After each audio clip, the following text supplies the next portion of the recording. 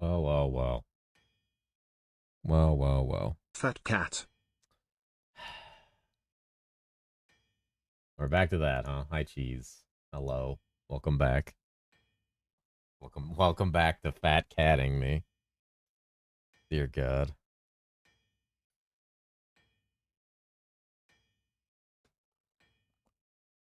I'm back to being fat catted, huh? Hi, Nightfall. Just he's whipping his cock out. Watch out. He's bringing it out. He's bringing it out, boys.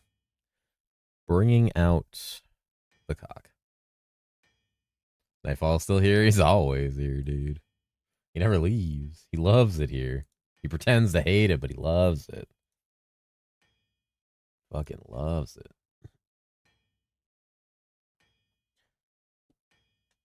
Soy app. Oh, shit.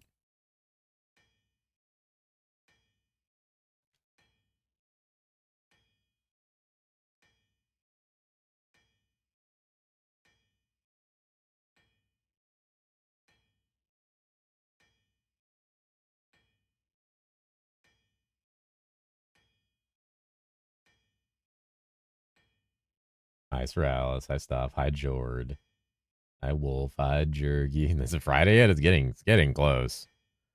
It's getting really close.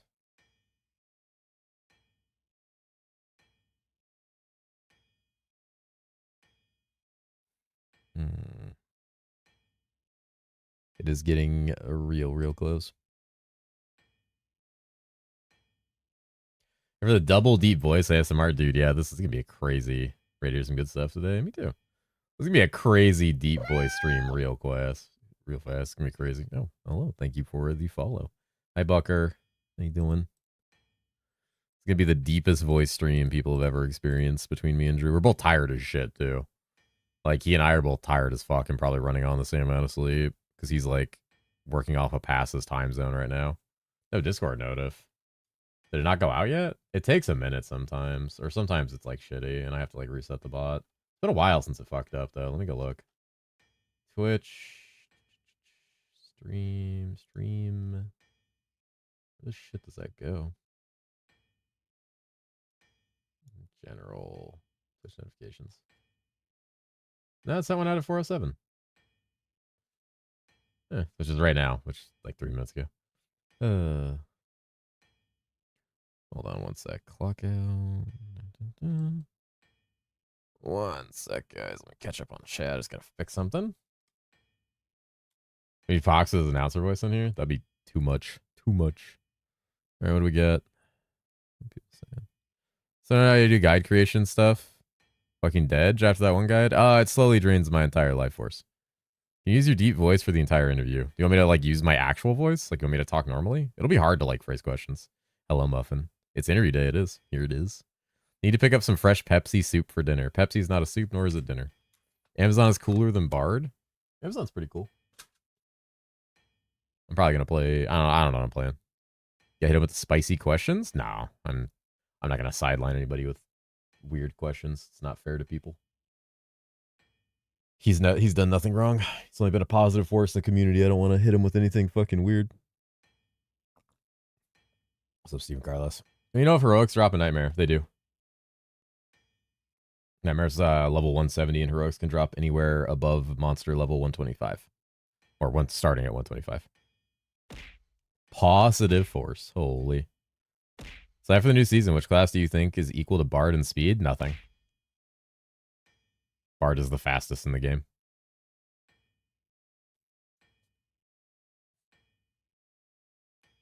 Good luck. Thank you, friend. Illusionist. Illusionist wasn't even like top 5 in map clear.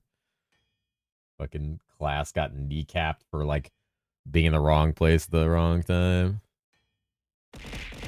Maybe Stag nerfs win? I don't know. Probably after this season when the Bard gets free.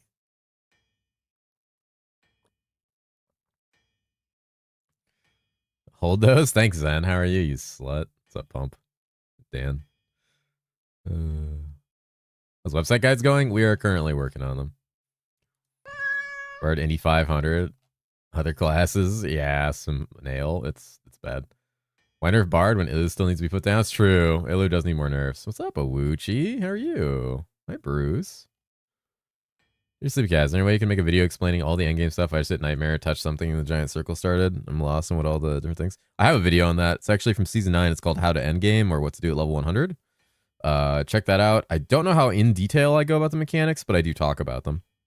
Season 10 starts on Friday, the 21st. Hi, Ark. Hi, Danny. Website hype. Website is hype. Website's giga hype. I'm actually working on that right now. Speaking of which, currently finishing. I haven't had any time to do a lot of this today. But luckily, we have a lot of lovely people helping us with a lot of this, so it's going pretty good. It's going pretty good. Let's do some body armor here. What do we have right now? Tropical Storm, right? Yeah. I need to do helm. We are wearing Curator. God knows. Give website now. Ready to make guides? Holy. Let's watch your League Starter video, but is there a guide on the game itself completely new? I'll have a video up in like a little bit here. That'll be like an hour-long video talking about a lot of tips and tricks and like how to like certain things in the game work. But like a complete beginner's guide doesn't really exist at the moment. But I do have a lot of tips and trick stuff that can kind of help. I have like a filter guide from Season 9 that's still applicable, things like that. Will website be posted somewhere for later for people to be accessed? Sorry, but yes, hello there. It'll be on any of my build videos that I make, and it'll be like linked in like my Discord profile, and it'll be posted probably in the herosiege Discord. There'll be links to the website everywhere. The guides to the classes you recommend for League Star on your website. I'm trying to get guides for all of them. I think the only thing we're missing is White Mage, because I don't really know if I want to do a White Mage guide of any sort. I don't really know any White Mage people that I want to work with. It's been a hot minute since I could snooze ads. Oh yeah, hasn't it? In your latest video, you talk about cat speed. Is there a video explaining what that is? Oh god. All right. I need a mega in-depth in-game farm strats. At least wants you to see and tree and try that stuff out. Yeah, I'll try to put something on there when I can. Night night. Good night, friend. Sleep well. How do you do this evening, Mr. Fubcat? I'm not Mr. Fubcat. God damn it. Vero. You sussing me, buddy? What's up? Sleepy has a big Illu on his website, and the only guide up is Illu on it. The only thing on my website right now is the Illu guide we published as a tester. And so I've just got to delete that shit because like I got to go update my Season 9 Illu guide to say do not play this class. That class is like Omega Giga super just fucked. This is Veil, right? Yeah, do Veil as an alternative. Probably do Harley. Harley is an alternative. Probably Midnight is an alternative too. Midnight's pretty good. Should all call him FC, short for Fubcat. Don't call me FC. Hello, is the interview in 20 minutes? It is. Or whenever Drew and I are alive enough to talk, because we're both on 2 hours of sleep and tired, and it's going to be the deepest voice stream ever. Very sussy. How am I sussy? Trying to follow your guides, have your cat avatars in the way, and I can't see what binds you have. Bro, I can't get over that YouTube comment. That's going to be a joke that never dies in my stream, isn't it? The league starts 7 or 8 a.m.? 7 a.m. EST is what I've heard. I know. Yeah, 7 a.m. EST is what I was told. Maybe. I guess it can also mean Fat Cat. Can you ask who made 1 to 16 for Nomad and then slap that person? Dude, they've been trying to buff that for like 3 seasons, and they can just never get it to where it doesn't suck. The stream title not being Are We Going Deep with Drew? I'm not putting that as the title. He's going to cancel the interview if he reads that. Can I slizen your interview? I guess. 6 or 7 a.m. Okay. There's 2 days before season. It's been a test of endurance. Every single player I tell running physical Lancer has been trying to convince me that it sucks. I shall not lose faith, though. I believe in you. Have fun. Totem Shaman's got to have some build guide. Totem Shaman does have a build guide on here.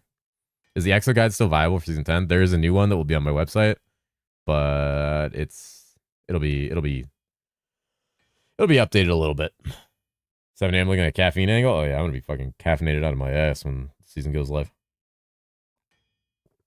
Totem Shaman has a fantastic build guide. Fast, wah, wah. You sound like you fall fast. Kind of a bitch move. Do you want me to do the Marauder stuff? I had someone start entering all your Marauder stuff on the site.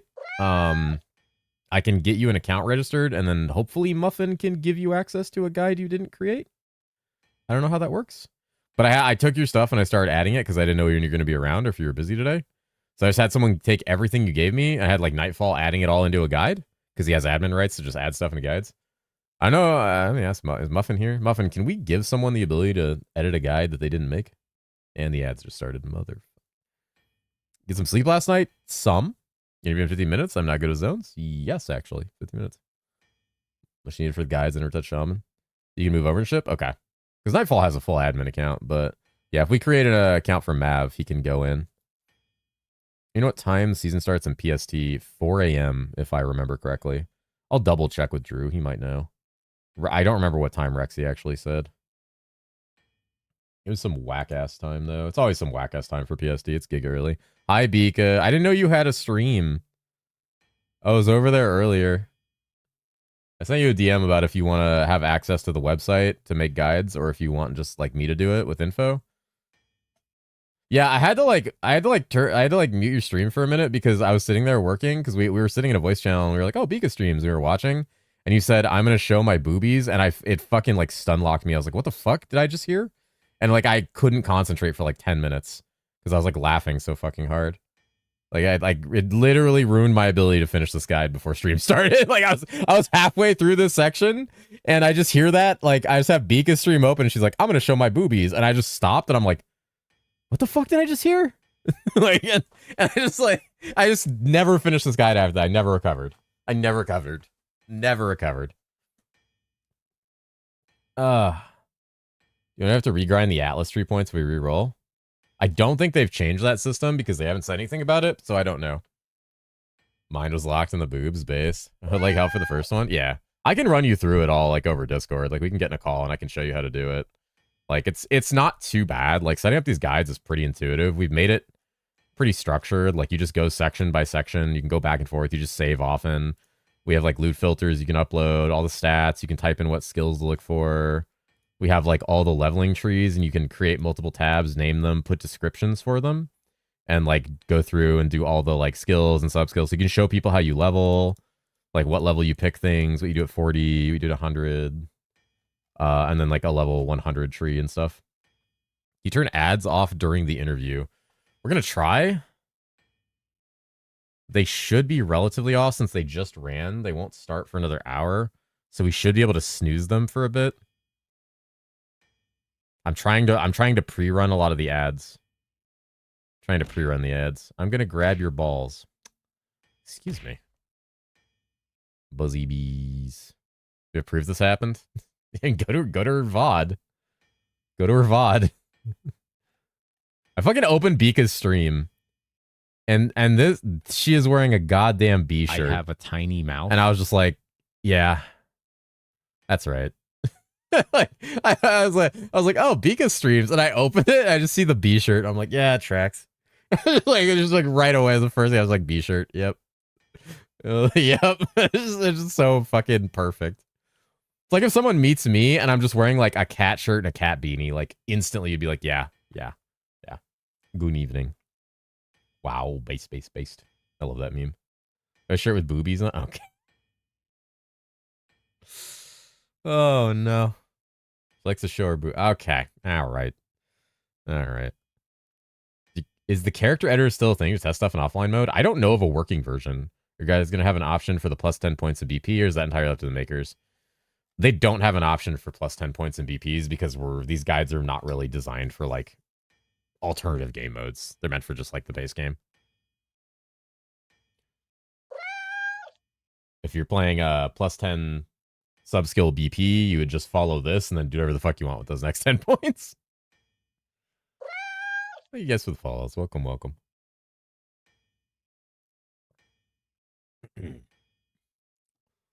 me go, link this in the herosiege Discord. Hopefully not too many people come in and try to push me to ask questions that are like uncomfortable, harsh, or silly. Will the website be up? Hopefully tonight. We can publish guides and start pushing the website open. Not all the guides are finished, but like we're going to be actively working on them over the next like 24 hours. So just to give people ideas, and then I'll start having videos come out like probably tomorrow about like all the guides. Sorry, Cat. Now I know Beaka streams. You're no longer best herosiege streamer. Nah, it's bound to happen eventually. Bound to happen eventually.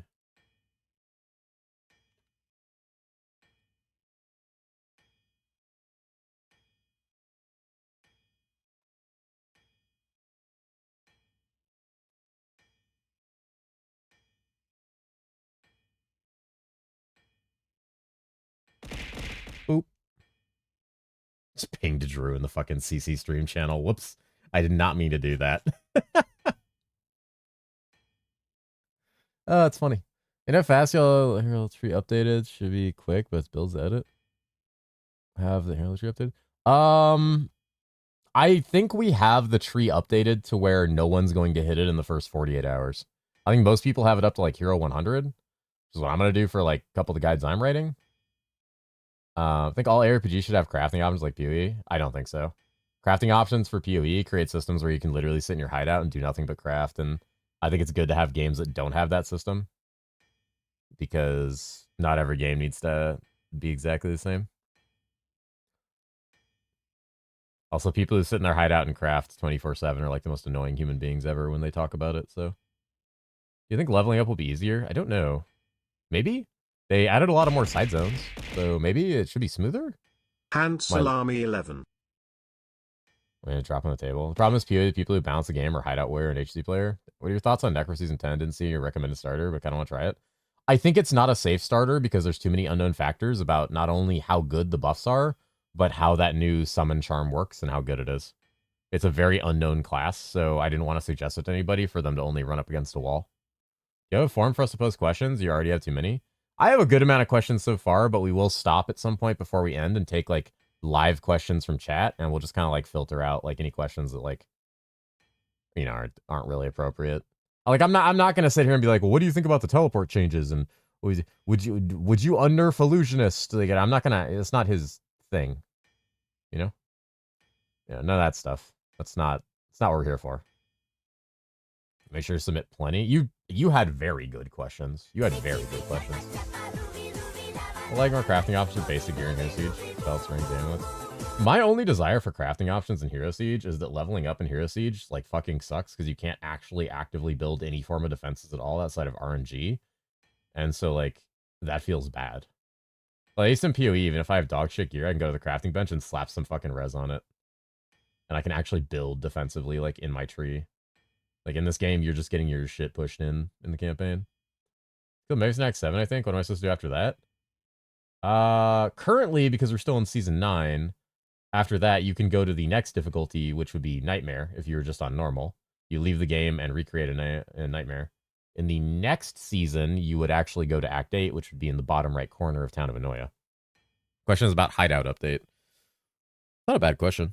Vendor recipes in PoE are nice too, like the weapon. Yeah, I think like small crafting and things like that to help with determinism would be nice. I don't really like the idea of turning Hero Siege essentially into a game where you can just like sit around flipping loot all the time. Like there's already people that are gonna be trying to flip fucking Small if he's in here, you bitch. We're gonna be trying to flip items on the AH. Now it's better to search. Authority. What? Arcane robes. There we go. I'm gonna use my voice to text, honestly. You send me the website you're working with? It's not available yet. It'll be available tonight. Once we publish all the guides and everything, I'll start posting links. Hopefully I'll be able to do it while I'm still streaming. I'll honestly just work on guides on stream tonight while chatting with people instead of just like going early. Bit of crafting, get you the last bit. Yeah. I think I really need systems like to get you through the campaign. Yeah, I agree with that. How's bullet hell upcoming season? It's great. It's just annoying to level. But like endgame bullet hell fucks. Chip diamond plus white weapon, fizz weapon. Yeah, you get stuff like that. Crafting has let me prospect the goddamn jewels. The only option available to get rid of them and drop them on the floor. I would like that. If somebody can only use controller, can you ask them about skills this league and got buffed like DFR, Fists of the Heavens that are basically unplayable due to bad targeting if they have any plans for this? He may not know the answer to that question because he's not a dev. I know they're working on fixing controller support issues because PS5 is really big right now. What's up, Nox? So I know that's a thing that they're actively working on. Like they've talked about that. No, it is my website. It is my website. It's just not done yet. Like we're not done creating the guides to push them, and we haven't pushed anything public facing yet, so we need to see what it looks like.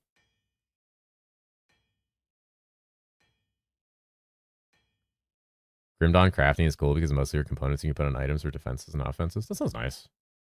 That sounds nice. Everybody here is going to get like giga ASMR'd in a minute, by the way. Interviews in 5 minutes. Yeah, apparently. Time is moving. That screenshot, the first time in Nightmare Zone is 170 mobs. So if someone rushes there early, is it a soft lock because we can't go back? The way they describe it, yes, but then they were like assuring people that no one's going to get like soft locked or anything. Because you have to go through Act 8 and Act 9 to get there.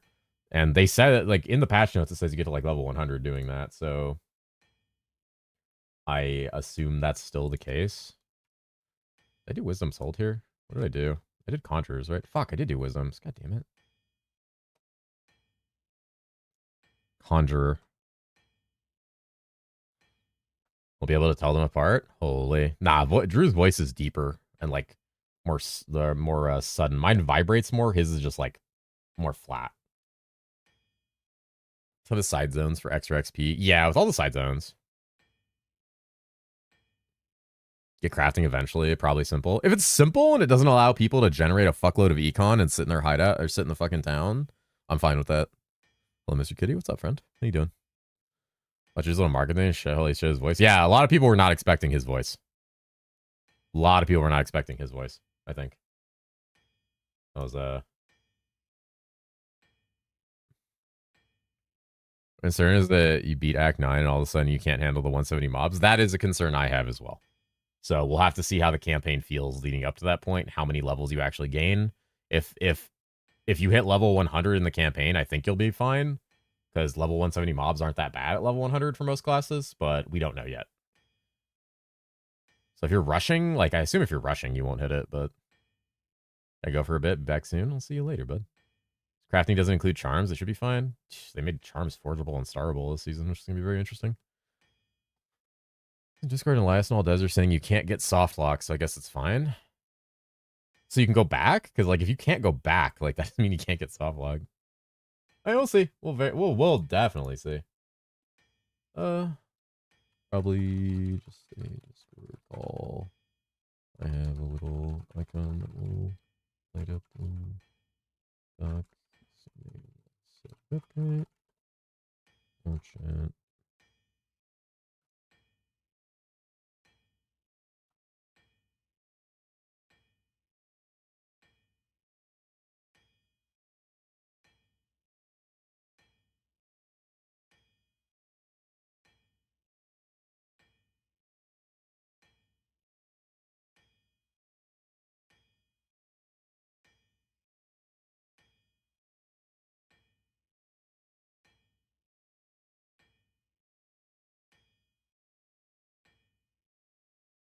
Mr. Fubcat. Okay, stop it.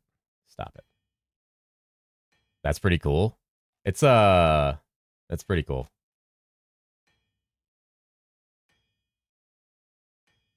I'm enjoying it.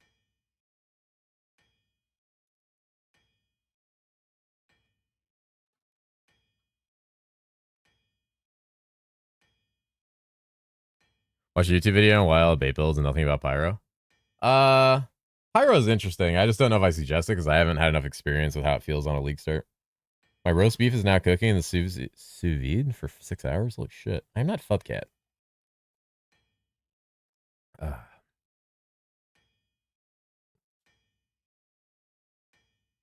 Fub Guns Cat. Hi, Sofud. Goon Cat? Pyro should be good on a souped up blood pact. Pyro's probably fine. There's some tech with Pyro I think is pretty good that people don't really look at because they always look at Scorching Aura, but Fireball's actually giga. Alright. I don't know if my Discord reactive thing I set up is going to work or not. So I'm going to have to like figure that out. Fuck do I have that?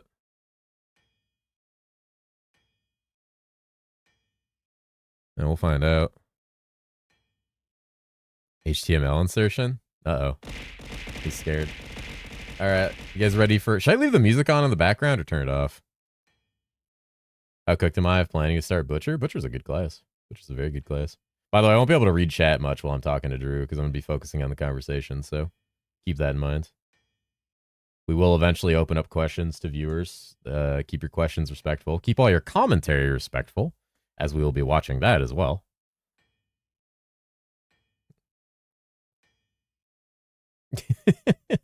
Surely.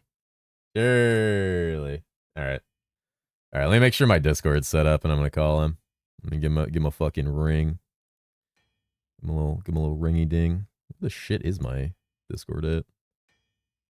All right. All right. Let me turn off the web app and go back into game. Fucking can't see anything. There we go. He has like my level 10 bard in his big ass jester outfit. See Demolish Saber's a mana orb. A good melee build? There might be. Alright. Let me give Drew a call here and we'll get started. Let's get started. Turn the music off for now. Alright. Start a voice call. See if this actually functions. Fucking drink my stuff. Hello. Okay, let me get you so they can hear you as well. All right, testing. You guys let me know the volume. Hey everyone. Everybody gets double ASMR now. It's gonna be the fun part. I love that. The double deep voices. So how are you? How's being awake? Challenging. I'm on 2 hours right now, and I just drank coffee on an empty stomach. Oh, that's gonna feel good in like 10 minutes. Gonna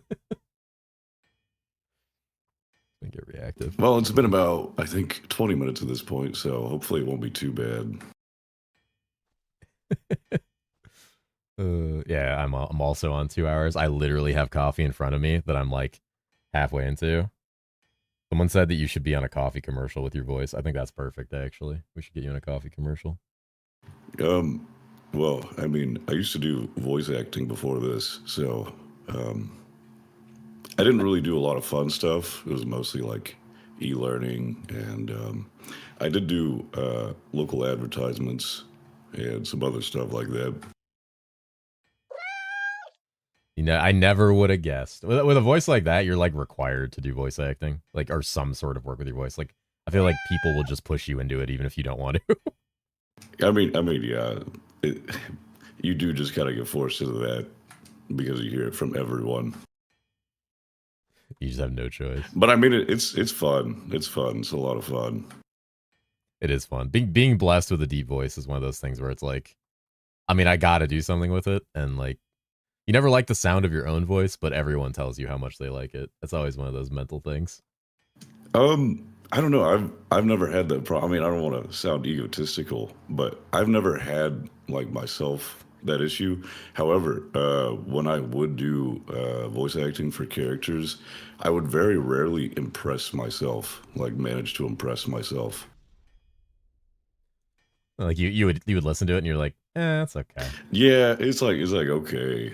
There's a few things I did that I really liked. I did a Quake. I did a bunch of voice lines for a Quake announcer at some point, and I was like, "Wow, that actually sounds really good." And that was so very sentimental to me because I really liked Quake back in the day.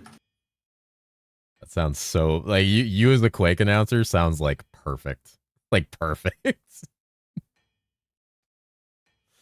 Oh my god. Okay. I mean, I loved Quake so much as a kid. I played so much Quake when I was younger. It was like insane. Like I broke like 3 mouses on accident, just turning the sensitivity, like just messing with the sensitivity, playing a bunch of like all sorts of stuff. Quake. Don't say Quake. Oh yeah, things are a lot different back then. Unreal Tournament announcer. Yeah, let's see here. What do we got? So I have a lovely list of questions to kind of go through. Most of these are submitted by like the community.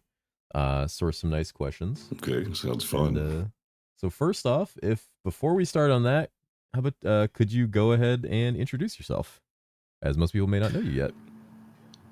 Sure thing. Hey everyone, this is me, Dr. Drew. You may know me if you've been in the herosiege Discord. I'm the community manager for Panaguard Studios. I tend to hang out in public voice channels a lot and play with people all the time, so if you're hanging out in there, you're definitely going to see me. Even before I worked at Panaguard Studios. public voice. If you guys want to play games with Drew, he will be hanging out in there, ready to serenade you. Oh in yeah, voice chat. oh yeah, all the time. I mean, I used to like, I was in there on launch days, like probably at least 12 hours a day, just hanging out and playing. The game, Hero Siege is so fun with other people. That's like its greatest quality to me. I've always said that about herosiege. It has hands down the best multiplayer of an ARPG. Oh yeah, oh yeah. All right, well, let's see here. So, first off, could you describe your role at PASS? You know, I feel like I'm hitting the meme of like, what do you do here? But like, what is your role Yeah. at PASS as the CM? So basically, my main thing is that I am the gateway to the developers. So like when people have issues and stuff, I'm the one that looks at everything and I'll like filter out the information and get the valuable things from the community, like problems, things like that. And then I kind of take that internally. I'm always on the social media, talking to people, generating teasers, looking at the Steam reviews, kind of just overall trying to improve the developer player reputation. I also do a lot of design. I wrote a lot of the new Ether nodes for season 10. I also designed a few of the new incarnation nodes. You know, I just kind of have a hand in design in general. I also did the voice acting and audio editing for Cthulhu, and I'll probably be working on the sound design in the future. That's one thing a lot of people. I knew that because someone keyed me in on it, but a lot of people don't know. Yeah, Drew is Cthulhu, so Cthulhu has the Giga Chad voice. So just unfortunately, yeah, that so everyone says it's really good, but when I hear it myself, I think it's really scuffed because I don't currently have a good recording setup. Like I'm actually having to hold my microphone. It's so scuffed, and there's a lot of background noise. And if I had like my setup at home, and I was able to record, it would sound so much better. Okay, we need to send you a recording set for that like immediately, so you can voice more stuff in the game. Yeah, I mean, it's not super hard to put together something, but I don't really have a lot of room, and you can probably hear the echo behind me. It's soft. It's not like an echo. It's just like a very soft sound. It's like the generic sound of like almost a hum. So it's not like too bad or distracting. Like it's pretty chill. Yeah, it was just enough to where you can't really hear it in the recordings. Like it's good enough, you know. So I mean, I didn't hear it in the recordings. The recording sounds good. Everybody seemed to really like Cthulhu. It hit. Like I even had the bass of it hits just right. I even had it as the intro in one of my videos because if you hit that bass just right when you open that video, it is like super like loud and you're like, oh shit. Like it locks you in. You're like, what is happening? That's pretty awesome. Yeah, it's pretty good. Like I enjoyed it. I actually think I forgot to add bass in the sound editing. You probably actually break a few people's audio rigs if you added bass into that sound editing at this point. I really appreciate the kind words. It makes me feel quite good. I'm glad people like it so much. Yeah, everybody really liked that. It's got that good like intimidating like heavy volume to it. Everyone likes Vocal Fry. Vocal Fry is OP. It is OP. Okay, so yeah, just CM. You're so not. It's interesting too because you're the CM, which obviously, as you said, you're kind of the gateway between the players and the developers, kind of bridging that gap and communication. But you have your hand in design, which is kind of cool. Like that kind of gives players a good confidence that what they say to you could lead to a lot, you know, in the end of the string of communication. Yeah, I mean, realistically, I kind of want to do everything. I mean, like, hopefully at some point, I'll be able to help with balance. I do collaborate with Fuma on item designs and stuff like that. I don't know. I pretty much do everything that isn't programming, That's funny. I mean, like a lot of that is programming and art. important. Like that kind of stuff is very important in game design. There's a lot of design stuff that's very important. So the following question of that actually is, so how long have you been working there? Because I know one of the reasons I wanted people to get to know you is you haven't been there a super long time, relatively new, and how has it been since you started? I think I've been here for about 2.5 months so far, and honestly, it's been the best experience I've ever had with a uh, with a consistent job, if you know what I mean. Like not self-employed. I mean, I'm technically a contractor, but you know what I mean. Like you go work a like a corporate job, and it's very it's Very just nine to not it. five You know what I punch mean? in, yeah, Yeah, the corporate yeah, and feel. Yeah. right. No, everyone is super friendly. Uh, Everyone is really reliable. I couldn't find anything bad to say about anyone if I tried. Anytime I've ever needed something or asked someone something, they've been very friendly and reliable. I spend a lot of my time hanging out with Fuma, and because we're not at the office, we're contractors, so we hang out on Discord and we kind of collaborate, working on stuff that we have some overlap with. Like if I'm about to put out a teaser, I'll be like, Fuma, what item do you think I should put out? And then he'll talk to me about that, and then I'll put together one and send it to him and see what he thinks. I don't know. It's just a lot of fun. At the end of the day, we're all just a bunch of guys having fun making a video game. I feel like a lot of the best games are made like that. It's because I know you and Fuma are like your own contractors, like your own people. Like you guys are obviously not there with them. I think in Finland, like so you guys are off in your own places, fully remote, like working with them Yeah. digitally, which is really cool. It's good to see them outsource like that because there's a lot of talent as we've seen with like Fuma, and that's like that falls up to like so you've been there about 2 months. So what brought you to working with them? Because I know like Fuma was just a Hero Siege player, and he eventually moved up Mhm. to being that. So what got you into this? Because I assume you played the game before, even before this. Oh yeah. Oh yeah. I was a Hero Siege player. So my story is I became really close friends with Elias a few years ago. Um, I talked to him over the years, and I always thought Elias was really entertaining, and I liked him. And I remember he was showcasing Butcher, the new like what the teasers for Butcher, and he didn't have a voice actor yet. And I'm like, this is my guy. I want to voice this guy.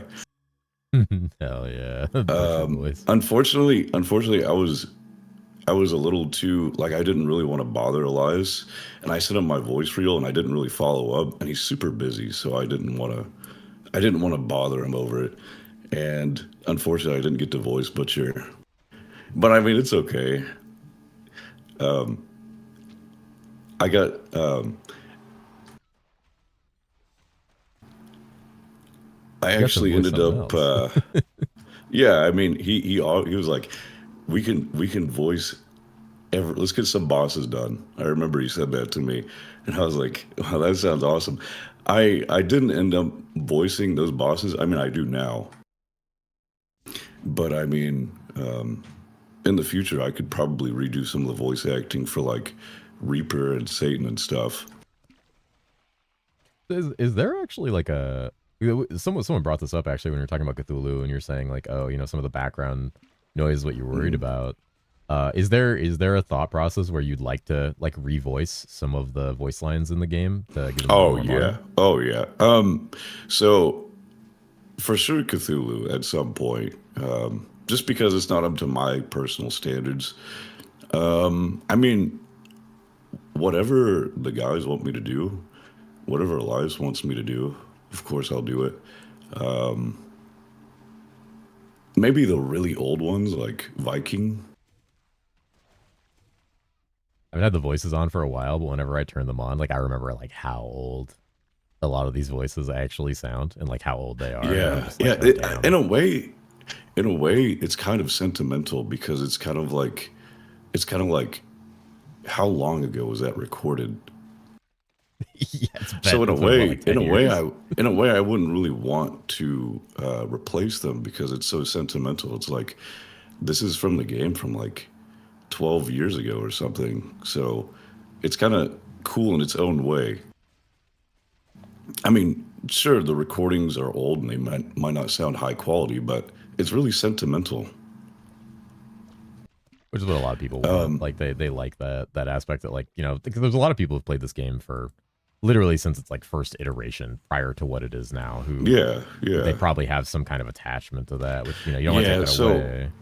right, yeah. So I don't know, and I like a lot of the old voice actors. Like I really like Plague Doctor. I think he's really funny. Um, I don't know. If of course, if they want me to redo the voice lines, I would. But I do feel like there's value in that sentiment of this is how far we've come. You know? Yeah, you could probably hear some of the audio differences actually at this point if you were to like Oh listen to yeah. newer ones, the older Oh yeah. ones. Yeah yeah. So going back to meeting Elias, yeah, unfortunately, I wasn't annoying enough about the butcher voice lines. Someone else got it, but Elias ended up becoming a very close friend of mine, and we played a ton of games together. A lot of games in the genre. Path of Exile. I played Path of Exile with him, and his first build ever was Flicker. We had a lot of fun. We had a lot Oh of fun that season. I jeez. can't remember. Yeah, it was insane. I put together some really tanky Flicker build using I don't know. It just had a ton of defensive layers, so you could actually play it without getting owned, and you don't have to spend a million divines on crazy like what was that one build? You're probably familiar with this. There's like a flicker build that uses a heist base, and it has like Oh, the sword with it's nine like a six mods, links, and the six link yeah, sword. Yeah. yeah. I Yeah. didn't want to do that, so I was like, I wanted to do something realistic. So he played Flicker, and he had a lot of fun. We had a lot of fun in general that season. We were running like shrines and breach, just filling the map with breaches. He was flying around the map, teleporting. I can't remember what I was playing, but yeah, it was a great time. Anyways, so a while later, a long while later, Elias wanted a community manager, and so I guess we felt like I could probably help the player base in that aspect. So I was more than happy to join because I was already familiar with everyone and pretty friendly with everyone. To me, as a child, I've always dreamt of working on a game similar to Diablo 2, and I feel like Hero Siege is the closest game in the genre that carries the spirit of the original Diablo games. So like Diablo 1 and 2. That definitely carries over. That's perfect. Yeah. That's like essentially your childhood dream personified Oh in yeah. the pixel Oh art top yeah. down version. That's kind of the spiritual successor to it in a lot of ways that people would describe it. Um I would like to add something. Um when I might come off as like some kind of Diablo 2 guy, but I know there's a lot of people that don't like Diablo 2. It's a really old game. It's got a lot of archaic designs. Don't be worried that I'm like some kind of purist that's going to design the game into being something more like Diablo 2. A lot of things in Diablo 2 are simply there just because it was like that in Dungeons and Dragons, and it makes no sense. Like accuracy rating being capped at effectively 95%, Um, only being able to dodge when you walk. It's just full of silly things. Stamina as you run around. Yeah, yeah. I mean, there's things that are really cool that I miss, excuse me, from Diablo 2. Like rune words, I love rune words. I wish other games took that design, and I'm really glad they exist in Hero Siege because I think they're a lot of fun. They add a lot of rewards Mm, and a lot of value to non-magic items. I agree. And in a Funny way, story about that, actually. really, I'd like to hear Uh, it. rune words are the reason I started playing Hero Siege because when I was looking for a game Oh, to play, I was scrolling through Steam with a friend of mine, just kind of like bored because we were between games, not playing WoW like we always did. And I saw Hero Siege, and I'm like, okay, what's this game? What is this? And I'm looking at it, and I'm like, can't really tell, what this game is like. And I pulled up some screenshots, and I saw the rune words, and I saw Enigma, and I was like, oh my god, and I saw the plus all skills on it, and I oh, was like, that's so it's like awesome. Diablo, and I downloaded it immediately. There it is. Yeah, instant download, and I just started playing it. And the team Hero Siege just kind of expanded on that because I don't think no, in Diablo 2, you can only get like superior items. We roll a mod on normal bases, which will translate to the rune word. And I think that does quite a bit for interesting bases. But yeah, you Because do. in Diablo 2, you're just looking for like superior or ethereal for your merc.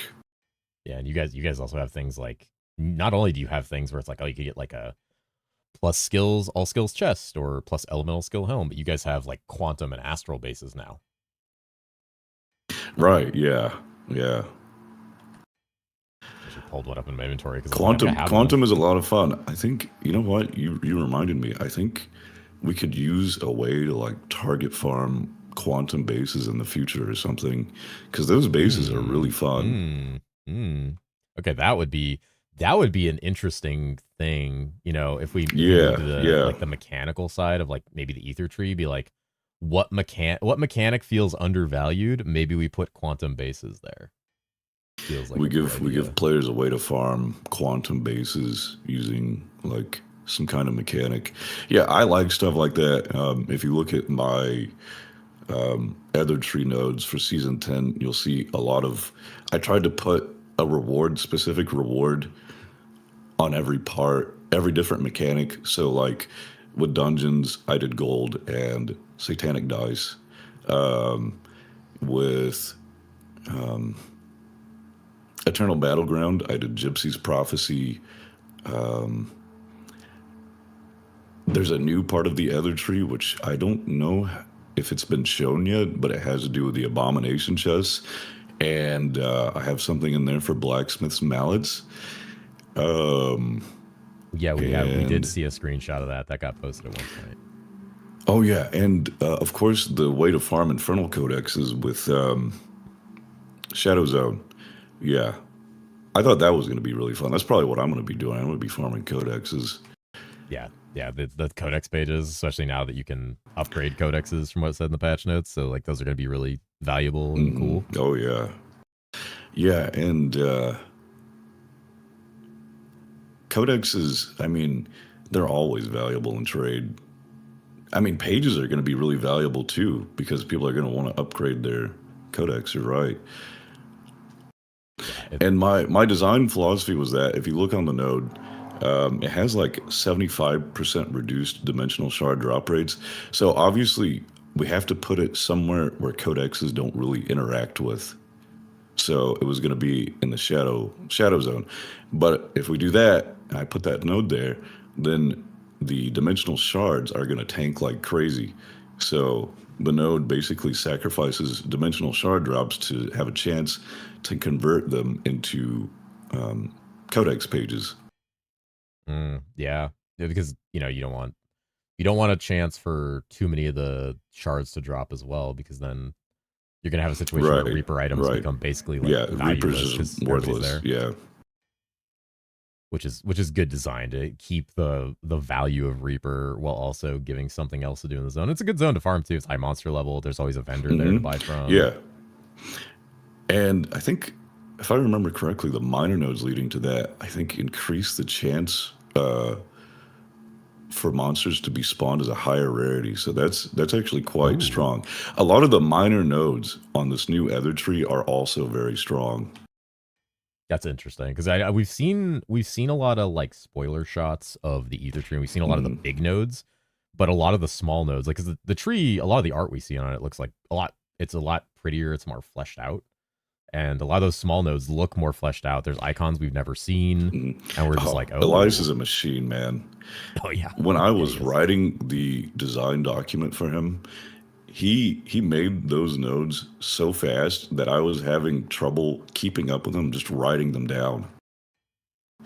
And he was doing the art too. I remember I wrote like 2,000 words or something, and then I sent it to him, and I woke up, and he sent me a message like 4 hours after I went to bed, saying that they were done. I was like, oh my God, man, slow down. He does It was that. crazy. Yeah. He's a machine. He turns design documents into code. It's always funny when I talk to him because we'll talk about something. I think back when we like theorized like how we could like how codexes could be made like more fair between like group and solo play, and like I pitched something to him, and I'm like, I don't even know if this is possible, and he's like, I don't know if that's possible, and then 10 minutes later he's like, I figured it out and already coded it. I'm like, okay, cool.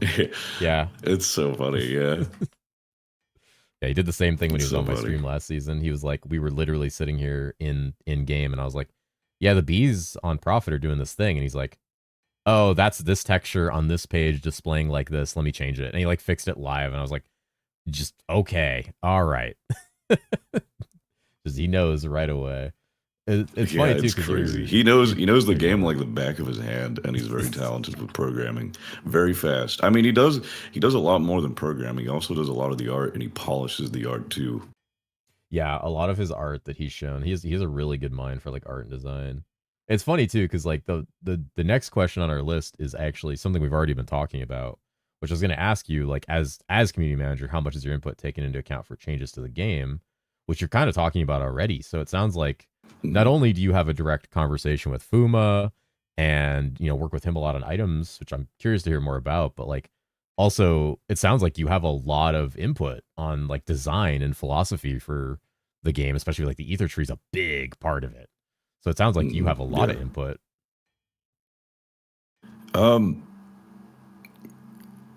Quite a bit. Yeah, I have a lot to do with it.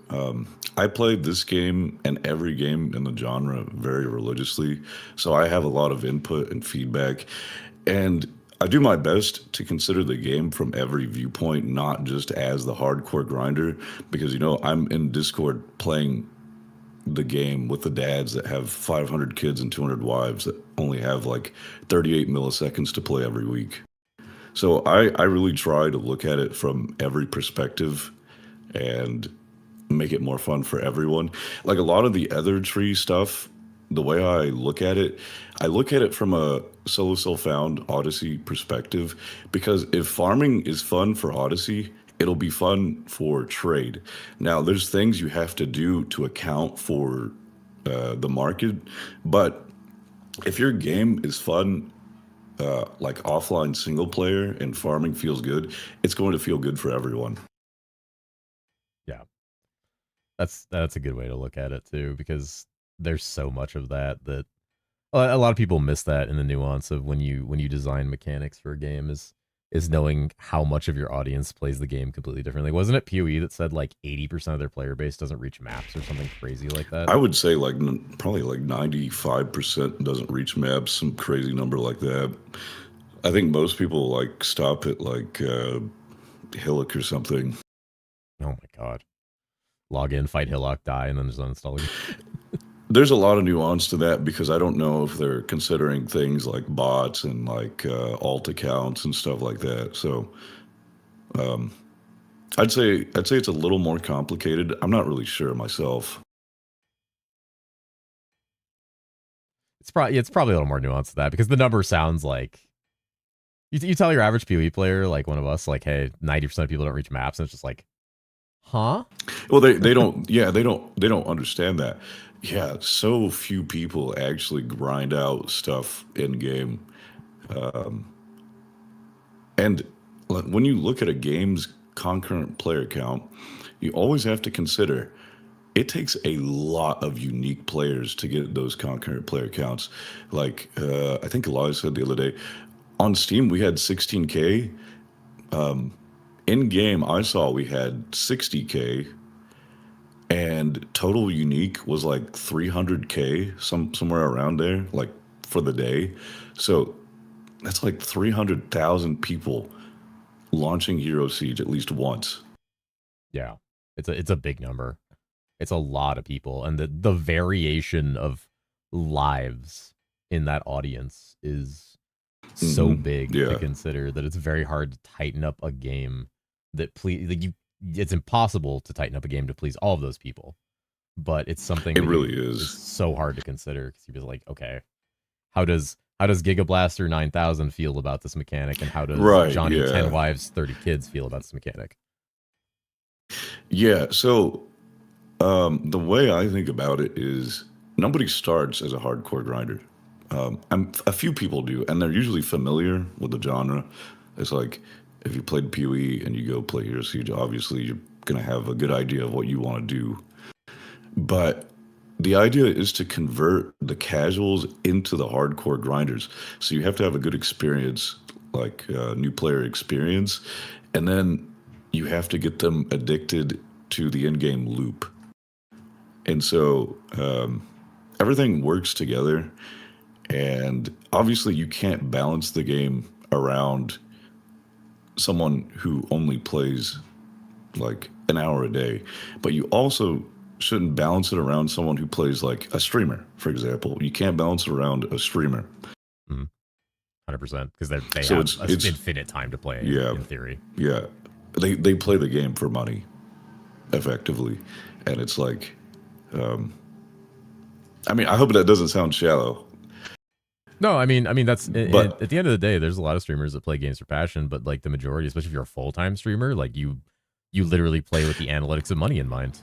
yeah, I see what you mean. I guess a better way I could word this is it's part of their income to play these games. So So the in Path of incentive is Exile, different than just like I want to play the right? game for Yeah, fun, and so they're gonna play it it's more kind and of their engage with it. job to play. So they're going to be just like pumping out 14 hours a day. I mean, streamers go hard. It's not a normal job like 9 to 5. A lot of streamers they will play for like 14 hours or more, Yeah, who especially would do during that? league launch. I think you told me you play like 20 hours a day during league launch, or maybe you don't even sleep at all. I definitely put in like 20 at minimum it's 20 hours on the first day. And that's only if I'm like about to pass out. Otherwise, yeah, I think season 7 I put 28 hours in straight on launch, and then I just like woke up 4 hours later and kept going. That's crazy. I You can't don't think balance I've around that. ever. Yeah, I mean, if you balanced around that, I think the game would be really unplayable. For It would be yeah, terrible. no, Even yeah, the it would people be who play 20 horrible. hours wouldn't enjoy it at that point. It would be so bad. I feel like a lot of games have probably made that mistake. Maybe they look at the top end a little too much. Um, anyway, given my viewpoints on player feedback, I'm able to filter out stuff that's like people basically saying I want ice cream with every meal, and so then I forward it to the developers, um, and yeah, It helps I too have because I you've have had quite a that bit of history. say because I see like everything. Yeah, you not only does it seem like because like the job is CM, you're that bridge, but you in a way are also that filter. You know, you're filtering out things that they Yeah, don't need to hear, and if you have that hand in the design, you're also filtering out the buff my class, right, right. and you're Yeah, getting the it's hey, this like is a systemic problem with the game, and you're like, oh, this is good feedback. So you help get that information across to them, and then you have a hand in it because you understand the genre because you're passionate about it and you play it. right. Yeah, it's a lot of people. will be very sad, and they'll be complaining they're not dropping anything. And the thing is, you have to be really careful about this stuff, because if you overdo it, you can really ruin a season easily. We had an experience Like- like that. Like one broken class, everyone swaps to it, and it's like there's no challenge with Ubers or anything. You don't need gear, and the market. I think I heard on the Dawn the Crown interview with Rexy yesterday. Market is essentially PvP. Yep. Which is true. Yeah. Yep, trade You is always compete in the PvP. market. You compete for generating value, gold. It's trade has always as like I have an economics background, like I had an economics major, Mhm. and trade and ARPGs has always at its core been a form of PvP, because you are competing with everyone else for the highest market share, either on a set of items or the highest return on items, and that can be factors of speed, availability, supply. It's all supply, demand, and econ control. And all of that, in a sense, is PvP, because if you're too slow, other players are pushing the price up beyond where you can touch it. And so Right. that's hard to Yeah. balance And around too. when everyone's playing those really strong characters and you're on a really bad one, and you're not able to farm those things, and you finally get a drop and it's worth like 10 gold, it's like, well, great. Yeah, that's where I think at the end of the day, character balance matters less to people when that's not a factor. But when you factor in that trade is PvP, character balance becomes rotated around like, okay, I can't make as much money as that guy because he's playing that character and I'm not. And that's where class balance really hits home with people who play trade specifically. Right. Yeah. Which is challenging because you're not balancing a game entirely around trade. There's other things to continue. Exactly. Yeah. Like I said, I try to look at it from an SSF standpoint, but obviously you have to account for the market with the way you design things in trade. We have a little bit of an easier time because we have Odyssey specific buffs. However, in the future, Odyssey guys, don't get mad at me for this. I promise I'm not going to do anything bad. In the future, I would like to design the game in a way where you don't need those Odyssey buffs, Interesting. if you know what I mean. That's an interesting concept, because I know the Odyssey buffs are one of the main draws for people to SSF or Odyssey in herosiege. I think it's, from what I hear, people who play the genre, they consider Odyssey one of the best forms of SSF next to Last Epoch's SSF. Like they compare those two as one of the best systems for solo self. Right. Yeah. So my mentality is, if you have direct paths to farm your player power and customize your character in the way that you want, and you have ways to change the game in a way that allows you to skip more tedious things, like mining, for example. A lot of people don't like mining. Rexy actually came up with I thought it was one of the coolest nodes for the other. I've teased it before. It's the mining node that disables all other nodes, but mining is now instant. And by the way, this is always a perfect hit. I don't know if people know about that mini game with the mining node. It's always a perfect hit, so you actually do get a good amount of ore. Oh, that is something I was not aware of when I was looking over that, because that's really important to know. Actually, that's really good. Yeah, it's really good, and I think I think a lot of SSF people are going to be very happy about that. And I asked for mining buffs for SSF, but after testing that node out, I don't even know if you need it. It's pretty quick. Like, you just run over a node, you get a perfect hit every time you press F. It's so good. So that's kind of what I mean by, like, we will design the game in a way where you wouldn't need those buffs. You instead Like would you'll be able to just scale focus your on loot up, Ether Tree. your farms, change your farms, and so you would just want to play the game more, and you wouldn't need drop rate buffs and stuff like that for the game to feel better for you as an Odyssey player. Because of course, we have to balance around the market. If the SSF buffs existed in trade, all the materials would be worth so little. It's true. Especially now because Odyssey is getting like a 40% ore drop buff. So combined with that, like mining is going to be just like very expedited, or at least the jewel crafting aspect for Odyssey is going to be very expedited. And oh yeah, interesting concept. So that's interesting too, because that means right there you have kind of a solution. Not withstanding the 40% buff, but the node itself, perfect hits, instantaneous. That itself is a solution to kind of the I hate mining. So it sounds like we design. So if we design the ether tree, so what you're saying is like if we design the ether tree well enough, you don't need Odyssey buffs because the game itself will solve your problem. Well, if we design the game well enough in general, it's not just down to the other. It's kind of everything. So a big, like one of the best changes we ever did was the change to heroics, dropping in specific locations. Now you can actually, if you want something, you know where to get it, and with enough time, you can get it, and you're not entirely up to the RNG gods. You know what I mean?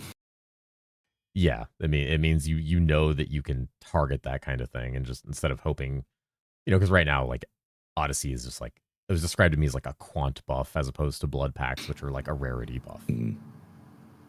I think blood packs have quite a bit of. I'm not super familiar with blood packs. I think they have a lot of sliders you can turn up.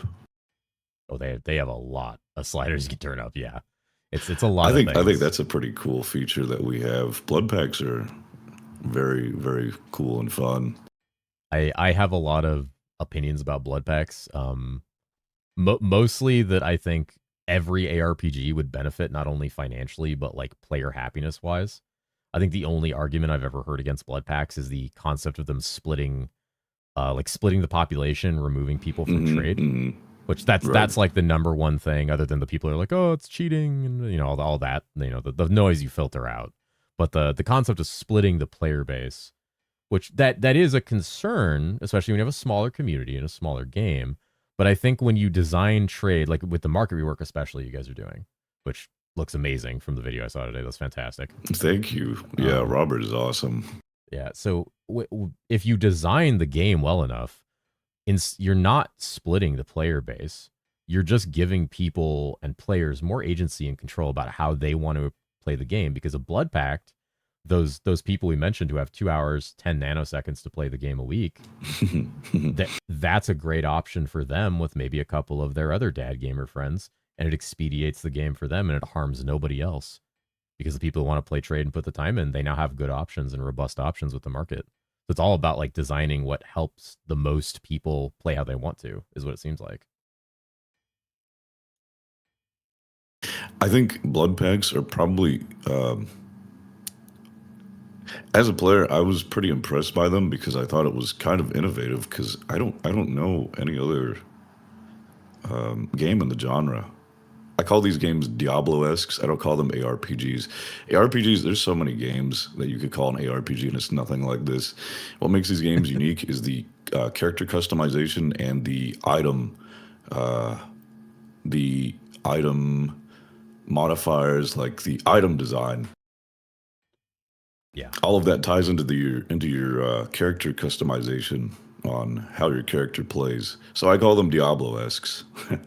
yeah. Blood packs are across the genre are very unique to herosiege. And that's why I said I think a lot of games could benefit from looking at that and being like, hey, this is a great idea because it's extremely unique and it's probably one of the most innovative concepts I've heard for private leagues and GSF, because like other games have that, but the only options they ever have is to make it harder. Or there's nothing. Yeah, like this. Yeah. Except that one time PoE had that thing with Abyss, extra projectiles, and the spires were shooting out like 12. Yeah, that was really funny. You could change that. Yeah, you could change extra proj because it's supposed to be a gauntlet difficulty modifier. But in Affliction, you could just spin up a league with it and put it on everything. Yeah, I remember that. Yeah, that was really funny. Didn't they disable that in like a week after people found that out? So sad. Yeah. I don't know. It's just having some fun, guys. Yeah, Just have that's the some fun. thing. What's in I'd PoE like to that's hear better? their I'd like to hear their input and outlook on that. I think it'd be pretty interesting. Yeah, I think a big thing for PoE is because private leagues can go to standard, and one of the reasons blood packs kind of exist in the way they do Mm, is the characters are just in the blood pact forever. So they never affect any overall economy or world outside of the pact, which is why it's okay to have a system where you can juice everything to crazy levels. right. Yeah, I think you're spot on with that. That makes complete sense to me. Because like I don't think Hero Siege really has a like standard economy the way PoE does. So even if they did go to standard, it probably wouldn't change too much. But still, I think it's good to have it isolated. As much as I'd love to access my blood pack characters from ye old times Mm, without paying for it, I think it's it's all better. sentimental. Yeah, that's very sentimental. I got some characters I miss dearly on there. Mm. But yeah, I don't know. Maybe we could make something like that happen, like a special blood pact standard of some sort. I don't know. everybody's I blood could pack characters go to ask the same internally. place.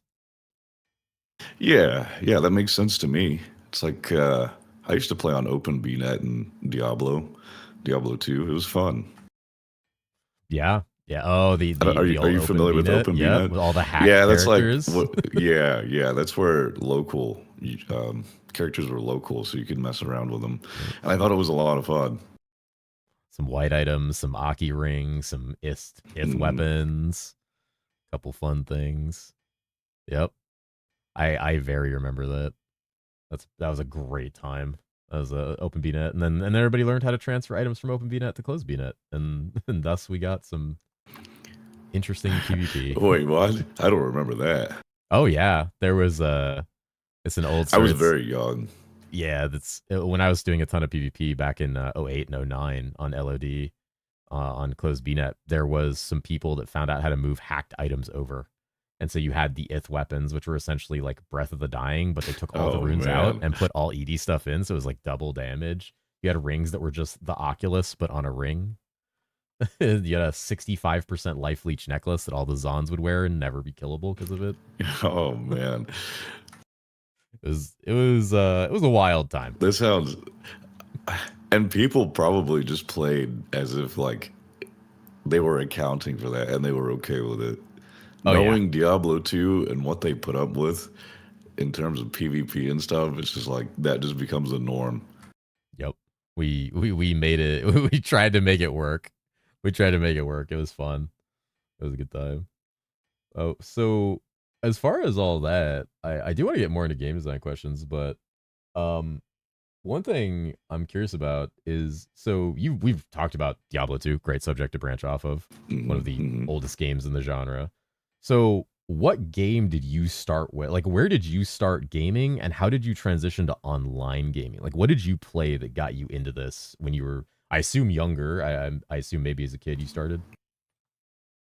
Yeah, I probably started. I was like a toddler, and apparently I was on my dad's PC playing Duke Nukem 3D at some point. I don't remember it because I was way too young, but I had like gotten out of the the pen that I was kept in, and I got up the stairs and I got on his PC and I was just gaming on Duke Nukem 3D Duke with a Nukem joystick. 3D. Yeah, so I guess that's like the first game that I played. Um, and back then we didn't have internet. Um, we didn't have internet for a long time, actually. I think when we got internet, it was a little bit after Half Life released, and after I got internet, I was just gaming on Half Life all the time. I was like 4 or 5 years old, just playing Half Life, Team Fortress Classic all day. God, yeah. Okay, so you had a similar time to me. I played Duke Nukem 3D with my buddies. We used to rock that up in multiplayer. When we picked it up on the N64. we would play that. I remember someone playing the dude that had a sniper rifle a lot, and Oh yeah, oh god, and that such was a the most annoying classic. character because you just snipe everybody. It was like the evil Duke Nukem. TFC, however, now you're speaking my language. You get into Half-Life. We get Half-Life Oh yeah, mods. super big Half-Life fan. I just played Sven Co-op the other day. Oh, I was gonna ask what kind of mods did you play? Because there are a couple niche The ones that I Specialist, played. man. Oh man, Yes, Vampire yes. Slayer. I probably put thousands of hours into the Specialist and Vampire Slayer. They just don't make games like that anymore. Dude, It's just not the nothing. same. Nothing like just slow mowing your way around a corner with akimbo Uzis and the specialist and just ripping two people down. God, imagine the Specialist being a free mod today. That was like that mod. I feel really bad for the new generation of gamers because they will never get to experience all that stuff. It's all kind of like lost to time. And it was really fun. It was really fun. There's nothing quite like going into a Half-Life 1 server and someone's on, I forgot what the old macro was to play music over your microphone Oh and my it be in god, really yeah. bad quality. Someone's playing like Darude Sandstorm or something, and Yep. everyone's just gaming. Yep. That guy comes around the corner and the proxy chat makes the music all loud and then he just runs by with all the terrible quality. Half-Life mods are what I grew up on. I had a ton of Yeah, specialists. yeah. Natural Oh selection was yeah. a big one for me. Oh yeah. I played a lot of natural selection too. I forgot about that. Yeah, I love natural selection. That I don't understand, man. They game devs, modders at least, were built different back then. How do you make a mod like that for free? I don't. You just do, I guess. Like they knocked that out. Just completely different game too. Literally, just on an engine, Yeah, completely it's different like game. complete overhauls. You'd never see that anymore. I can't think of anything. Did you ever play Master Sword Continued? Yes. You did? Oh, that's awesome. That was probably my favorite of all time. It's actually still developed, by the way. Is it really? Oh yeah, it is. It's called Master Sword Rebirth now, and you can still play it. Yeah, I remember that. I remember that game. I remember looking at it being like, this is just a medieval game in Half Life. I was not ready. I was not ready. They probably still have it on Oh, like Mod DB and all that at this point. oh yeah, of course, and it's still developed It's under too. Master Sword Rebirth. It's been passed down a few hands, and now it's open source actually. Ooh, that's funny. Okay, well, we're gonna have another conversation about Half Life mods. I feel like we're gonna vibe on that Yeah, for a while because yeah. I have It's a lot to really talk easy to about talk those. about that because that's a good time, man. Yeah. That's good. It sounds like we had like a similar one. Like when we grew up with games, now we get to unk out about it. Just two old unks is what my chat's saying, talking about their old ass games. Yeah. Wait. Do you mind if I ask how old you are? I'm I'm 30. I'm 38, so Oh, oh. I'm old. I man, I turned 30 and I was like, it's over for me. It hurts immediately. Like Yeah, it your does. back just goes ow, and you're like, oh cool. Oh my god. I felt Okay. that. I feel it in my joints already. So I have a lot of actually like CM questions. Wanna because one of the things I was always curious about is like what the CM role is going to mean for Pass. Obviously, Pass didn't have a CM for the longest time, and I wanted them to have one, like especially as a content creator, Hmm. Hmm. because I think that's a role that's like very important at companies. A lot of people undervalue Oh it, yeah. and as the company grows, which we've seen it grow, pretty like season 9 was a big like season 6 was a stepping point, and then season 9 was obviously another big step up, and I think season 10 is going to look Oh like yeah. that too. Season 10 is gonna be crazy. Yeah. So the question I had as like as a community manager in that role, like what is like a big like thing you want to accomplish or like an endeavor you have that you want to accomplish in that role that you're excited to look forward to? Is there something you have in mind that like you want that role to create within the company or within the game? Oh yeah. A positive experience. I want to make people happy. I want to improve the developer player reputations. I don't know. I like seeing people happy and having a good time. And I enjoy talking to people and dealing with the public. My opinion on that might change on release when I get turned into a punching bag. But we'll Fair. see, you know. That's Yeah, why a General lot of Shed devs is, don't. Yeah, it gets crazy. And people are a little mean. Oh yeah. Gotta have some empathy, guys. we It's like know. if we got like 60K players, you gotta understand we're like we don't have that many employees. And Tom, he's only one guy. So we gotta go easy on Tom. We gotta give him our energy. It's one of those things a lot of people don't understand is there's like one guy handling the servers, so like the Right, rest, all the right. rest of you can I do think is sit Shift there in helps general out chat now. getting beat up. Yeah, yeah. It's never good to target anyone, and you know, if things really explode, we have prepared tons of server capacity. We've been stressing it. We've been talking about it every day. And if something goes wrong, it's like this stuff happens to $1 million companies. I mean, well, Panic Art is $1 million company, but like the AAA studios, this happens to them. So, you know, like we really don't have that many people. We don't have a publisher. We don't have infinite funds. So people just gotta relax and have some empathy and patience.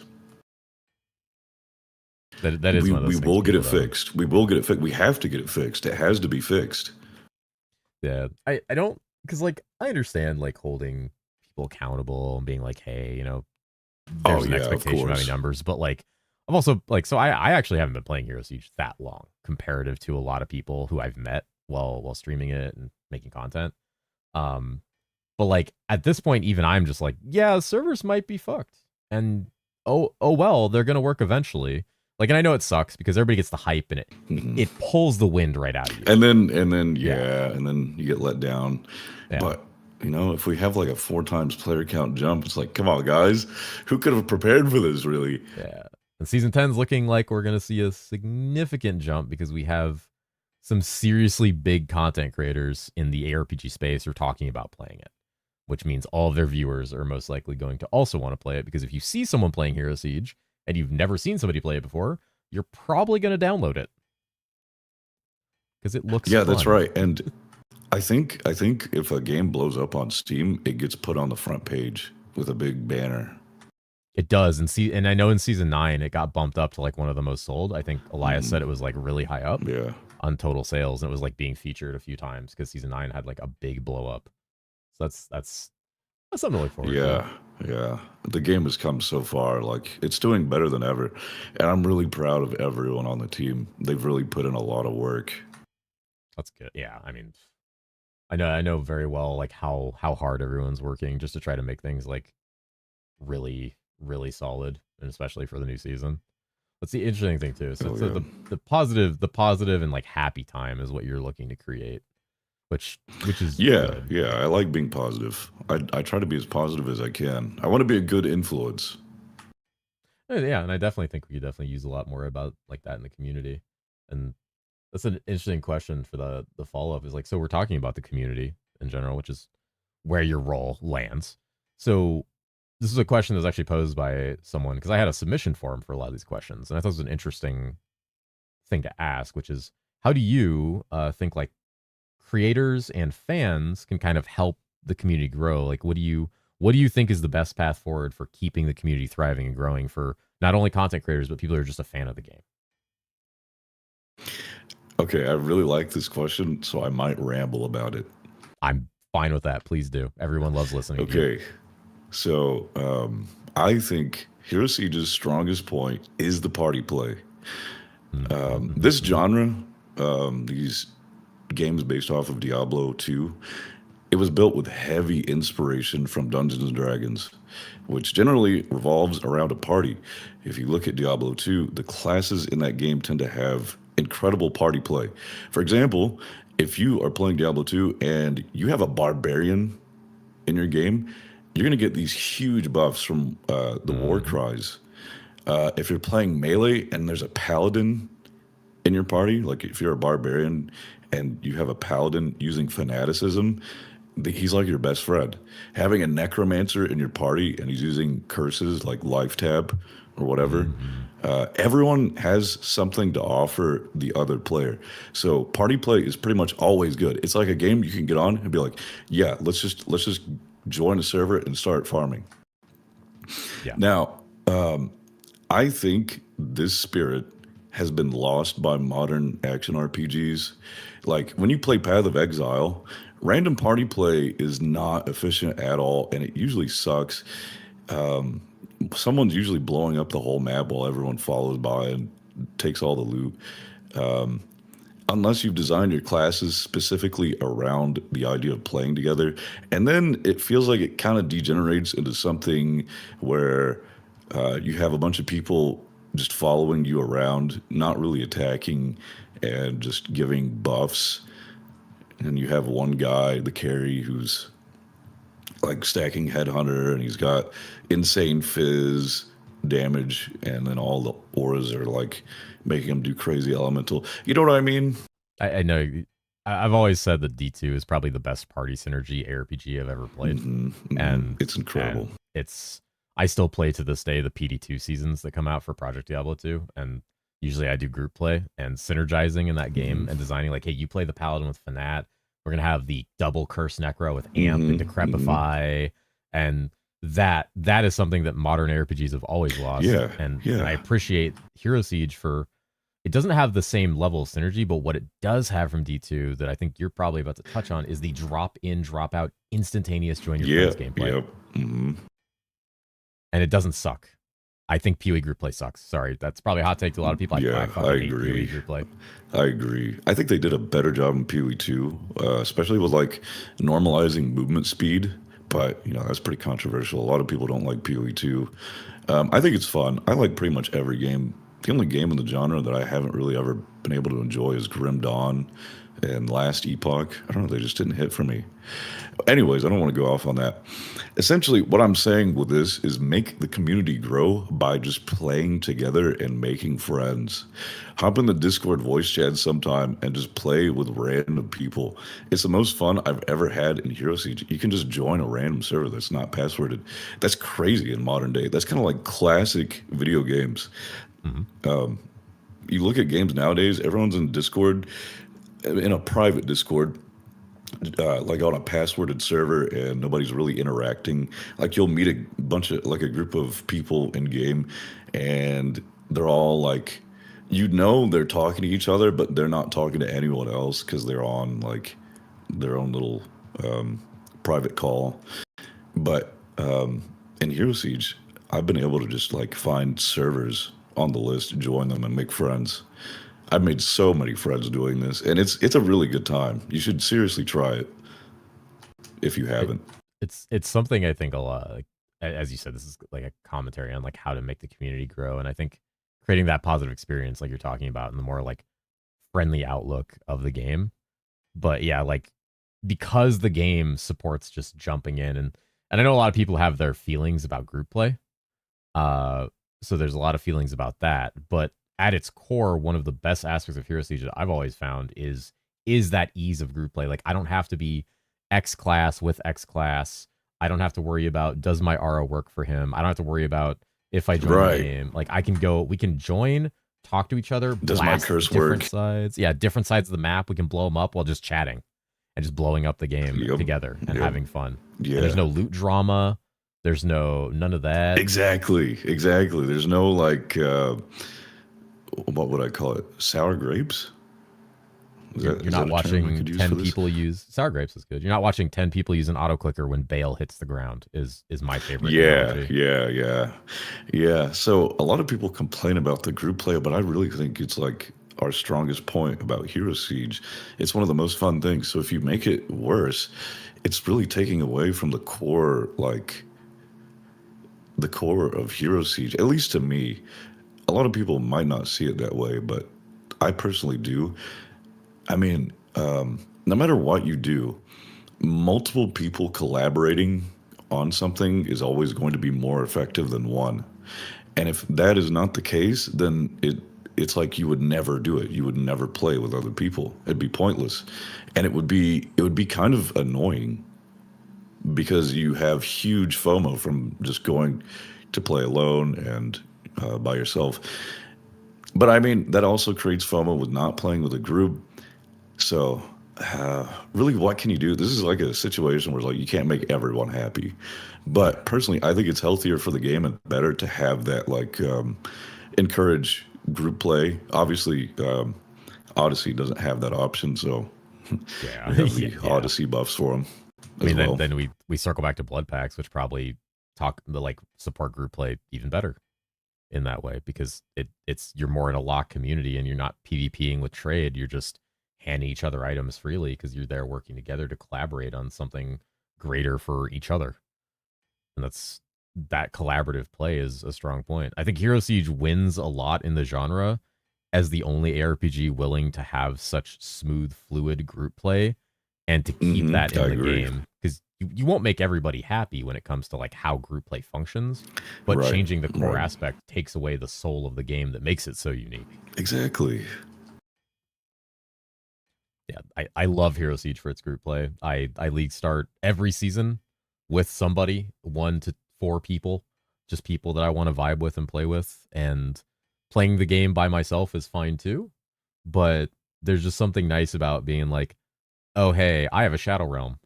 And they jump in and you guys blast a Shadow Realm, or someone's like, I'm going to do Bifrost. You guys want Vanaheim? Like there's something nice about that. There's just so much collaboration you can do. I mean, I used to advertise in Global. I've got a Shadow merchant, and people will join looking for an angelic key a few seasons ago. Unfortunately, the vendor prices in the last season were a little too expensive for that. Yeah, he raised his prices once he knew the standard of supply and demand for angelic keys. Yeah. Yeah, I think. And Mimic Unholy Sieges. I always let people hop in my games for those. And I saw a few people get some overloaded dice for my games. It was pretty cool. I love that. I always love that when you're like in a blood pact or you're playing with people, and like it's happened to me a lot. I'll go to the siege and I'm just blasting and I see the first mimic and I have to like run away super fast so I don't die or kill them, and I have to be like, join my game. I'm just like panicking to get people in there quickly. Yeah. That's what I love about Hero Siege, is like the group play, which is really good. Let me look at my list of questions here. Kind of actually touch on it. It's funny because as we just naturally talk, we're touching a lot of these questions. Because one of the questions I was going to ask is kind of like, how do you prefer to outreach to the community? You know, do you have a preferred interaction? Do you like the Discord or like YouTube content, or, you know, giving people spoilers? But it sounds like you kind of like all of those things to reach the community. Mm-hmm. My favorite is definitely Discord because I like talking directly to people. I have a lot of friends in the community. I'm very easy to approach. You can talk to me at any time. I have. I mean, you can literally look at my message history. Yeah, I have noticed that and taken advantage of that to chat about random things many times. That's one of the first things. Yeah, I love talking to people. Anytime. I love talking to people. I like being open. It's like I don't have any secrets really. I mean, other than obviously we have the NDA, and I mean, the developers aren't subject to the NDA, but I don't want to like feed people, like certain groups of people, information that other people don't get.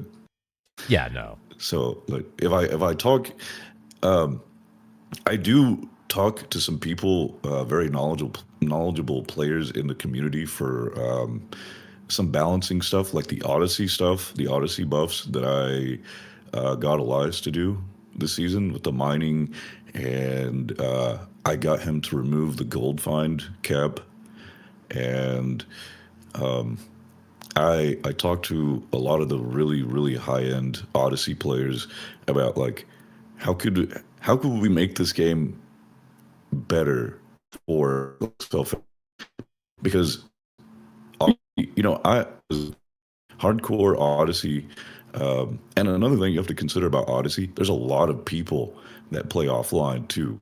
So it's not just Odyssey, it's also offline. Yeah. And and I offline now saw, is affected by that, I think, is what we saw in the most recent yes, Steam yeah, post. yeah, it should be. And when I was looking at reviews, I saw so many people complaining about offline, like,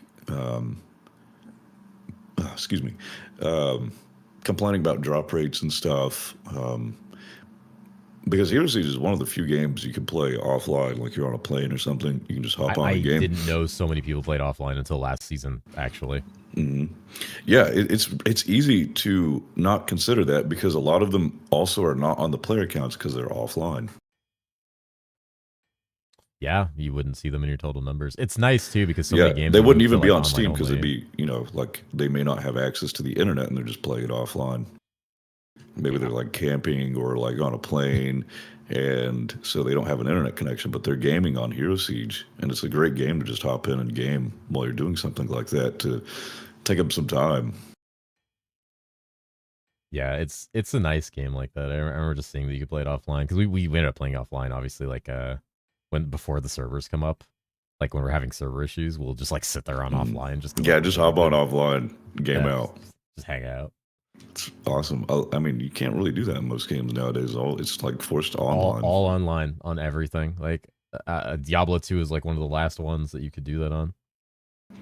Yeah, and that's like what, 20 years ago? How old is it? 1990. It's like 20 When plus was years. Diablo released? God, like Diablo 2. is it 1998? Probably. I don't know. Chat's gonna get mad at us if we go on about this again, though. Is it fair? Be like, oh, these boomers and their games. Yeah, So, guys. Let me say one thing about Diablo 2.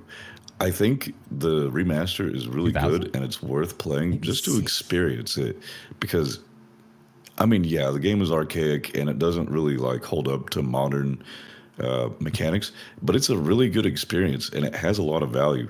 You can see like we didn't have a lot of updates back then, and when we play that game, we were really making the most of it with what little we had. Yeah, this is why I introduced a lot of people to the Project Diablo 2 mod because it helps bridge that gap between the old game and like a more modern, like with a little bit of QOL, and so that's why I try to introduce people to that whenever I can because it gives people a gateway into Diablo 2 without having to go directly through Blizzard or the new graphics or all that, and people really enjoy PD2. So it's nice to have the ability to go back to a game like that with a little bit of a modern take. And I'm wondering if hopefully D2R will get there at some point where it's Oh more. man, why did they not have innate modding support for online? No. Imagine what would happen to Diablo 2 if they had modding support for online. They have it for offline, but it's only offline.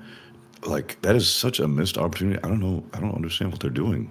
Like, come on, Blizzard. Afraid. Come They're on. afraid after after they fumbled Dota. Like they've been afraid since they fumbled Dota. Oh, come on. It's so silly. You know, I think that mentality is one reason why Blizzard will never become they will never really become Blizzard again. I think that mentality is probably one of the biggest. Let people create things and Yeah. have their things. So that's that corporate like greed to control that really takes away from the artistic creativity that players can bring. We talked about Half-Life 1 mods. Like we know what's possible. We grew up with seeing the game world develop through mods. Valve is incredible. Yeah. So as far as before we unk out again, which is probably going to happen very easily. Yeah. I have a couple like some Hero Siege pointed questions specifically, which for you actually, do you have a favorite class or archetype? And on top of that, what do you plan to play as your starter in the season? Oh boy. Yeah, I absolutely do have a favorite class, and it's Jotun. Okay. Can you imagine why? Holy, I wonder why. Can you imagine why? Take one guess. Let's have everybody. Let's have you tell everybody why. Well, I really love Frozen Orb. I love Cold Sorceress from Diablo 2. I Mm-hmm. think Frozen Orb is the most aesthetic ability in like any game in this genre I've ever used. The sound design is incredible and it looks amazing. So of course I play Jotun and herosiege. Yeah, like I three love people in Frozen chat Orb. immediately were like D2 Sork, D2 Sork. Like everybody knows. Yep, yep, Everybody knows. yep. Everybody knows. Yep. So good. For season start, I don't really know what I'm gonna play. If I'm able to play, I'm not sure if I will be able to. I want to play so bad. Um, I was thinking Butcher, something new. I've played like Stormweaver Jotun for so long now. Um, I want to try something new. Maybe Prophet. Prophet looks pretty cool. Um, Man, I haven't really given it too much thought. Maybe Bard because I've never played Flicker and I'm looking to get headaches. Yeah, that's definitely something that'll cause. I'm having the same problem right now. This is the first season I've ever been so indecisive, so close to launch. There's a lot of choices. I'm stuck between Totem Shaman, Bard, and potentially maybe Lancer. I don't know yet. I've read that Totem Shaman is performing a lot better than it was. And then the funny thing in season 9, it actually performed pretty well, the Fire Totem version, which is actually getting buffed, as we saw in the notes. And I did a playthrough of it the other day, and it was just one of the smoothest, most chill playthroughs I've experienced. Just plopping totems and holding W. And good single target, good clear, can benefit from every item for elemental. Yeah, that's right. It's cool. I'm actually curious. Does it feel like PoE? Because PoE totems always felt pretty bad to me until the recent change with I think placement speed makes them come up faster or something. They did something. They changed the stat to make them feel a lot better. Now they feel pretty good. How would you compare them to PoE totems? I would say they feel better than PoE totems because they have like an innate speed almost, where when you put them down, they're almost immediate in their starting to attack. Oh yeah, like, okay. I did have to get used to it because they're not instant. Like they're not an instant attack, but it's less than a second before they're attacking something. The totems come out quick. You don't need a ton of FCR. You do want a little bit for getting down like your grouping of totems, but for the most part, they're pretty reactive. The only disadvantage I think they might have is like their range, but they cost very little mana. They come out fast. They start attacking quick. Like they feel good. They feel better than right. totems. I feel like they don't have that like cooldown before they start acting, do they? No, it's like I'll put one down right now. Okay, yeah. So that's like a spell proxy, pretty much. Like a yeah. That's pretty cool. Yeah, they feel good. They feel like I don't have to go through a bunch of hoops to make them feel good. So it's one of those things where like I've never played Shaman. Don't need the ascendancy. And I wanted to. Yeah, never played Shaman, and so I tried it the other day since we were writing a guide for it, and I was like, oh my god, this class is awesome. It's so unique too with how everything's tagged as elemental on the totems. So you get all those nice benefits in the incarnation tree. Yeah, probably the most incarnation hungry character in existence. But yeah, interesting too. You thought about Butcher. Butcher is one of those classes that is never not strong at the end game. It feels like. I love his design, man. I wanted to voice him so bad. I was like, that was my guy. But it's okay. I'll get some chances for cooler characters. I mean, a while ago, Elias and I were talking about a Juggernaut that's like a lot bigger than the other characters, and like he has a bunch of really like intimidating abilities with like charges and like grabbing mobs and flying into the sky and like chaos dunking them into the ground and stuff. I think that would be pretty fun. That'd be very different, very interesting. It's funny because this will kind of like lead into the next question I want to talk about. But so I remember a while ago, Elias had said like, oh my god, we have so many classes. Like we need to hold on. And he was like, instead of making more classes, we should probably work on the classes we have and maybe redesign some of their skill trees and revamp them, or maybe he even mentioned maybe add new ones. because, but you know, at the same time, there is a player demand for new classes. People like new classes. People get excited. I've had people me. say like, it's my favorite part too. Yeah, I've had people coming in being like, "There's no new class," and I'm like, "Well, we just got one." So like, there's clearly. I love paying for it too. I mean, well, I'm an employee now, so that sounds bad. But as a player, it's like, oh heck yeah, you guys did an awesome job on this, and I want to reward your efforts. So I'm gonna buy it, and I know eventually, like it's going to go free now. That doesn't matter to me. I still get it early, and I'm having a great time, and I want to support the developers. Keep in mind, I've only been here for 2.5 months. I've always had this mentality. So, like in Path of Exile, I think I've spent like $3,000 on. I don't even want to think about how much money I spend that game at this point. But I agree with that. Like I don't have a problem. I personally don't have a problem supporting companies. I'm always a big person who I go like, how much value do I get out of this game? And I'll usually do $1 per hour as a good like idea. And I look at some games and I'm like, I have gotten so much money out of this game, I should be paying them more. Like I've got so much time. Yeah, so much fun. And you know, man, what was I gonna say? It was really good. Since we're making things free now, it's not like since we have been given more financial freedom with our success, we have been, you know, like we have the ability to give people these things for free. And you know, I don't want people to think like we're really greedy and we're like rolling around in Audis and Lamborghinis and milking the player base for money. No, we really just monetize so that we can make the game better, continue to develop it. And as we've been given more success, we can do things like that, like release Act 9 for free. So we are with our success, we have been trying to give it back to the players. Which is really nice. And I know cutting down the monetization has been a big step forward. I've seen a lot of positive reception of that. A lot of people have been really happy about it. And that's one of the things that's nice. And like looking at classes, like I also get excited over new classes. I also yeah, I love them. But I also like the concept of going back and revisiting what we have currently. And looking at it and being like, hey, what can we do with the, because you know, with 24 classes, and not even speaking on class balance, there's just a matter of some of these classes are just going to feel kind of the same, or some are going to feel a little maybe outdated mechanically. And that's where I think a lot of the new ones have been very unique and well designed. I was very impressed with Bard. So I think we did talk about adding new abilities to classes recently, and I put a few abilities on that document. I could actually probably share them if I could find them.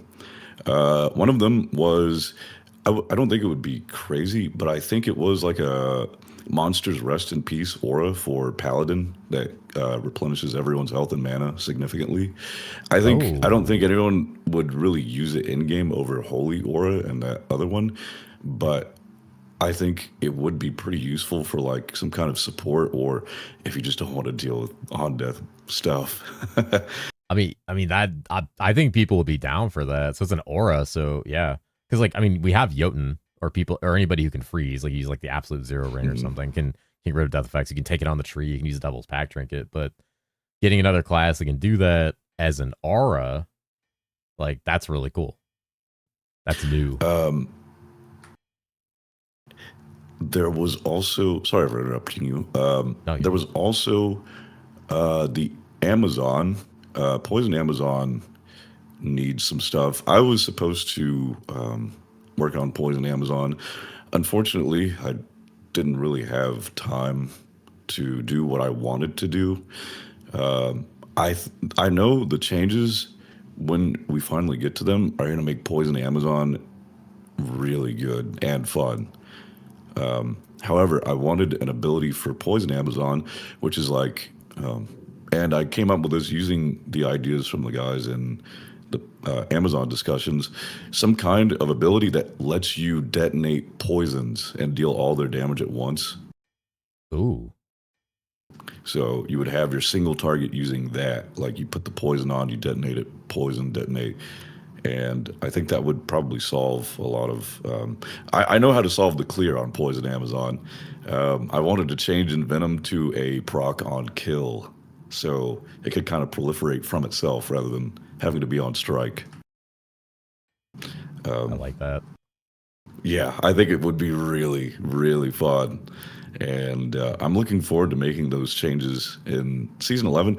Or, I mean, sometimes we do changes like buffs and stuff for season 10. No promises, obviously. But sometimes, you know, if we're feeling like it, if we're feeling good, and we're not swamped with server issues and other problems, it's like, okay, well, let's give classes a look. You And give them something. maybe we could, yeah, maybe we could make people happy by giving some underperforming class some buffs. There were a couple class buffs last season, like kind of in the middle or end of the season, and a lot of people reacted really positively to those. I think that's something people really like is those underperforming classes that don't really feel like they're hitting home, especially as people are like playing more and more. Like that hits home for a lot of people. I think a lot of people would like that change for Amazon. It's funny too because like when we're talking about additional abilities, like one of the questions someone asked me, which was like a crazy pipe dream question, they were like, "Because you're obviously a big PoE fan," and I'm a fan of pretty much everything. yeah, they had asked me like, "Well, can you ask him what he thinks about Hero Siege if it has room for something like ascendancies or something like that?" And I was like, "That's out there, but it's interesting to play with almost as a concept." Yeah, yeah. I am a huge Path of Exile fan. I probably have like 10,000 hours in that game.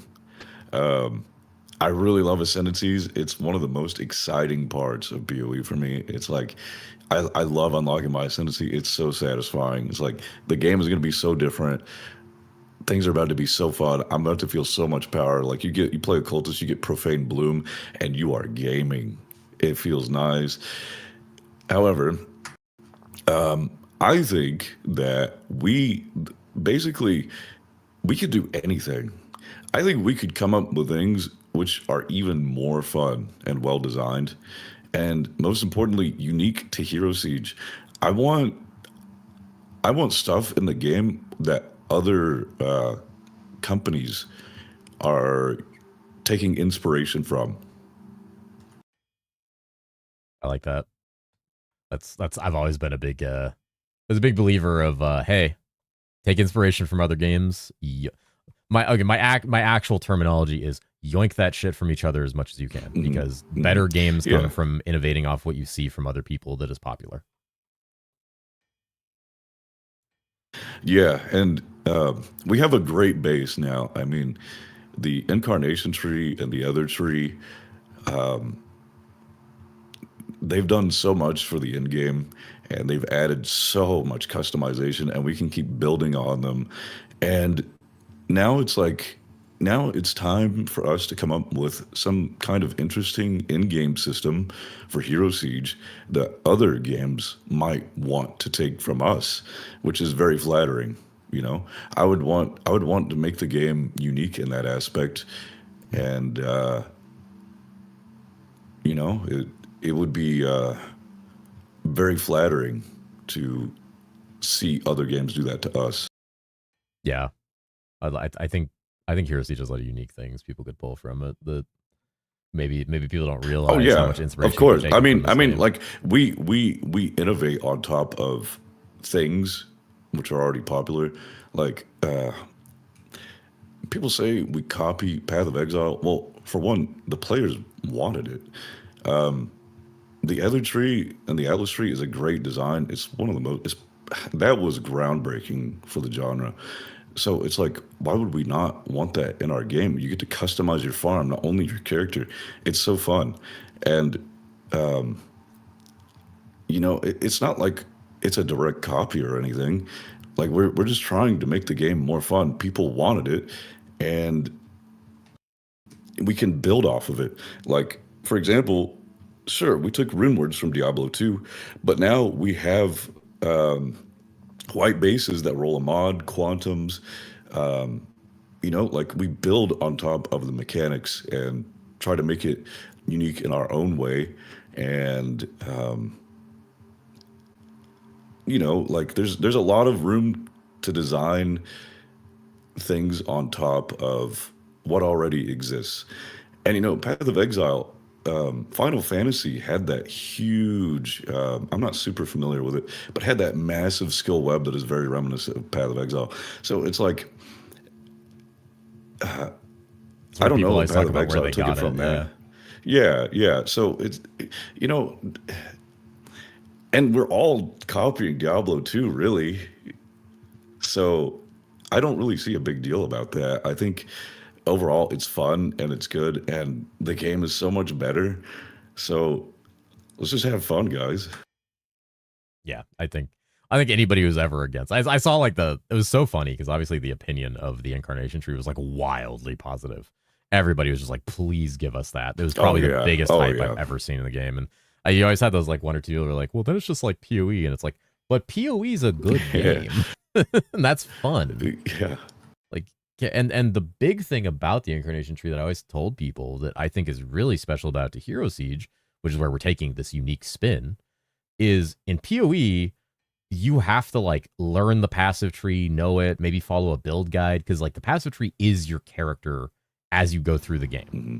In herosiege, it is a max level thing that you do pretty free form. It's got a small gold cost, but like you don't have to stress about it because it's an end game activity, and it's just power built on top of the base of a character, which feels to me better because it's easier for everyone to engage with it instead of it being so integral. Yeah. You get more of that classic Diablo experience with the little skill trees. And then we had sub skills, which was a really fun addition to the game and added a lot. And now we have the incarnation tree at the end game. So like there's pretty much something for every step of your journey through the game. I think that feels really good too for a lot of people. The game's so much more fleshed out. There's definitely a sentiment that season 7 and 8 kind of, like season 6 was really big because Inferno got added, and season 7 and 8 it was kind of like, okay, we got like a mechanic and we got like some tarot cards, and like it just kind of were like trudging along. Season 8 came with like a health boost and then the incarnation tree, and like the whole game completely different. A completely different game, completely different build. Yeah, here comes Elias with a metal chair, swinging with like 600 or something nodes in the incarnation tree. Yeah, I remember. Was the other tree and the incarnation tree added in the same update? Yeah, same patch. I remember when he designed the incarnation. That's crazy. I remember he showed a web of it, and then like a day later, he's like, I added 1,100 nodes, and everyone was just like, dude, holy. It's just like insane how much that builds upon characters in the game. Like it feels so good to be able to like build my character. There's something to be said about games where you hit max level and your only thing you do is get gear. And in games like this, it's like I'm always gaining something other than loot when I kill monsters. And it kind of gives you like, it's an infinite grind. So there's pretty much no end. I mean, there's an effective end. You can only farm so much EXP given the 3 or 4 month cycle, but like you will always have another level to grind out if you want to do that. Yeah, you're never like, I'm done. Like you can be done, but like there's never a like, okay, well I've plateaued. There's no more power for me to gain. I think especially with adding more nodes to the tree in season 10, like that kind of exacerbates that fact where it's like, okay, there's more grind to do. There's more things I want. I see more things on that tree. I need that, but I need this and I need that. So I need to get this many levels. And so then you choose how hard you're going to grind for that, how long you're going to play if the character at its peak is what you're looking for, which probably one of the things that's really special about the game. And I love the incarnate tree. And as much as I'd love to see like all of that coalesce with like class changes and reworks, like some of what you mentioned about poisons on, like that. Some people reacting in chat just like threw up like the holy freak out skull emote immediately when you mentioned the poison expunge attack. There's like, oh, like Zon players are like, oh shit, give me that now. Like they will. That's the cool I wanted stuff. to. I wanted to, guys.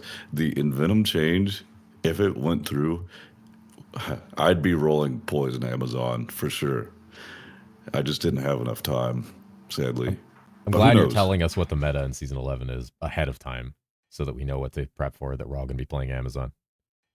I want to make it happen because a lot of people, you know, I've had a lot of people ask me about Amazon and Necromancer, and I did play a little bit of Necromancer, Summon Necromancer. I am not a great candidate for Summon gameplay because it's like, hold on 1 second. 1 second.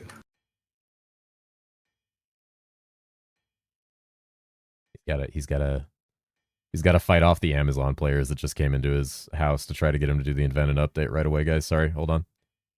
He's got to handle that. How's everybody doing? Hi, Aaron. This is a fun conversation. I'm having a good time. He can't talk about Necro. They took him out. They got him. He started talking about Necro and he's just gone. They got him. They got the call. They got the call. It's over, man. It's our Necro doo-doo. It seems like it might be good next patch. I'm excited for next patch. Seems really based. Drew's great. I love Drew. I'm having a fantastic time talking to him. He spun the wheel and hit Necro. Okay, guys, stop typing 07. Sorry about that. No, it's okay. We're just talking about how right as you talked about Necro, you vanished there, but he was very worried about you. No, it's okay, guys. He's good. So I'm not a great candidate for summons because I hate summoners. I hate playing summoners. So like if I had it my way, I'd make the class so broken that like it would just completely destroy everything. Because I hate waiting on summons. I hate like not being in control of my damage. You know what I mean? Oh, so your problem with summons is that you don't feel they're powerful enough for what you want. Not that you just don't like the archetype. I just don't like my damage not being my own. Like if a rare comes at me and my minions are busy killing some stupid like magic mob and there's a rare coming after me with a steel chair at 9 million miles an hour, I have to press a button and then they have to target that rare. And you know what I mean? It's just, I want to be able to just kill the rare. I don't like being at the mercy of AI. The AI didn't feel bad to me or anything. I just can't really play summoners. I want to be the one in control of my damage. I love proxy summoners. So like illusionist, when I say proxy, it's kind of like you summon, like a totem is kind of a proxy summon. It casts a spell for you. You're kind of in control of it because you can spawn the totem right in front of the thing you want to kill it when it casts the ability. Yeah. That's fine. Mines, traps, whatever. That's cool. Like hydras, things like that. Yeah. That makes sense. Because that's the thing of core summons. You're not you are summoning to do the damage, but you don't always have that 100% locked in control on it. And I feel really bad for summoning players because we've done a lot for the early game experience on Necromancer, but it's not quite where I'd like it to be. Skeleton Warriors have Splash now. You get 3 by default. There's some changes I'd like to do that I think would put Skeleton Warriors in a good place early game. So like you can play it before you get Skeleton Mages. Because right now it's like I would rather use Arcane to level and then get Skeleton Mages. Once you get Skeleton Mages, it starts to feel pretty good. But I want to make it smooth to just play as Summoner through and through, and I want to make it a good build. I think I don't know if we'll have time. I'm pretty sure all of our changes have already gone through. I did ask for some stuff, for more stuff for Skeleton Warriors, because we can buff Skeleton Warriors pretty heavily. They don't really account for much in-game damage at all. I spoke to some guys. They said it was like 5 to 10%, and that felt accurate to me. Say mages and vengeful. The are usually mages are the your ones. damage. Yeah, the mages are the ones that like do big damage. So it's like we could probably make skeleton warriors pretty good without like breaking balance, and it'll Yeah. make the leveling so much better because Yeah. you know you spend so much time Yeah. resummoning your guys because they don't have much health early on, and yeah. That'd be nice. I mean, more stuff for Necromancer in game specifically. I don't know if the other summoners have like a similar problem. I saw in season 9 someone playing a pirate parrot build, and I thought it looked really funny, and it was pretty good. So that seemed fine. And you know, summoners are getting some new stuff for season 10. I did show that skull. That skull. People have been asking me. It says 8% projectiles. That's just like a small error in the item description. It's 8 projectiles, and it rotates around like a ring, and it just like smacks the enemy over and over. That's it. So does each projectile do its own individual hit? Yeah, I do believe so. I do believe so. You'd have to ask Fuma for that, but when I put it on, it did feel like my summons started zooming around, like they were just walking into things, and the things were dying. So it is, because a lot of people were like, "Oh, this is RF for minions," so it kind of would feel like that if they rotated. It's a pretty small AOE, and the AOE is based on how big the minion is. It seems so you can make from it bigger what I with bigger tested. minions. I think I actually have a GIF I could show you. Let me see if I can find it.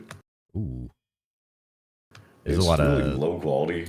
It's like I was trying to put it on there, but it was so low quality, I didn't want to use it as like an official teaser, but I think it's fine for here. Ooh. Spoilers. It'll be exciting. I know minion builds are popular. There you go. That's what it looks like in game.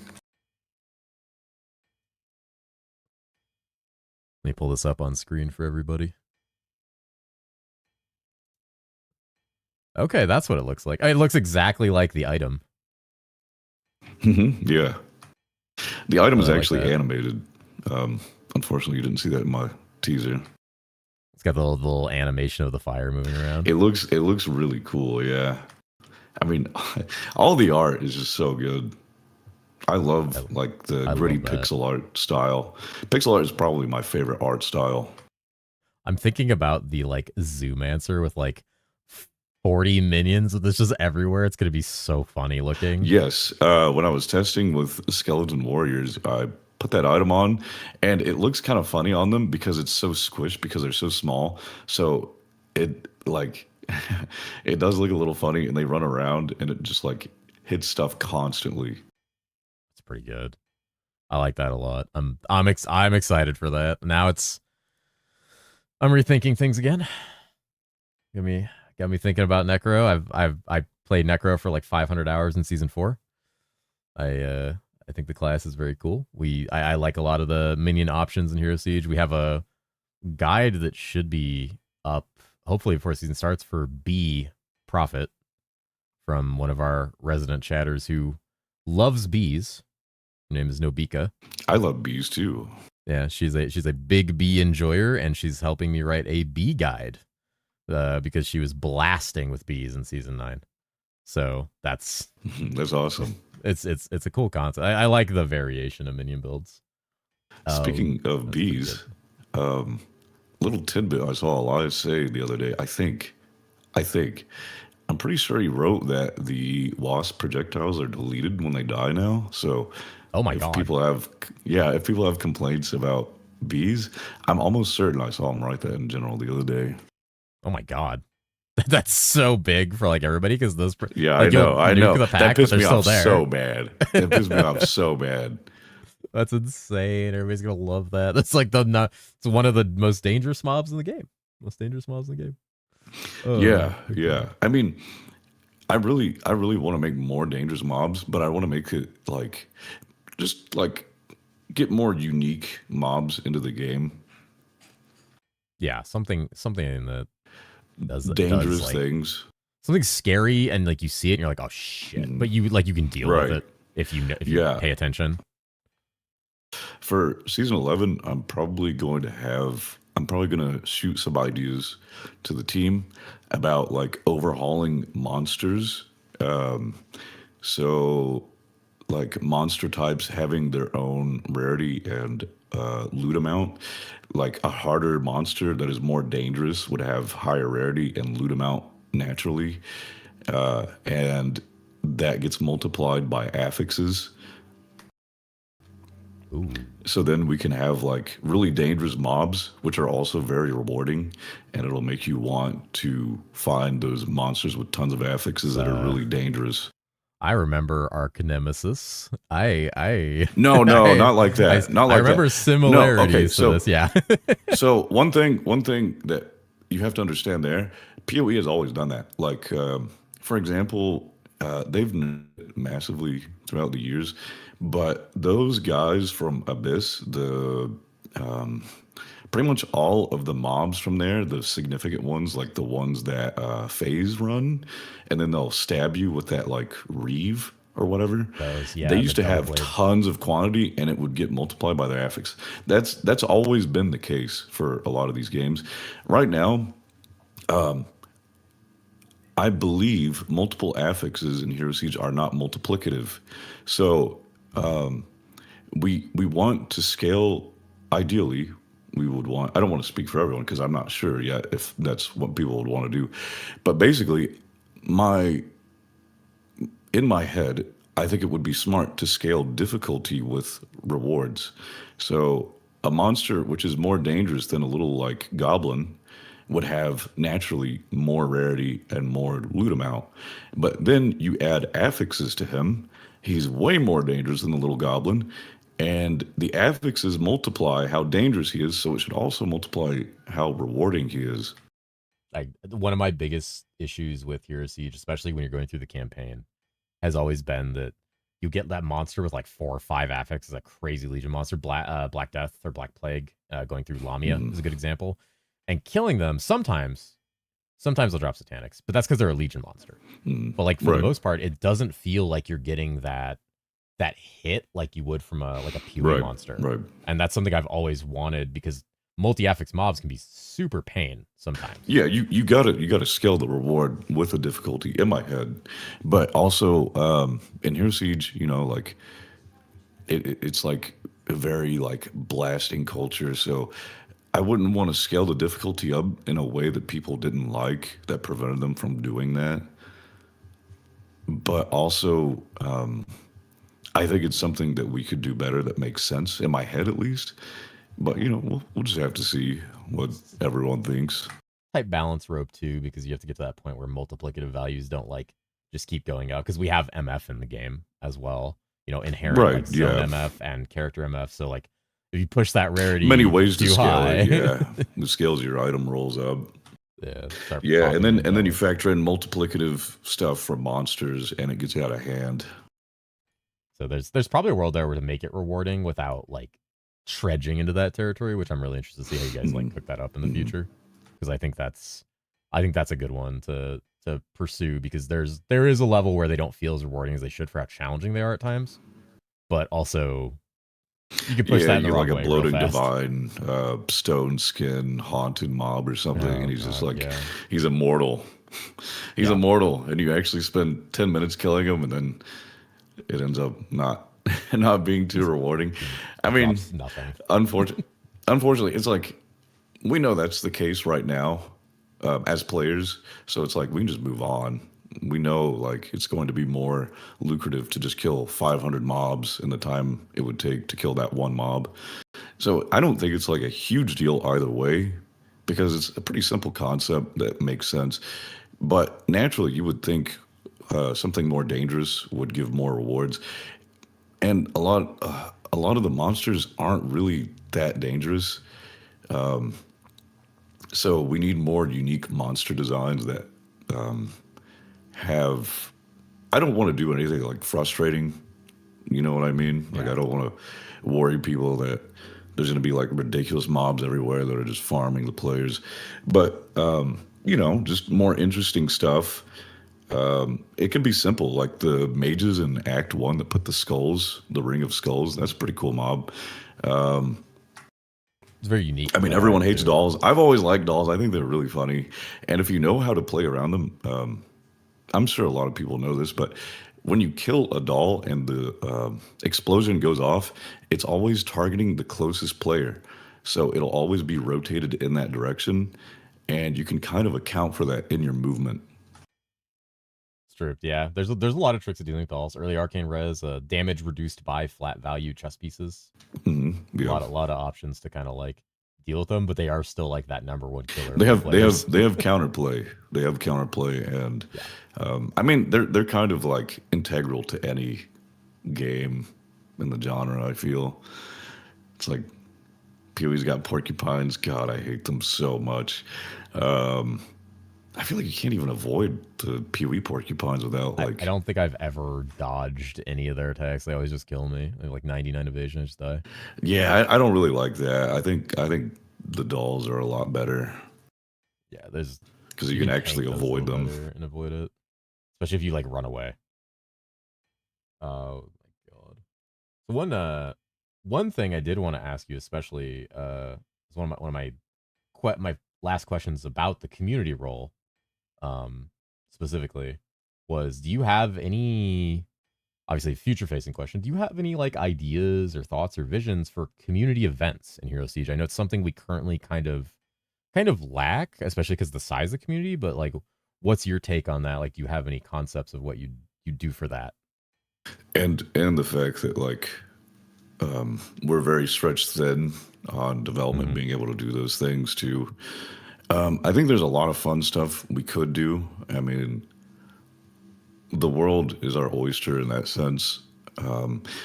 There's some stuff I've seen other games do that I thought was really fun. I'm not a huge racing fan. I like hearing about it and I like that it exists. But what was always more interesting to me was like events like Freysia and what was the other? The randomized Atlas tree was pretty cool, or passive tree. Yeah. My bad. That was fun. Stuff like that would be pretty fun. But we work so hard. Like as soon as the season is out, we start working on the next season. So it's really hard to fit in stuff like that. We could definitely have community events like art competitions and stuff like that. Personally, I'd be willing to go as far as like doing events like playing other games together with the community and stuff like that. You know, because our development, I don't think any other game has done that, so that would be pretty interesting, as far as I'm aware, at least. But we have that freedom because we are privately owned and we can do things like that. That's pretty good. Yeah, I like that idea. I think when it comes down to community events, I think that's going to be probably where you lean on the community itself. Yeah, so it's something I would like to do, but our development cycle is so with how many people we have, we're so stretched thin. Like we got to be working on the next season, and we need all of our resources for that. So, how could we fit in like big community events that have modifiers? And I mean, I'm sure we could do it. I'm sure we could do it. I don't know. I'll have to talk with the guys internally and see what they think. Yeah. I think it would be a lot of fun. I think too, giving tools to people to do that kind of thing is one of the things I've seen people touch on blood packs. I think you talked a little bit about it. We talked about like randomizing and like you talked about like randomizing Alice tree. I think if we could create like blood packs having special things like randomizers, randomized bosses, stuff like that. You could have community run events where your community can create that stuff. Because we've played with this idea of running a Hero Siege gauntlet. Graxy talked about it a while back, where you run a gauntlet style thing in Hero Siege, take blood packs and just make everything suck and just go and see who can get where they need to go in the game. But there's a lot of probably potential there for community events, that aren't just that. Yeah, for sure. Some off-season stuff to keep everyone held over. I'll have to talk about it internally and see what everyone thinks. It's definitely an interesting question. Be interesting. One thing, we have like 5 minutes until an ad starts, so I want to make sure we're not in the middle of something when an ad starts. But I would say one of my big questions for you is, what specific thing, or what are you looking forward to the most for season 10? Oh man, I love this question. Uh, I want to play it, man. I really want to play it. I don't know if I'm going to be able to play it on launch, but historically, I've always played with my very close friends. I play with shout out to Bob and my friend Will and Simon, and we hop in and we just play for like 16 hours on the first day. I don't know if I'm going to be able to do that now, which is a little sad, but you know, I'll be there at some point. Some point, yeah. Some point he'll catch up with the boys or get a chance to play with them. Yeah, I mean, I play pretty much every game with them, so, and it's always a lot of fun. That's pretty good. I'm just like there's too many things I'm looking forward to. And I love like the grinding with like other people. Like I'm looking forward to playing with a bunch of people, just chatting about the game and like going forth with it. And then it's one of those things where one of the questions I want to ask you, and this is not necessarily like a spoiling kind of thing. This is something someone pitched to me, and I was like, "What is there something in season 10?" Because like, we've obviously seen quite a bit of footage, like screenshots, spoilers here and there.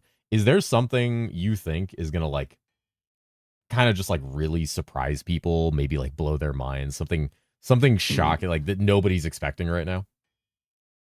The servers. Okay. No, I'm kidding. I'm kidding. I'm kidding. I'm kidding. The whole team has done an incredible job on Ebentharn season 9. I think Act 9 is going to feel very cinematic. You can see how Mika's art has improved over the years, and our composer completely nailed every single track. Man, it's incredible. Everyone on the team has done a great job. I'm super proud of everyone. So much work has gone into it. Fuma and Elias, Fuma's working like 16 hours a day over the weekends too. Elias is always doing that. The guys have been super hard working on the PS5 release. Rexy and Otto. A lot of people don't hear about Yusi. I hope I said that right. But he does pretty much everything that Elias doesn't with the back end. He's been working day and night. Shift, the one people should be familiar with now, who put together the new auction, he's been incredible. I don't know, like so much work has gone into it. Tom, I don't really know what to say because there's just so much stuff that has been done this season, and I'm super proud of everyone, including the players, because they are the reason we can continue to develop the game and do things like release an entirely free act. Given our monetization, it's like, you know, we didn't do that years ago, and now we are, because we have that financial freedom that the players have given us to give more back to them. And we will be sure to, you know, do our best to give back to the players.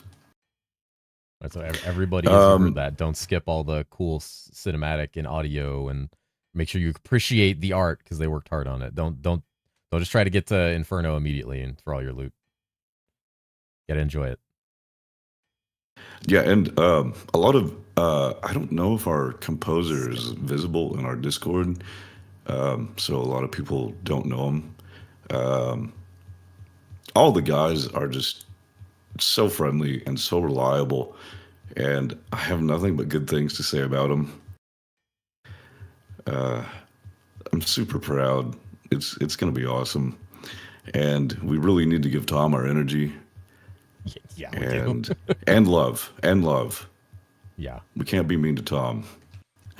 He's doing. People are pretty chill about Tom. I think people are pretty chill about Tom. I think unfortunately you guys are going to get the brunt of it. I'm hoping that I'm probably going to be the public punching bag.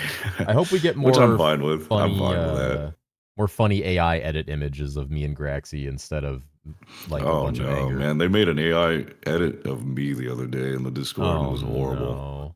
It's so bad. I made the mistake of posting a picture of myself. Oh, what'd you do? Why would you do that? I mean, I don't know. It's funny. I don't really care. It doesn't actually look like me, so I got a photo of me in a wedding dress saying Elias the server is next to a Chad looking Elias in a tuxedo. So we got I have that one. I have that one saved, and I'm really gonna put it on my wall one day because it's just eternalizes season 9 get that for me. framed. Yeah, that is gonna be sentimental photo. one day. That's beautiful.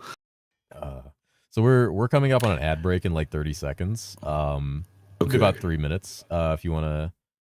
I think I'm done with most of the questions, but if you want to do some quick viewer questions after the ad break, I did have a little bit more to say. At the end there. So after the ad break, if you want to. Yeah, we can take like a 3-minute starting now and grab some water and stuff. Okay. Just want anybody to miss out during the ads. I need it bad. I woke up, I drank coffee, and I got on here, and I'm so tired. So yeah, I'll be right back. Some water. All right.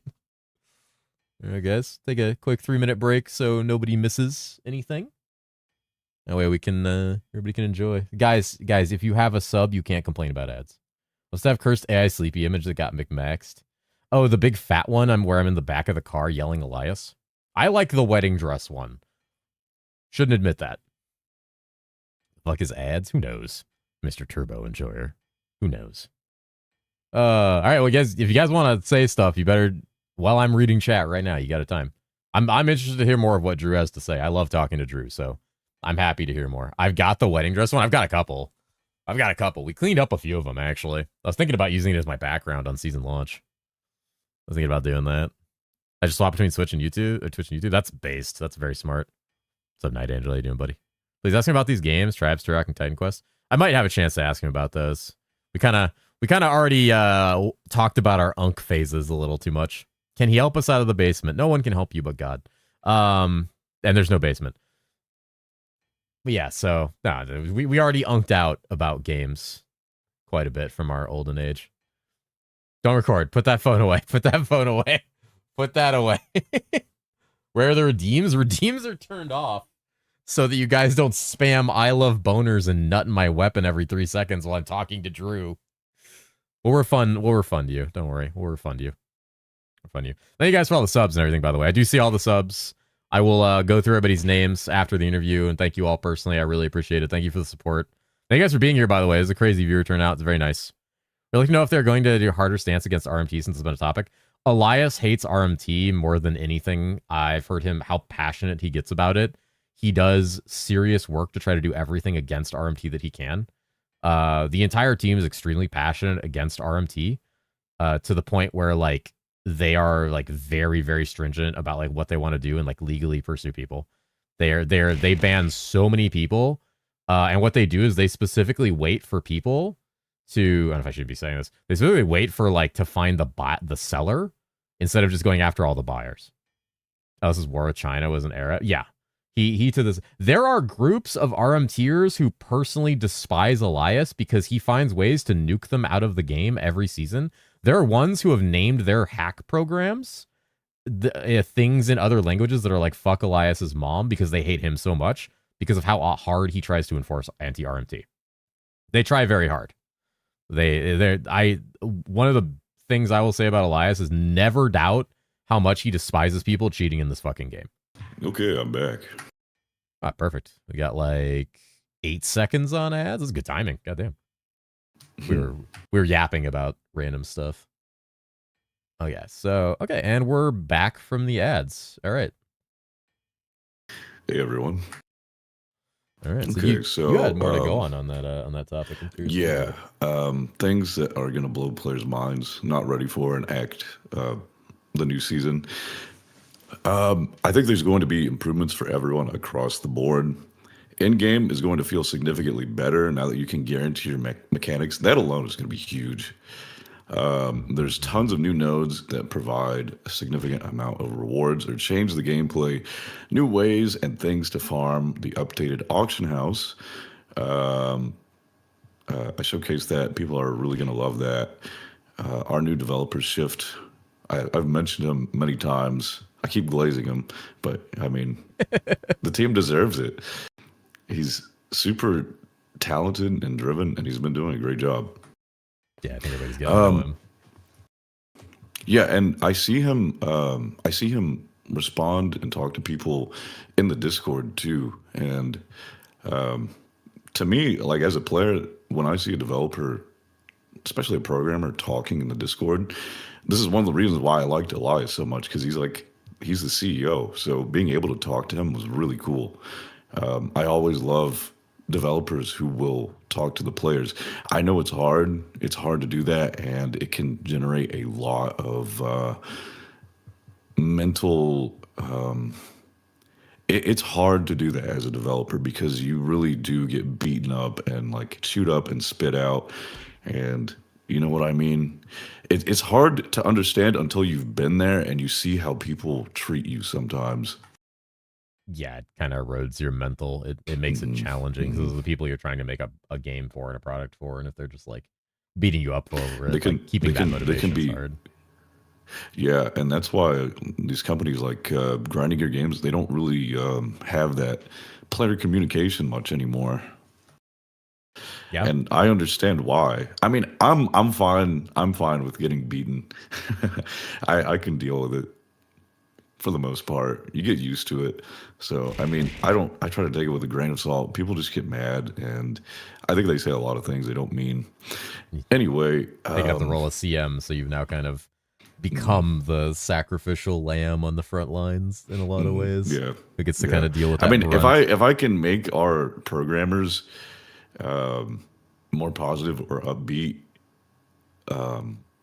by sacrificing a little of my own sanity, that's a huge win for the game. You see Tom, Shift, and Elias. If I can make them feel a little better, sacrificing my own, that is huge for the game because they are so important. We only have so many people working on the internals of the game. That's true. So a lot of people, I've seen a lot of worries in the Discord about card collector being nerfed, total magic void, other ways to scale in-game loot. People are worried it's going to be dry.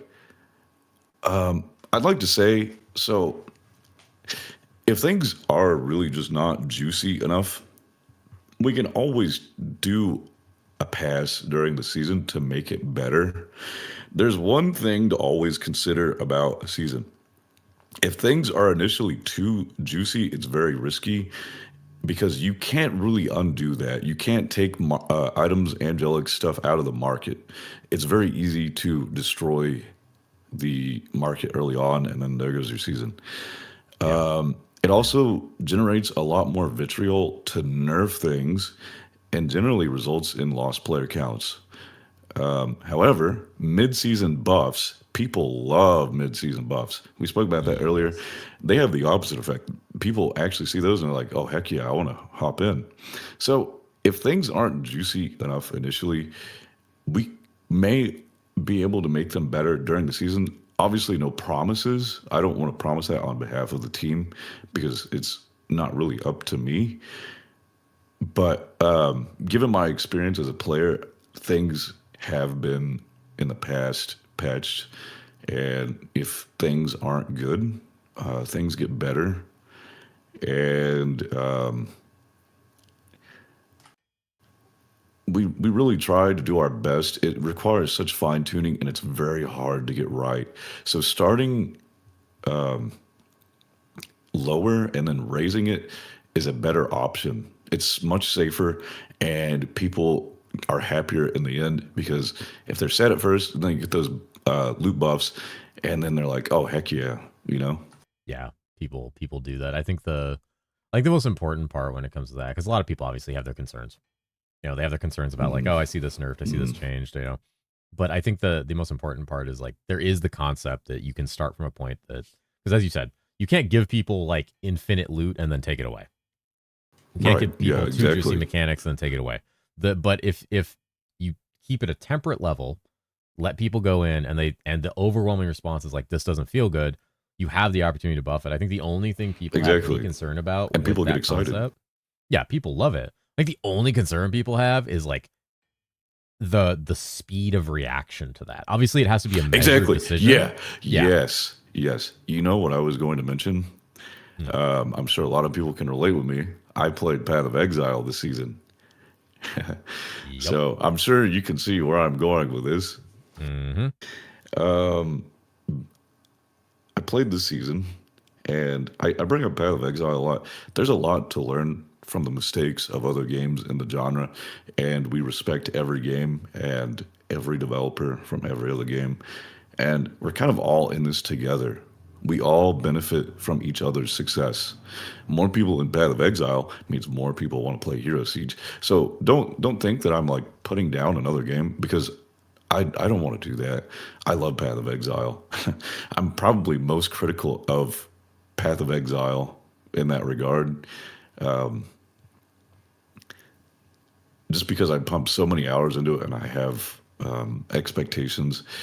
Anyway, this season for Path of Exile, I felt like there was no reason to really push my character. The rewards were kind of, and I mean, you do come from like Mirage and the season before that, but it's like so many things were removed to scale the difficulty and reward, and it just didn't hit this season. And then they came out with that Cursed Ducat thing, but it was way too late, man. I was like, most people were already no done. one cared at that point. It was that was Yeah, what 3 weeks it's in. too late. It's too late. Yeah, that's I think where a lot of people get that feeling is like, yeah, and I mean I'll speak from someone who played season 9. A lot of those changes were pretty quick. I think there were some that could have been changed quicker. Like I think we buffed the mechanic. Yeah, rate in yeah, season those 9, were but yeah. a lot of those were bug fixes. And the thing about bug fixes you have to consider, um, so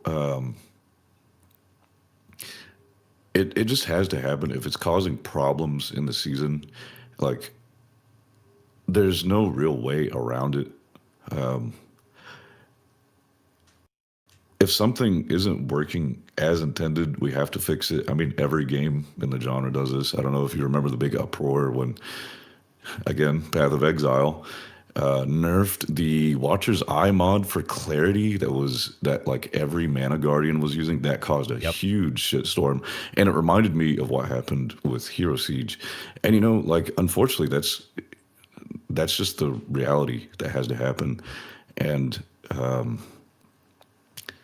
so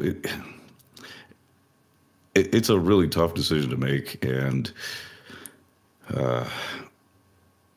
I'm really hoping that, yeah, and I'm really hoping that nothing pops up this season. I mean, I'm sure things will, but hopefully we'll get them fast enough so people don't feel like we nerf them or get angry at us. Hopefully we respond quickly enough or find it quickly enough, because the first thing is you got to find it. You find it, reproduce it, make sure it's everyone. Mm-hmm. So it's a lot. The closed beta testers put in a lot, but there's only so much they can do. Yeah, it's in a closed like the game is huge, man. Like the game is huge. There's going to be bugs. There's going to be things like that. Yeah, I think as long as there's that level, and I think people underestimate a lot of it, because in season 9 the fixes were fast.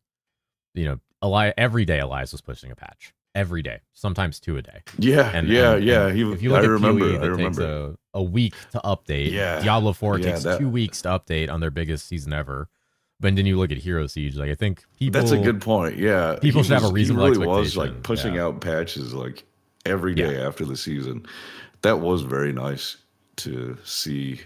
And he was on vacation too, so that's really funny. I think he was in Japan. He was like in Japan. Yeah, he was in Japan sending pictures of Japan to us, and then 2 hours later, he doesn't know how to take a vacation. Hey, so you take a picture of like a nice like Japanese building, and then like 2 hours later, he's like, "Yeah, I pushed a fix. Yeah, here's some pyro buffs." So I was like, "Oh, all right, sure, dude. Good for you. Like, enjoy your vacation." Please. I mean, he deserves it. He deserves it. Everyone deserves it. These season releases are so brutal.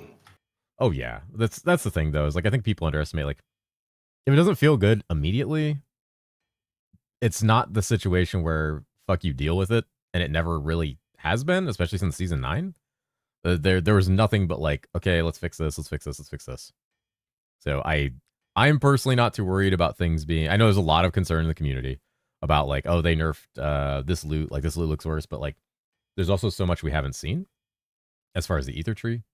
There's so much we don't know about that I have to imagine is going to really, really push that up to where people don't have to be so concerned. I think when people open it, probably, I assume they're gonna. I imagine what everyone's gonna do on their first character is open it and immediately start looking at the Ether Tree and Incarnation Tree on their level 1 character.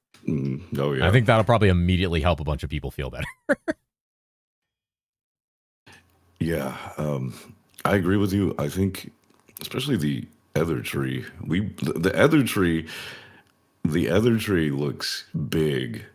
Like you see it and you can tell it's been worked on. There's a lot of stuff on there now. There's a lot of stuff that's going to make mapping, or not mapping, but running areas way more juicy in general.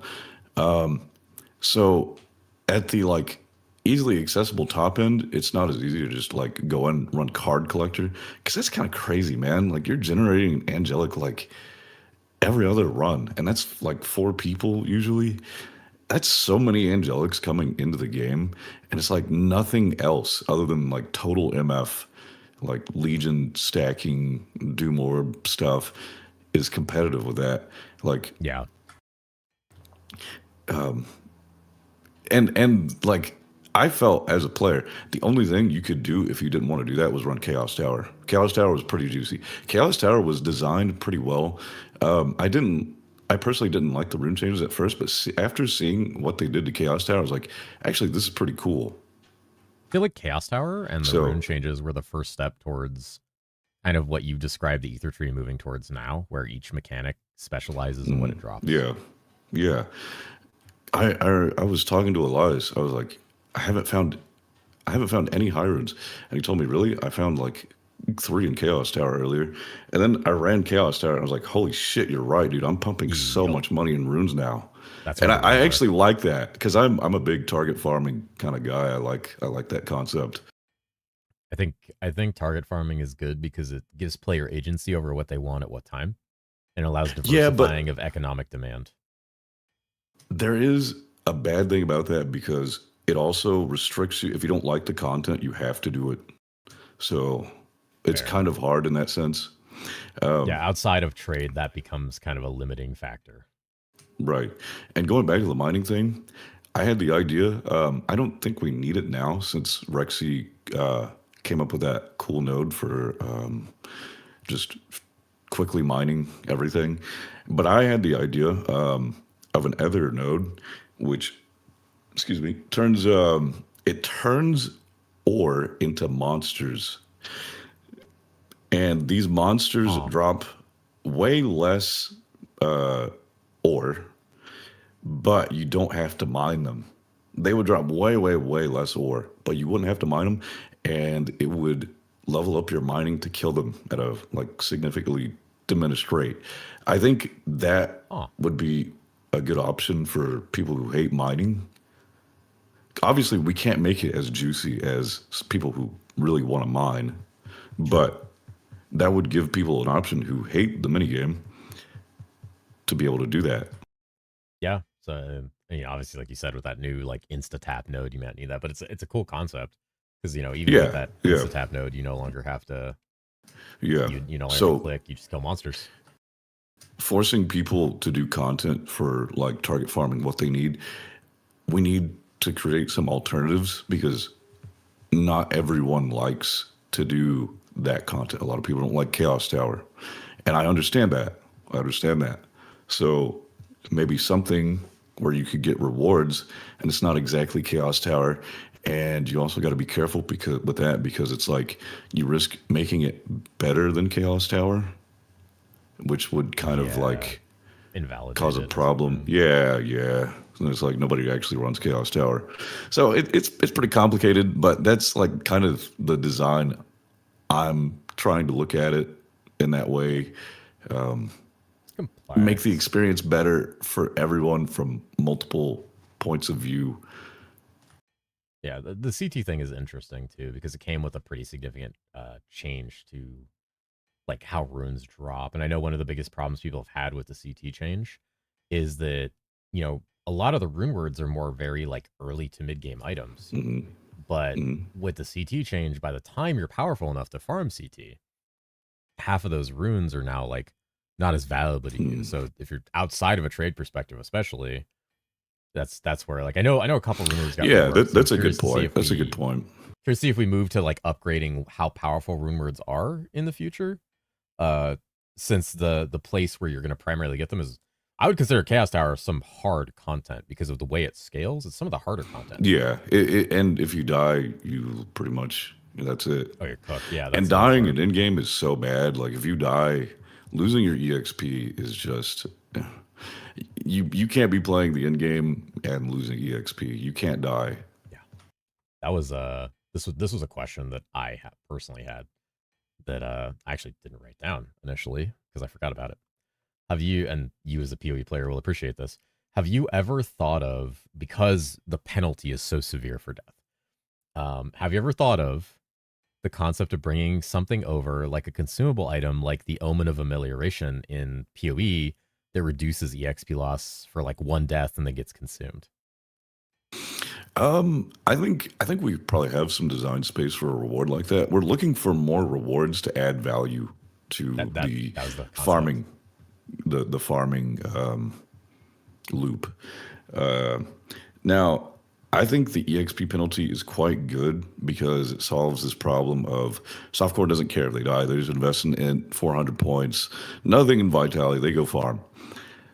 But now it's like if you're dying in game, you are losing all of your most significant progress. Like, if you're playing a build and you're dying in game, like you're basically fucking yourself over. Yep. You have to invest in survivability. Yeah. Otherwise, the most important avenue of progress you're missing out on. But yeah, I think that's probably a pretty good idea for some kind of rewards that we could add to the farming loop in some way. I mean, we have all these mechanics. Yeah. We have all these mechanics, and Kevin and I, Fuma, we want to put their own rewards into them. Again, that was like my ideas with like Gypsy's Prophecy, mallets, stuff like that. You kind of see that with rifts now because unstable dust is actually useful. There's new crafting recipes for unstable dust.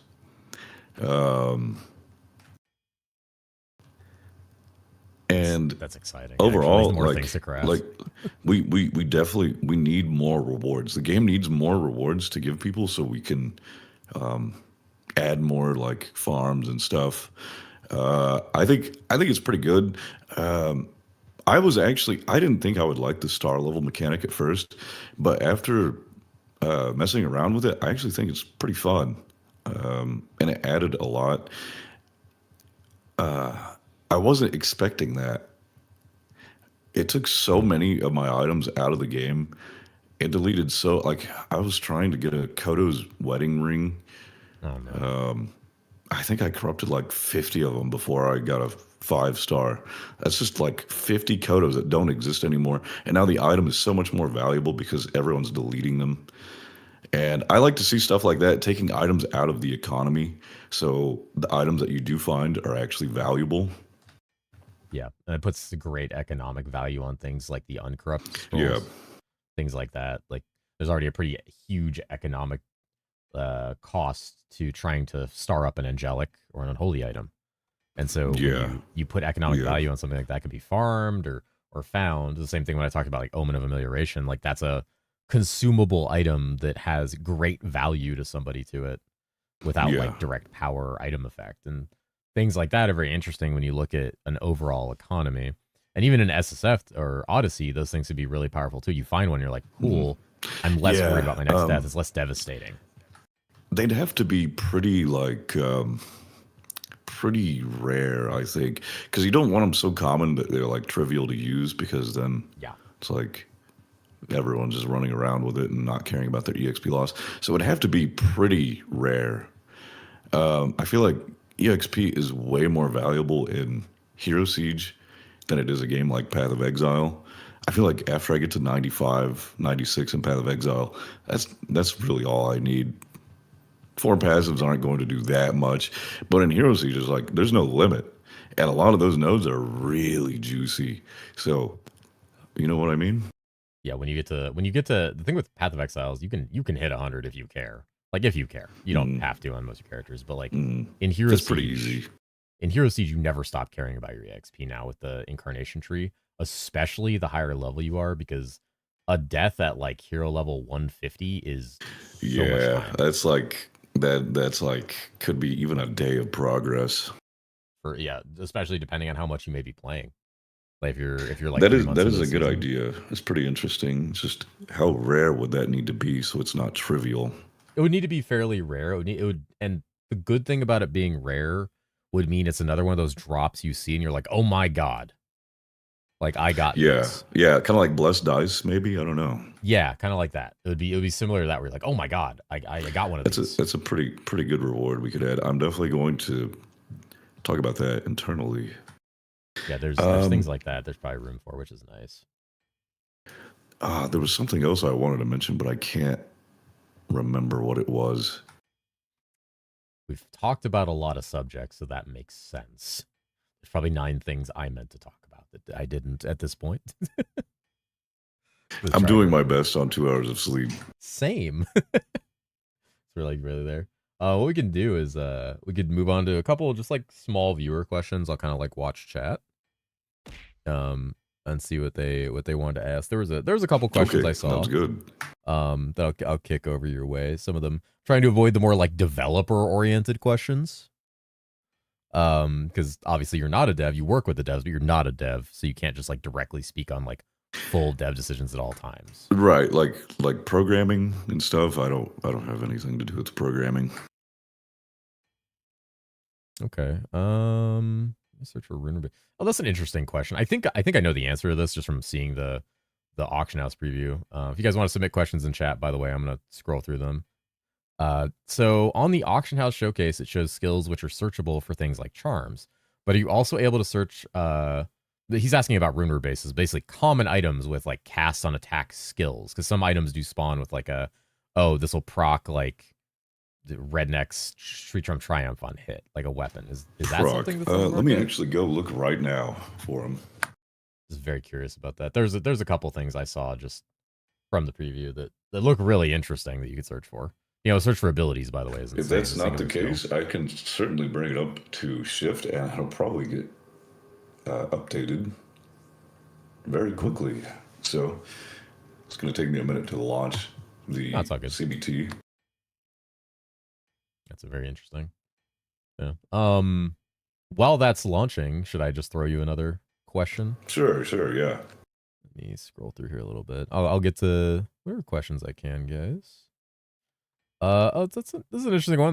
This one kind of hits close to home. I may as well ask it. It was asked by a fellow content creator. So, as the community manager, is there any plan for you to take over the community content section with the content creators? I think someone else handles that right now, but that's more traditionally a CM role in a lot of companies. Rexy and I have a lot of overlap. That is his forte, and he does really good with talking with the streamers and stuff like that. And he's been doing a lot of marketing in that sense. Yes. So sorry if you can't hear me very well. I had to put my microphone down. It's so scuffed. I don't even have a stand. No, you're just projecting. Now we hear you. You just you have that projection. So it's all good. We hear you. From across the room. I mean, if Rexy wanted me to, I could. I think he does really well with it. So I'm kind of okay. I mean, we can also just like kind of split the bill there and collaborate on it. I think it would be up to him, really. Okay, yeah, those are just a question someone had because Rexy and I have a lot of overlap. Yeah, because we already know Rexy does good with that stuff, and that we talk to Rexy a lot. It was just it was a concept that we wanted to ask because like we know that's traditionally a CM role in a lot of places. So I was curious if it was going to be something that came under your radar at some point. And Rexy knows a lot about that. For anyone who doesn't know in chat, Rexy is a partnered streamer on Twitch. Like he knows content. I actually didn't know that. That's really cool. Yeah, he streams TLI usually every season on launch and like blasts to like that's awesome. Max level. I think he used to take part in PoE races too, and he performed really well in those. That would not surprise me at all, given the way I've seen him play games. I'll usually occasionally when a TLI launch goes off, I'll look over and I'll see the stream's been live for like 28 hours. So I'm just like, oh, okay, that tracks. Yeah, yeah, that's awesome. Okay, so I've got the auction house open. I'm looking for proc skills. Is that correct? So yeah, there's items. There's common items can spawn. A lot of items can spawn with a chance That have to, like a chance to proc. yeah, chance to cast like an ability, and usually it's a character ability. So there's the chance on cast or chance on attack to proc. I wish I had one in my inventory as an example somewhere, but like I have seen them. There's chess pieces like I have, like there's the satanic ward breaker armor that has chance to cast volatile shot when you're struck. But there's like common or like magical, rare, mythic items that can technically spawn with things like that. Okay, so I could be wrong about this, but I'm not seeing it in here. I will talk to Robert about it, Shift, and see what he thinks. I could be wrong though and searching for the wrong thing. There was something I missed about the auction house. It's actually freaking awesome. I want to stream this, but well, okay. I don't want to stream it because I could potentially reveal some items that haven't been revealed yet. So I don't want to spoil that.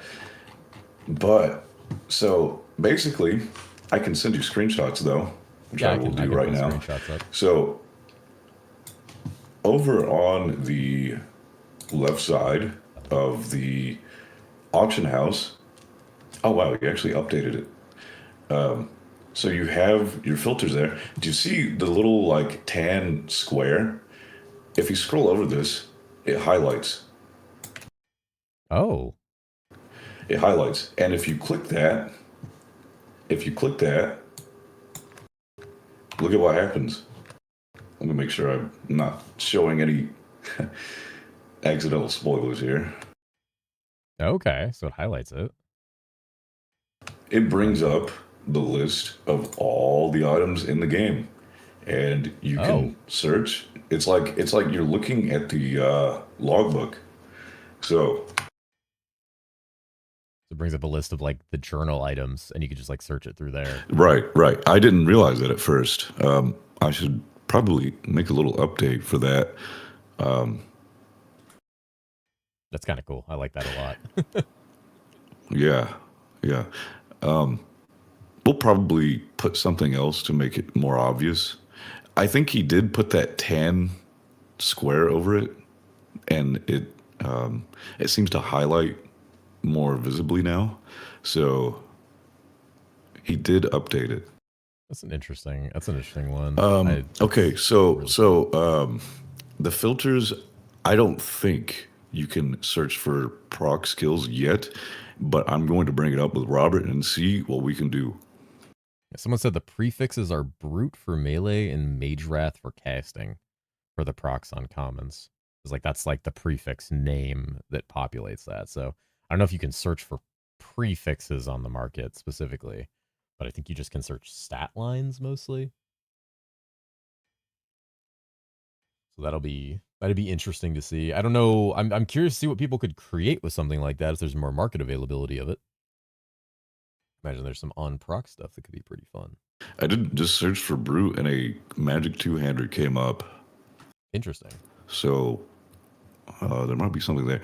But I'm going to bring that up with Shift regardless. I will definitely say something about that, and it'll probably get patched pretty quick. So that's pretty cool. I really appreciate that heads up because that's pretty important. It's one of those little things where it's like, I wonder if this could make it in. Yeah, I mean, we got to make people happy with this auction house. It's one of the most requested features, and I think they will be really happy. And it'll probably be pretty easy to add that in. Yeah, that's a feature that'd be very easy to just kind of like slide in. Sage. One I've actually seen this question a couple times. People, obviously everyone's very interested in the market, if you can't tell, because the market's a big selling point. People want to know about saved searches, if that's even a potential in the market. Like you search for an item with certain stats, and then you save that search because there's none on the market, and then you come back later and you just have it saved, so you could probably research it. I assume is why people want that. I don't think there's like a feature for that yet, but I will definitely add it to the list. Yeah, I think that's something I know a lot of people want. Mostly Yeah, because yeah, I can see that. yeah, that's a big one because like say you're looking for a very specific item or a very specific charm, maybe something where you've kind of filtered down the stats. Like I need a perfect version of this item, but there's none there. I'll come back in like an hour. So like that's where people kind of look at that, or maybe someone's you know like the PoE thing on the market where you can save Yeah, like I'm writing yeah these things down as we speak. like that's kind of like what people look at because like imagine you're farming out there just farming a bunch of like Gypsy's prophecies or something and you're like okay I'm gonna come back and sell these and you just automatically can look up the price of them and be like okay that's what they're going for. We have price check for that as well. You can play next match with 3 points. Say first character doing it goes points again. That's an interesting one. I think I already know the answer to this, especially because it hasn't been spoken on. This is more like a developmental like balance across character question. So, but I'll pitch it anyway because it's interesting to get insight on it. When we're rolling a new character, it's basically a question about like ether tree and that carrying over. That's been a big conversation since season 9. People kind of want to know like what is the chance that we'll get account wide ether tree points so that you don't have to redo it on a character. Right. That makes sense to me. I'll bring it up internally to see what everyone else thinks. My opinion is that it should save over. But if we want that progression to be based character wise, I can understand that it's a little inconvenient, but maybe as another form of progression to the end game. I don't know. Yeah. I don't know how people feel on it. I feel like most people will agree with me Yeah. because a lot of us also play these games and we can see how that would be inconvenient. But I can't really say for sure because I don't know what everyone's opinion is. Yeah, and I think I remember it's So been I brought don't up want to I don't before. want to speak for everyone. Yeah, it's been brought up before. I do remember at one point, like I think it was brought up a lot in season 9, and I think even Elias had said like, yeah, I don't see a reason that that's like bad. Like there was no like that's a bad thing. It's like is shared incarn tree was the thing that there was like a let's not look at that as an option. I think that's where the catch up exp came from. But for ether tree, Yeah, yeah. that's a The little other different of a tree, yeah, situation. yeah. So yeah, Because I I think mean, there's positives there. we obviously leveling is part of your character power, and that needs to be your progression. However, the other tree, we don't want to add too many chores to the end game for re-rolling, and we've done a lot of stuff to make re-rolling easier. Which, oh man, that was one of the greatest changes. The increased EXP gain, the catch-up mechanic, I love that. that was fantastic. Before that, I didn't really want to reroll because I was like, here, level 145. I didn't want to play another character, and like the huge FOMO from making a new character was, I'm gonna be so weak. And then Elias came out with that catch-up mechanic mid-season, and I was like, oh hell yeah, it's time to re-roll, baby. It's like So then I made it. 300% up to your highest, right? Yeah. That's an interesting one. The I guess in the vein of the ether one, which I think a lot of people would agree that like the ether one makes sense. A lot of people have asked about the relic locker. If I assume that's not currently cross character, but is there a That is plan not to currently talk about cross that? character, but we have spoken about making that like a seasonal thing. I'm fairly confident about the other tree being shared. I think most people would agree with me internally, but I don't know for sure. We'll definitely be talking about it. Yeah, that's I know going to become a hot topic if not right now Mm-hmm. already pre-release, like after release, the moment somebody thinks about an alt, they're going to be immediately just like, "Hey, I would like to know that. I'd like to know that. I would like to know if I can roll a character and because there's going to be I think he said there was a title for it in the patch notes for collecting all the relics. I think it's in Yeah, the I patch believe notes. so. Yeah. Yeah. Yeah, so that's one of those things. It's a good It's suggestion. like it's like what is it? The Holy Grail for relics. It's pretty cool. Yeah, yeah, It's gonna be really nice because it's like with the relic stash is like you can have a setup for clearing with magic find and all this other stuff, and then when you need single target, you switch over to your minus res and yeah. all skills and stuff. Yeah. That was something actually. Dawn actually. It's a good suggestion in chat. Relic lockers working with loadout swapping or like the relics. I was changing just your thinking loadout. of that because Yeah, I he said was that, and I'm like, talking that's a about the magic good find idea. and, Yeah, and the yeah, we have loadouts for it. that'd be kind of cool if you're. This comes up to another thing that I had talked about previously. I think in a video or like on stream is the option to tie things to the loadouts because you obviously have your skill tree and stat loadouts. If you could optionally have like a tab or a button where you could tie an incarnation tree to each loadout, and then I guess maybe a relic set to each loadout would be kind of cool. Obviously, it would probably avoid the whole tying a gear set to that because that might go a little too far. But I don't know if we want to like make that super complicated. Maybe just separate loadouts for each one. I mean, we could yeah, tie the incarnation with that, but you have limited loadouts in the incarnation, so it's like if you wanted to keep your incarnation tree the same and change your relics, you would kind of be like wasting an incarnation page if you get what I mean. yeah, that's So what I was thinking. probably Like maybe keeping it's a them separate. check It'd be button. a little more inconvenient, but I mean, just having loadouts in the first place would be great. So I don't think it would be. I think it would probably be best to keep them separate for now, but we'll see if we do get loadouts, which I'll be talking about that for sure. Yeah, I think that's a good thing. Relic loadouts. I think I think it's a really good incarn- idea. Loadouts for the auction house, loadouts for relics. You know, I Yeah, mean, we have incarnation pages, other pages. You know, we want a loadout for everything. yeah, We want filters for we've your got it. filters to filter your filter. Oh yeah, Loadouts to that's gonna be another thing. All filters. people want more filters and stuff, and then that's kind of thing. It's the QOL. It's when you as you add more yes. systems. So I can say one thing I saw Robert Shift talk about with the loot filters. He said he was going to be working on that soon. He just had to get the auction house stuff tied up. So Okay. I don't know if it's going to be season 10, like as a mid-season thing, but definitely in season 11, we're going to see some loot filter improvements there. All right. So Robert's gonna break all my filters mid-season, is what I'm hearing.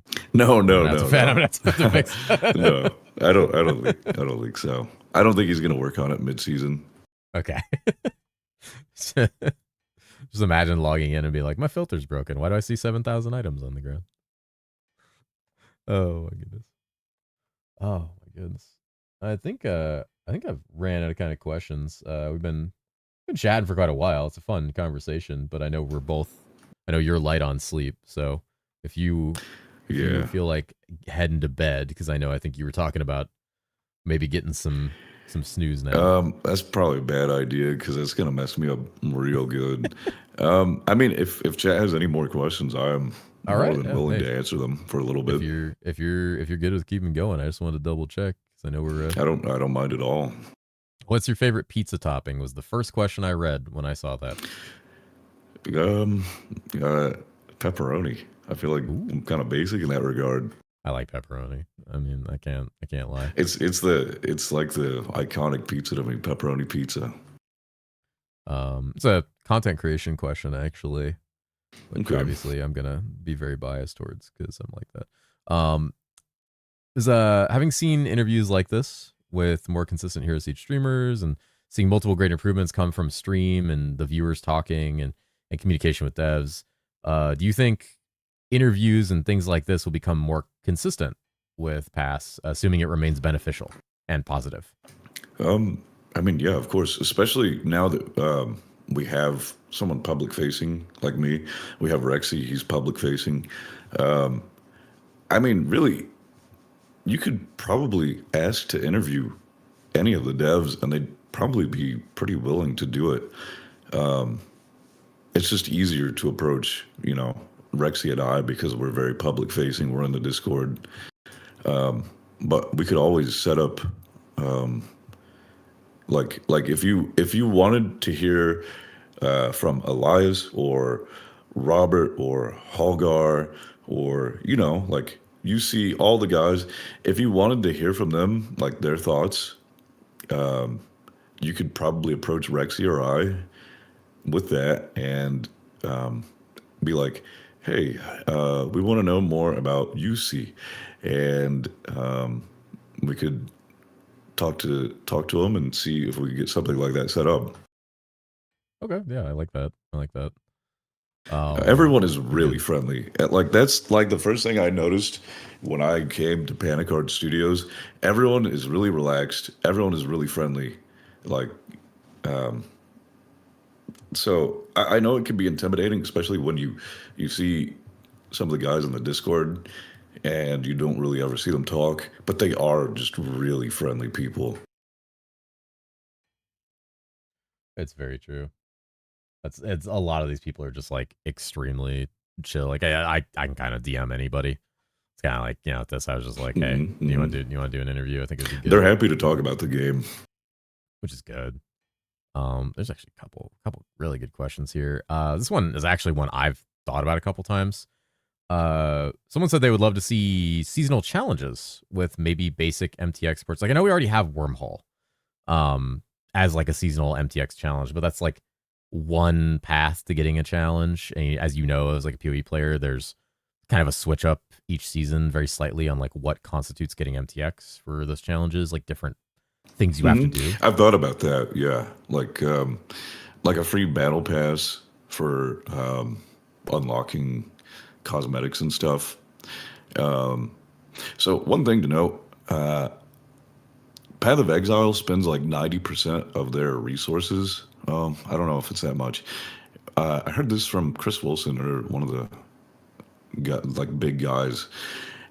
And apparently they spend almost all of their resources on microtransactions. So they have this big push for microtransactions. They have all these artists, animators for that. We only have Mika and Elias for art. So we definitely can do them, and I'm sure we will, because it's a good idea. But we don't have the immense amount of resources to put out like huge cosmetics. And this is one of the reasons why our monetization is the way it is. It's not because we want people to pay for content. It's because we don't really have the resources to like generate hundreds and hundreds of microtransactions to sell. Like we sell a class, and that's a lot of our revenue. And it's not because we really want to make money. We really just want to keep the servers afloat so we can keep developing the game. And Path of Exile can make everything free because they have so many people working on microtransactions, and so the guys developing the game can just focus on that without having to worry about monetization. It's true. Is that am I rambling here? Is that like no? That makes sense. Coherent. That makes a lot of sense. There's definitely a lot of nuance there as far as like how you would approach something like that, especially with like there's big differences in the companies and like your structure and things like that. So there's levels of that where like they can kind of afford to have those sets up, and like we already are getting some good things. Like we have really nice Twitch drops coming in season 10. So that's something. I know it's something that's been people have come about the concept of like trophies and things like that for completing current challenges. So that's where a lot of that comes from. We definitely want cosmetics. We definitely want cosmetics for like in-game challenges, and not like stuff that you just have to buy. I mean, so hold on. There was a good point I wanted to make, but I forgot because I'm like so sleep deprived. It's okay. We live off sleep deprivation here. It's part of my name. We know. We're very cooked.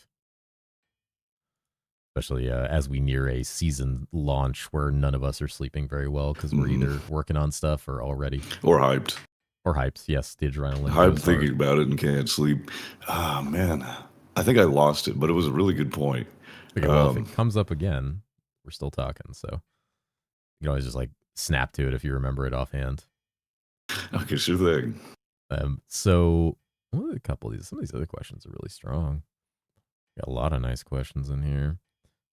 This is an interesting question. It might be more of like a Kevin question, but do you know how often they actually reference the item suggestions tab in Discord if it's referenced anytime? Fuma talks to a lot of people. He looks at the Discord a lot. I would have to ask him, but he definitely takes into account a lot of people's ideas, and he makes sure to use feedback from people that are like trustworthy, and so I think there's a good chance that he does. I kind of figured as much, just knowing how he like, because I know very well that, similar to what you said earlier, he will just go join public voice channels in the middle of a season. Oh, he's always in there. Yeah, he will just play with a bunch of people. He's like Elias. He works like 16 hours a day. Yeah, including he'll sit there and vibe. Yeah, he'll just chat with people while he's working or while he's playing, and yeah, those nice front facing things that people really enjoy. Okay, here's two fun questions that might be very technical. But we'll see. Let's see. Where was this last one? So here's one which is hyper technical. Do you think PASS will ever consider going to change in their anti-cheat? Because I guess Linux players have a lot of issues with that. And there's some weird performance hits from EAC. I've experienced them actually. I get micro stutters in my frames. It's less now than it used to be in season 8. But there are performance issues with that. I don't know if there's ever been any internal discussion about moving away from the current EAC and moving to something else. Because I know it's a pretty big thing decision-wise. So this, I don't know. I don't really think I can answer this question. I just know that obviously we want to keep the game as clean as possible, and we've taken measures to make it as hard to cheat in the game as possible. And I'm not really sure what we can do in that regard. I have no knowledge on it. That would be more of a question for probably Elias. Yeah. I mean, it is what it is in a lot of ways, because it helps. That's up to him. Yeah, it's good for the game overall. I don't really know anything about it.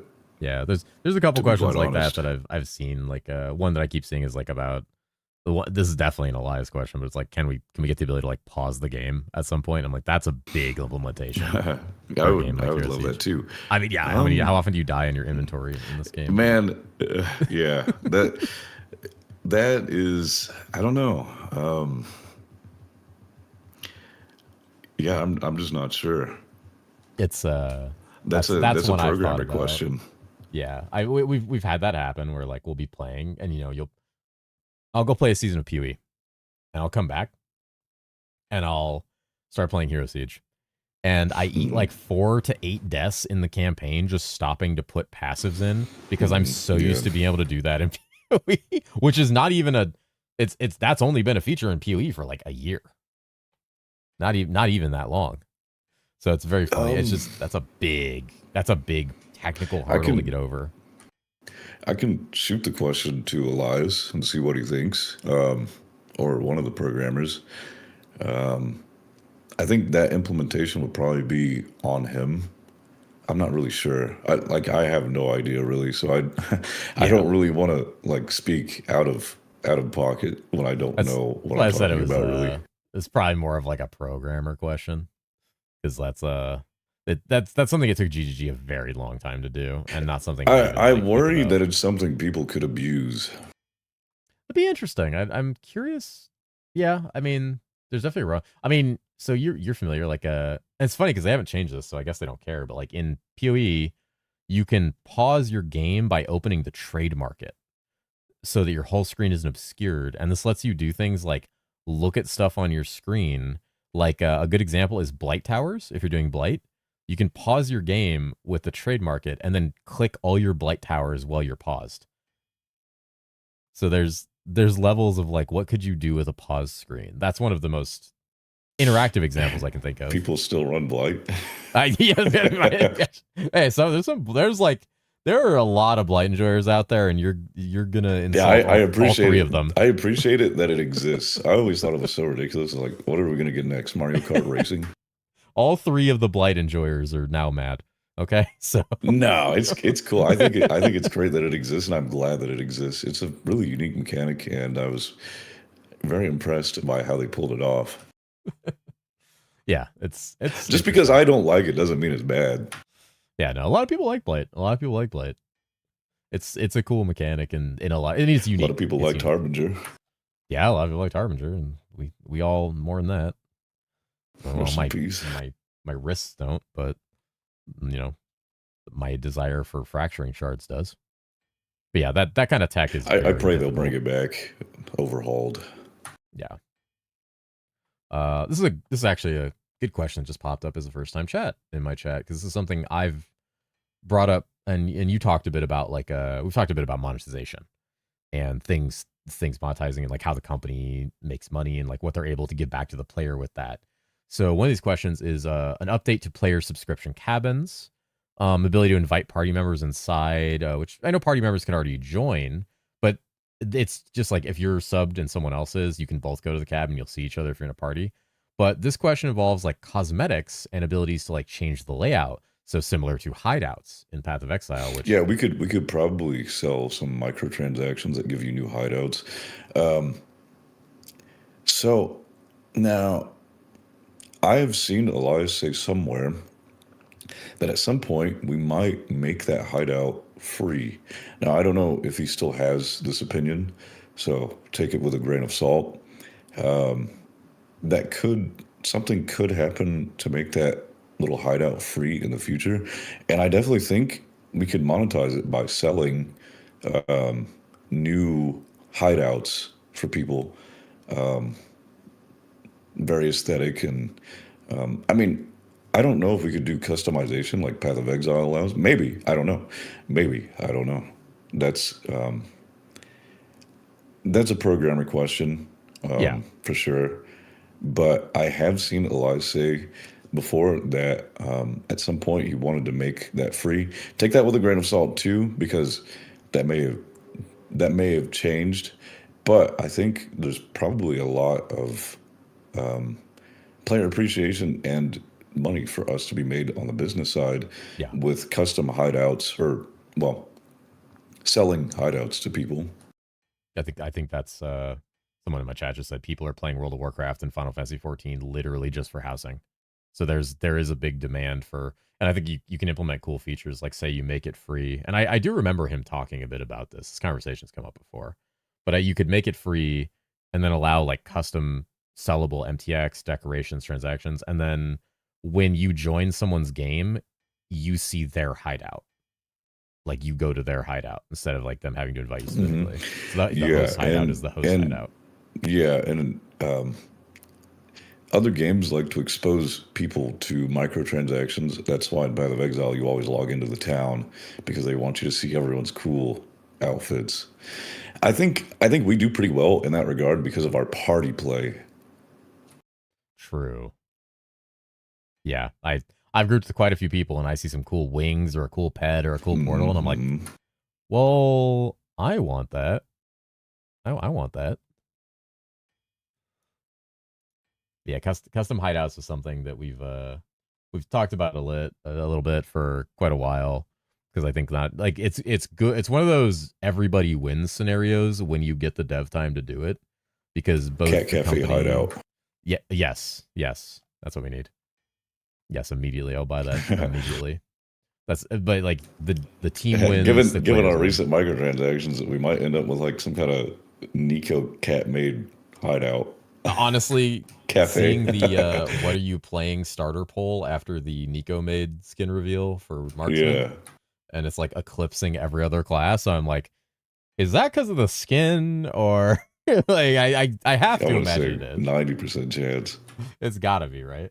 So like, yeah, that tells me there's a level of popularity there. A little Nico made house kind of thing. So yeah, that's something a lot of people have been curious about. That's very interesting. Let's see. I forgot to fix that poll. Oh my god. Some interesting questions here. But yeah, that was one of the ones I've actually personally wondered about quite a while. What was that one? That's an interesting question. I think I already know the answer to this one. Someone asked if you know if there are more than the known hidden cosmetics that exist in the game at the moment, or would there be more hidden cosmetics in the future? Because there's already some cosmetics that are like hidden in the game. There are, yes. I don't. I mean, I'm sure there's going to be more in the future, but I don't really think I can reveal anything about the hidden cosmetics. Okay, unfortunately, that makes sense. Okay, in case there were some secret ones nobody's found. I remember hearing about something a while ago, but now I'm not so certain. That's fair. That's fair. I'd have to ask and look. Let's see. I have 4 minutes until ads start, and I have one more question I for sure want to go through. This one actually is one that kind of got brought up a couple times. Any thoughts on like map clutter, like small rocks and things that players get stuck on? Oh yes, this is a really good question. Sorry for interrupting you, but no, you're good. This is one. You're excited about this one. This is one that I'm like, yeah, we got to do something about this. It is probably the number one complaint I ever see other than the auction house. And I think it's a big reason why people stick to teleport skills, other than teleport being really strong, like going through walls and stuff, being super fast, kind of unbeatable in that regard. So I had the idea of making phasing allow you to phase through small objects. Obviously, this can't happen in the upcoming season, but this is like an issue that I really want to like look at, because I play the game too, and I agree with that. You do get stuck on a lot of stuff, and at the same time, we want to make the game look good. So I've had some ideas. So phasing, letting you move through small objects, that would solve a lot of problems. Also, the way we design these, I call them doodads, like a fence in an area that would be like a doodad. That's just what I call them. So say you see a fence and you walk towards it. The fence could fall over and not hinder your movement. Things like that don't take away from the art, but they, like you don't like get stuck on everything. There's a lot of stuff like that we could do. Probably make things breakable.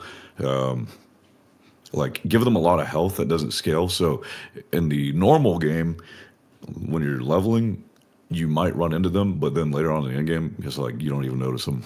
You're just blowing them up. Yeah, that's a good way. That's the artistic direction of each of the zones. The style. Yeah. We still want things to look good, but also you do get stuck on a lot of things in Hero Siege, and it's a big complaint, and it's legitimate. So there's ways that we could fix this without compromising the art, like with the fence, destructible objects.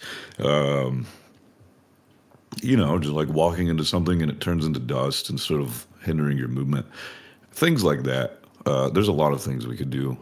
And I'm really excited because that's one of the main things that I'm going to be talking about for season 11, because that's a big problem that we should fix, because it will make the game feel so much better. Movement classes, it's just like a huge indirect buff to anyone who doesn't use a blink skill. And yeah, it'll just make the game feel very fluid. So that's a good question. I'm very glad that was asked. Yeah, it's big brownie points to whoever said that. Yeah, that is one of those things where a lot of people are like, one of the, as you said, one of the big complaints next to the market is like, I trip, fall, get stuck, and collapse every 2 feet in some of these maps. And like the maps look good. We can't take away from the artistic direction because they look good. But there's definitely a question of like, how hard is it? And then the biggest demand for a blink skill, I think, is clutter. Other than just speed, right under that for a lot of people, maybe as much as speed is the clutter, and trying to avoid that. Yeah, yeah, it's definitely a huge thing. I mean, teleport. You can also like go through walls with it. So it's, Yeah. like how are you going to compete with being able to go through a wall? You can save like 30 seconds in some cases. Yeah. It's the flow of the game, and like when the flow gets interrupted while you're farming, like you hit like a rock or a torch or a fence, you're like, ugh. And it's like it's death by 1,000 cuts over time. It's frustration, but like the idea of phasing through it, that makes phasing a much more valuable Yeah. stat. So when you get movement phasing, you can, and phasing is pretty available to everyone in game. You can't really get it early unless you're an attacker, but there's lots of good in-game items like Girdle of Eternal War. Is it? It's a Sung Lee belt that has phasing. It's just a crazy belt in general, and so you would be able to benefit from that in game. Now, I don't necessarily think movement feeling good should be something gated behind in game. This is just one of the things I've been thinking of to help with it. The like general idea of helping that without compromising art direction is like walking over a fence and the fence falls over, doesn't hinder your movement, or walking into a hay bale and the hay bale like puffs into a big cloud of hay bale smoke or whatever. Yeah. You get what I mean in that regard. Just like they're more interactable rather than walls. Yeah, they're not obstructing you, but they still exist, so they're like a physical thing, like in the game. But they don't stop the flow of your gameplay without taking away from the scenery and their existence. Like I understand. Yeah, exactly. I like that a lot.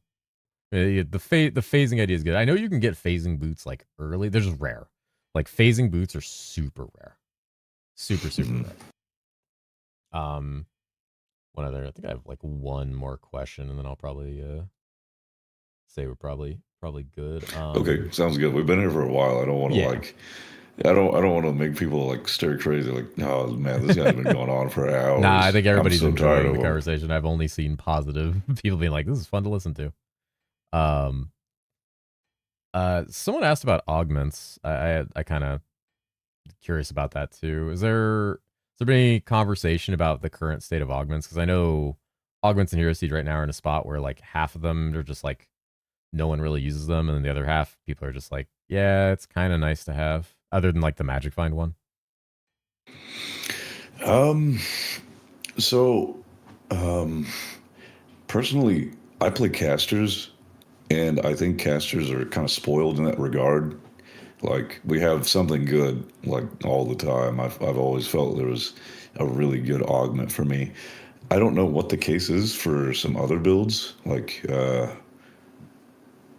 can you give me an example of an archetype that doesn't have good augments? Oh, just like a chess piece augment that's like not good. I thought we were talking about right. That's some classes not being able to take advantage of. That's augments. A problem.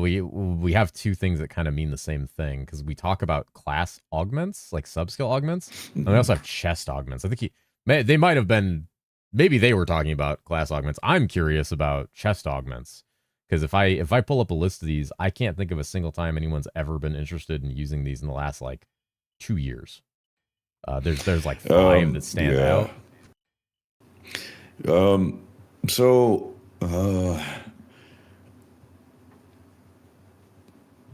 I haven't really spoken much about augments. I think it's a pretty fun feature. Yeah. I really liked augments back when they modified your ability, but I mean, we have major sub skills now, and they've taken that place. I did like the itemization power that came from those personally. We could, as far as I know, I don't think we've updated it in a bit. I could be wrong about that, but they're pretty fun, and we could definitely look into making a lot of them more useful or better. And naturally, as the game develops, a lot of those augments may accidentally become more useful, if you know what I mean. Yeah. Yeah, I think that's true. There's a lot of them right now where I think a lot of people aren't even really sure like what they do. I think especially because there's such a heavy cost to Yeah, and also we've had problems in the past, like with Nordic Winter mm, blowing up the game. yeah, I remember that. So it's like it's kind of hard to balance them because if you make them too strong, it's like um, you risk turning the build into the augment, which can be cool in some cases, actually, I think. Yeah. But it's another layer of balance, and but I agree with you. We should take a look at those because augments. I like augments a lot, and I mean, if there's any archetypes missing augments or something like you feel maybe there's not good augments for poison, for example, I could definitely list that down and take a look at it. Yeah, I think it's one of those things where like I feel some of the options have hit a point where like even when I'm like writing guides, I'm like, okay, these are like two options that are like kind of good. And then there's like the MF one, which you're just gonna take because the augments have been kind of slowly tuned down over time to where a lot of them are just not as impactful. And so just I think Well, at the end game, everyone just takes MF right now, other than like the so minion like builds. how do you feel about monstrosity? Monstrosity is interesting. It's very interesting because it's very hard to do the math on it a lot of the time, but Yeah, it's it's very kind of unique. inconsistent. It's a Yeah, little inconsistent because it's very it builds up and then it has that big burst and it goes back to zero. Does it's it hard to does it feel that. feel yeah, it's kind of like those buffs that are have a requirement, I guess, but I'm not really sure. So obviously MF is super strong and it's like it's easier to look at MF and say I'm getting 10% more total magic find in Inferno or whatever, and more gold find Yeah, than it is to look at monstrosity and actually measure the amount of damage you're getting from that. Is it like actually improving my clear speed by 15%, or is it actually is it doing basically nothing? yeah. It's there's magic find you can at least pretend to feel when you get drops. With monstrosity, you're kind of always wondering. Like you can go do a boss and maybe you'll see Yeah. it, but it feels a little like it's a very cool concept. But the thing you're gonna feel maybe is the reduced mana cost, but you're probably building around mana cost already. Mhm. So that's one With of the things. things like so on the incarnation tree, there's like one that gives you I think 40% more magic skill damage at the cost of 350% increased mana costs. I don't know if you use that. Do you use that? I've used that before, like two different builds. I use that. Do you, Sandguard do you think usually use that. monstrosity would help with that significantly, or do you think it wouldn't really Possibly. do anything? You wouldn't really feel it. I think the problem is if you're building that node, you're inherently trying to build a way to circumvent the negative of that node without trying to account for a chess piece, especially one that's rotating and is not like guaranteed uptime. Like, yeah, you're going to get it every X amount of casts. You could probably math that out based on looking at the stacks. And this could also depend on how many monsters you're hitting or if you're hitting one target. But you're probably going to try to account for mana hunger in your own character before considering monstrosity. So it would be really cool to make those interact. I think Okay. the ramp up might just be a little too high or inconsistent to consider as the answer to it. Because you're gonna run out of mana usually if you're not already answering for the mana hunger cost, you're gonna run out of mana before you can trigger monstrosity in most cases. And one thing we have to consider, we've obviously increased the player power like multiple times with the incarnation tree. Yeah. So it's like, do we now also need to buff the augments as well on top of that? I mean, Yeah, they I could think definitely be made more interesting, but um, in a way, it's like if everyone is just using avariciousness, is avariciousness too strong? You get yeah. what I mean? I think It's like that's if everyone's just running an extra 150 MF yeah, and and gold that's find. a good point. I'm not saying I want to nerf it. Don't worry. I'm not looking to do that. But it's just something we have to consider when we make changes like that, because a lot of people get a lot of value. Well, I think a lot of people get a lot of value out of an augment. I think attackers, the attack speed one, I can't remember what it was. Last time I used that, it was really strong. The Tempest Strike, but that might not be the case anymore. Lethal Tempo is really strong. I can't remember which one, but I think I get what you're saying. You just want the augments to be more useful. Yeah, and I don't think that needs to necessarily translate to raw player power, because, like you said, monstrosity is interesting as a concept because of like the effect it has. It's just an inconsistent kind of thing, and like you said, player power is already scaled heavily, and we're getting more of it. Being able to forge and star charms, like that's more player power. A lot of people probably didn't like kind of skim that in the patch notes. We're like, oh, that's neat, but like the player power that probably offers, when you think about what some of the options in the game do. And yeah, so imagine the Anubis Hawk with 5 stars. It's gonna be so much flat life, percent life, so much life. Like there's your early game survivability, man. Yeah, imagine the giga rich guy who 5 stars their pumpkin, like, and you can forge it too. Yeah, so when I look at augments, I think maybe instead of player power, maybe there's a world where these are more utility. Something still interesting that you want, but not like directly like, oh, this gives me X amount more damage, or so that's hard to design though. Yeah. How about an augment that makes your blink cooldown recharge? I don't know about that. The blink. I'm surprised nobody has talked about blink. I have been avoiding talking about it. You can talk about it with me. I made a whole video about it. Oh, you did? Yeah, we spoke about it before. Did you use my thoughts on that? I did, actually. I said that it was speculation because I didn't want to name it, but I used your thoughts for the all roads lead to Rome kind of concept that I talked about how like it, you can't have everybody building the same thing all the time as the one solution. Yeah, I mean, if you think about it, in these other games in the genre, what movement ability exists that lets you go like teleport through walls? Like you can use Frostblink in PoE, but it doesn't go through walls. It can go over things, but it still can't go through walls. Yeah, that's a big part of it. And yeah, so the only other game I can think of, I don't really play TLI, so I don't know, but Diablo 2, and I mean, look, everyone plays Sorcerers in Diablo 2. Yeah, League Star, I mean, Enigma is the most valuable item in the game. So it's like, I was really against the blink change at first. I didn't like it. But then I kind of realized it's like, I think this is always going to be a really big problem. And that's one reason why I really want to make those changes for obstacles in maps and stuff, so people don't feel like they have to use it. They feel a lot more okay with just being like a movement guy, stacking movement speed. Yeah. And like I don't know, I just felt like everyone in herosiege ended up using some form of teleport. I kind of came to that realization. I had like an epiphany over it, and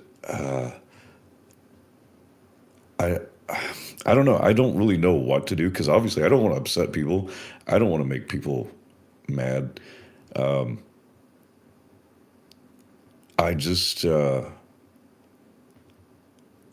want the game to feel better overall, and design it in a way where I don't think Blink can be as super broken as it was.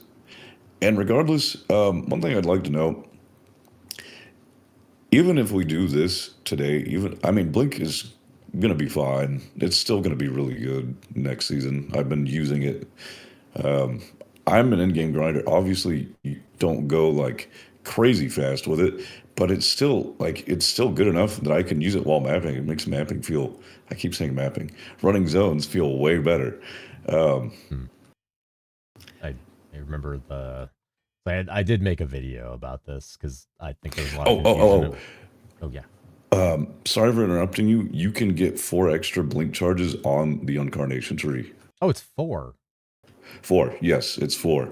So they're very convenient too. And I suggested to Elias to add these, but I actually think maybe it's just going to result in the same problem where now it's just people take these 4 nodes.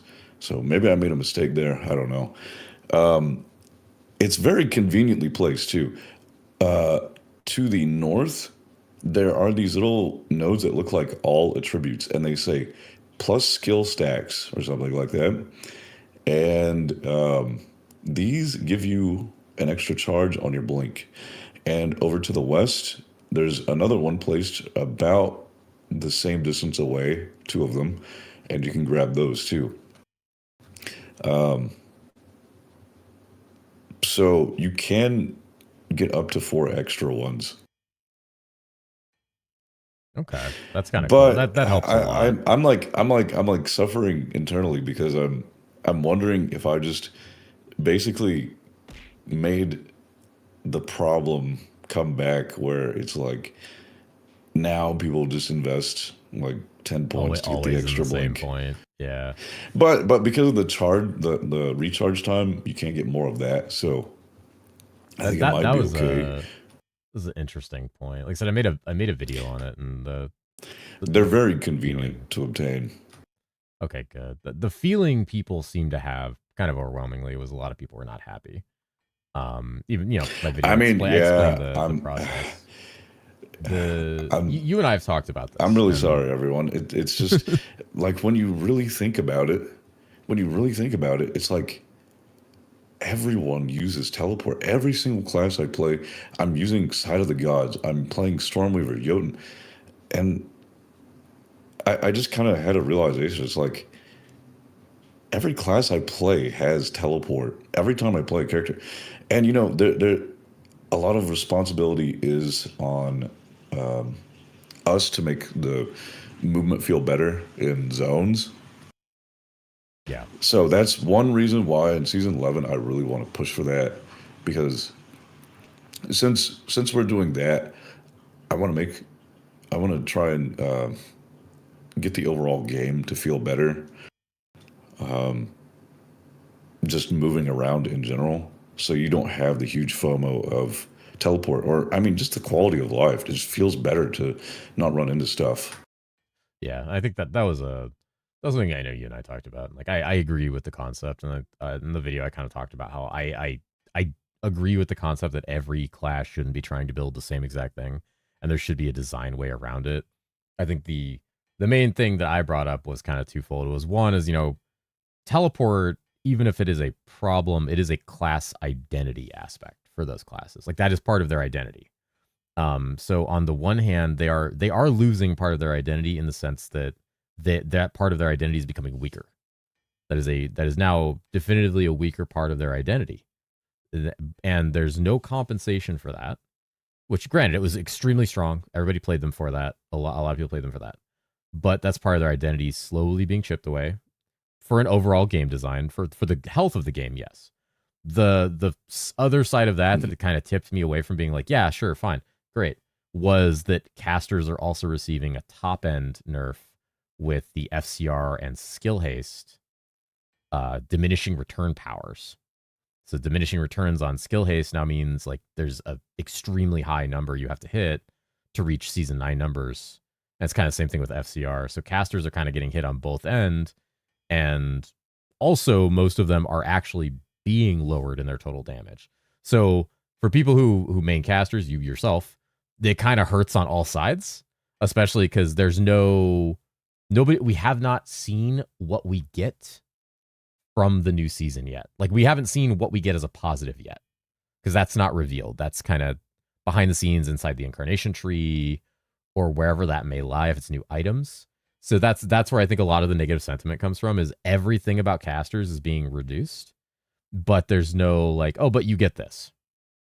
And I think that's kind of where a lot of people feel the issue. Yeah, and we also have to consider the huge buff that the incarnation tree had for casters in the first place. So it's, yeah, some nodes were way too strong and they had to be toned down. We have new nodes. I want to show one from the CBT that'll probably make people happy. Okay, I'm not going to show it, but I'm going to imply it. Okay, so kind of a little teaser for your stream. Okay. There are some new nodes for light radius that scale something to do with magic. Oh. So yeah, that is another option, and I think people will be pretty happy about that because since a lot of casters are losing their teleport, since we have a node for magic that has to do with light radius, which scales your movement speed, if anyone didn't know that, it might make up a lot for, like the damage and less teleport charges because you'll be able to invest in that. And, a lot of the in-game charms and a lot of items you use have light radius on them. So you'll be benefiting from that. Honestly, after the stream, I think I'm just going to put those nodes out on the teasers. But yeah, I think that would be cool. I think it'd be cool. I think because you get light radius out of these skills, your movement speed. There's a lot of light radius items in the game. I know we saw light radius stacking was kind of something people played with originally for the attack damage light radius nodes in season 9. So that's something that's kind of cool. Like I said, that's kind of I think where a lot of the sentiment around teleport is coming from. If you really look at it from like just a factual standpoint, you're like, okay, teleport and the identity getting reduced, damage at the top end reduced because of diminishing returns. Incarnation nodes nerfed, caster damage nerfed, and so like all of that together, everyone's just like, all right, so I'm just playing Bard. It's kind of the reaction. But also we've got new nodes that nobody's seen, and that's the problem. They're there. It's just we don't know they're there. There's still a lot of really good casters. Oh, there are. There's good casters, which I've been telling. I told a lot of people. There's good casters. I think Bard. People just want to play Flicker, man. I mean, Flicker's iconic. I think the reason people want to play Flicker is because you can clear a map in 5 seconds with Flicker. Yeah, but I mean, hey, and it's also fun. It's very fun. It's an iconic experience. I think everyone should experience Flicker at least once. That's why when I played PoE, I had Elias play Flicker, and he was having a great time. Yeah, it's a fun spec. But yeah, I think that's where a lot of sentiment comes from with people. And I think that's just because, like, obviously it's a hit to something people love as an archetype and movement. The movement philosophy in the game as whole is changing. And when you change the entire philosophy of something that's been in place for years like that, obviously people are going to be like, whoa, change is difficult.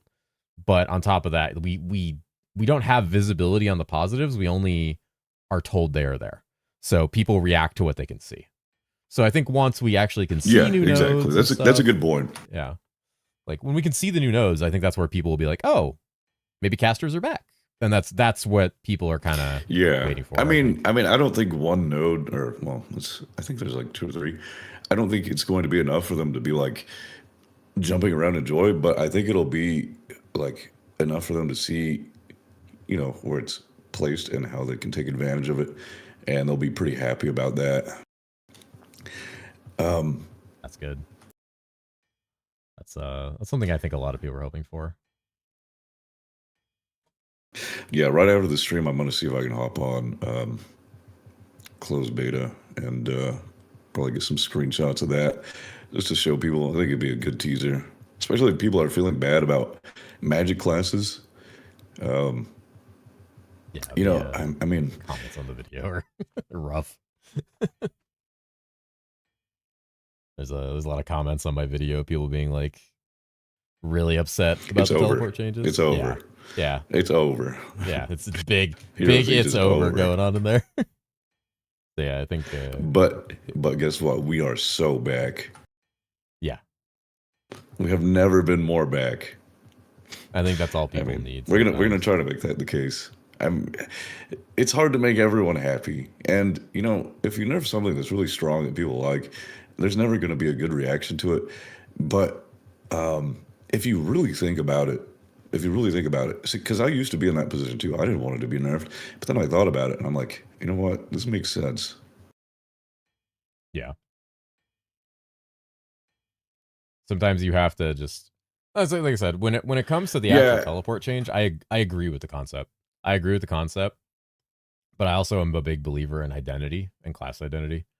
And Yeah, so and it's we're easier to adding more swallow. abilities in the future, so we're gonna have a lot of design space for that too. Um, I don't know when we're going to do that. Probably season 11. I mean, we had we put up a document for new skill ideas to add to existing classes, and we were filling that up pretty recently. Actually, I think about a month ago. So People we like we can that a definitely lot. expect to see some class additions that'll make you feel better about that. Yeah, The I'm really identity. happy with that. Um, That's something I think a lot of people are looking forward to is kind of like some slight class shakeups like that, especially yeah, with yeah. heroes. There's a few that I personally think could really use it. I think it'd be cool for Butcher to get some new abilities.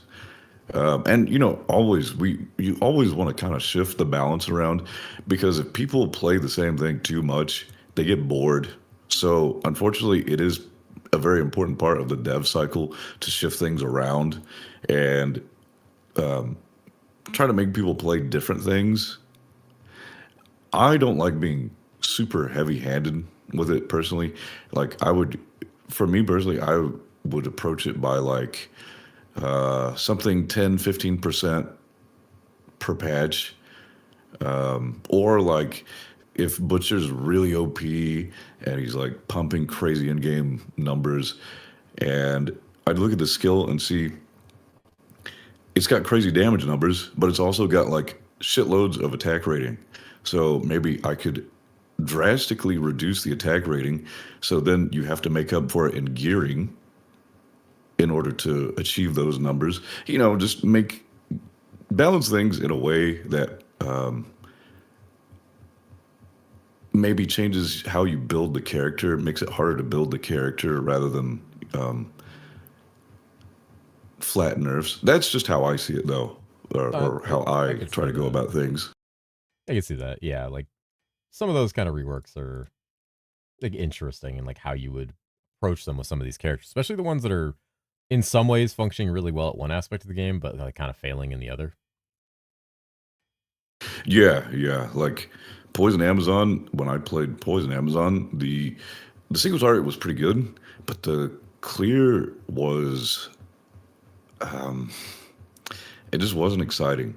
So my Envenom change, I think it would make it would make the class a lot of fun. The If reaction I if you saw play in Poison chat over that, Amazon, yes. you might be worried. Yeah, yeah, they know.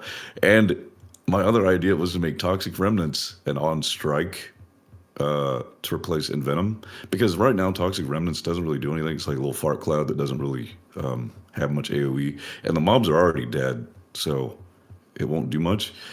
So we could move Toxic Remains to an on strike Hmm. to preserve the DPS of Envenom, and then Envenom could be on kill, and so you would get some really fun clear with that. That sounds okay. That now we're cooking. Now we are cooking with some rework here.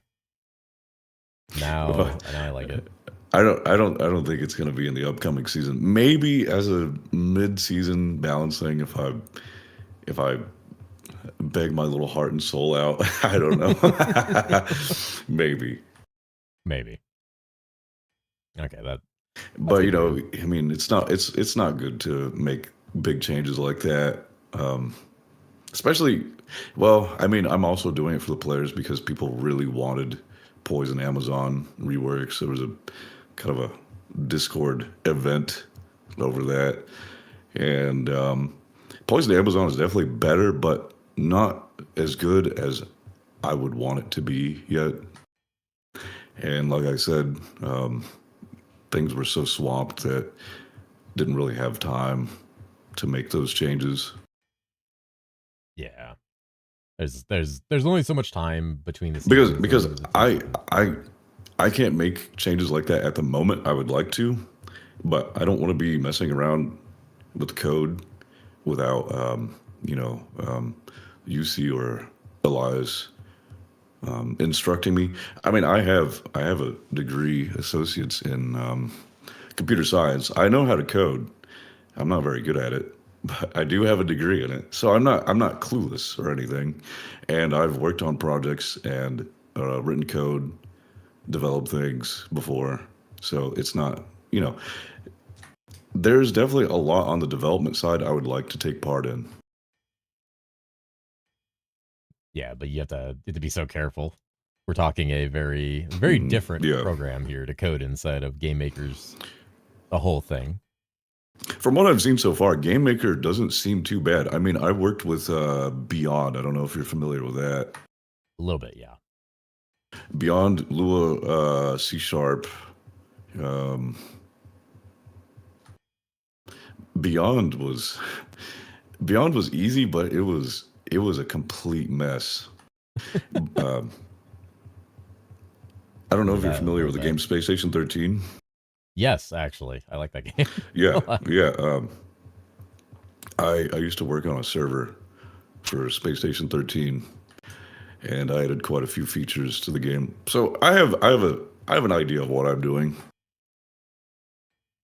Yeah, that makes sense. Sort of, that's but good. I still don't want to touch anything without Elias's or UC's graces over that, because if I mess something up, they got to clean it up. Yeah, that's I would not want to mess up something some programmers coded just because I'm like, I have a good idea, and then like it's like, now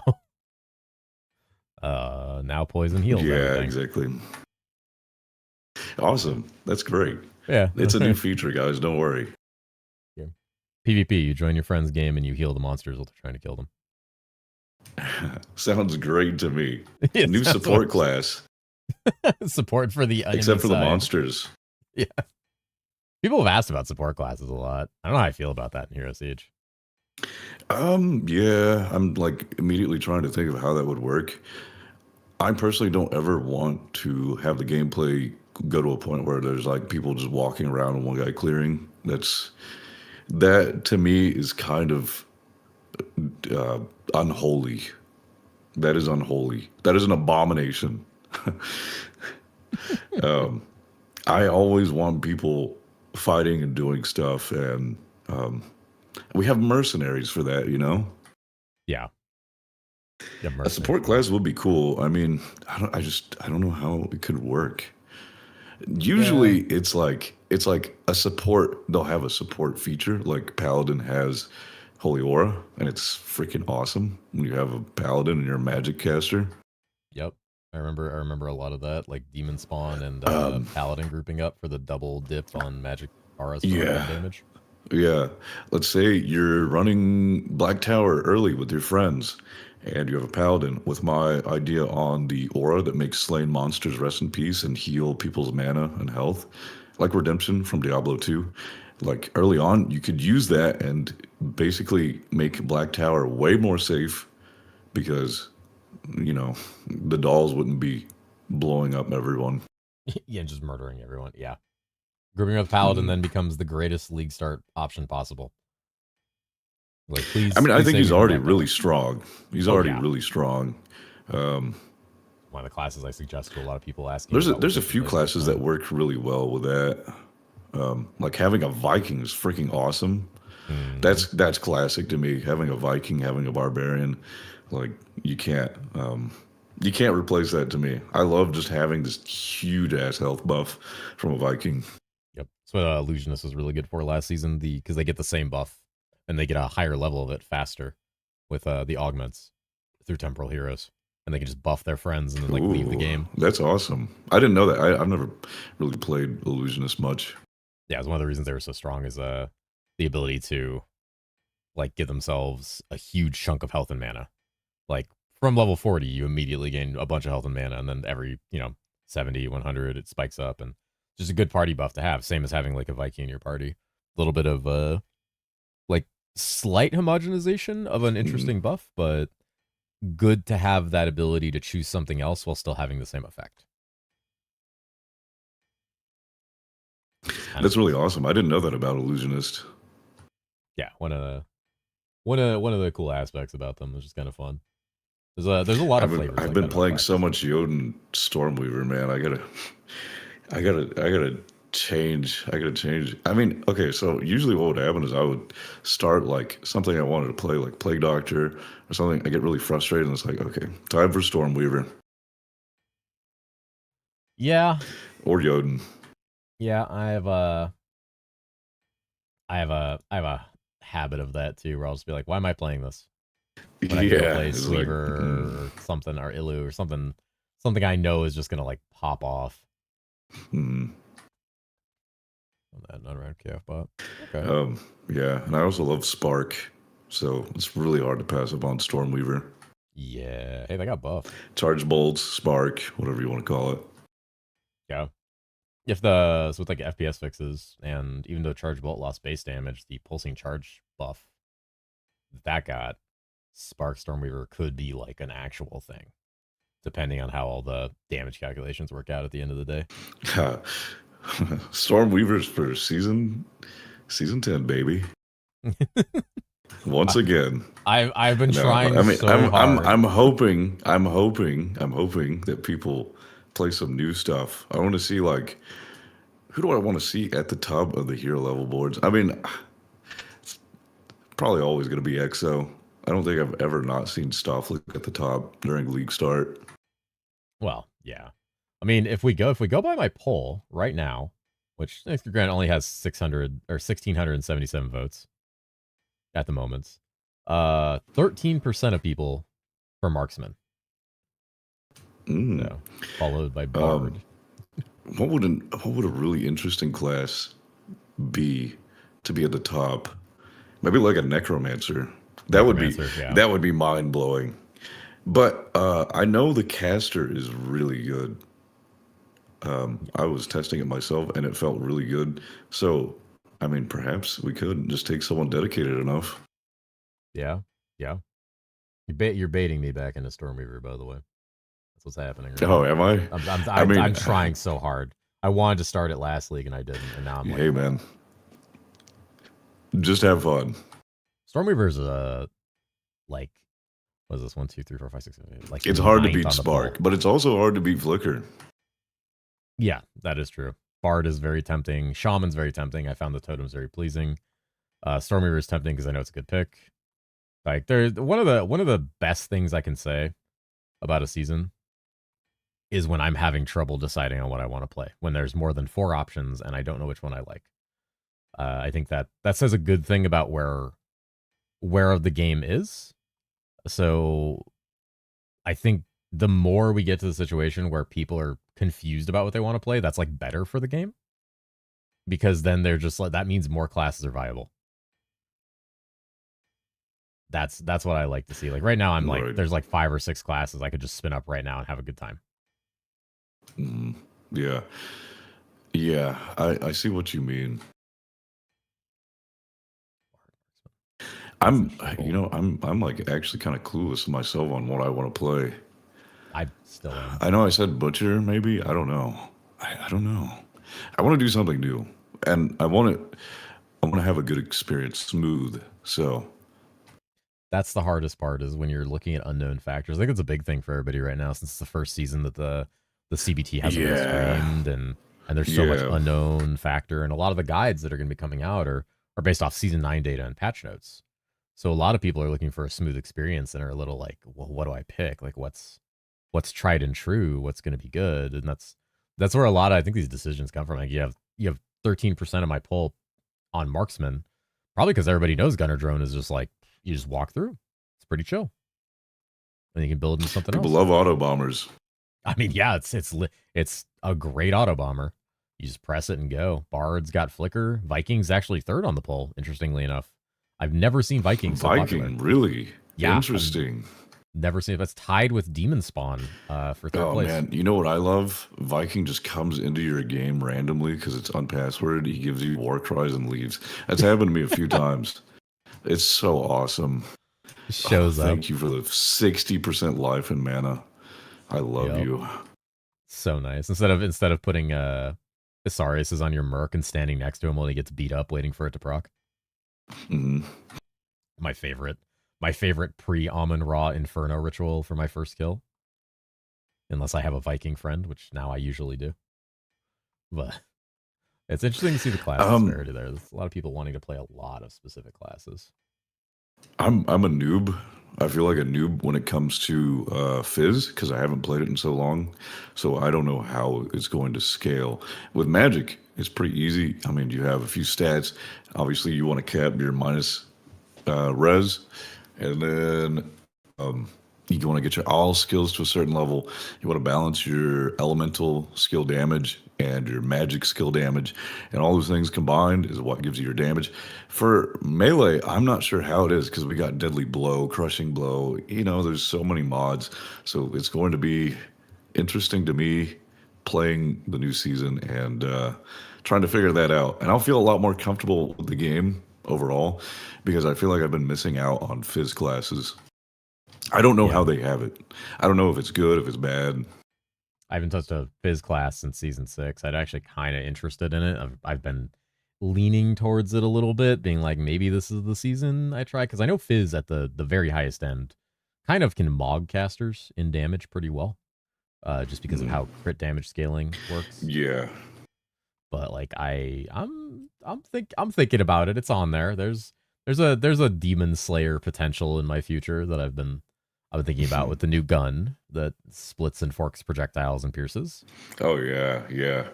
Ooh. Yeah. Yeah, it's one of those things. Well, yeah, I think that's every question. I'm like thinking about that in my mind. I'm thinking about that in my mind right now, and I'm just like, holy shit. To make it worse, think about what is going to happen. Oh yeah. Marches of Hatred. All right, Marches of Hatred, 100% move and attack speed. Hopefully persist between zones, so every reset maybe you keep it. And then the new gun with bullet hell. You know what? Maybe Marches of Hatred needs light radius scaling on those stats. Come on. Up to like 10. I don't know, man. That was so a little lore about Marches of Hatred. Elias and I really love Hatred, the game Hatred, and that was kind of our unique item. And it hasn't been good for like ever really, but now I think it's actually going to be good, and I hope people use it because every time I'd open up the market, it'd be like 500k gold, and I'd be so sad. Yeah, I mean that's a pretty significant buff. I would be shocked if it's not included in quite a few different setups, especially for any attacker that wants. I'm just memeing about the light radius. I mean, if it's somehow not good enough, you know, maybe I could convince Kevin Fuma to add it. Perhaps, I don't know. Unholies need to be good. There's a lot that we probably need to go over at some point. Like getting, in my opinion, getting an angelic or unholy should always feel freaking awesome. Yeah, that was one of the things I think they wanted. It's kind of sad. It's like there's some that just don't really have. I don't know if it's that they're not good or if they just don't have any use cases. Like I always see, I think Saint Drax's chainsaw is usually really cheap. Yeah. The Gabriel sword, the lance, the pig sticker, Gabriel sword. Yeah, there's a couple that are. It's mostly the weapons that seem to kind of fall by the wayside. I think Mika's even is kind of like has some niche cases, but I think I've seen Mika's used in a lot of like it's like the thing you get before your big item. So I don't think that one's too bad. I see people use it.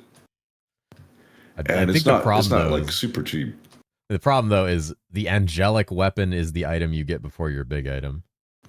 Well, you know, like we still have angelics have different rarities. So there's Mika's, and then you know it's like we have Marjorie's, but then we also have patrons, and we have liquid holster. So you know, and there are stats on Mikas that may make it best in slot for one archetype over another. So True. that's something to consider.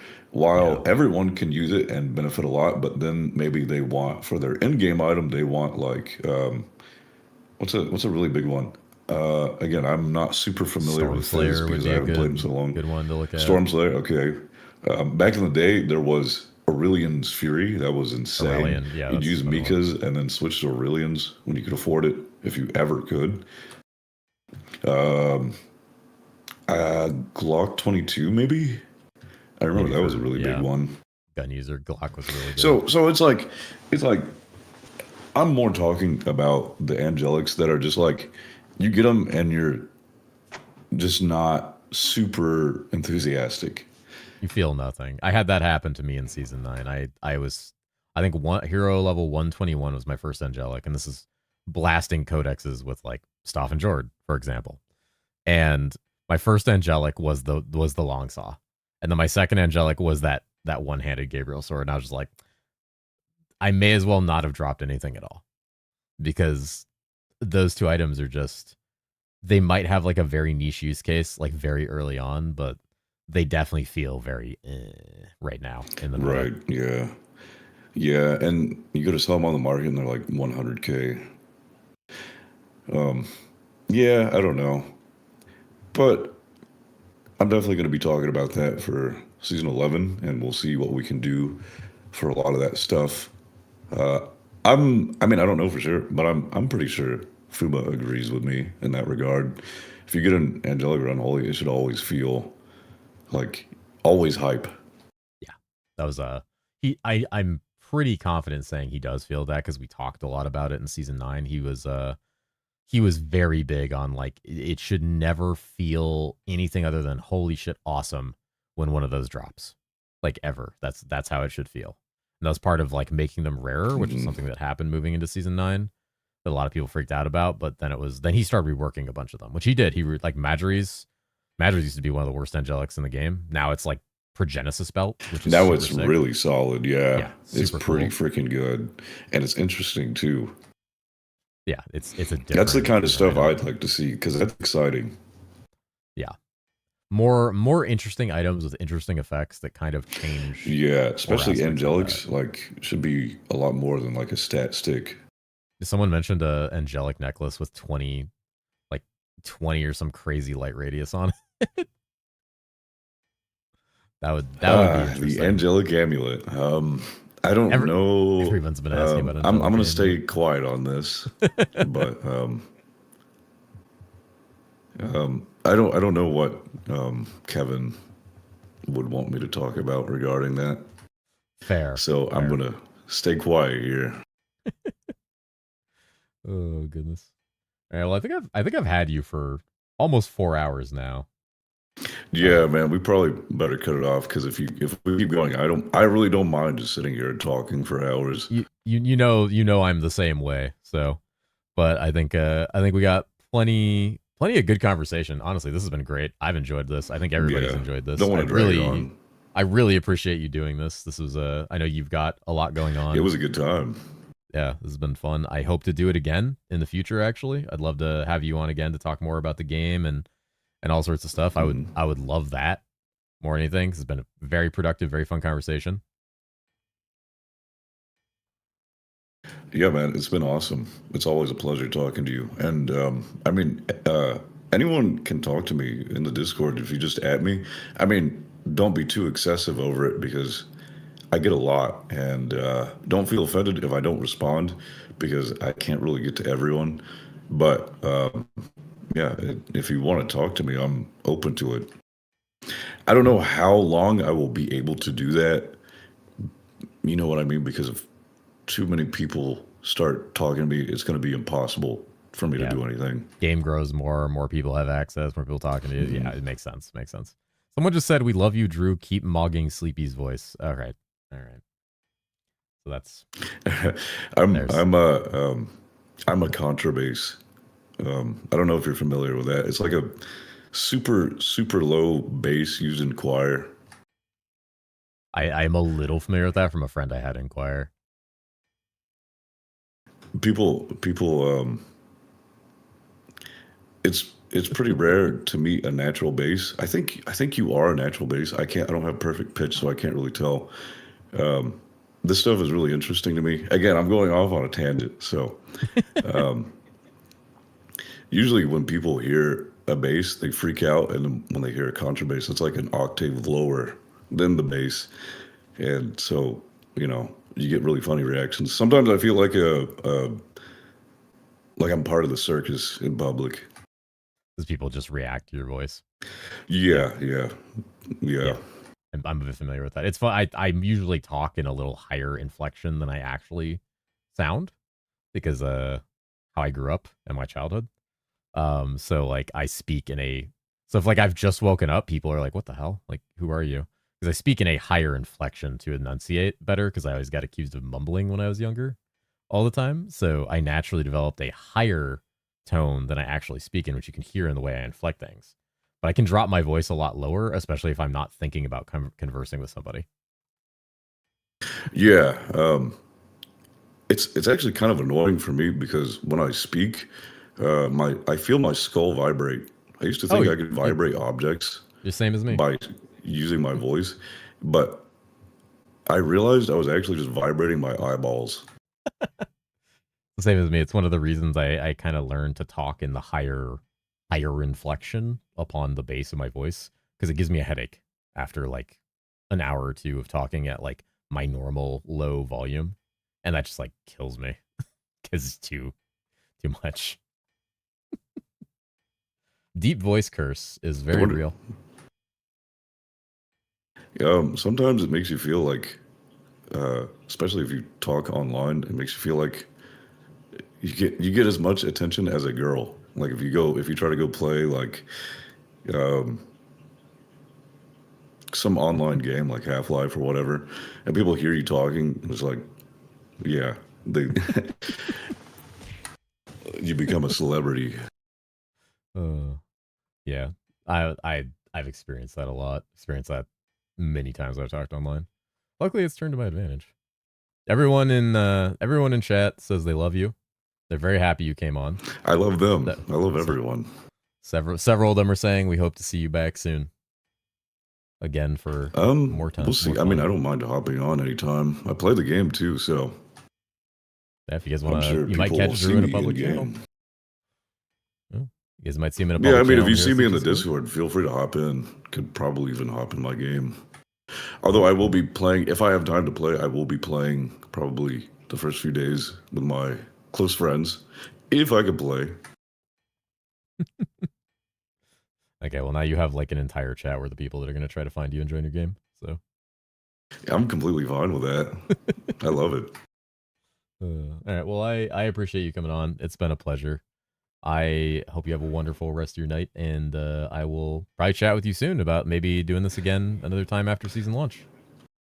Sounds good, man. I look forward to it. All right, have a wonderful night, friend. You too. We'll see you. Bye. Ah, hello everyone. Why does he sound so hot? Dude, someone said that earlier. Literally 4 hours. How's that happen? Welcome to two people that like really like talking to each other. I really like talking to Drew. I could probably have talked to him for the entire night. I could probably talk to him for the entire night. Drew can get it. Drew can always get it. Hi, Mr. Cad. Your latest video about Stars Susan, the build that plays like Lightning Javazon. That build was literally Lightning Javazon at the end. We just forgot to put a tagline saying it was Lightning Javazon. The one at the very end of the video is Lightning Javazon. I guess if Drone Marksman, how high do you think my characters are to get Sentry First Angelic? If you believe in the heart of the cards. Ooh. I think Merchant is gaslighting me. He's probably gaslighting you. That's 90% what he does. Awesome. What's up, Gabby? How's it going? Yeah, I hope you guys enjoyed it. Hope it was fun. I had a good time. I forgot it was an interview like 9 times and just started chatting about a bunch of shit. Because it was I was having fun. Let me return on all my stuff. Fast told me the other video is 60 instead of 16 minutes. Oh, no, I thought I said 16. No, it's 16 minutes. Yeah, I told you it was short. Told you it was short. There's a Shadow Dungeon news? Oh, shit. Just had home beef stew. Now I'm EP. Ooh, I want home beef stew. Played it on the Incarnation Tree. Remember it clear is insane. It's pretty good. It's a pretty good build. It's just we need more of Drew talking to the community, less Elias. I mean, I think it's still good if Elias speaks to the community sometimes. I just think Drew is a really good source of like, hey, let's filter a lot of the negativity away. And like, I think more positive voices should speak to Elias. Like you know, like people who are more positive towards him, less vitriol in the Discord to keep his mental up, because that's important. That was long indeed. I did not realize how long it had been. I had not realized how long it had been. It was a good time. You mark that. Orko, we might just upload that, like that section of the VOD. Like we don't even really need to edit it. We just like throw it up in the message. And I was in spare mode until I saw it. Anyways, pop up. You can spot check it. Is it good? I mean, you probably. What's does it look like? That was a great interview. Thank you. I appreciate that. It was fun. It was a good time. So I'm gonna sleep for the rest of my life. Hey, there's Drew. There he is. I thought you weren't going to sleep. There's the man. Everybody say hi to Drew. He's in chat. Say hello. Say hello. Everyone say hi. Everyone tell him how much you love him. I try to hang out with Elias somewhat when I can. Him and Fuma ask questions. See people saying Butcher is going to be S tier. You got any idea why? Butcher scales significantly well for a Fizz character. Has some amazing power. It is so strong when geared. It has so many good passives and abilities with it, like exploding bodies with attack damage modifiers, insane leech. Like, just it's a really good class. It just has rough leveling. Other than that, like you can deal with rough leveling. Could you say Butcher is broken and needs a nerf? I think Butcher should be nerfed 300 times. Clear and bosses? Yeah. It's not going to have like Giga Blaster Caster clear, but his boss is crazy. Guys don't ever stimulate him. He needs sleep. I don't know if he's going to sleep. His whole schedule is going to be a little messed up. But he might need it. He's like me. So guys, like me, he's on 2 hours of sleep. Like me, he's on 2 hours of sleep. I am also on 2 hours of sleep. Boys are going to be playing PS5 again, talking about Octa Elias, about the changes made. Super excited for the new season. That's awesome. That's awesome. I'm really happy to hear that. I'm already dead, everyone. Don't worry. Okay, well, don't die. Everyone seems to really like you. So everyone would really, really enjoy hearing you again and playing with you, because I think everybody enjoyed the conversation and hearing your thoughts on the game, which I'm really glad we got to hear a lot of. Chat, get him. Convince me Stormweaver is still awesome. Stormweaver is still awesome. Stormweaver is still awesome. The only reason I'm not going Stormweaver is I'm trying to play something a little different. I'm still kind of getting baited by Totem Shaman. I'm trying not to fuck my duo by playing Demon Slayer.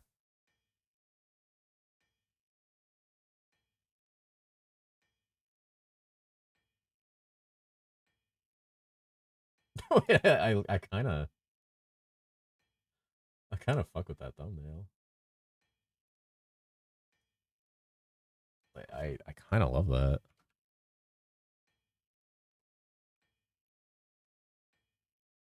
I was cooking. Did my MTX question ever get an answer? No, I didn't get a chance to ask that one. Correct, gonna be okay. The best year yet. Butcher's fine. Butcher's in a good spot. Hi, Moxie. How you doing, bud? Butcher's in an extremely good spot. It was so funny listening to you unk out talking about D2. Drew and I could probably unk out talking about shit like the specialists and natural selection like all day. Like all day. I used to be in Cal tournaments for natural selection. I used to play tournament natural selection. I loved that fucking game. Like, there's so many things between like Sven Co-op, like They Hunger, like natural selection, the specialists, which we used to use tons of custom models for, like custom servers. Like, oh my god. There's so many things. You just play every single ARPG. He's a gamer, dude. Gamer. Natural selection? I love NS. Would you ever play it on stream? Maybe. I do like to varietize things sometimes. Like, I am kind of like the stream on YouTube. Ooh, I am kind of stuck in the RPG genre, but like, I have no problem going outside of that. I play a lot of 7 Days to Die whenever I get the chance, when there's not like crazy RPG seasons happening. So I like going outside of the RPG genre a lot. There's a lot of things I like to play. Been a while since I heard NS2. Rip NS2, by the way. That's a real one.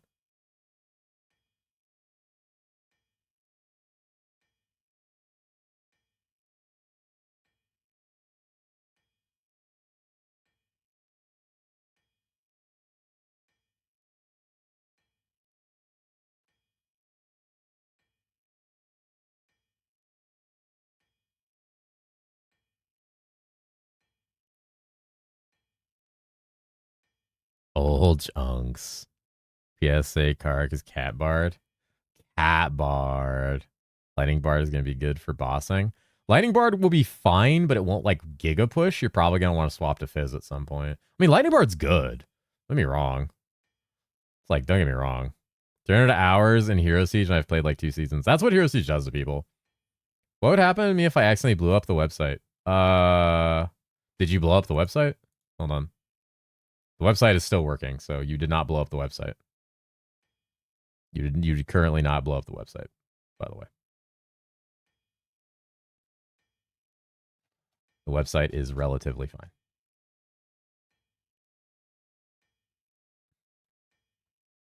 Sferellis, do you want your name on this guide, by the way? Your name's not on this guide.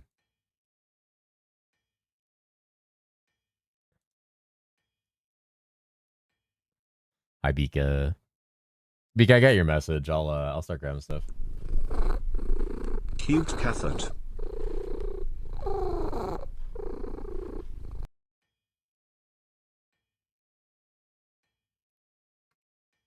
Cute Cathot. Thank you, Agent, for the resub. Let me go through my history here on my activity feed, by the way, guys. There's a lot of resubs. I can get a chance to say hi and thank everybody for. What's up, Seth? What's up, Goku? Want to wait till the interview ended to say hey, and hey, Drew, if you're still awake. He's probably slowly meandering into the sleep realm, but he might still be here. Let me get through. Issue, by the way. Thank you, Issue. I love you. Thank you for the tier 1. Thank you for being here for 17 months now. I always love you. I love seeing you. Thank everyone for the follows. There was like almost like 100 people followed the stream during that. That was a lot of follows. I appreciate all of you. Long Schlongy. Every time that name pops up. Thank you for the resub. Thank you for the prime for 2 months, man. Nexterton, thank you for the prime. Appreciate you. Thank you very much. Hi, I'm ugly. I don't think you're ugly. I don't think that's true. Someone give that man a kiss. Or woman. Or eldritch entity. Energ LM0, thank you for the prime as well. Never thanks me. Did you sub today? I thank you all the time. Master Robex, thank you for the prime. Thank you, friend. Appreciate you, man. Thank you, thank you. There's a lot of, oh my god, there's so much stuff. There's so much stuff in here. And Salvadori, thank you also for the prime. Thank you, friends. I appreciate you guys. Thank you guys for the subs. Thank you for all the follows. Thank you for all the kind words. This is really, not only was it just like a fun conversation, a nice interview, but the entire chat felt very positive towards the whole thing. The whole thing was very, very positive, very positively charged. A lot of people being happy with like everything. Like, it felt really good. I appreciate that. Thank you guys for being here during that and sharing that experience with me. It was enjoyable. It's one of the first like big interviews I've done. I mean, I've interviewed Elias a little bit, and that was just kind of like an unprompted, impromptu thing. So it was fun. It was fun. I had a good time. Got Shaman? Dude, Shaman fucks. Shaman kind of fucks. All right. You know, you're going to diss on Shaman? Kind of crazy to end at exactly 1 a.m. Holy. Dude, I did not think we were going to go so long, but like we just keep talking because like I think Drew and I could talk for a long time. Sleepy, my new kitten is addicted to watching your stream and won't get off my keyboard when I put you on and buy me a keyboard. You got to join my Discord and post a picture of that kitten if you haven't already. We're big fans of kittens. That's very cute. But I have a lot of people say their cats watch me like all the time. I mean, anyway, speaking of which, by the way, speaking of Shaman, in the background, currently finishing up the Shaman guide, actually. The Shaman Totem guide. So that's currently almost done. Shaman. Could be a starter. Could be a starter. Could be a potential starter here. I need to replace these with actual like item stuff. Is Fenny here? Streamer Shady Broker starting Fire Shaman. Teal Eye Streamer Shady Broker starting Fire Totem Shaman. It's a good class. Good class. Hi, Fenny. Fenny, are you working on anything right now? Like, just in general. The video is really 1 hour long. I told you guys it was an hour-long video. I fucking told you guys it was an hour-long video. Oh, shit. Hold on. Let me see. Let me go look at this. Let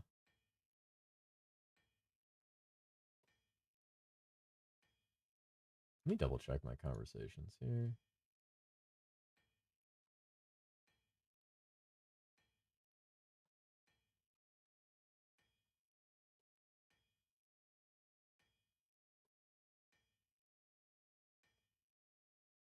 Hold on, let me catch up with chat. I got a million messages to catch up on. Let's see. Oh, yeah, do you want me to shadow done news in chat or DM you? I someone linked it already. I actually have it open. I just haven't had a chance to look at it. Good night. Hour video. Yeah, poor Orca dying. Good job, a whale. It's Chinese site, but it has pictures. Holy. Is the website live yet? I'm trying to finish some of that. Fenny, could you do me a favor if you're not like working on it now? Are you trying to fix an issue for Nightfall? What did Nightfall fuck up, by the way? Nightfall, what did you do? What'd you do? What'd you do? I blew up the whole website. No, you didn't. I can still access it. It's literally right here. Everyone can see it in front of me. The website is directly in my face. I do need to get videos recorded for all these guides, by the way. So we're probably gonna fuck up our YouTube algorithm tomorrow when I post like 12 videos. Someone asked if we're gonna have a Bard guide. I don't know Bard well enough. I would probably have to ask someone who knows Bard, like Raz, and see if he wants to post something on here. I was gonna probably ask Teft if he wanted to put Butcher on here too. Because there's a couple people who know their classes exceedingly well that I think Raz isn't home. Where is he? Are you guys like meeting up somewhere? It's in your face because it has exploded. When we start blaming Drew if something goes wrong, never. Drew's perfect. Leave Drew alone. Unless you're gonna kiss him, in which case that's fine. Not a lot, but it's not super important. I'll bother you about it later. It's just an image replacement. Oh, I'm curious about that. Could you go on the shaman guide and just like under the alternatives, could you populate them? I think he just typed in the items, and I don't think he finished some of it. I mean, some of it. I guess you only really need to populate like one of them. I'll only need to populate one of them. Let me move this because I'm about to jump back into the admin panel, and I want you guys to see people's emails. I blame Drew that I've started questioning things about myself. Does that count? No. That's on you, friend. You gotta live with who you are and what you are and how much you love a deep voice. God, Butcher, is it good? Butcher's very good. Butcher's a very good class. I like the Righteous Fire Minions clip on your Discord in case you want to. Oh, very nice. Yeah, the Samurai or Marksman? I feel like Marksman's smoother. Samurai's better endgame. Kind of. Samurai's faster endgame.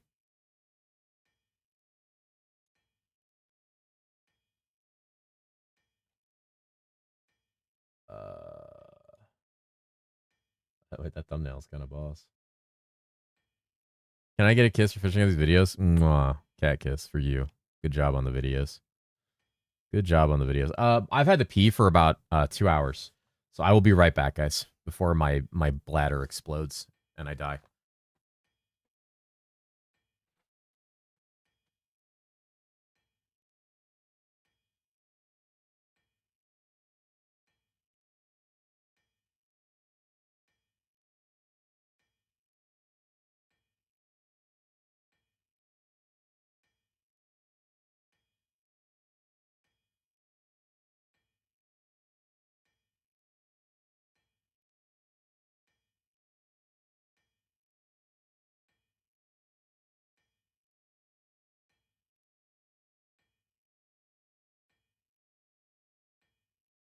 Classic always BRB.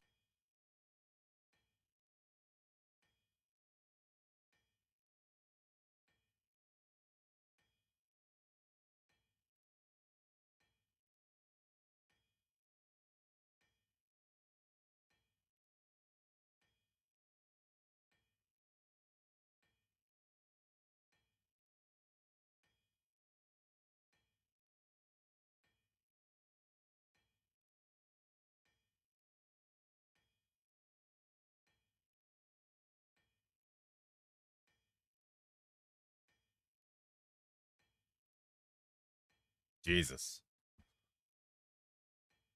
Yeah, they're written in. I figured it'd be a pretty easy swap. Let me get out of it so you can do that. Oop. Get that out of there. All right. Let's What are you working on, Nightfall? Which one are you working on? Can't decide on a fucking class. Reuter? Okay. Arc, could you... Actually, I need to know which one people are working on right now. I'll say we need to do a spot check on some of the guides before we publish them. I'd like to try to publish them tonight. Is Bone Barrage Demon Spawn fine for League, or is this more of an endgame build? It's fine for League. I have a guide that'll be posted for it. Demon Spawn's really easy. You basically just from level 8, you play Bone Storm till 40, and then you start... You're going to bed right now? No, you're not. No, you're not. No, you're not. Not if you want to... Not if you want to wake up. Not if you want to... Not if you want to breakfast with me. It's got a weird Easter egg in there. An Easter egg? Allie needs a bed early, and I need a bed. Allie, where are you? I know you're here. Where are you? You died last night? Clearly not, because you're not a ghost. You're going to spot check the second vid yourself. It's 13 minutes, so I also review the title and description of the beginner's video. It'd be great. I did like the title and description for the beginners. Let me look at the beginner's video, actually. I didn't see the description. It's nice you do a blurb. The blur, I don't know where the fuck this shows up, but, honestly, why not? So I can slam this shit and see where this shows up. I have no idea where this shows up. I've actually been trying to figure that one out for a bit. I don't know where this shows up because I just punched a million things in and I don't know where it is. Guys, do I get baited into Stormweaver again? What do you guys think? Do I play Stormweaver? Hi, Small. Yeah. Do I play Sweeper, guys? We did just find out that you get 4 extra charges in the Incarn tree, and they're in the caster side and pretty close. So 10 teleport charges, and then him talking about the magic light radius thing has me kind of baited. So if you can scale magic damage off light radius, I'm feeling pretty baited.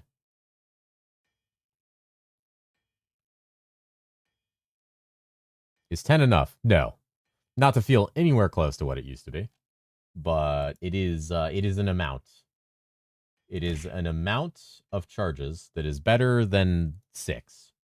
It is higher than the number 6, is what I can say about that. Will that work with minions? Minions are technically a magical damage source, so yes, it should work. It should work. If you're talking like poison minions on profit, technically increasing your percent magic damage or flat magic damage gain from light radius, like however it works, would be an increase. Any total amount is whatever. It's the 1 second. I think the 1 second charge is unmodifiable. I think if skill haste worked on that, it would feel a lot better. When he said bee stingers disappear when the bees die, I jumped out of my seat. I wish it sounded... His words sounded sweeter than royal nectar. Holy shit. Yeah, honestly, that's a huge... Jesus, we've gained so many subs on YouTube. What's going on? It's like we're making content. It's kind of crazy. Yeah, 15k on that one. Yeah, we're getting close. Let's see. Let me look at the League Start Made Easy one.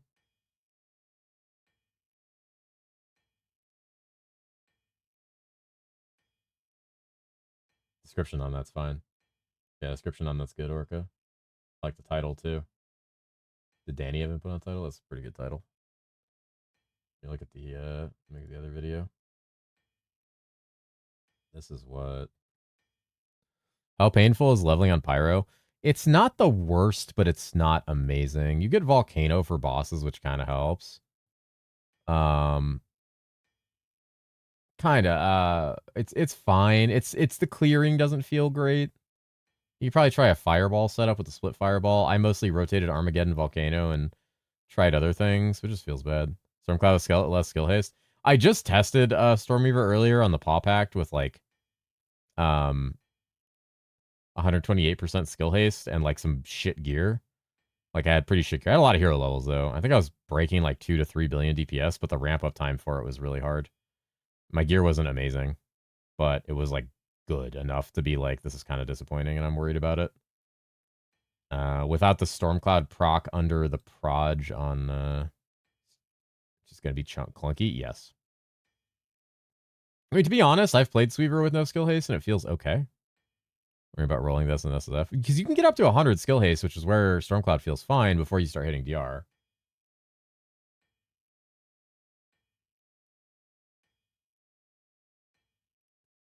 I think the second video is probably fine, Orca. I trust on it. It's just the thumbnail we need to get.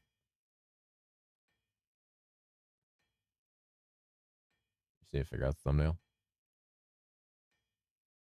I fell asleep after saying something and I'm joining her. All right, have a good bed. I'll talk to you tomorrow. I'm going to try this website up. It's where my fireball power guide for sleep is decent leveling. Yeah, I actually was going to ask about the fireball one as well. I can't remember what I was asking you for as far as a guide. I don't know if it was just the fireball or something else. I don't know if I was asking for another guide from you as well, but I know we got Viking covered. Showing all the best, just don't use the upset. I just don't see the upside of Sweeper. It's a lot of work. That's kind of why I'm leaning away from it. I think it's still a good class and a lot of people enjoy it, but where's Muffin's chat here? I'm trying to find where my chat is with Muffin. I'm pretty sure he sent me a bunch of accounts. I just need to see if Smokes is in here. I don't think he has Smoke in here. No. Oh, wait, there it is. I found it. I found it. Hello. I got you. And then let me give you the link. You want me to help with Slancer? Slancer and Fireball are fantastic. If we can literally get like guides for everything, like I'm fine with that. I just want people to be able to find fucking guides, man. Like easy guides from people I know their shit because I've seen them play the game. You know? So up to you if you want to do both. I can help with either once I finish out a couple of these. So it's 7 a.m. EST launch Friday. That is what I've been told. Well, it's 7 EST. So it's, what is it? 7 p.m. EEST. 7 p.m. EEST converted to PST. It's my time. So 9 a.m. Pacific. That's not right, though. Eastern European summertime. What fucking time did they say for the launch? It's 2 p.m. EST? Is that what it is? Okay. 4 a.m. in the morning for me. Fuck my ass. Okay, so it's 7 a.m. EST then. Yes. Discord converted me for 6 a.m. Central. Ah. I thought 9 a.m. EST East? No, apparently not. 21 Tokyo. There's too many time zones. We need to obliterate time zones. Pyro's done and I'm off tomorrow, so I can get the Lancer done as well. I appreciate that. I would love that. I'd really appreciate that, friend. Like I said, if there's any socials you wanted to point back to, feel free to put them in there, anything like this. 5 a.m.? It says 4 a.m. based on what they originally said. I think it's 4 a.m. for us. Butcher have a port? No. It has the Lucy teleport, technically. You can't really use it once you get an augment, but for the Force 40 levels, when you use Slicing Throw, you can teleport to the axe or the cleaver. But all the augments delete your ability to do that. Except for the multi-throw one, technically you can still do it, but it can't hit a target. So Butcher 1 to 40, you actually like kind of move through Act 1 like giga fast because you can just like hotkey the teleport. It's another button. And then every time you throw, you can teleport. It was 5 a.m. PDT since we were still in daylight savings time. I thought so too, but like doing the conversion, if it's 2 p.m. EST, for us it's 4 a.m. PST. Or 5 a.m. Pacific Daylight Time. Fuck, is it? What time is it? What time is it? Did they post like a global clock for the release anywhere on Discord? Since I can't do fucking math. I'm dumb.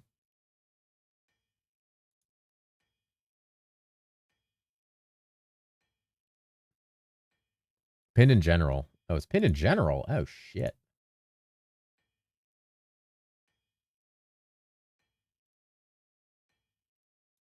Oh fuck. All right, what we got? Oh fuck, it is 4 a.m. for me.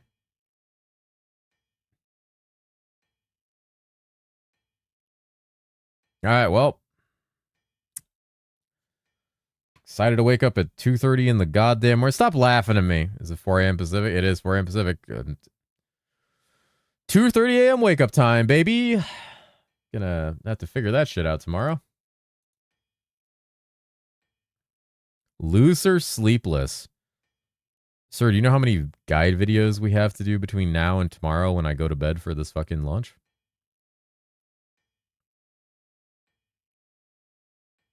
You are not going to sleep much either. I should try and get some sleep tonight and tomorrow. Yes, you should. You can't pass out on me in the middle of live laying. You've agreed to be my duo, which means you're fucked. You got to stay here for like 50 hours. Sweeper. Okay, let me finish the Sweeper guide, guys. I got to finish this. I got to get through some Sweeper stuff here. Gears fixed for Shaman. Cool. Thank you. Could you spot check Shaman and Exo and Prophet a little bit and just make sure everything's like fleshed out, done, that there's descriptions, and just double check the wording and everything. And you can DM me about anything and see if I want it changed. If you could just go through those, Fenny, I'd appreciate that. Just kind of spot check them. I want to start publishing guides tonight. Pick a starter yet? Fucking nope. Fucking nope. Gonna get a case of Red Bull. I'm locked in 40 hours. You're kind of based. I don't know what to put in the description of Viking. Let your heart speak. As long as it does not include anything that would be bad. Let your heart speak. I mean, I can glaze Viking. I know how to glaze builds. I make content. Did you ever get an answer in the shared TP charges? No, I have not gotten an answer on the shared TP charges. No one seems to, I should have asked Drew. Motherfucker, I could have asked Drew. Ah. Oh. Should have asked him. I thought about it at one point, and then we were just talking. Did I waste $10 on profit? No, profit's good. Profit's good. Drew, come back. Drew's in ETUP's chat. Holy. We did get some info. We got a lot of really good info. We heard about a lot of cool shit. They went deep on Drew, but I guess not deep enough since you didn't ask for TP. You guys are fucking... You can't just say shit like that. Calling the doctor. Is that gonna, like, alert him that you pinged him? Come back, Drew. They all love him. They all love Drew. He just listened to me talk for 4 hours. He doesn't... He's fine. Get 4 additional charges from the tree. Yeah, 4 additional charges from the tree. Some of the stuff he talked about. It was very interesting. Oh, you are here. Okay, Drew. I have been asked this, and I don't know if anybody knows. Are charges for teleport separate? For example, could I wear Sight of the Gods on a Stormweaver and have 2 separate teleports with separate charges? Meaning I could rotate between them to have 20 total teleports. I would hope not, but I have to ask because someone asked earlier. And I don't know if anybody's tested that. Yeah, I don't know if anybody's tested that. I'm so curious. That would be very interesting. And I don't know if it'd be good or not. It's not something you usually think about. No, it's not. Small brought it up the other day. To do the light radius thing. Yeah, light radius, baby. Throw in TP loaded dice. That's what Small was saying. He was saying like the dice plus Sight of the Gods plus built-in teleport. And just fucking like piano keying your ass across the screen. Plus TP boots. Now you're fucking cooking. Cooking piano key. Oh my god. That's so stupid. You know what is even better than that, Small? Now that we can search chess pieces that have abilities on them, we can look for chess pieces with a caster teleport on them. Because before, those were hard to list and or search for. And in theory, chess pieces, I believe, can spawn with a caster teleport on them.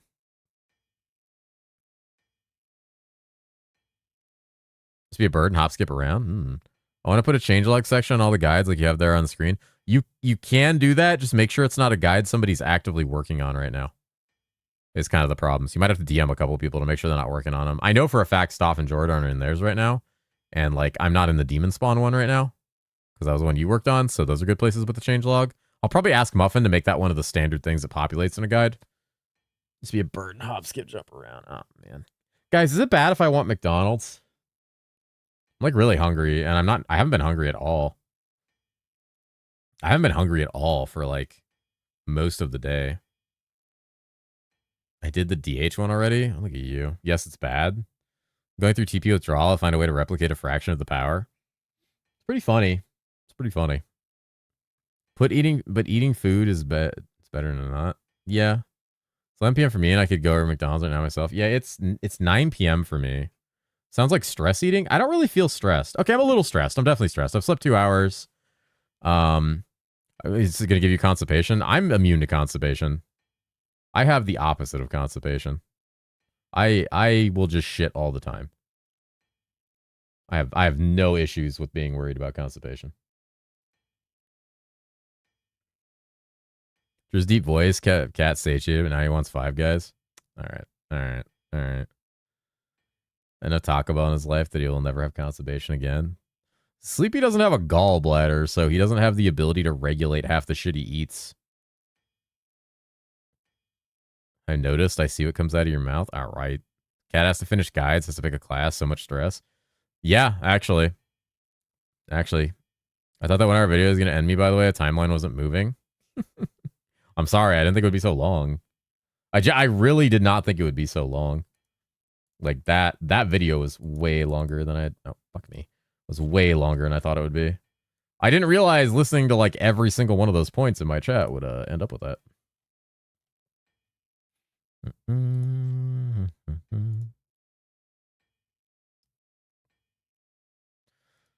For CB, level SSD level 82. We can probably remove this tab. 80 to 100. Let's do level 100 because we don't really need to do any more swaps. We're going to play this all the way through. I need people to give me their energy to open up my local dev client that takes like 30 minutes to compile. Fuma complains about that all the time.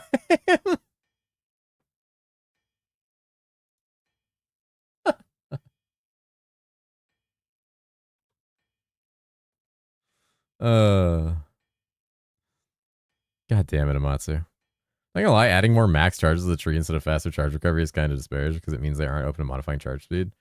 I think if skill haste affected charge speed at a much diminished value than like 1-to-1 like it does for skills, I think that would be better for the game because it would force more diversity of gearing decisions.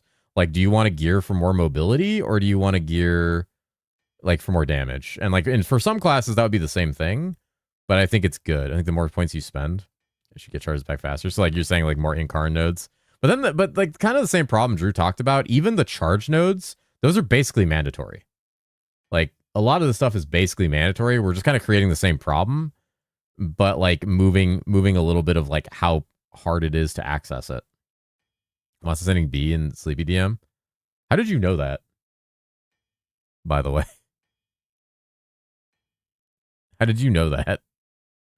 That's literally what Amatsu sent me in the middle of the interview, is that fucking B emote. And I almost laughed like out loud in the middle of glancing over and seeing it. I was like, God damn it. I was like in the middle of a sentence. And I looked over and I saw that fucking cat in a bee outfit. And I was like, I had to like lock in. Lock the fuck in. You're like, nope. 40 to 100 is fine. I think 40 to 100 is good. We probably just max this. I need stops auto clicker. Max charges only matter if you're not spending them for 6 seconds at a time. Yeah, that's fair. Spending a lot. I think I'm gonna go early on this. I think Stormbolt, Stormcloud early is like the play. Finish my boobies for you. Holy fuck, that room I did. So the other guy, I was like, yeah, now Shaman is good other than Loot Filter. Just spot check other stuff. Exo and Prophet probably next. Just make sure they're good. Other than Loot Filter. I need to figure out Loot Filter for that. I survived. How was the interview? It was good. We had a lot of fun. I had a really good conversation. I enjoyed it. I think a lot of people enjoyed it. I think we got a lot of just like good commentary out of it. Really, I think a lot of people probably got to know Drew. 5 FCR to care about charges? No, you need like 200 FCR to care about charges. You can simulate how fast you teleport at like 100 or 200 FCR in a Stormweaver, and it's like way faster than 6 teleports in 6 seconds. Like way faster. Is that misinformation, man? It could be. It could be. It might be. I love misinformation, man. I also love Merchant. I'm constantly a big Merchant fan. It was like 4 TPs a second. Yeah, depending on your FCR, you can kind of like cook that. You can kind of cook yourself pretty bad on that. Posting misinformation on the web. That's what we do. I'm big on misinformation. That's why I'm telling everyone to log into Illusionist on Season 10 launch. Like your build for Elias is so freaking epic that misinformation man used it. Holy. You missed most of the interview? I will most likely just post like a direct 1-to-1 of the VOD onto YouTube. I'm not going to have Orca edit it. He doesn't really need to edit it. It can just go on YouTube. It's like a 4-hour VOD. It's going to take the fucking like 2 hours to upload. Did 2 maps on the BP. Give myself FOMO on Sweeper. I should probably upload it because I think Graxy's going to want to watch it. I think he mentioned watching it tomorrow when he wakes up. He's probably asleep. That motherfucker's already prepped for the goddamn season. I'll highlight it for you. I appreciate that. I left a marker like a minute or like a few minutes after it ended, so you could probably just go from that marker back to where it starts. When people ask for the best class, you can say Ilu instead of Nomad. That's true. Except the problem is Nomad was kind of workable, and if I tell people to play Illusionist and they listen, they'll actually probably like send me death threats.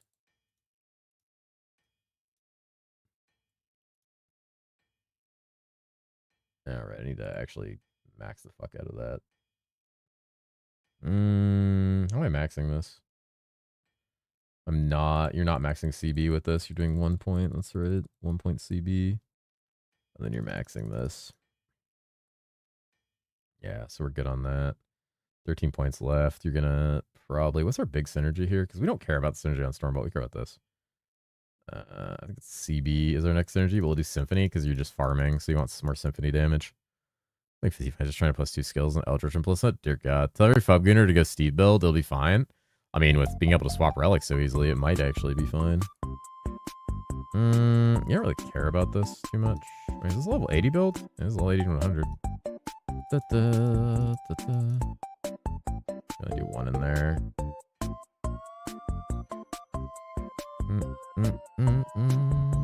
Damage dealt. Damage dealt to bosses. Area effect radius, so we max next. And then we usually do damage because we don't really want... We can do proj speed eventually. We're going to do this. 1 more damage. Shouldn't eats the influence and upgrades the other. Oh, fucking dominance orbs? Jesus. It's so funny, by the way, reading about like break on certain things. So did you guys want to know something cool that a lot of people don't know and a lot of people don't understand? This is something I had to confirm with the devs like 3 seasons in a row just to make sure I'm not wrong. And every season they tell me, yes, it still works like this. Did you know that the lightning break in Apocalyptic Thunder from Lethal Voltage and this small node Shocking Lightning Strike stack? It's the only way break in this game stacks if it's an augment plus a small node. Is the only way a single type of break stacks in this game. Breaks are normally unable to stack unless they are in the same subskill tree and it's an augment because the augment has a flat and a proc from a subnode. It's the same thing with Shadowbolt on a White Mage. Their top right Grasping Hand augment stacks with the other one. It's slightly annoying. It's interesting. It also means that's why the Stormweaver charm, the Vial, is so powerful because it's a +1 to lethal and this. Like, it's not like inconsistencies. I mean, it's technically not an inconsistency because it's the only abilities it doesn't. Mr. Kind Sleepy Cat, what's up? How you doing, friend? There's a specific element break with generic elemental break. Those stack as well. That too, yeah. But the same single break doesn't stack. So that's why where Stormweaver's damage comes from a lot is like these with Storm and a Vial, and then adding in the elemental break from the Incarn tree. My cat is on my desk. Hi, Gideon. Hi, Dread.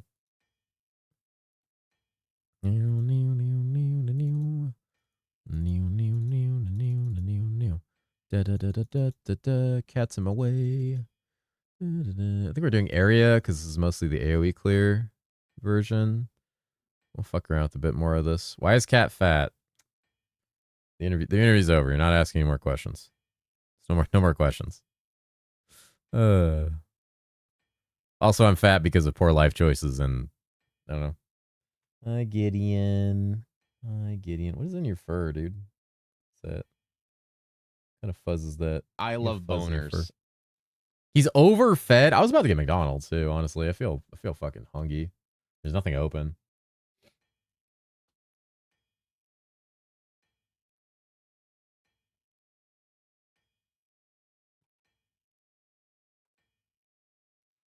Too much McMaxing. And spoiled? Everyone says I'm spooned. I don't know what that means, but I just keep dropping divines. Is a Stormweaver character good or not? Stormweaver is fine. It's not fucking broken like it used to be, but it's fine. It's a good caster. Beaka. He's saying hi to Gideon. Gideon's over here. Too much McMaxing is true. Yeah, I think actually breakfast is quite good. Chicken nuggets are pretty good. I think Wendy's chicken nuggets are kind of like my big favorite. I almost just popped DoorDash open on my fucking stream and doxed myself. Holy shit. I gotta get more sleep. It's like 23 for 20 chicken nuggets here in Alaska McDonald's. What the fuck? Hold on. How much are chicken nuggets right now? I gotta look. Why is Wingstop open? Bro, am I about to get like 20 boneless wings at fucking 9 o'clock at night? Leak confirmed? No, I don't need you guys seeing where I live. He's gonna send me fucking cat food. That happened to Rue. People sent cat litter to his work, apparently. Actually, can you guys send me cat litter? That shit's expensive. If I leak my address, will you guys send me cat food and litter so I can stop fucking losing money? Stop mentioning food? I'm hungry. I normally only I can't eat much, but I haven't eaten much today. I have like 200 calories in my system. I'm fucking dying. I got so busy today because work was like, oh, you gotta test this thing, and I'm like, okay. I only gotta test it a little. I gotta test it more tomorrow. DM'd. Ah. I take a 20% tax on the cat litter. Okay.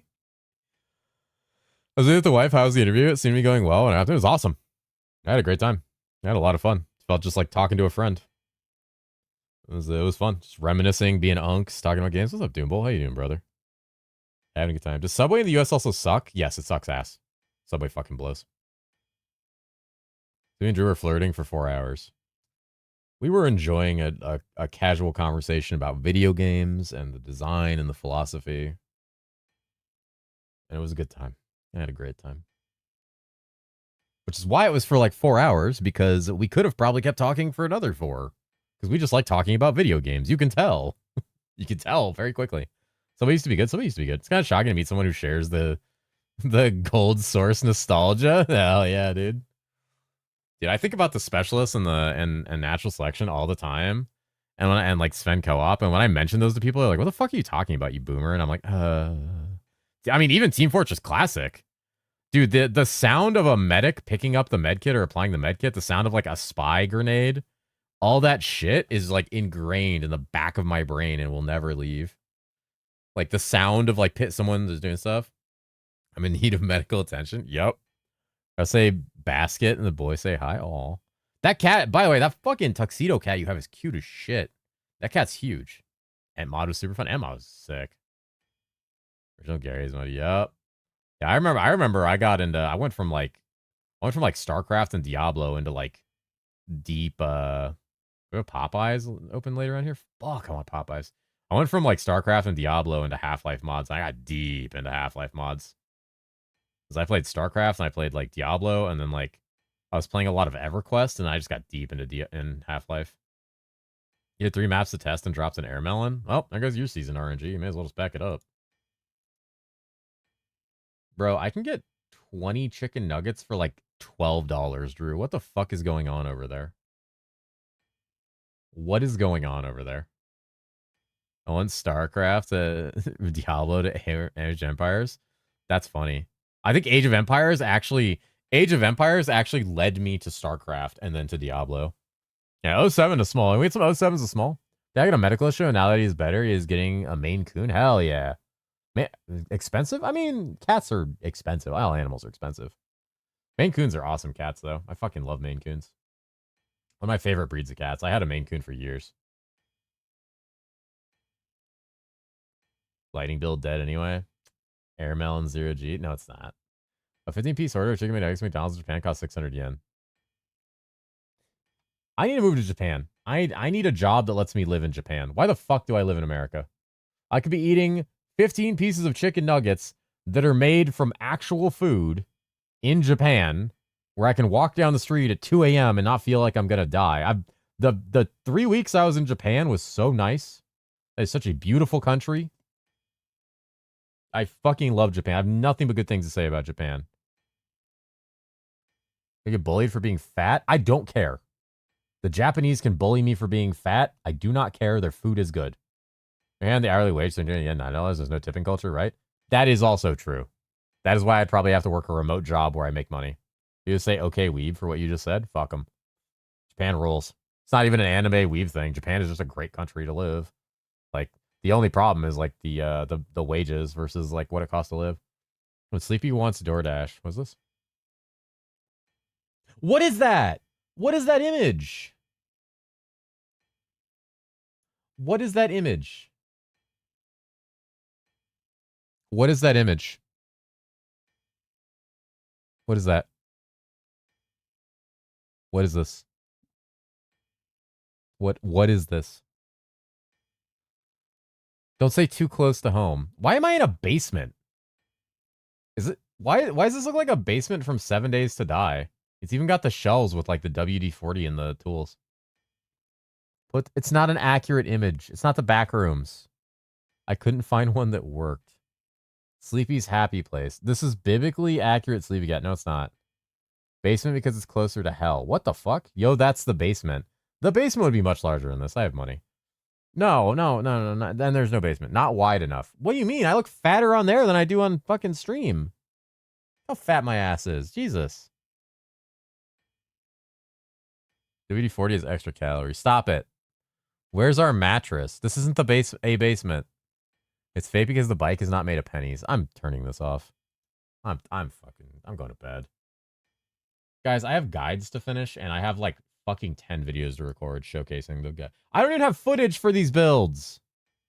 Where am I gonna get footage for these builds? Where am I gonna get footage for these builds? All right, let me look. Don't orca gunpoint me, you glorp ass. I got your Sweaver footage. I get 10 videos.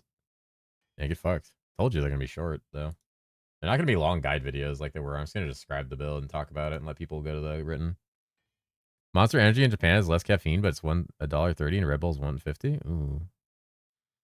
Come on, Skates. We're going to Japan. We gotta move there. It's time for the all-nighters. All-night build and video making stream. Honestly, if I pulled an all-nighter, I could probably actually get to sleep really early tomorrow. Going to sleep early is always a problem for me.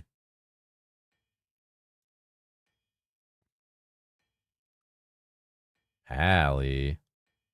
When I tell you guys that I opened Bika's stream earlier and I saw her wearing a goddamn B shirt, I don't even know how to describe that. I was just like, yeah. Yep. I don't even have words. I was just like, yes, this is.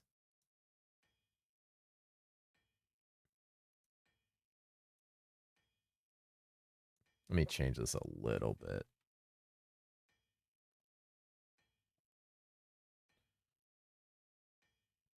Okay, I changed the title very slightly, Orca, but it's good to send other than that. Shaman, Flame Totem, Loot Filter section, empty, Paladin, Lightning Fury. Empty. I think Ben's still working on Paladin. You can leave that alone. Ben's still working on Paladin. Demon Spawn needs a look over. Exo looks fantastic. Ready for a look over. Marksman Gunner Drone needs some padding out. Gabe mentioned that. The site going live tonight or not till tomorrow? I want it to go live tonight. I just have a lot to finish. I could probably start publishing some guides, but it's not going to be everything. Also, Muffin's not around. I really want to make it go live tonight. Oh, Muffin is around. Never mind. I see him green on Discord. It's getting late. He probably has work tomorrow. I can't be like, Muffin, stay up till 3 a.m. while I publish all these guides. Please. Please, I'm ordering a double quarter pounder with cheese, please. Don't say publish this.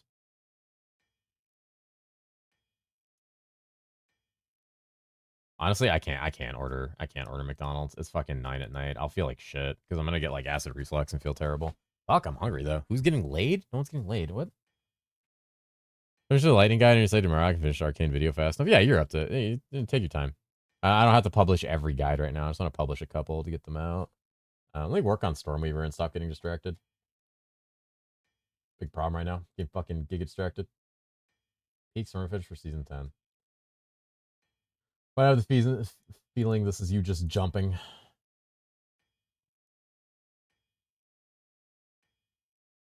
Oh, yep, that looked about right. Yep, all right. Yep, I knew it. Discovered the game a few days ago. Looks fun, but waiting for sale and everything. I'm hoping there's going to be a sale before it goes live. Nuggies at night. Sorry, playing Mecha Chameleon. Yes, Japan. Ah, he's Mecha Chameleoning. Ooh. How's that going? You having fun? You having a fun time, buddy?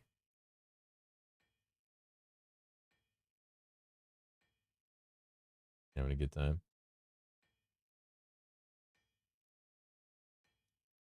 I love everybody cashing in on the tier list thing. It's so funny.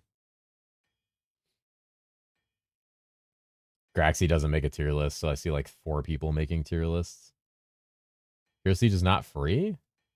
Like, I don't even know how much it costs outside of sales. I know it's like $3 on sales.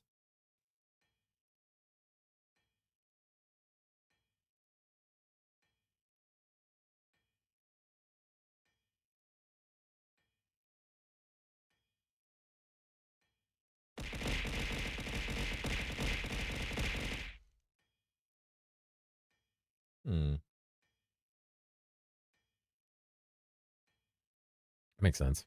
Winter Marks looks fun, but I would stick with Anchor Swing Pirate. Both are good. Yeah, both are good. Landed on White Mage, did some soul sealing with Benediction until about 50 and then stopped for Friday. It was pretty cool. It was slow though. How do you get some decent speed on White Mage? You probably need to swap to Holy Chain Lightning with some of the augment for the where it can summon the Firebolts. Or there's a couple things you can run. I think I have them in the White Mage guide. I think I added a couple things for that as far as leveling in the guide on my old Google Doc. There's a video for 10 a.m. my time. Just post it now. How long ago was the other video posted? Actually, how long ago did we post the other video? That ad thumbnail, what are these mobile game ass characters? Dude, I don't fucking know anymore. These fucking AI thumbnails are a plague. So fucking lazy. Was I made viable this season? Yeah, it should be fine.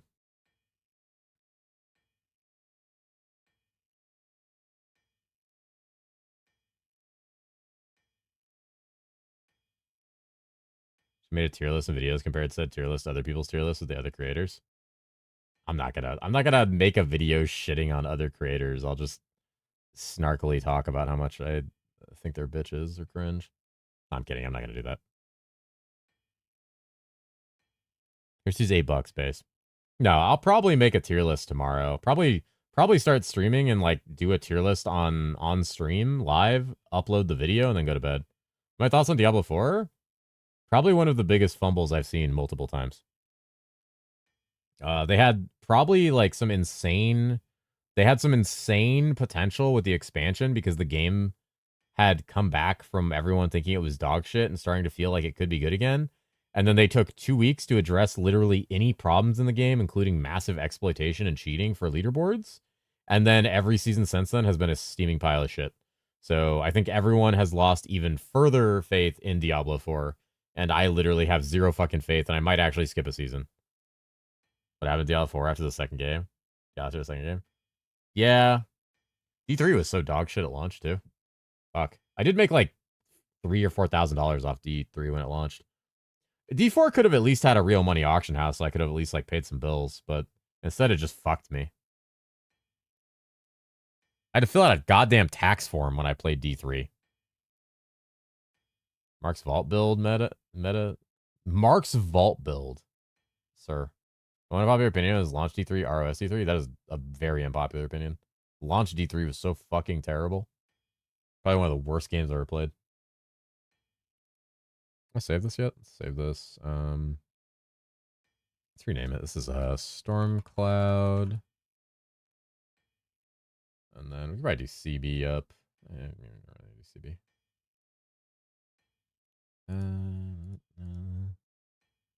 Vault OP. This became set meta. Well, yeah, set meta wasn't necessarily great for the game.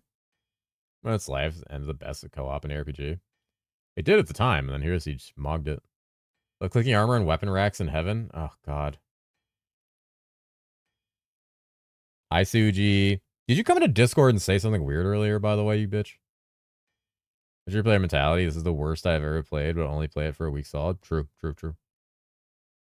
If I'm always playing D3 launch, well, it's entirely because I was getting paid to kill Diablo and Infernal normal. Yep. I was playing with 3 of my friends, just blasting through the game for like 30 hours straight. I literally played 30 hours straight when that game launched. It's probably the longest I played a game straight. What time is that, Orca? How long is that from now? I need to know how long that is from now. Because the sooner that goes live, the better. That video, like, I should have edited that video. That video should have gone live hours ago. We're already at the end of the day.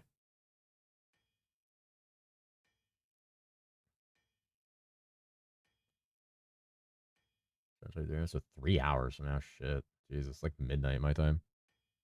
Smashing vases, MF and D3 for real money. Jesus. I was doing the chest outside Magda that could be a resplendent chest inside the house. And I would reset that over and over and over and over again because you would spawn there as a checkpoint. So I'd just leave the game and rejoin and farm that resplendent chest. And then I would just sell everything on the market. I made like $4,000 and they had to send me a fucking tax form. It's pretty funny. I should make one for CB probably. Actually, it would really just be 40. It's not like 80. It's like 40. 40 to 100. So we're going with. We're just going with that.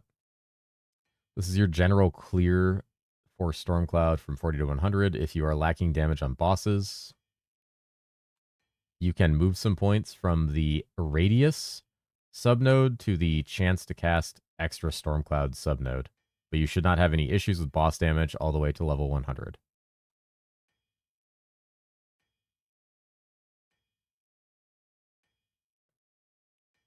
How, Danny, does it need to be 4 hours after the previous video? How bad are we thinking deadly blow nerfs are going to be for Fizz users? I don't think most Fizz users are going to notice them on the high end. Ah, my nose. They took trading out of D3. I forgot they took trading out of D3. It's insane to me. It's insane to me that trading in D4 is still so dog shit. Typically, as long as the time between videos is more than the last video posted, it's fine. More than the last video posted. Ow, shit. Okay, so we could probably post the because when did we post the other video, Orca? Ow. When did we post the hour-long video? When did that go live?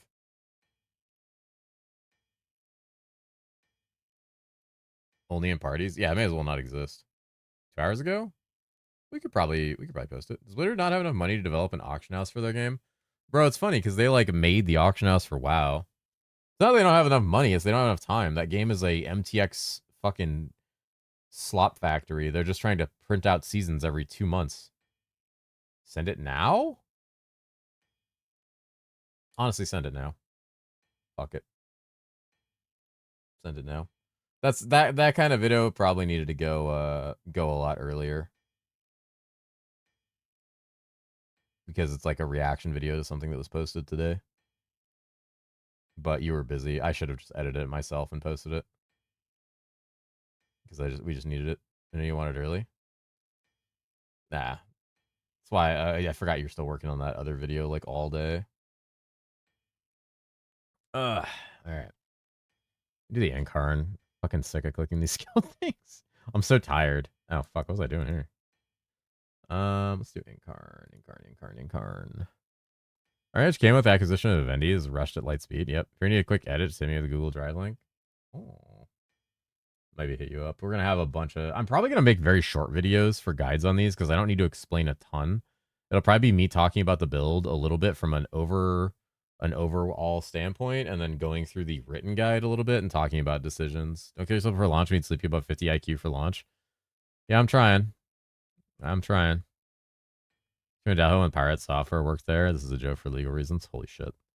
Won a raffle for an item in D3 on Steam once, and they sold for $150. God damn. 150 bucks. What's going on? All right, where's my Incarn? Let me look at Incarn. This is 1 to 30 on Stormcloud. Let's rename this 130 Stormcloud. This can be 40 to probably do like 40 to 60 Stormcloud. Probably 30 to 60. 30 to 60 Stormcloud. Satorm. Nice job, idiot. Stormcloud. We do 1 to 30 LS. I don't know about a CB build yet. We'll see. Then 30, 60 LS. I'll probably do a level 100 Stormcloud as well. Making the repetitive launch questions will murder your IQ you had left. No, playing for 22 hours will probably murder whatever IQ I have left. I already haven't slept more than 6 or... I'm not doing it. 6-ish hours in like 8 months. No, don't. I didn't say it. You can't do that. Stop it. Do not 6 scuba 7 me. Do not 6 scuba 7 me. Cease this, chat. Me and my husband and WoW, and the only reason he got it is because he sold stuff in D3, so I gotta thank D3 for that. Oh, there you go. There's a 6-7 in both videos. Damn, you hate being employed. How the heck did they get the image at the top of the guide for Nightfall's guide? Wait, what? What do you mean? How did I what?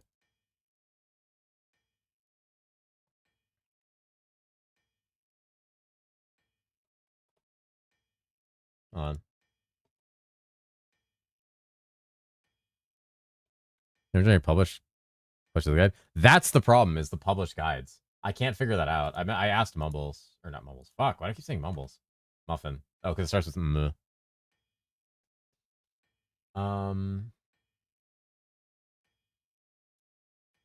Let me look at muffin. Look at this. So yeah, because this has this. I need to see how to do this. Let me message him because I would like those if possible at the top. Once it's up there and I can't figure it out. Wait, you have one that looks good for a banner?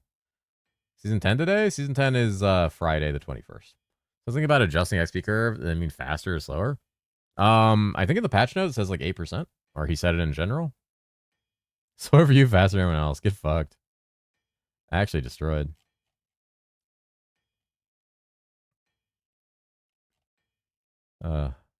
Diminished it by 8%, so faster? Yeah. Yeah. Are you gonna have any videos ready before you go to sleep?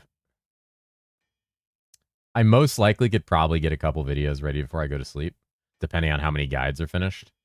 I don't know how much longer I'm gonna stream. I could do a lot of this on stream, but since I'm reading chat constantly, like I'm giga distracted. I'm not getting any work done. And I don't know. I wanted the site to go like live tonight for people to look at, but illusion, missed guide. There's a banner image, but I don't see how we attach buttons. Uploading an image into the over the section. Edit doesn't seem to put any up there. Lock in? Have an alarm early then? Yeah, I'll try. I'm just a humble gamer. I didn't use his header image he wanted. Let me see. That's not a bad. It's not a bad header. Not a bad header. $50. Motherfucker.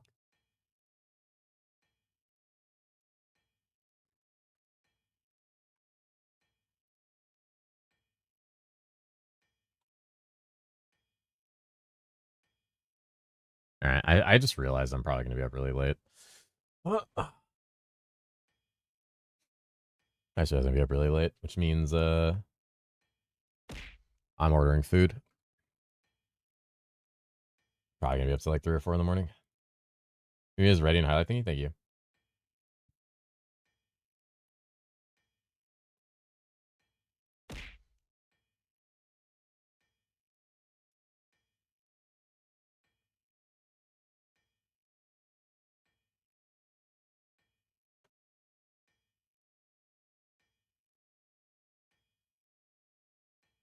All right. Sailor Moon pause play. Is that what we're doing to me? Gotta fix my sleeps for Friday? Yeah, I'm trying to fuck up my sleep for Friday, actually. Cat deserves a treat for getting shit done. They call me the shit dunner. They call me the shit get dunner. Oh, I went on the wrong Discord here. Whoops. I'll reactivate that Discord. 24 hours is not a 24-hour stream. It's the cat. Guys. All right, guys. This is important, actually. Listen. This is important. This is important. Okay. Do I get Jack in the Box or McDonald's? Jack in the Box or McDonald's? No, not listen. Not listen. Stop listening. Jack in the Box or McDonald's? Go, go, go, go, go, go. Opinions in the chat. Opinions in the chat. Opinions in the chat. Go, go, go, go, go, go. Go, go, go. Go, go, go, go. You get a salad. Fuck you. I'm not getting a salad. I see a lot of Jack. McDonald's Jack in the Box. McDonald's Jack in the Box is ass. I like Jack in the Box. Jack Donald's. Jack in the Donald. You get a vegetable. You get a dick. Jack off in the McDonald's. No, I can't do that anymore. I don't have Jack in a Box. I'm sad about that. Get some Thai food. It is 9:30 p.m. No Thai food place is open. Jack me next. No, Jack in the Box. First time chat, Jack in the Box. Nut in your weapon. Not yet. You aren't trying to be fit? Get salad? Bro, I'm going to lose weight no matter what. I fucking can barely eat. I'm probably not even going to finish half of what I order. I'll have to eat it tomorrow. I'm bulking right now. That's what I'm doing. I'm going to use that. 5,000 calories a day. What the fuck?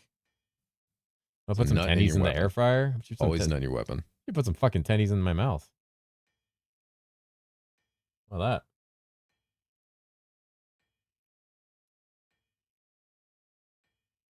Drew's an actual Chad. Well, Drew, when you first started talking, everybody was spamming the Chad emote. Like, my entire chat was that fucking emote. Just everyone was spamming Chadge. Is literally the whole chat was just that. It was the whole chat. Tendies in mouth. Hi. I'm a benevolent air fryer user. Dude, I love my air fryer. It actually let me eat pretty healthy. Hundo stroke. Holy, he's stroking, boys. Look at him stroke. Okay, don't ever record me saying that. Don't stop it. Was a bodybuilder many years ago. I'm trying to get enormous again. Hell yeah. Love me an enormous mitt. God damn it. I gotta go to bed. I gotta go to bed. I gotta fucking go to bed. Stop recording. Put the goddamn phones away. Put those fucking phones back in your pocket. Put them away. Put them away. I will whip it. I will. Oh, stop it. Stop recording. Well, it took us a year to get the cat to buy an It literally took you guys a year to get me to buy an air fryer. You know what's funny is my my ex-girlfriend was trying to get me to buy an air fryer for like 3 years. And I literally didn't get one until we like broke up, basically. Did you remove sausage? What do you mean sausage? What do you mean did I remove sausage? So that's why you like me? Holy shit, based. Need to buy one actually? Dude, they're badass. 3 hands? What are you doing? Guess you felt stupid for not buying one for so long? Kinda, yeah. They're actually extremely helpful. Go to herosiege and I'm playing pirate, but I can't use like 2 of the skills. I'm trying to use freezing chain shot, but even though I put it in a skill slot, it's not letting me use it. You need a gun or potentially a bow. Certain abilities can only be used with certain weapons equipped, and I believe freezing chain shot is one of them. I just got a new oven, so I wasn't really into it. Your girlfriend and your room is not the basement. Okay, I had a girlfriend. I don't anymore. I had one. Got mine gifted to me, and it uses so damn much. I use mine all the time. When you get Jack in the Box, what do you usually get? I usually get an ultimate cheeseburger, curly fries, and like 8 tacos, because I'm a piece of shit.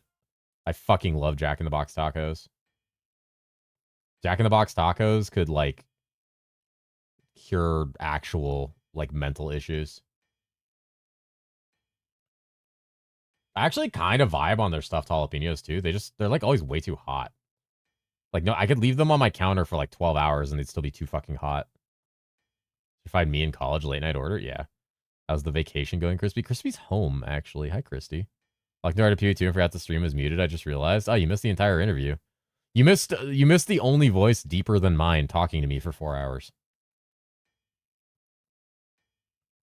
How are you going to goon to anything? Just curious, you're going to make a guide for Paladin. Ben is making a guide for Paladin. I highly suggest you check out Ben's guide. He posted a leveling video earlier, and he's currently working on a guide that will be published on my site, most likely tomorrow. I believe once he's done with it. Who is my fellow calorie eater? Is Drew. Is Dr. Drew. He's 5K calories a day. You see my message in Chitter Chat? Yes, I did. Fuck you. He competes with Corpse Husband for a deep, silky voices. Guys, should I start talking in my normal voice?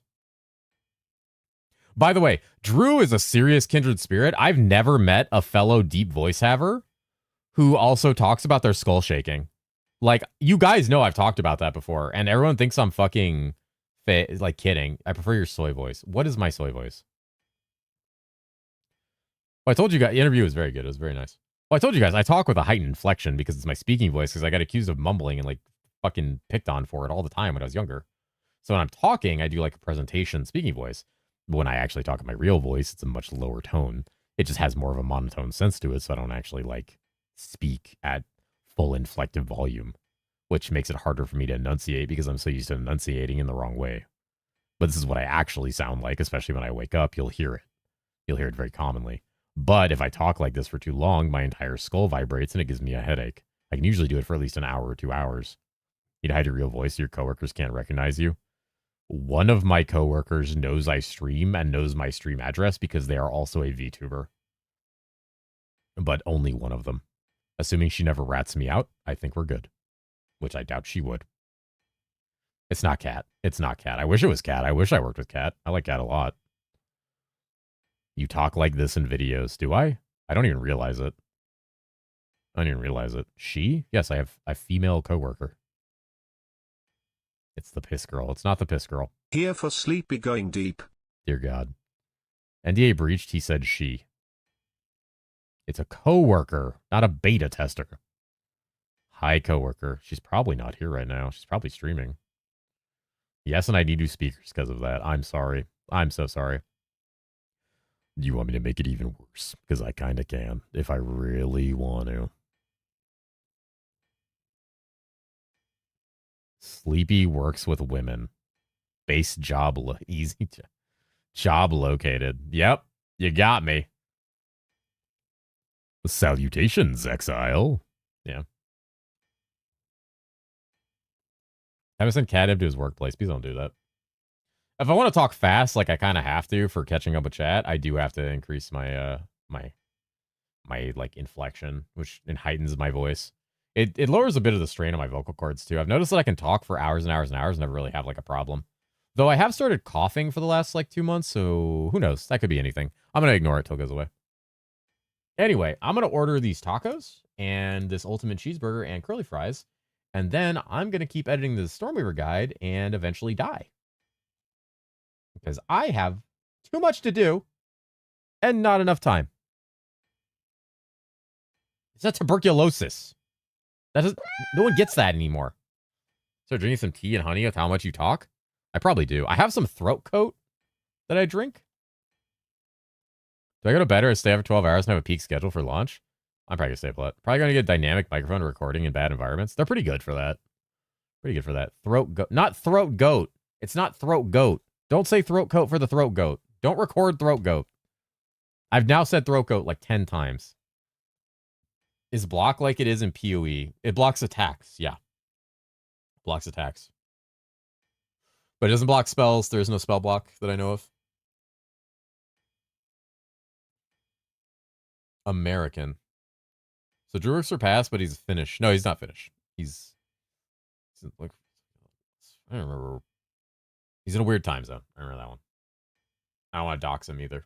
Unless he's already talked. I'm pretty sure he talked about where he lived already. I'm pretty sure he literally said where he lived 20 minutes ago talking about the price of chicken nuggets. Which is insane, by the way. Why the fuck are they so expensive?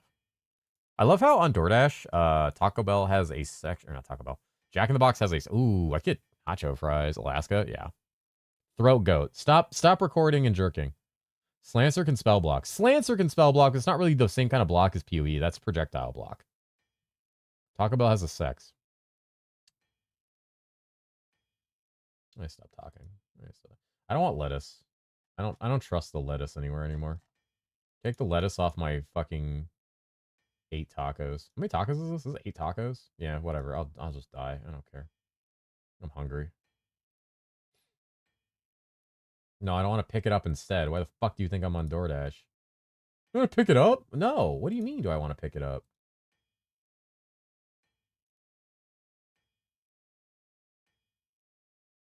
Why would anyone go to DoorDash for a pickup? Also, Frosty to dip your fries in. That is not what they have at this place. They don't have that. On time. Delivery in 20 minutes. All right, Pog. Let's move that over to here. So you guys don't just randomly see where I live. It'd be great to just dox myself 2 days before fucking season launch. Rip another dasher now. In case someone doesn't compliment my voice for certain characters like the form as, it makes me sound significantly warmer. It's true. Good morning. Also get the poop lettuce.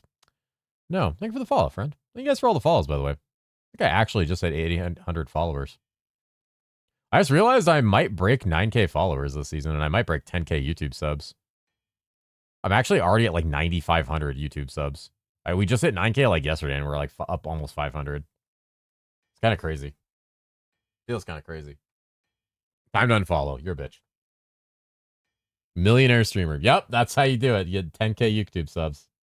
I break 9K pounds too. You're a bitch. What do you mean? What the fuck?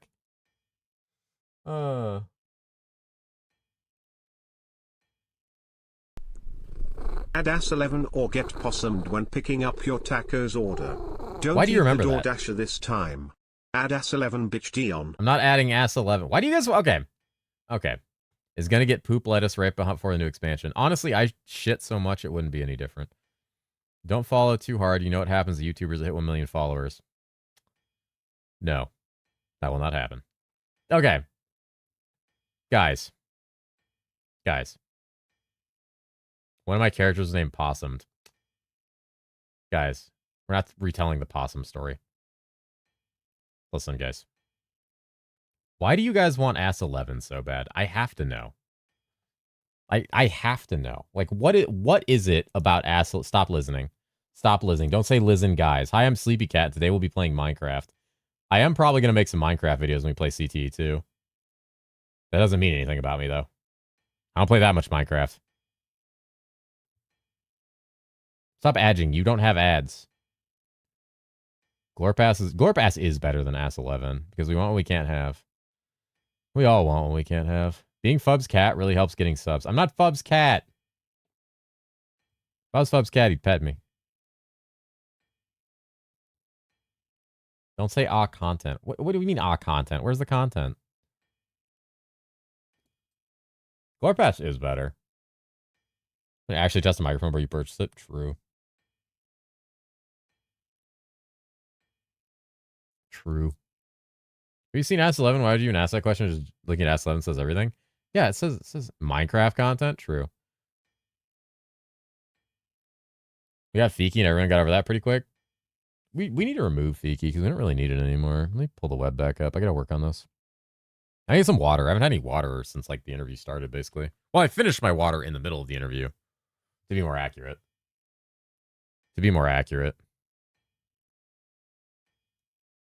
Last spam? Stop it.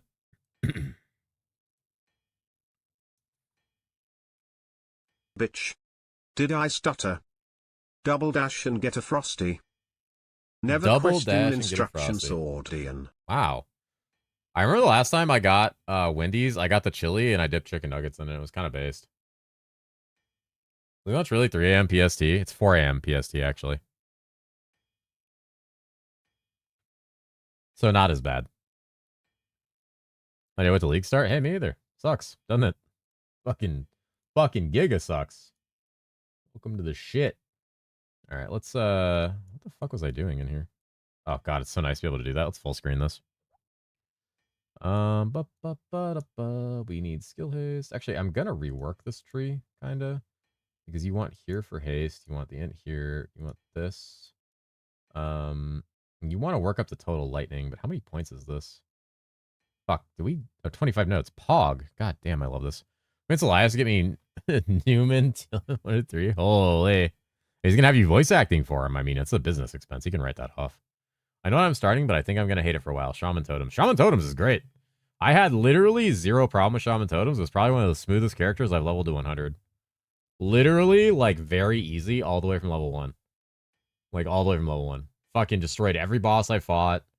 Never had problems with damage outside of, like, probably pushing into hell a little earlier than I should have. But, like, honestly, very easy.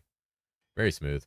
I'm hoping the new progression changes in the new season make leveling smoother. Because there's always, like, an awkward time when you'd, like, walk into hell or, like, get to, like, try to get into hell early.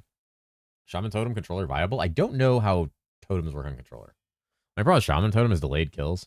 They're a little delayed, but they're not too bad, especially depending on the node that you get. I'm waiting for something from Fuma to find out about, like, a bugged interaction I think I saw, and I kind of need to know about that.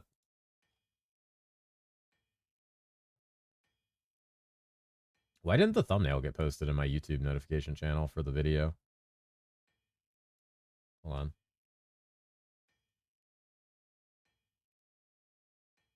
Weird. That's weird. Ow.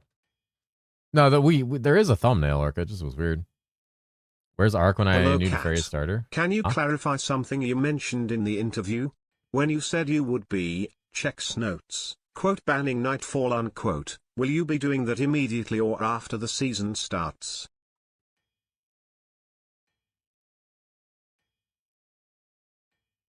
Good question. It's a good question. It's honestly a very good question. Depends if he acts up. Depends if he acts the fuck up. Really, really going to depend on that. Really going to depend on that. So that's a yes? It might be. It might be. Let me do 100. Storm Cloud. I can do 100 here. I don't know. I can do a 100 LS too. Lightning Strike is so fucking easy to make trees for. Honestly. It's so easy to make trees for. Grab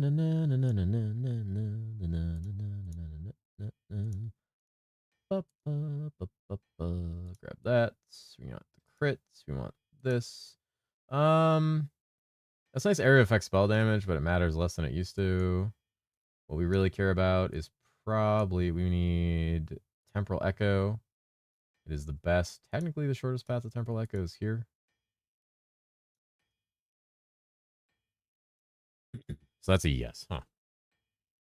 Just that at the beginner because I don't mind my voice on it. Right. Hey, what are you ace staring me, sir? What's going on? You waiting for Nightfall to be banned? Is this still the old tree? Yes, I don't. We are not allowed to show the new tree yet. But I might be overstepping here, but I mean Muffin can correct me, but don't be surprised if the new tree is on my site the moment the patch goes out. Basically. Like, and it's not from the beta. Like, we should be able to have the new tree within 30 minutes upon the patch. Like, roughly. Actually, probably not. It's like 4 in the morning. Never mind. You're gonna be fucking sleeping. You're gonna be sleeping. I don't know what time zone you're in, Muffin. Rest in peace, easier to reach. Depends on how well I'm recovering from dental surgery. Good point. How fucking crazy is your root canal? You told like they have to cut? What is the site? The site's not fully done. Shush. Any new tree spoilers? It's 41 nodes. I need to get the rest of the nodes. I don't want to really do repeat. Repeat's good though. Repeat's kind of giga. We need to grab lightning. Fucking hell. Real tech though. Probably more damage there. We're gonna get more damage from the int modifiers. The TBD. That's fair. The whole drilling is gonna probably be on some painkillers. Or this will be like Friday morning. Okay, yeah, we'll see. Yeah, it's like 4 a.m. PST is when the shit goes live. Hopefully Star gets delayed, so I have some time to walk my dogs and make mocha. Just walk them at 3 in the morning.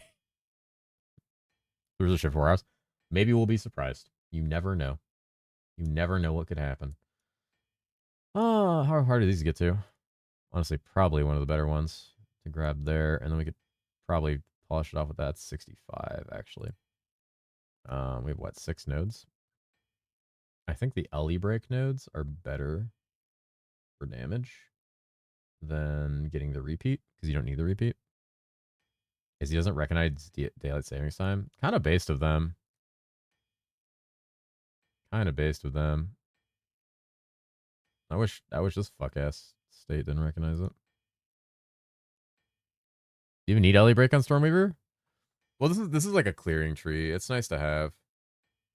It's just more damage. Like, it stacks with lightning break. So, like, why wouldn't you want just, like, 30% more damage?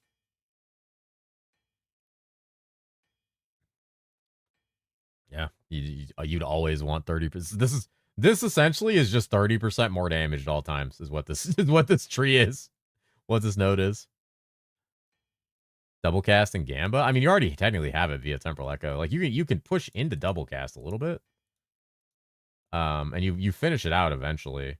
Here, though, since we're not grabbing that fully, you want to go for big nodes early. So area damage here, as well as the meteor, is really good. And then you can just pick up, like, should probably go to here. And then, is there anything I'd want to drop, actually? No, these are mostly fine. It's like 62. So go here for the spell damage. We'll grab int here. You can also move to here. And what you can do here, actually, is probably a better choice because you can flesh it out more. Is move up here and pick up these 2 crit nodes while grabbing the int nodes to give you more damage, and then you can move to here and fleshing out the rest of this when you get higher level. I think Shaman is good in high CT. Maybe. I haven't tested it myself. I'd be surprised if it's not. Just grab the early DR nodes right under the int. Yeah, I mean, those are nice. So considering you're not like very tanky, could probably drop these. Maybe drop like a couple nodes here. Fuck, this right click isn't what does that. Is what 3 points? Yeah. Drop the 3%er, and there you go. Just get some DR. Better than crit at that point. Improvement suggestion for the site. In the guide, allow us to search by class. In the guide? Allow search by class?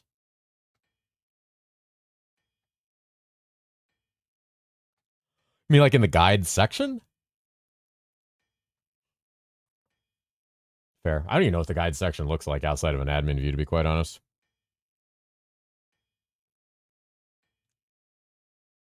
I actually have no idea.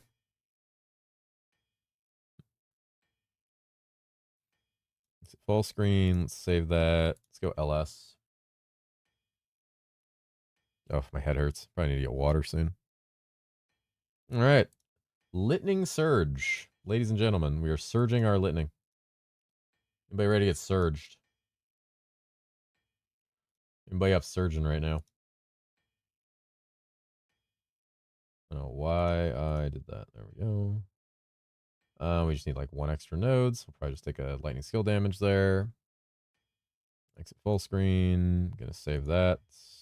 3060 LS. Gonna go here. I love how Temporal Echo is just the best node in the fucking game. It's so good for casters. We'll go there. Probably go there. We're gonna go here. We're gonna go probably up here and grab this. A view as guest option on preview? No, I don't have a view as guest option. I have no idea what it is. I mean, I know I have view draft, which is what guests see. We do have that. But I don't know what the guide section looks like. I know what the guides look like. You need to climb on 2 floors and I rank 1 wormhole, but each floor is taking so goddamn long enough I'm going to do it. Maybe rank 2 is good enough. The boss today has 20 trillion HP. That's too much. That's too much. That's a lot, sir. My order has been picked up, or is being picked up. Soon I will have Jack in the Box and a stomachache. Fantastic.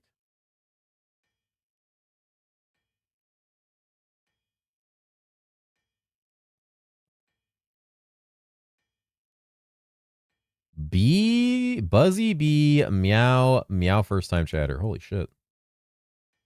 Holy shit. Some bees in there. What's up, friend?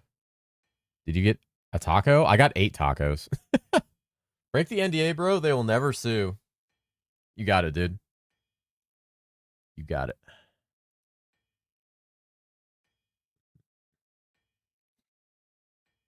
What do you want to know? What do you want to know? What do you want to know what they don't want you to know? What do you want to know about the NDA? What do you want to know about Season 10? Can I get devour tacos? I'm going to fucking destroy these tacos. All the new items. All right, hold up. I got you. I got you, dude.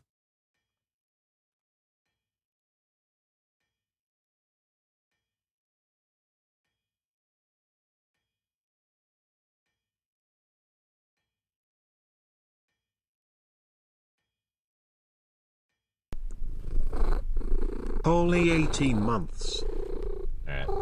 Are you ready? Oh, you got it. He's got the new paw. He's got it. He's got the new paw. He's got the new paw. There it is. The first new paw. That's so exciting. Thank you, Sorales. Thank you for the 18 months. Thank you for the year and a half. Year and a half of being subbed to Sleepy Cat. What a beautiful person. Thank you, friend. All right, here you go, dude. Hold up. Here. There you go. There's the new items. You want to check them out? It's most of them.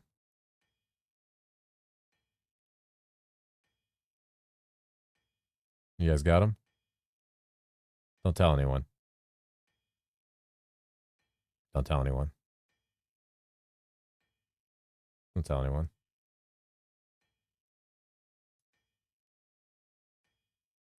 I get the info right, Exo, Butcher, Stormer, Bard, Prophet are still the classes that aren't free? Cat. I believe so, yes.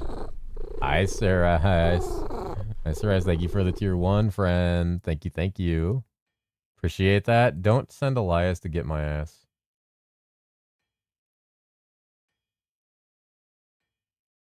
Don't send Elias to get my ass.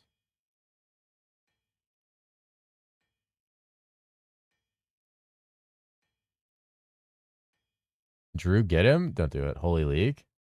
Have you played Realm of the Mad God? No, but I'm familiar with it. A lot of people who play this have. I've already called the FBI. Oh, they're not going to come to my house. That didn't go well last time.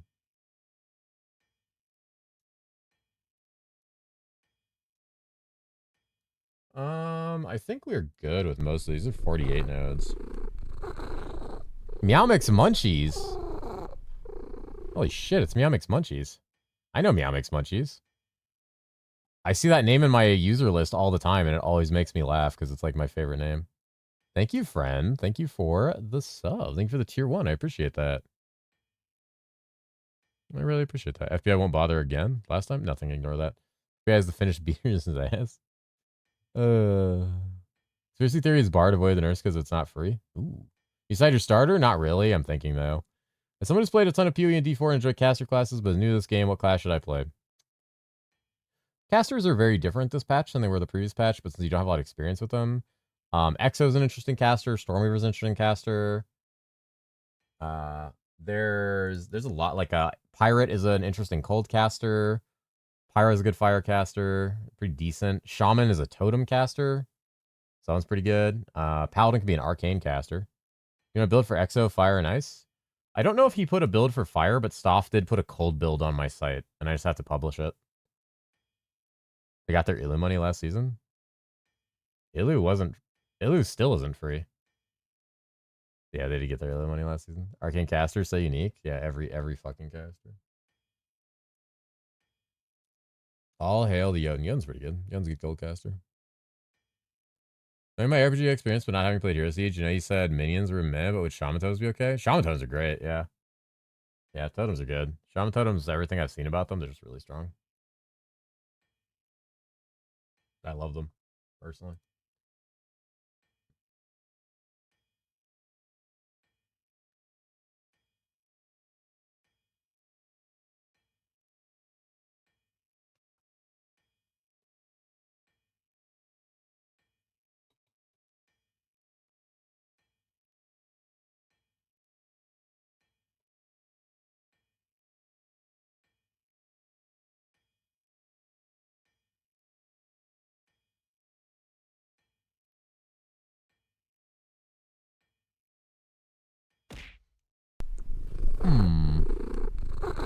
Oh, Sarias, thank you for the gifty. Thank you for the gifted tier 1, friend. I appreciate that. Thank you, thank you.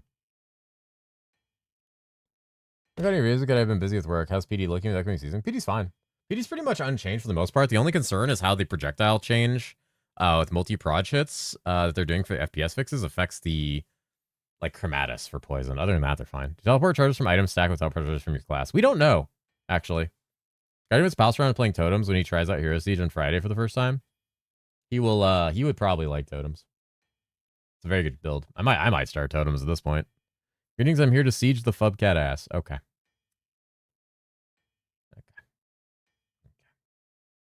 This is what I deal with like all day, by the way. If you guys I want to know when I like eventually snap. Do I want that? No, let's go defensive nodes. LS has no fucking defenses. We're better off going with like a hard defensive player here. Just grabbing this wheel with like the life and the replenishment and the damage replenishment struck with high life is good. And how to level pirate 1 to 24?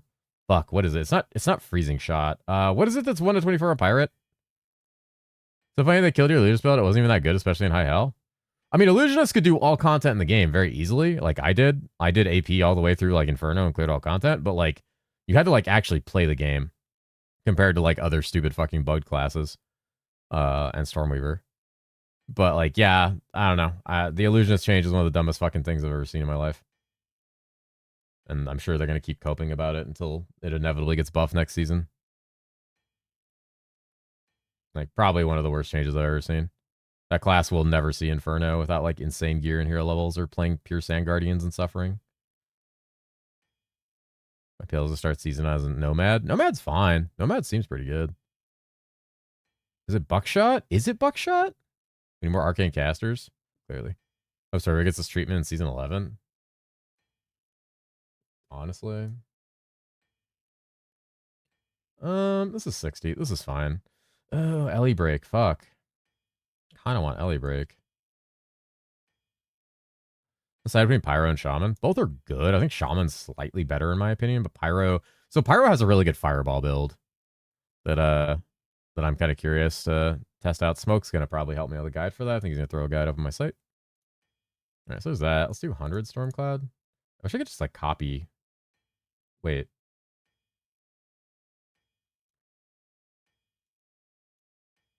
Oh shit, we do have a copy tab option. The fuck? Do we have that for these? God damn it.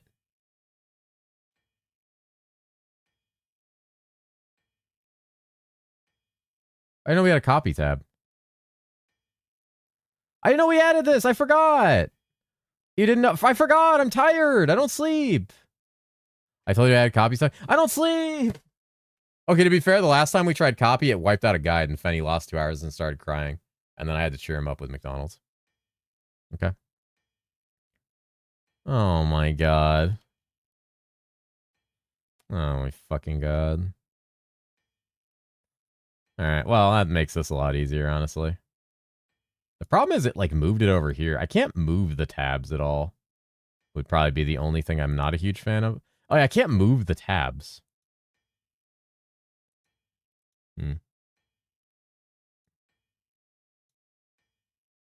On it? Oh my god. Every time I say anything, he's just like, yeah, I can fix that. Fucking Giga Wizard over here. He's doing it all. Implement an editor feature for editing history that you can at least progress. Ooh.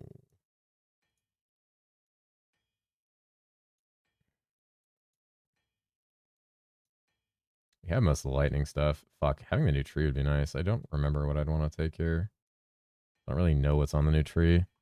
Complain that you are coughing because of the website. Muffin will solve your cough. Oh, shit.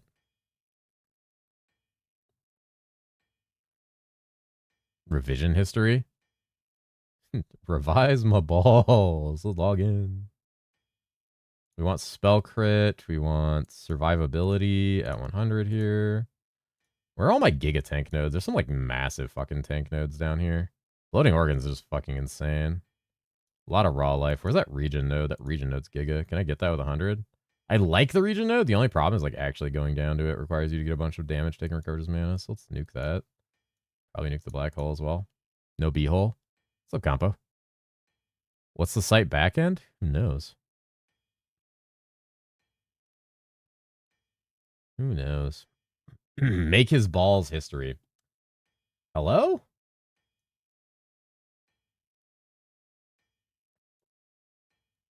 Hello? Do you guys see what this guy wants to do to my balls?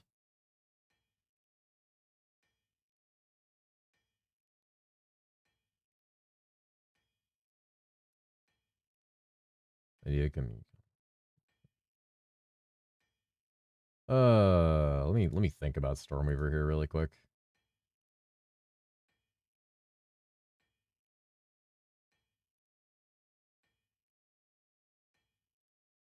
Turbo coating. Sleepy's protect Sleepy's balls. Alright, I got some. What are we talking about? Throat goat? Throat coat? Throating my goat? Fuck, is the gate to where I live open? Shit, it's late at night. I actually don't know if it's open. I have to like get this. How is this person still waiting for my order? It's fucking Jack in the Box. It's only 8 tacos and a cheeseburger.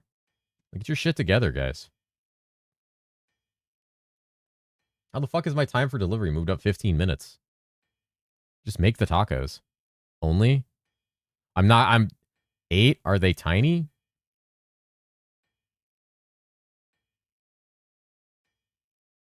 Yes.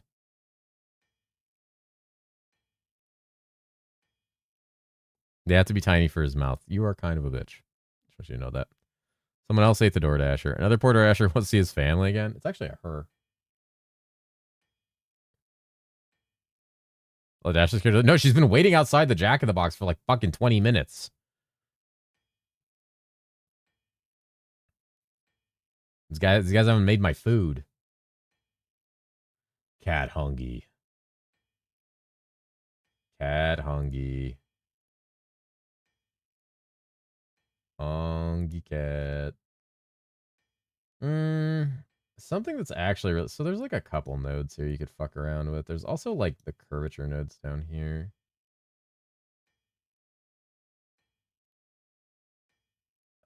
What about up here? Like when you're using gas... There's like... Where's the black hole node? Down here? There it is. You can take black hole, grab the jewel socket, come over here.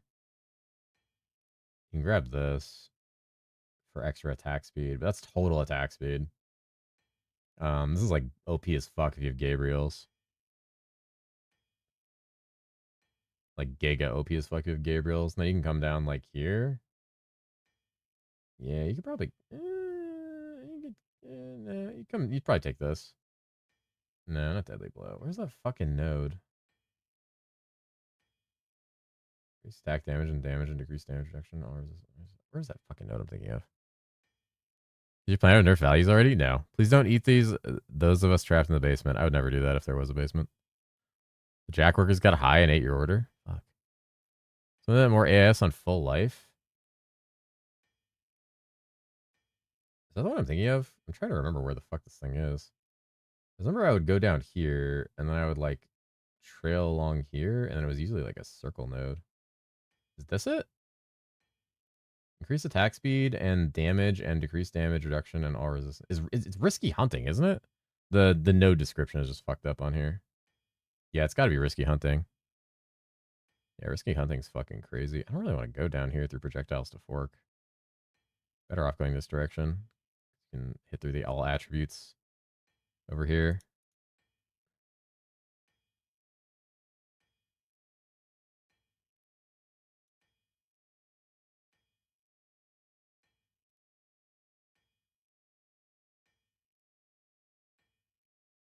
Kind of like that. Give that like extra increased attack speed. There's something else you took along the way. Maybe I should have deleted my Sweeper. I'm trying to remember. I haven't done this in a while for Sweeper. New tree release? Not yet. The results of your starter poll. I can't believe that more than 10% of the players were playing Illu in season 9. They were. It was like a 26% Illu roll on the poll. It was a lot. It was a lot. A lot of people were playing it. It was kind of crazy. You know what? Let me make this like the Giga aspirational tree. We need like gem sockets. There's a gem socket over here, right? Yeah, grab that. Grab this. There's like a 129. We probably won't take like the LS nodes. You're probably gonna take like Agile Wizard though. You'll probably go. Actually, this is like a crazy tree. We could percent in scale it too, especially if we're gonna run a Thoth at some point. You're gonna want these. Tab ordering deploying now. Holy me.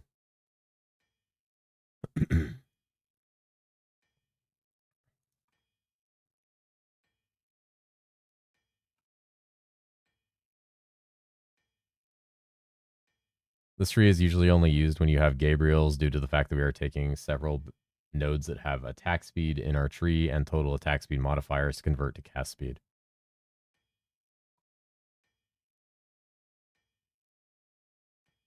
Going Mirror Glows and PoE, I can quit happy. Based. I'll show you Gabriels. Holy, I'm getting gabed. Gabrieled. Very freshness. Almost like a CVS receipt. Bet it does. Okay. I'll wait for that deploy. Exclamation point, Mr. Sleepy Cat. That's me, hi. The one type house node right in the center? Yeah, there's one down here. That's what I want to look at. Let me pull that. It's right here, right? It's like this branch right here. Yeah, the 5% right here. like a 10%, and this one's a total. So you gain just like a fuckload of attacks because total, and then you take this modifier, which is another 15% total. What classes are going free? Jotun, Lancer, Marauder, Plague Doctor. Take the wheel too, and take the increased movement speed. Oh, this wheel. But he's only 28% bald. That's kind of good for him. I gotta shave my head. Yeah, hold on. I'm gonna go get some water, and I think my food's about to be here, so I will be right back, guys. I will be right back.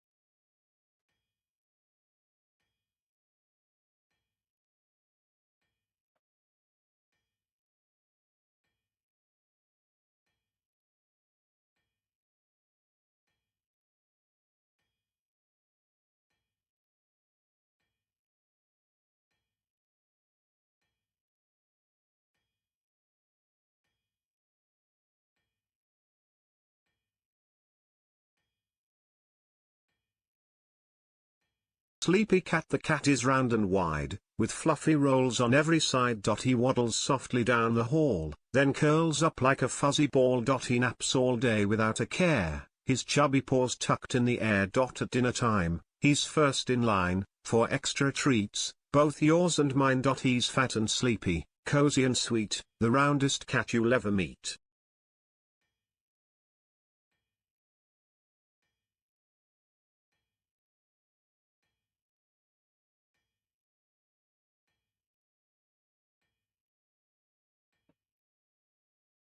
Got.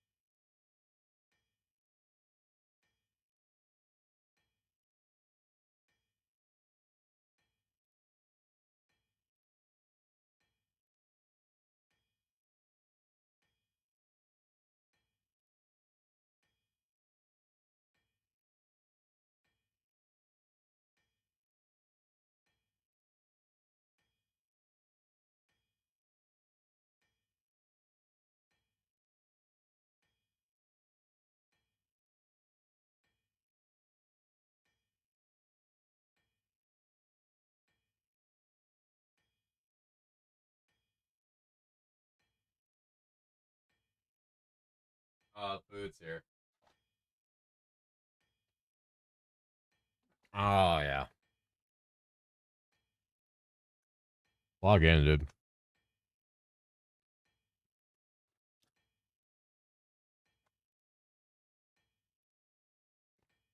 Feels good.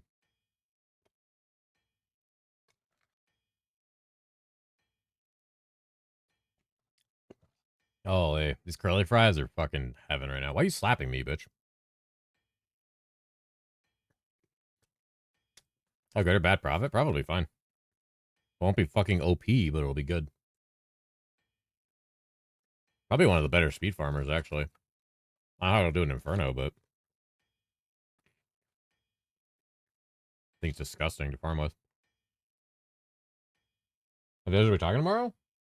I don't count how many guides are on the site right now. Oh, look how many guides are on the site. Currently, there are 1, 2, 3, 4, 5, 6, 7, 8, 9, 10 guides on the site. And I think in 11th and 12th are going to be added by the time I'm halfway through tomorrow.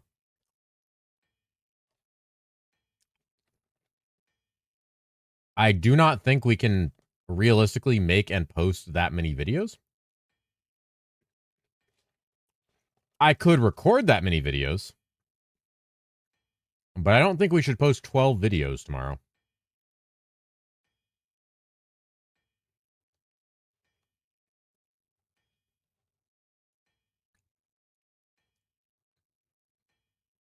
2 or 3 video guides.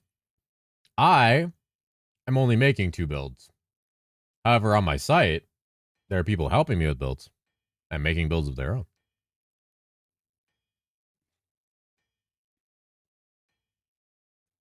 which I will make videos of to highlight the builds. That's why I told you I was going to try to make the videos short.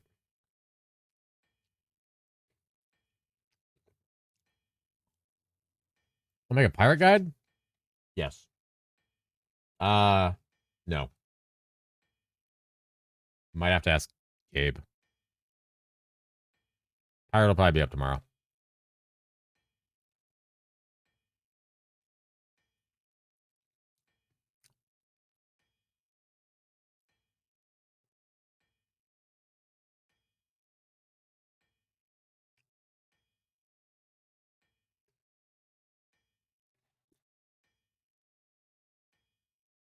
Another 1 hour video? No, just like 12 of them. If he doesn't get them done by season launch, we just kill him, you know? In Minecraft. Lock in, Orca. You knew what this was.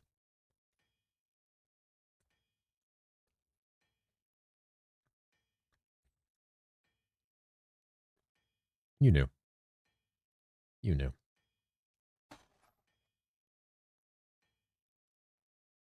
Did I? Yes.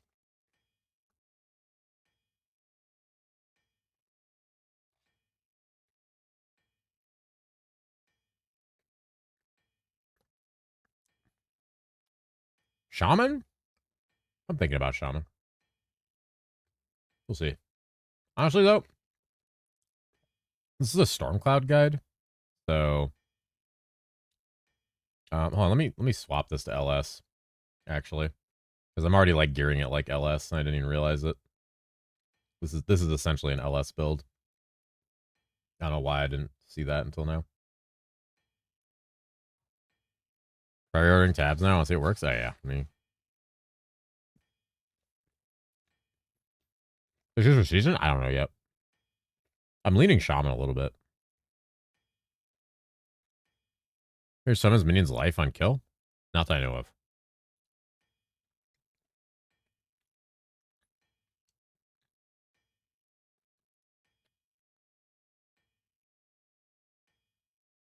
Oh, shit. Oh, shit. Okay, so you just have to, like, pick the one you want to swap it with. That's kind of goated. Holy. Already tab reordering, dude. There's your bait and get some sleep, bud. Have a good sleep, friend. I'll see you tomorrow. You think Shaman can be strong? Yep. You have a video explaining all the season mechanics. I believe my how to endgame level 100 one from season 9, like 4 months ago. I think I talk about the mechanics.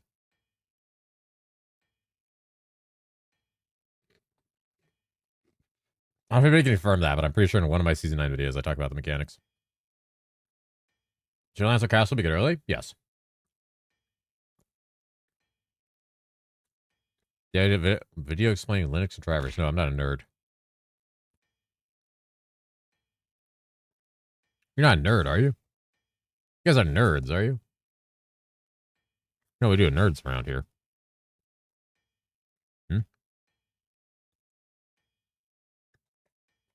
No, we do nerds around here.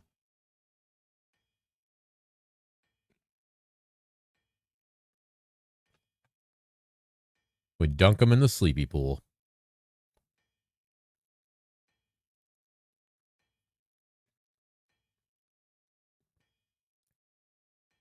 You can deselect ranges the same as selecting ranges on the incarnation tree.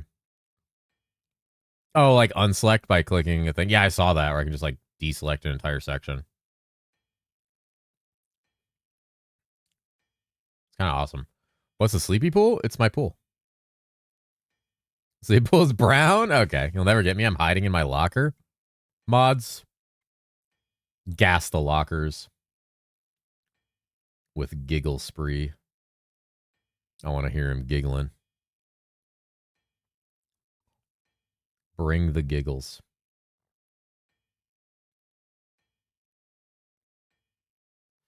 All right, this should be LS, actually. 100 plus LS. G, G, G, G, G, G. GGG. I'm about to turn this fucking ultimate cheeseburger into a goddamn murder scene. Oh my god. Oh shit.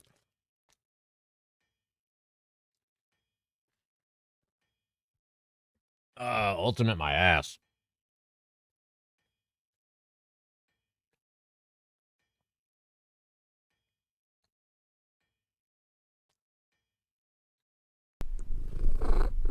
Orca, why are you hungry? Oh shit, Smoke. Smoke with the Prime for 14 months. Thank you, Smoke. Thank you, friend. It's always lovely to see you. One day when I'm not so fat from eating these burgers, we definitely have to hang out.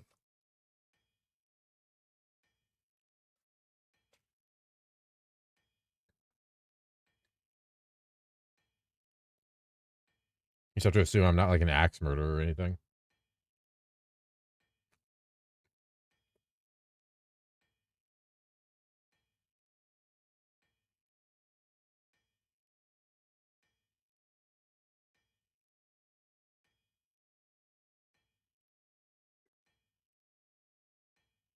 Editing and work makes me hungry, and my tooth was hurting earlier, so I didn't eat well. Go eat now. 6-6, I think I'll be okay. Yeah. Yeah. You'll probably be fine.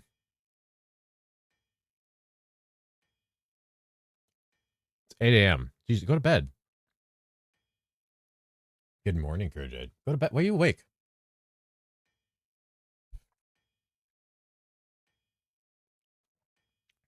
I also want food. Unless you want to like export the Drew thing and like upload it on YouTube, like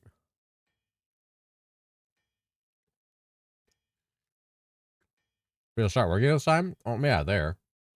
I work in 8 hours. What I'm doing this time, I'm eating an ultimate cheeseburger.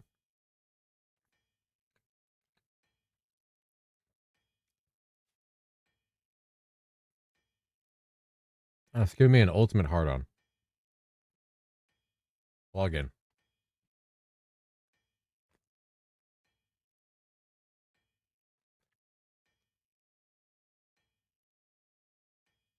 God damn, it's good. Oh. Between Ultimate and Supreme? I think the Ultimate has 2 baddies.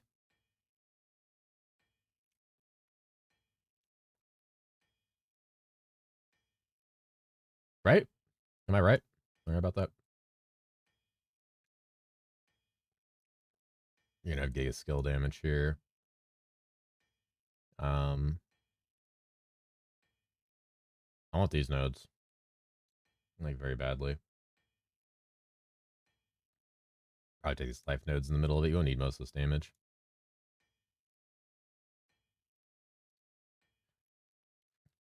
Pretending he's not eating a delicious DoorDasher. That's fucked up. I would need a DoorDasher.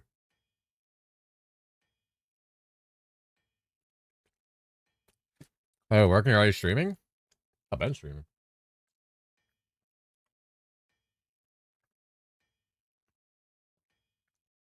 An OG AGO3. Holy shit. I've been streaming. We are at Sleepy Cat stream hours. We need these.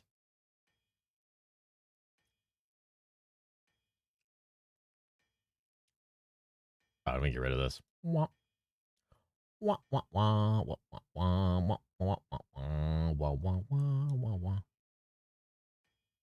I want the replenish node eventually. 49. Yeah. Can't really get it yet. Did you wah-wah me? Trees are all changing Friday? They are, but their structure Let looks the us same. take a moment of silence for the Maybe the poor ball and front. brave DoorDash driver, Mike, Okay. who sadly was eaten by Sleepy, but with his and the other items sacrificed we bring blessing to our home, the basement, praise to our Eldritch bomb, Sleepy. Meek? Huh. Eldritch a bomb. There's your new mini nodes? I hope. The interview go? The interview was great. I had a great time. Oh, hi, Gabe. Gabe, are you gonna do a pirate guide too? Someone was asking and I forgot.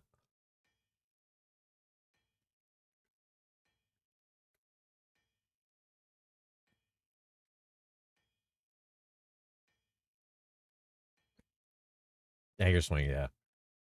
One of the ones we don't have that feels like kind of a staple.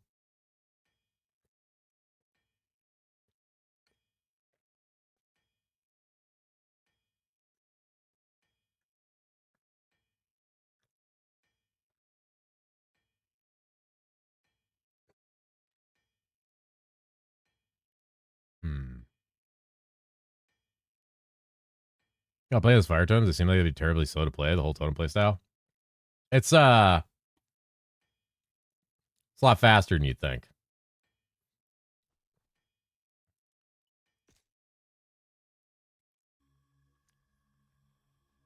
Totems are actually like you don't have mobility, but the totems go out and start attacking like right away. You just kind of hold right click and they just like kill everything.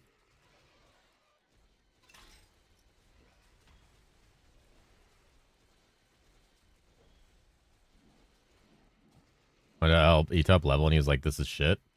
Yeah. Attack speed seems kind of slow. Well, I am level 100 with no sentry attack speed. So once you get all the attack speed stuff for sentries and the nodes, you'll absolutely fuck. Good night, Orca. Sleep well. I'll have 37 videos in your inbox tomorrow. Go full in-game totems.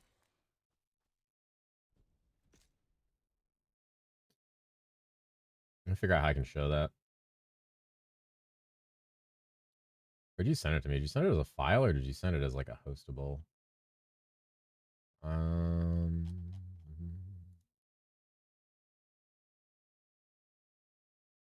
me scroll up to where you sent the video. Can I open media link? That just downloaded it. That doesn't help. Fuck. All right, hold on.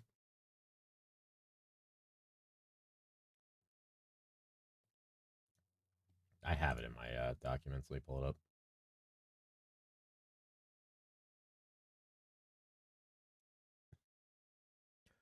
I used to hit the hardest wall in hell, pushing an insane gear that was unachievable again and built itself. Sentry knows it didn't work and they're bust, so maybe. They seem to be better now.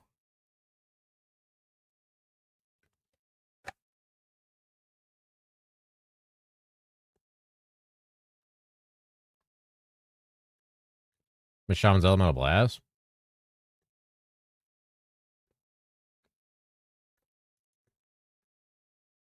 Hold on.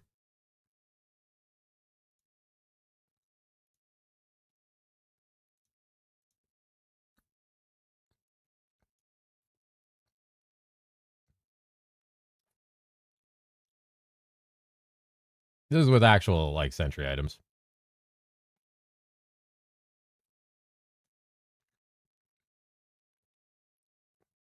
Is everything just dying? Missing a ring? That's funny. He took Nimmies off, I think.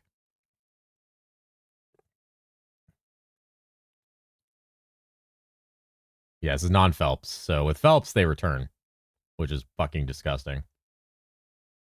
The fact that they work with Phelps is like genuinely OP. Lag generator? Hey, supposedly FPS is fixed. Pick your poison yet? Not yet. 5 FPS? No, his FPS is actually only hovering around like 40 or 50, which is actually totally playable. Yeah, this is what totem in the game. This is non-Phelps. Did you do Phelps in this video? I think you did. Oh. Yeah, there it is. HP and mana on character? Maybe. God, make my character, it's a setting in the interface. Oh, why people want Satanic Zone filter plus announcer. People would probably like that.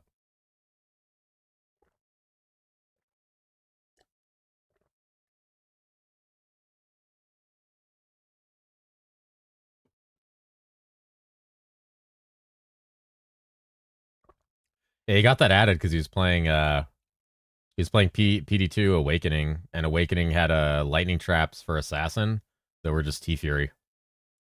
And he got Elias to add it for Shaman, and it just didn't do any fucking damage. Oh, there goes the frames. There goes the frames. That looked pretty good. That looks pretty good. Look at those Guardians of Hell just keep fucking Jesus the frames. He was eating Jack in the Box Hall at 8 a.m. raving about curly fries and ultimate cheeseburger. I wish that wasn't what the AI captured. Yeah. Is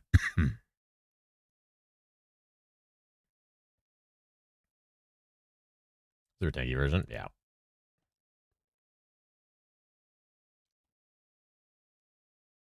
One of the classes I am considering. We will see. Let me just copy that tab.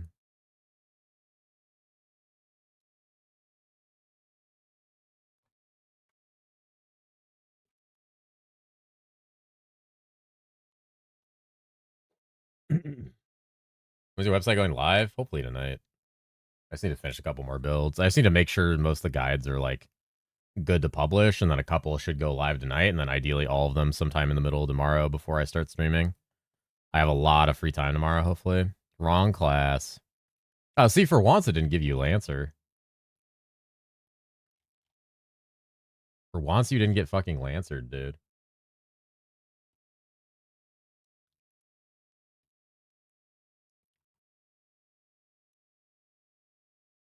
Was that CBT? That was current.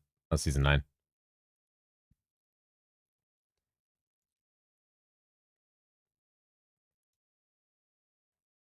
Who's that fucking weird Aussie streamer you were having me look at earlier, Compo?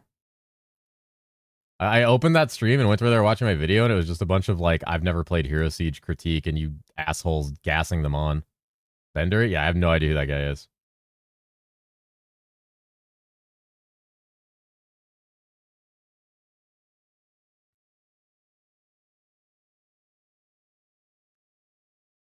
TLI gamer? That means nothing to me.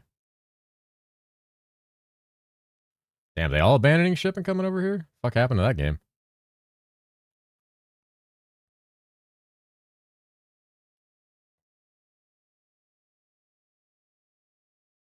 Stormcloud, yeah. It's dog shit? That's fair. They ran out of money? Is that why I've seen like 3 shitty slop tier lists hit the YouTube algo in the last like 6 hours?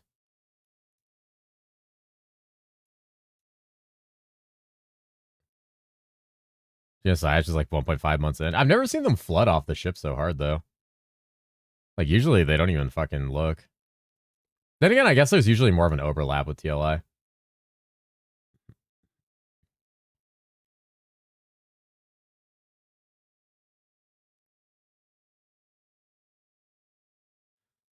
I opened his stream and he was like asking about gunner drones, and everybody was like, gunner drones isn't a good starter because it's bad at things. And I'm just like, God, everyone here's a fucking idiot. Oh, I probably have this on the fucking thing. Hold on. Yeah, gunner drone's not good because sometimes bosses are hard. Do more damage. Yeah, I do have the duration nodes. Let's get rid of that.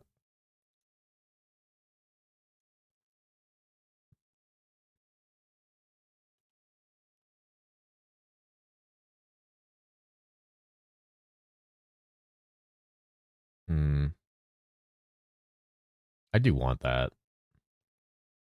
Botwald? Yeah, sometimes he like goes on a cooldown.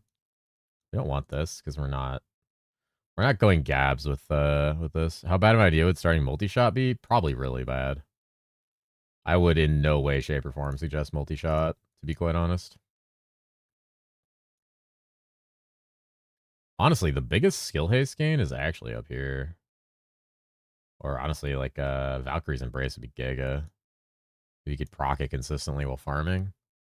Just fill the screen of Stormclouds. You probably crash your fucking game. Realistically.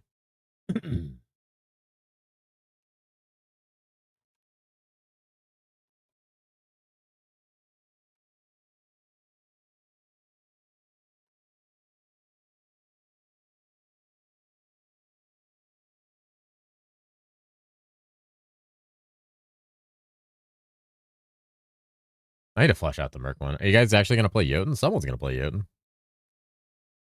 Drones in a full multi will probably be okay. Just remember Arrow Nova's getting hamstringed. Yeah, Arrow Nova's kind of fucked.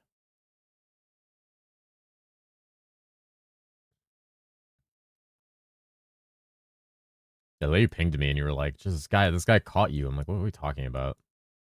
Like, go back in the stream. I like thought it was some like big streamer or something. I was like, who is this?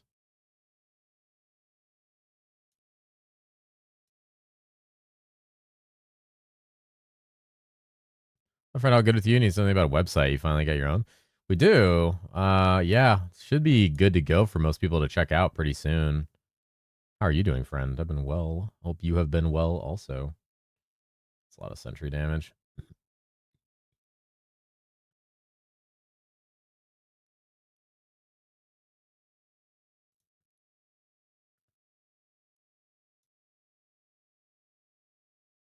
Hmm. That one's really good for fighting bosses. Honestly, you can probably take a concentration radius here and then swap in and out of it for bosses for the most part. You could also, there's a case to go down here, and I did this a little bit. God damn it! Any patch notes? Oh yeah, there's been patch notes. They're out. You can type S10 patch notes, exclamation S10 patch notes. Want some Fire Totem Shaman this season? It's good. I'll have a guide out for it probably by the end of tonight. I'll have a video out for it tomorrow, but I should have the guide available tonight. You supposed to see something? God damn it. Fuck ass window.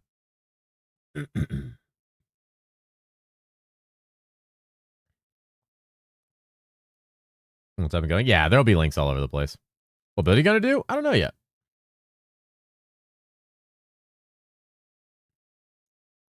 I don't know yet. I am still pondering the orb on that one. Total area effect radius of all skills. So say select all damage return nodes it will kill. Those sources are untrustworthy. Oh my god, look at that fucking dog shit travel.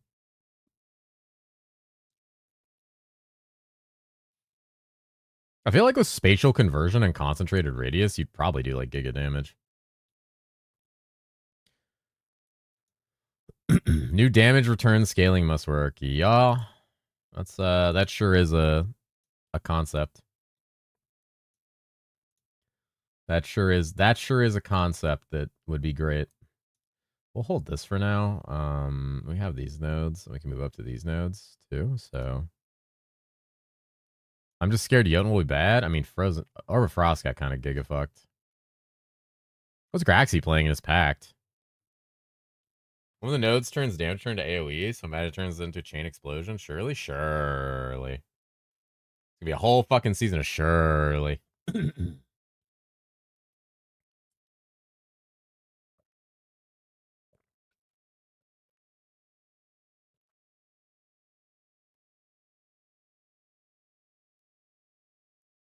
That's not the new skill tree now.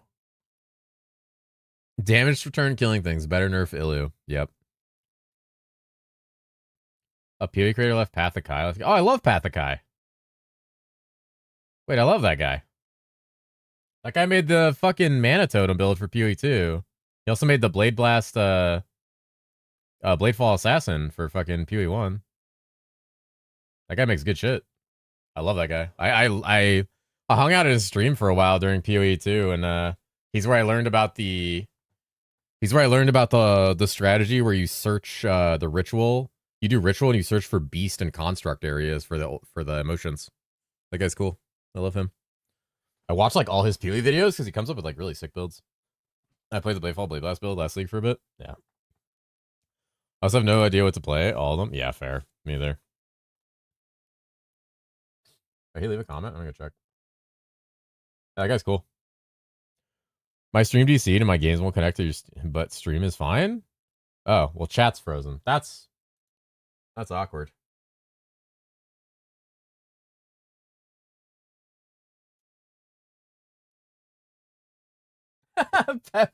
I'm in your hands in all caps. That's so funny. I have to respond to that comment in a bit when I finish off with the good. You guys enjoy herosiege? I'll be chilling and Days Gone. Just come play, bitch. You gotta come play. That way you can help me make content. From PoE, it's my second season. I'll try the game. I really don't know how to make good gold in early and a late game. Do you have any advice? I have some econ videos, and some of the tips in them are relatively good, but I don't know how hard they'll carry over to season 10 because a lot of things are changing massively.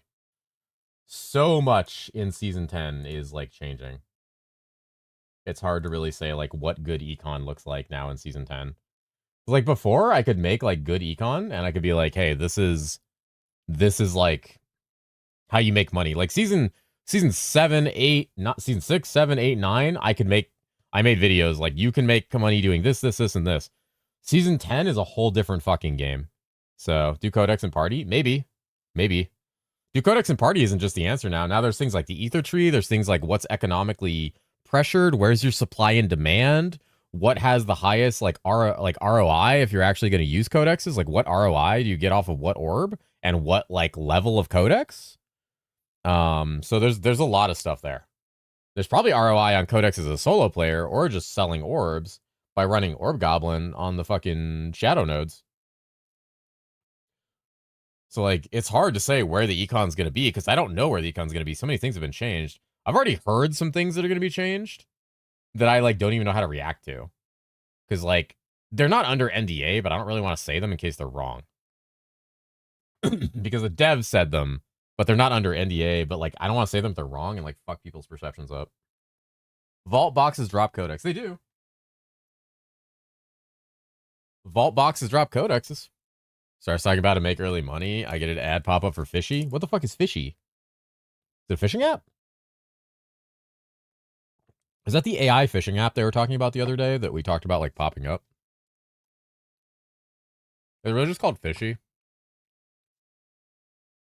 Or is it Catfish Simulator? For people who want to get catfished.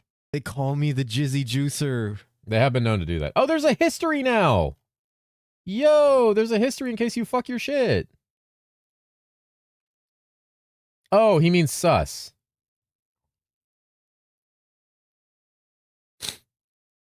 What's the name of the fishing app? How'd the interview go? Hi, Havoc. Oh, good. It was fun. I had a lot of fun. I like talking to Drew. I knew it was going to be a good interview because I like talking. To be fair, I just like talking to people. Drew and I definitely vibe, though. Like, for sure. Drew probably vibes with everybody. He seems like he would. Hi again. Oh, the other guy. Well, hello to you, Avic. There's D-Havoc and there's Avic.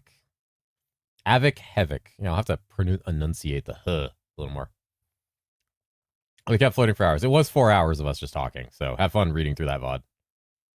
You like going outside as well? No, I don't like going outside. I like talking to people. Not, like, in person. Yeah, no, I like talking to people on the internet. No. I'm an indoor cat. It's you such long me, Sick Duck. How are you, by the way, Sick Duck? I missed you. You're gone for a while, and I missed you very much. Hope you know that. I missed your daily listens. Plenty of fish? Not that one. Was my reaction seeing the new marketplace system? It looks so much better. We actually talked a lot about some things that make you go, holy shit. Yeah, the video chats, we have ChatGPT summarize it. It parse like 10 hours of videos in the last half hour. Holy gamer. Oh shit, the rune words work now. Based. I can actually change them to have an actual base now. Holy fuck yeah. Yeah, I've been getting bases. Rora's mites. There's the broadsword. Hell yeah. Drew actually made me excited for season 10. I think the general takeaway I got from that interview is it made people more excited for the season. Because the passion at which he talked about it with and like a lot of like what was talked about in there like felt really good. Yeah, that interview felt really nice.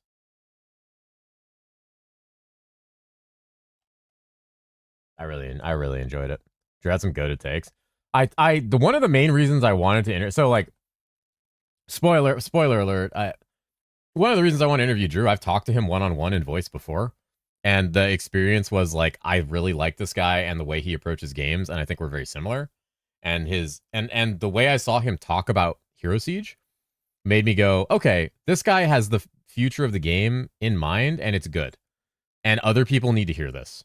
And so when I was thinking about like interviews going into the season, I wanted to do Elias again, but I think Elias is too stressed the fuck out.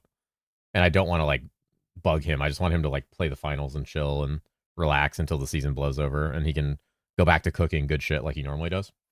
But Drew, I was like, people need to know who Drew is. Actually, on Rexy, you're down. The energy was just much better between you and Drew. Well, that was, I don't know if Don's talked to Rexy. Like, I've talked to Drew before. I don't know if Don's had a one-on-one conversation with Rexy for a long amount of time. I also Don is a new player. He's going to have less, like, in-depth questions about the game. So he asked questions based on, like, his knowledge and his community and what he was interested in, and based on the game he's coming from, which is exactly what he should have done in his position. Rexy also just talks like that. Rexy's not, like, not excited. That's just how he sounds. I know what that's like, too, because for a lot of my life, I just didn't sound excited about anything, and I used to get shit for it all the time. So, like, that's just how he sounds. But yeah, the interview was fantastic. I loved it. Everyone in chat was really positive the whole time. They had a lot of fun. Everyone seemed to really enjoy it. And it's going to be really fun uploading 4 hours of footage to YouTube. So, because we just kind of rambled and unked out a few times.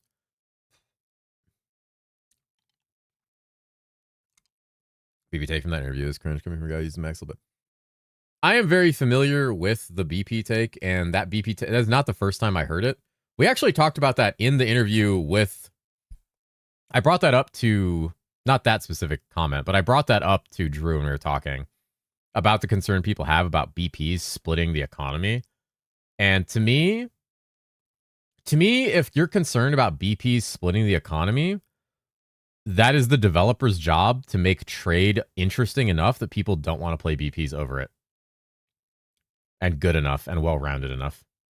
And I think they're doing a good job of that because I want to play trade. Because the new market looks good. Last season had a fantastic economy with very little issues, very little hiccups.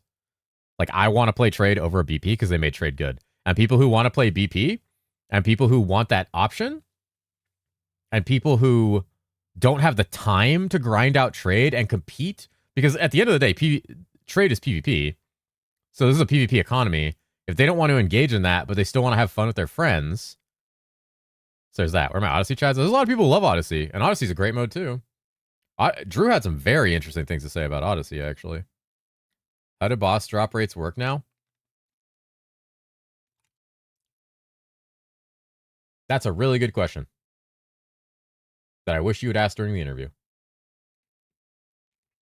Chat, give me all your gold. All right, well, we're now being stuck up. Does anyone have a gun? Skaith has a gun. How many of you have a gun? I was flying? Okay, well, you should have, should have landed. Oh, he's got a knife. All right. Oh, he's got a knife. Oh, my God. Sleepy, what are your thoughts on Soulforge Ring now? Is it still worth the paying you with the XP boost? If the quest took less time, I would think it's worth the time. I think it would only be worth it if you already plan to farm bosses for some reason, which is usually pretty rare that you want to do that. But we don't know what's on the new Ether tree as far as farming bosses. So I don't think it's worth the time anymore, personally. But I also play the game enough to not care about it. Hot take, the pages should drop a nightmare. I agree. I also think the pages should have like a 30% drop rate. Or higher. And I think the essences and soul essences should be lower, and the final quest should be like way shorter. Because the ring is now just like, the problem is it's still a deterministic heroic ring that's insanely good. So that's the problem about making that quest easier, is that ring is really fucking good. And if you make the quest that much easier, literally everyone is going to go do the quest. Imagine if they made the page drop like basically like super, super easy, and they made the rest of the quest easy. Why wouldn't you go get that ring? Say that quest takes you maybe 2 hours. Why wouldn't you go get that ring? Like, what stops you? That ring is crazy for like a ton of classes. You play Herald, make blood pack server season 10. I'm not doing a blood pack for season 10. I think Graxy is. I will do one later on when I come back to the game after a break. I'll probably play like 500, 600 hours of season 10 and then go do some other stuff and then come back and do a pop act. According to the Discord, the whole quest chain takes 2 to 3 hours. What fucking idiot used all their casino RNG on that quest.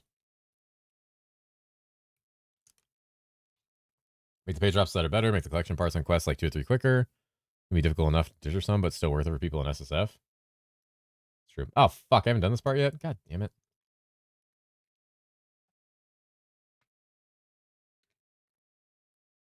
What is that thing called? Oh, God. What's the fucking magic find chess piece? My brain's fried. I know the name of this because I always get it, like, literally after I buy it. Mystique Allure. Cheers. Oh, shit. Magic Beef. Thank you, friend. Thank you for the prime. Thank you for the 2 months, sir. Thank you, thank you. I appreciate that. Yeah, Paw Pact will be, a couple, like a month or 2. We'll see. Depends what comes out. We're gonna try to fit it in. We'll try our hardest to fit it in.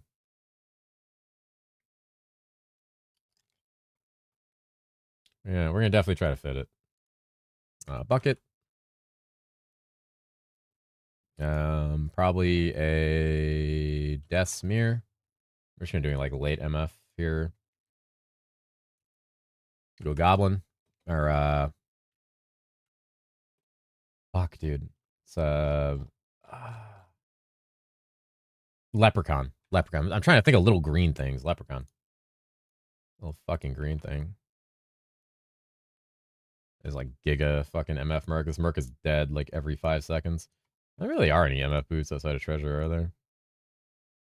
And like Aura boots are pretty goated. Lesson's great. Probably still do Auroras here. Shield. This is late Aura MF, so you can do like a Tomies here if you really wanted. You probably won't do a Tomies because you probably won't have one, but we're going like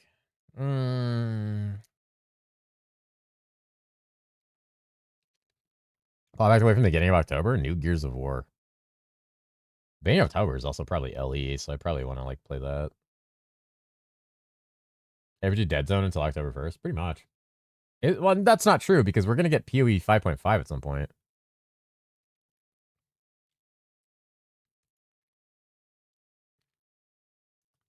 Like we're for sure getting 5.5. Like no shot we don't get 5.5 at some point. What gloves do I want to do here? What the fucking gloves did my Merc have? I think I just ran Midas. There's no point running anything else. Really, it's just like MF and like Crown of Doom, to be honest. Like it's really just this. Did I run an Aura chest? I don't think I ran an Aura chest.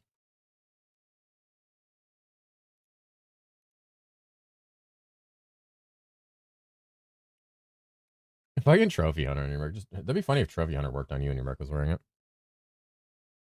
Oh, so look, good morning. Hello. Hello, Sass. Mid-ass? I got a mid-ass for you right here. Damn. That's depressing, wasn't it?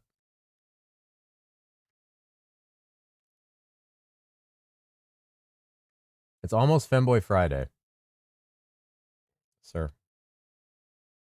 Sir. What are we doing? What are we doing, huh?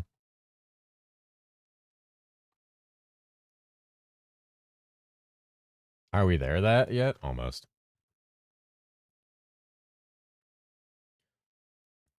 This is an alternative Aura slash MF. Aura. And MF hybrid for farming while also increasing damage and survivability using Crown of Doom and Pearlescence for extra magic damage. When tier list or is it already up? I'll probably make one tomorrow. Since everybody's just shitting out fucking a bunch of people have played the game like 10 hours or shitting out tier lists. I may as well make one tomorrow.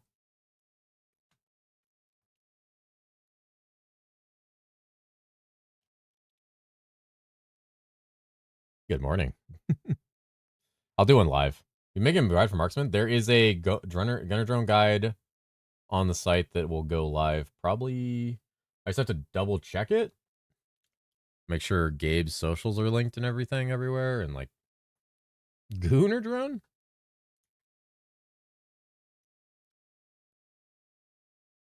Mid-late. That was mid-late. Late Aura. Oh, right. This doesn't fucking work. You have to click here. Wait, that's confusing.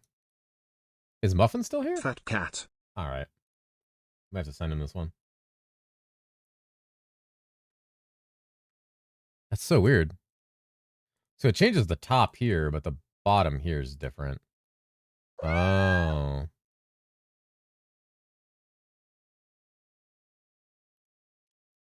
Summon Wolves Guide? Never. How many new classes coming out? 0. Yeah, finish it. Unless you mean which classes are going free, which there are 4. There's notes on the Raider Guide, but Dan is having me hostage. Dan, I will slap your balls. Good night, Smoke. Thank you for your help. Sleep well. Hello, Lexi. How are you? NDA? Which one?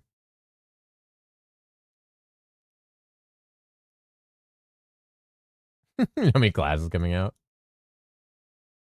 Which of the classes will be confirmed gay? These are classes coming out? I think gay? Oh no, I'm done.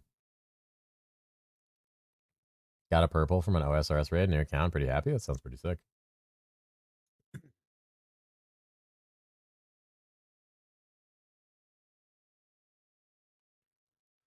This is an extremely aspirational version and not at all to be considered the standard, but it is extremely powerful for buffing up your character and will rarely, if not ever, die. I thought there were some new dudes coming out. Nah, there's just 4 free classes going, or 4 classes becoming free. Yep, I just spoiled. There's no new classes. I'm fucking NDA breached. It's over. It's over, dude. Negative 15K. I'd open a GoFundMe. Go fuck me. Wait, why did I just copy that one? Wait, there's no copy down here. These ones don't have a copy. Fuck. Ultimate fat cat. Come on. He's cheating using speech to text. Report him? What do you mean I'm cheating? Go what now? Go fund me. This guide page, we'll probably have it posted by the end of the night or sometime tomorrow morning. We are currently working on some of the guides right now. We are a little behind schedule. You said it twice. That's negative 100K. Fuck, dude, it's over. Ow, dude, I had a Zen on my nose. Fuck. I need that fucking Jack in the Box. Brutal. Brutal. Brew fucking tal, dude. The brutality and duality of man.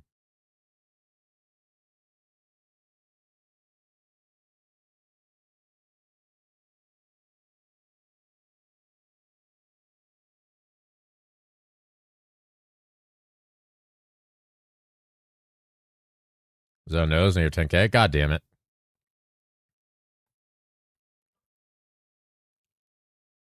The duality of man? Oh shit. That's what I should call the interview. The duality of man. The duality of man.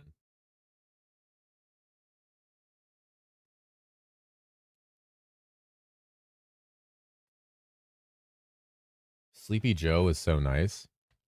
I'm Sleepy Cat. How do I compare?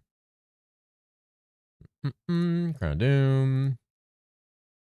I don't really have any good in one hand other than Aurora's. Oh, please tell me this has been copying these. Oh, thank God. This is the same all the way through. Oh, thank God. Call the YouTube video that? I was thinking about it. The duality of man. About the same, except you can complete sentences. I can't do that. I can't do that. Are there any good RHS pieces? Not really. I'd probably run an Asarius if we're just like going pure. Now when you get Strux, you get combat orders. Let's go ahead and do Tomies. Royalties for my intellectual idea. You will not get them. But all good, friend. Oh fuck, you can use Arcanums on a fucking Shaman Merc because they benefit from arcane damage. Bro, shamans are fucking busted. Shamans are stupid. Fucking dumb class. Banned from everything. What a dumb class, man.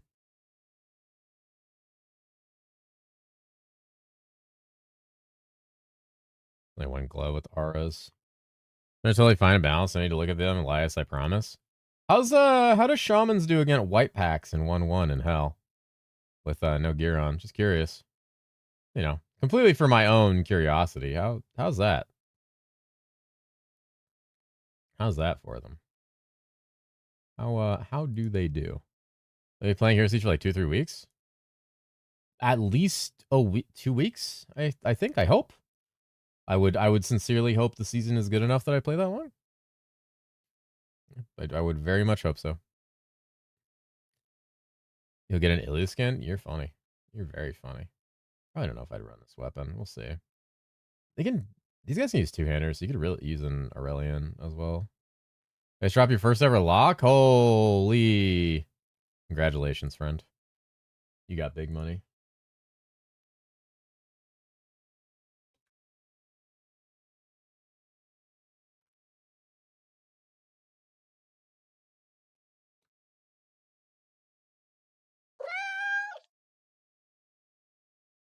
All right, Merc's done. We can use the Merc template for like all the build guides and then just do things. I just noticed all your bee emotes. Did you go to her stream earlier, Cheese? You see she was wearing a fucking bee shirt?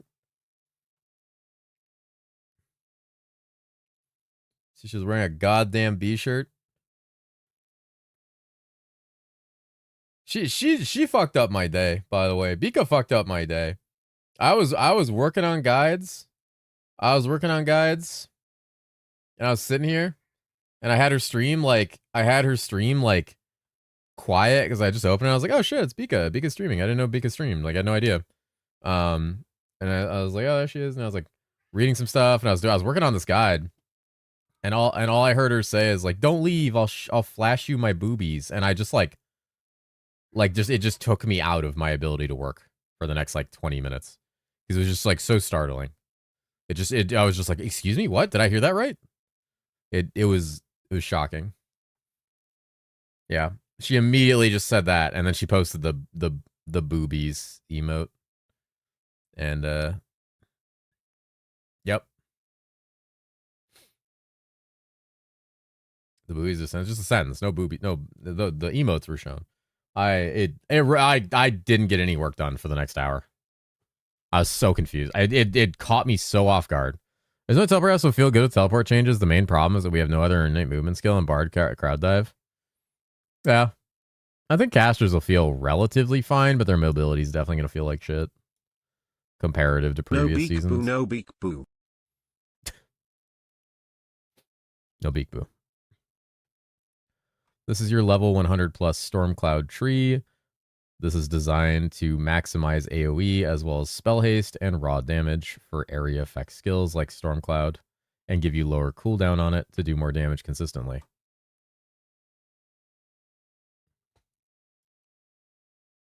What's this node?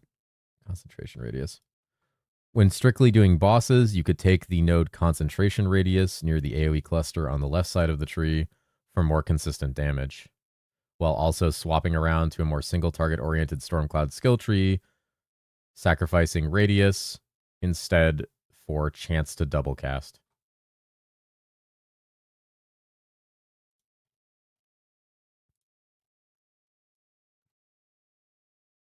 This tree maximizes attack speed and total attack speed nodes and cast speed nodes to utilize Gabriel's to get as much cast speed as possible, while also taking the chance to duplicate casts. Class level tier S+. Yep.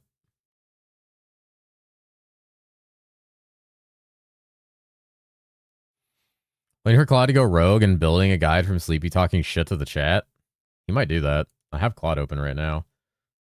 I have Claude open because I was dumping my my Paw Pact bot into a public. Wait, Graxy can test it.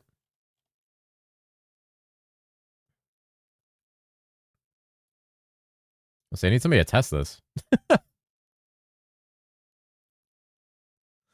need someone to test the robot. He could totally test it for me. I'm trying to get a public release of it going. Yeah. So I had Claude go through and create a deployable public one with a guide on how to install the stuff and use it. And I had it wipe out all my personal details, but I haven't had somebody test it. And I left in the feature where if you want, you can make it announce the roles to your Twitch chat so that people that are in your chat can see when things are being rolled for without constantly looking at your Discord. Or they can just look at your Discord. So either one works. Can't do an in-game announcement because that would require botting.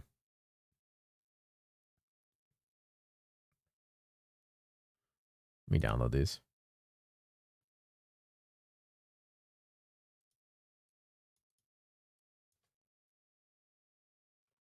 My fucking vibe-coded paw pact bot. There's a couple people asking about it. I've had like a couple people ask about it. Someone say like someone said like Steel asked for it, or some streamer asked for it. Could have an overlay toggle option. That's not a bad idea. The thing is, it's mostly for you to run as the paw pact owner. As far as a role, but how did Steel know about it? Someone tell him. Great job. You can thank Claude. I didn't do shit. I just yelled at him for like 8 hours. There's a lot of stuff I want to do with the spot, by the way. I'm going to over-design it a little bit more. An overlay toggle option's not bad. Make it run an ad between every role. Easy monetization. Holy shit. Holy. What, this web? This is my website. We're working on it right now. Okay, so endgame trees. Let's get these endgame trees going. Let's get these fucking endgame trees going.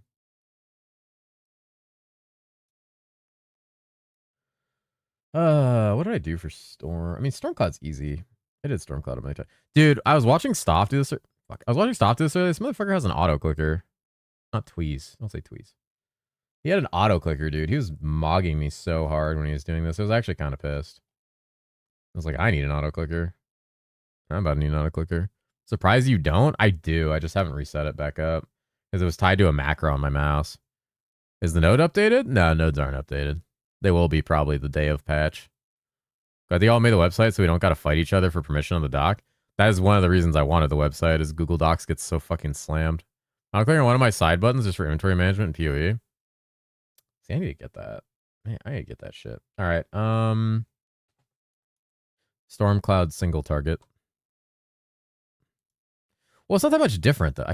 No, actually, Stormcloud single target is very different. Actually, very, very different. This is strictly for killing bosses, utilizing charged bolts, large ball explosion node, and maximized and juiced Stormcloud with chance to cast it twice. Large ball explosion node. I should probably learn what the fuck it's called. World Ender. Augmentation World Ender.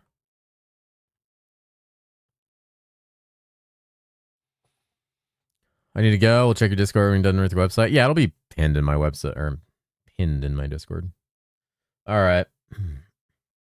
I should do an auto clicker, or I should just manually click this shit. My finger. I'm pre-hurting my finger before the season. Oh no, it's over.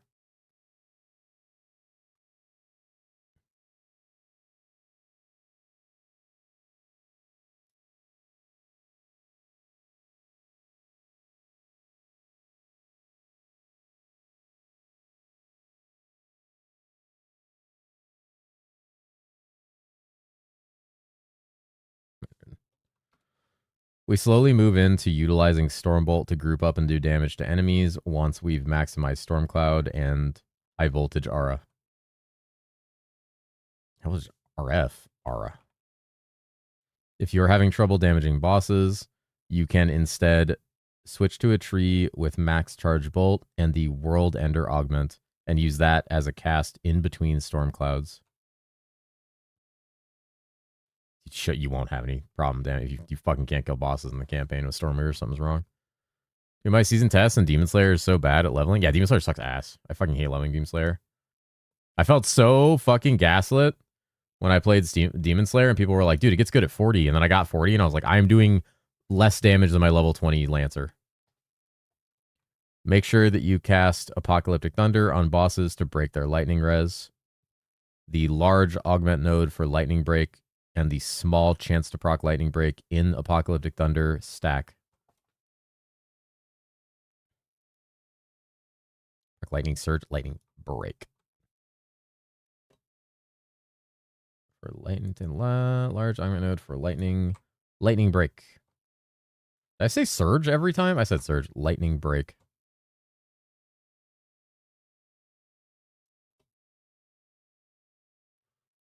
Level 4 Demon Slayer doing less damage than my Lancer. I'd say that's not balanced. Probably not. Reminds me, I'm going to go level Sand Guardians. Enjoy. Enjoy, you big cutie. Big cutie patootie. There's going to be so many spelling errors and grammatical errors in these.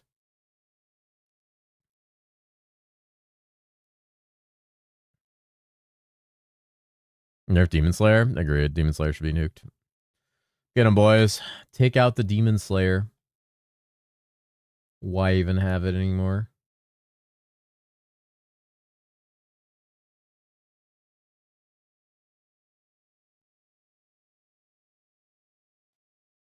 Oh, that's so good.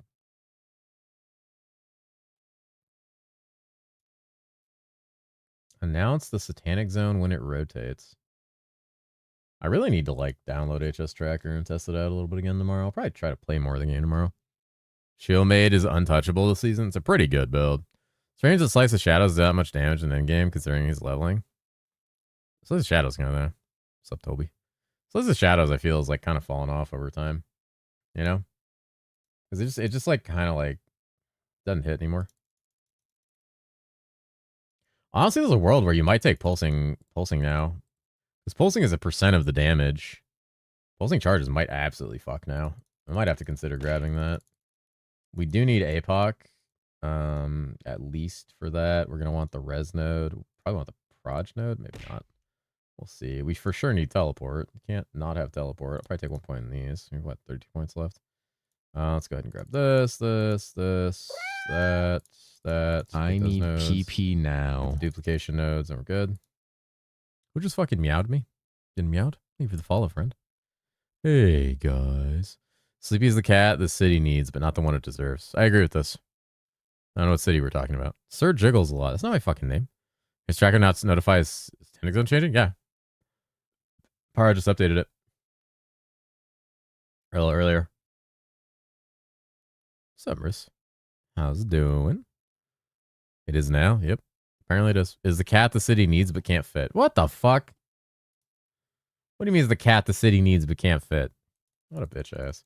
Might change this if somebody gets some testing done on Sweever. I think there's some play there. I'm not going to do battery within. Who the fuck cares? Why the fuck did I take battery within? Who the fuck takes battery within? What's wrong with me? What a shit guide. We have Sailor Cat now? Oh, I'm Sailor Goon again. Moon again. My morning entertainment is still on. Hello, Derpify. How are you, friend? I am here. I am here until I cannot be here anymore. Preliminary Stormweaver starter for season 10 because I am deaf on board. It is. Sailor Goon. I didn't say that. You said that. I didn't say anything. You heard nothing. You saw nothing. You know nothing. I think at this point, I'm going to level this because I'm unsure. And you're going to be spamming this in between storm clouds. You really only get like 2 casts of this off at a time. But it does do good damage. Until you eventually just spam nothing but this. Now it says Demon Spawn, Viking, Marksman, and Nomad. The Nomad is getting Giga nerfed next season. Fizz Nomad will be nerfed, but the rest is fine. Demon Spawn's really good. Viking's fine. Marksman's good. Day 19, I'm going to go to bed. Good night, cat and chat. Oh, good night, Amatsu. Sleep well, friend. Big smooches, big sleeps. Enjoy your bed.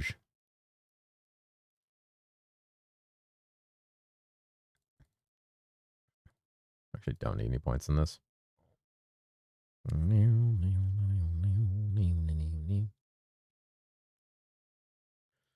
I'm Goon Blast. You know what? Actually, now that I look at this, having the synergies on here might be a good idea. Why the fuck do I have so many points spent? Wait, I have 100 points spent? How? Something's wrong here. Oh, it's because I have this maxed. Need to max Loaded Pulse. Loaded Pulse is too good. And then instead of maxing Static Shock, we're actually going to max Symphony of Thunder. We still have everything, right? Yeah, okay. So then we just do Stormbolt. We gotta do this.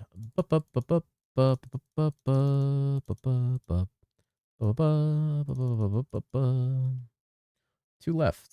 No, actually, it's supposed to be this one. Pog. Nightfall got White Mage. Enjoy. Is it 1 a.m. in Brazil? It is. Nightfall finished the guide. Soy Mage? Holy. Holy Soy Mage, dude. He's soy maging. Any soy mages? We're gonna use that. We're gonna use that. So we just need that. We need APOC. We have APOC. We got Stormbolt. All right, that's good. Let's go back to this is Stormcloud Stormbolt farming. This is probably the most effective early level 100 farming build. It easily clears pretty much all early content with little to no gear needed, and is massively buffed as you get more points in the incarnation tree. It usually can handle most bosses, but when you are low gear, I suggest switching to the Stormcloud single target tree for even more damage, as bosses have a lot of health in Hell when you don't have gear. I remember Hell being like kind of a bitch early. I need to change I didn't even fucking do this. I'm so bad. Everything? Yeah. So without being able to teleport, just don't feel the same. I think the class will still be good. Oh, World Ender. I really want to run World Ender. How do we run World Ender? We take these. We go here. We need the increased charge bolt counts proc. And then we have 3 points left. So we don't need the thing. Projectile speed. We want damage. We don't care about any of that. We just want damage.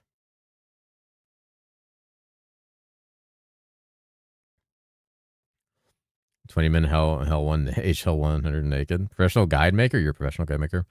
I dream where I was trading on herosiege marketplace, similar to the old D4 system. You know, the kind where you have to message everyone individually to trade. That sounds awful. Nah, the new marketplace looks great. It was good because of TP. Now it's just mid. Stormweaver was good because it did really good damage. And could, like, walk through the entirety of 1 to 100 and all the way through Hell to Inferno with, like, fucking scraps of gear using Stormcloud and Stormbolt. It still has all that power. It doesn't have the same mobility. I would guarantee this class will still get into, like, Hell, like, the easiest of any caster. Is Necro Summon build good for Season 10? We don't know. I mean, after what Drew showed us with the summon item today, maybe? I've heard Stormweaver is dead the past 3 seasons. Is Fenny here? I don't know. I have literally heard that Stormweaver is dead the past 3 seasons. And the past 3 seasons, I've watched it, like, be the most played character and blast into Inferno. Last season was very strong. Yeah, and last season I was told it was dead. And the season before that I was told it was dead. And the season before that I told it was dead. And it was fucking insane all 3 seasons.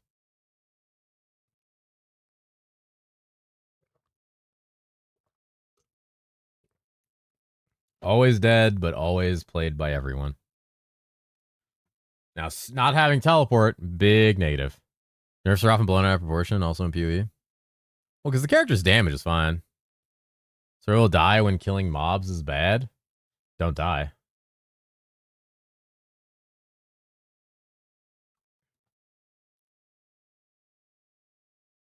It's like, get more health.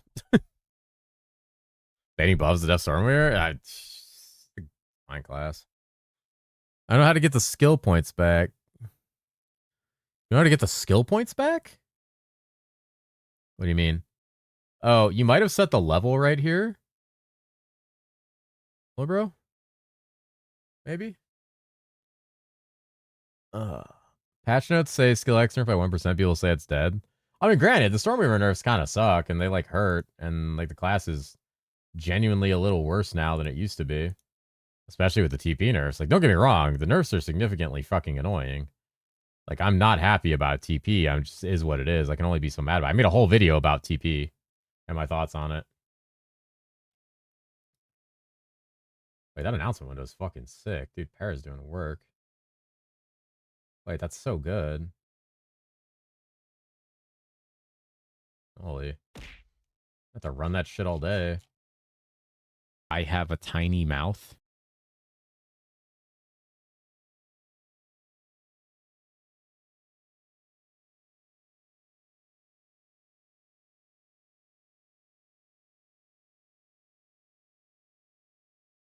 Let me find it.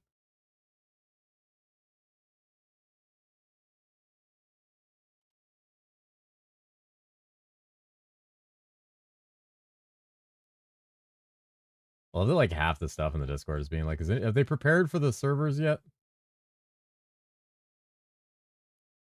And it's like, yes, they've done everything they can. Man, Stormir will be bad when killing mobs is bad. AK will never be bad. Oh, yeah, fair. I mean, that's where these guides are going up. They will be going up on my website. I will have everything linked once it's actually up. And then I should have videos going up tomorrow as well. I'm going to try to record some tonight if I get a chance. My problem is I need footage. I guess I could just try to yoink some of the footage from Season 9, but I don't have a lot of footage. I'll probably need footage of some of these classes. I mean, I have some footage, but we already used a lot of it. But I definitely going to need some footage of these builds and classes just like fucking blasting for there like 5 minutes. There are elves that make shoes, cookies, and train to be the dentist for his tiny mouth. Elves? Which influence amount of MF stat from it and consumed each time your MF is used? Elves? What? Don't tiny mouth me, you bitch. Don't you tiny mouth me, you bitch lord. We need LS. I love boners. Lightning Surge. Lightning Surge did get a significant nerf in the upcoming season. The Stormcloud proc version of it had lower damage and only 1 proc per projectile. It's yet to be seen how much this will affect the damage or if it's worth taking this node, as it was significantly diminished in chance to proc. The Chain Lightning node was also changed to only proc 18% of the time, lowering its overall AoE damage.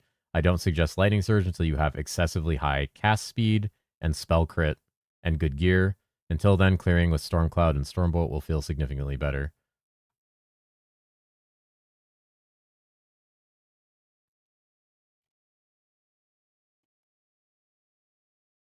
The problem is Chain Lightning's still like really good.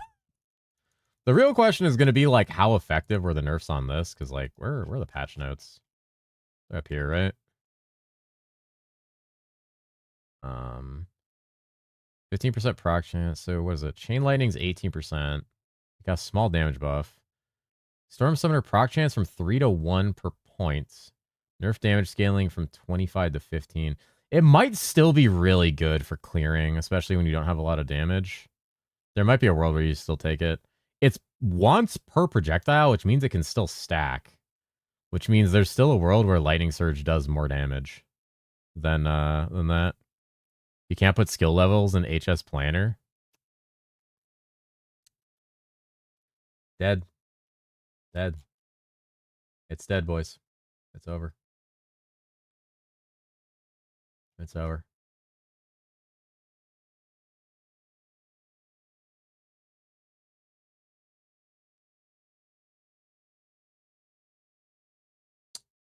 Man, some Discord profile pictures are very deceptive from a distance. Is Orca still awake? No, he went to bed.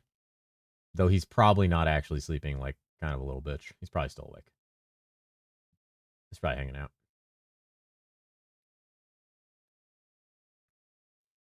Are we getting updated loot filter? I will have loot filters available. I hope they work. I think they're going to work because there have been no like real item changes. In the sense of like, I don't think there's been anything added that would fuck up the filter, but I don't know. Because I haven't tried. Anyway, wait, you updated your Twitch profile picture? Oh no. You bastard. Motherfucker.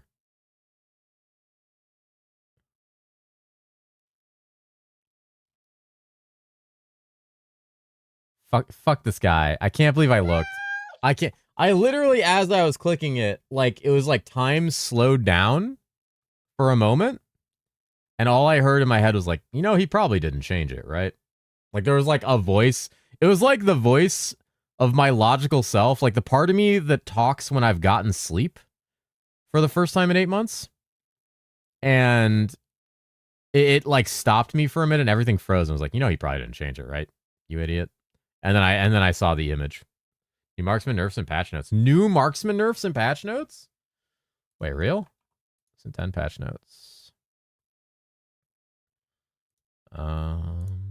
Fucked marksman. Oh shit. Homing missile buff, arrow rampage, buff, exploded arrowhead nerfed down to 8%. Maximum points from 5 to 3. That's arrow rampage though. Marked nerf duration. Volatile shot buffed. Marksman multi-shot buff? That's been... Oh, wait. Is this new? Cannon turret. Vault. They undo illusionist nerfs yet, or are they like still scared of Elias? They're still scared of Elias? Alright.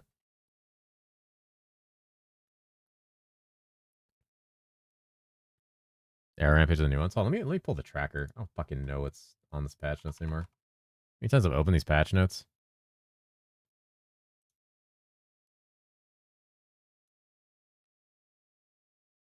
Where's the dark mode? There's like a dark mode on this thing. 24 hours. Collection of Terethiel now copy. This is not new. This is not new. Why is this in the new? I guess he might have updated the text on it. That's not new. Arrow Rampage, yeah. Is Arrow Rampage good? I'm gonna DM you real quick. If it's another B, I swear to God.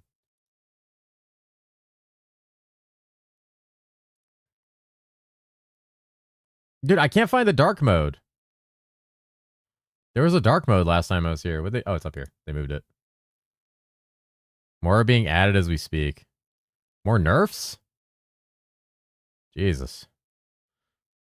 Arrow Rampage is really good for armor break, and its damage is actually kind of wild if you stack haste. Cannon turret nerf? Eh. Well, so you can still use it for armor break, though.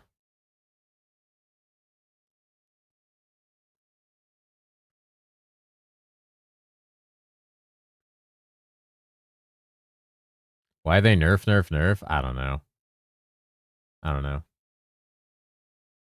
I'll have faith in them if they can nut the fuck up and undo the illusionist nerfs, because everyone knows those were wrong. Literally everyone knows, but everyone's afraid to change it. Game is too easy.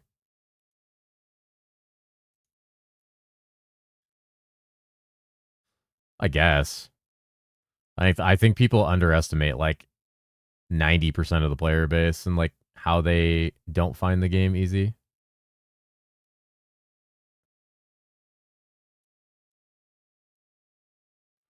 Was the link to that page? There you go.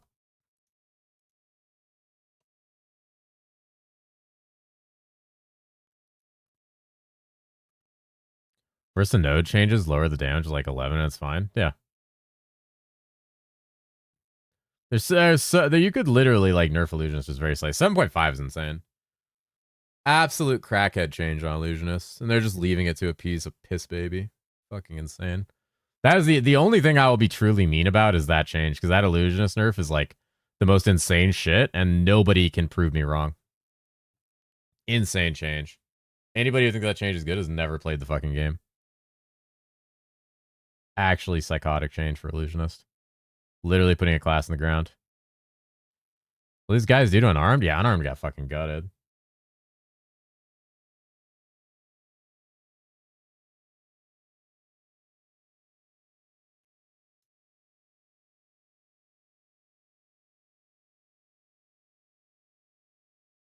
The Samurai Season 9 footage in your new beginner's guide video, even though it's showing your Demon Slayer leveling. Orca, you need to play fucking herosiege so you know what classes look like, dumbass.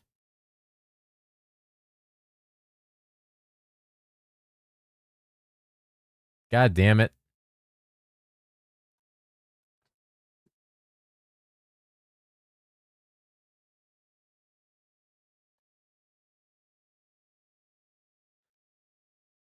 Fucking Orca. Huey video all over? Nah, it's just a text one this time. At least it's the right footage. I think that change is good. Game is easy when you farm 100 mil mining ores and buy high-end gear 3 days in the league. Bought holes for 20 mil last season. Yeah, game's easy if you have like fucking 1,000 hours in it and you're playing meta. The game is not easy for like the vast majority of the player base.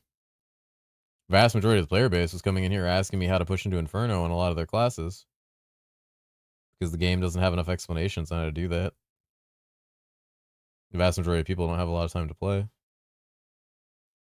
The idea that we need to gigapump the difficulty because the game's too easy is strictly one of people who have too much time and need to like pump the brakes a little bit and find joy in other things or smaller things in life. Otherwise, they're destined to just live an eternal dopamine burnout. 1 day, 4 hours. Fuck me. God damn it, why'd they turn the dark mode off? Oh, hey, Act 9 got out of the game. Holy shit.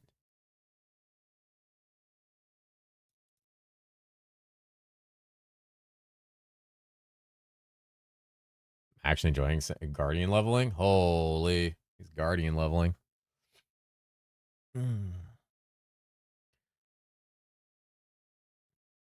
We decided to go with the Wolfman, making the first playthrough on normal. The only time you need to progress through the acts once completed normal transition is a nightmare. Wait.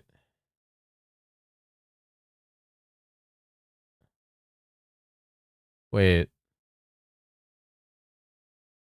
Did they remove the part where they say you do 1 to 100?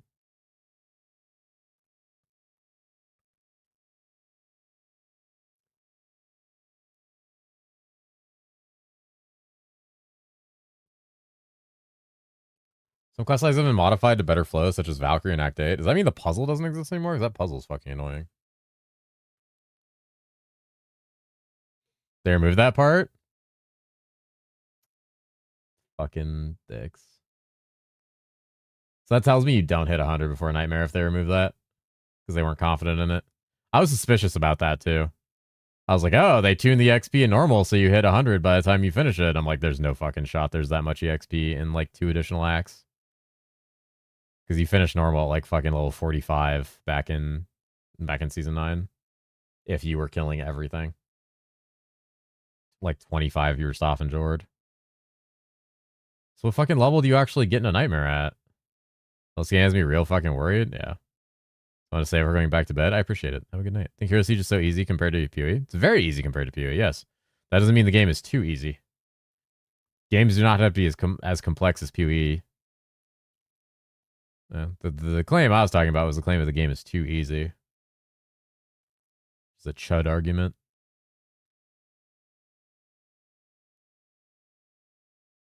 Is he just like updating the spelling on all the notes or something? These are featured nodes. I was saying to Dan, how the fuck are we going to level 100 in Act 9 because we did a normal run? I was suspicious about that, but like I didn't want to say anything because I was like, well, maybe they really redid the scaling. But like I don't know how you get 100 prior to Nightmare. Like 2 acts is not going to do that. Especially Act 8 is short as shit. You basically don't kill anything in Act 8. Is it level 85 at the end of Act 9? If that? Because like let's be fucking real. If you're killing most of this, they said they added a bunch of side zones. On average and normal, if you just were going at a decent pace and not stopping to kill everything or clear every fucking dungeon, you would probably get to Mevius around 40 to 45. This is not killing like everything. This is going. So Act 8, if you do Act 8, you don't fucking kill anything in Act 8 half the time. Because why would you? Because there's not like that much to kill in Act 8. Like, especially if you get the teddy bear quickly in the cave. Killed a lot at 50. I mean, they obviously increase the XP, right? But then you go to Act 9. I don't know how long Act 9 is going to be. I don't know how much EXP you get. I don't know how much you farm. They said the quests there are required, I think. So you're going to go from what? 55 if we're being generous to like fucking 85 in one act? 67 zones in Act 9. Holy shit. With Legionist nerfed, what do I play as a noob? Paladin, Marksman, Viking, Demon Spawn. Some good options still. What quests are required? They said the Act 9 quests are required. In the interview, I think Rexy said that the Act 9 quests are going to be required. Someone said that. I expected they did a test run and tried it out before releasing that. you would be correct to assume that someone should do that.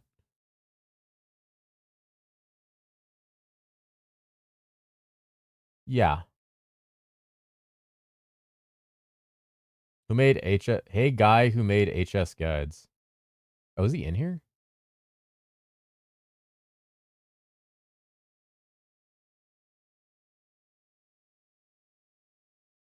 Is he in here right now? I like was talking to him in DMs like a week ago. I was asking about his inventory.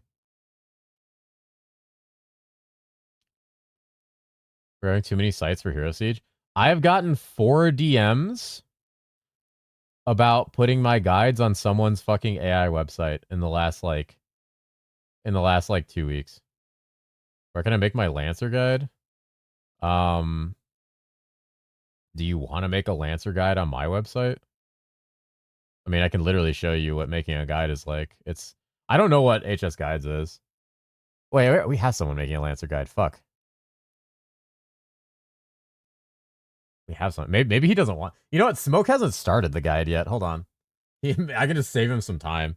One guide per person is kind of nice. Imagine getting DM'd to make a guide for someone's website.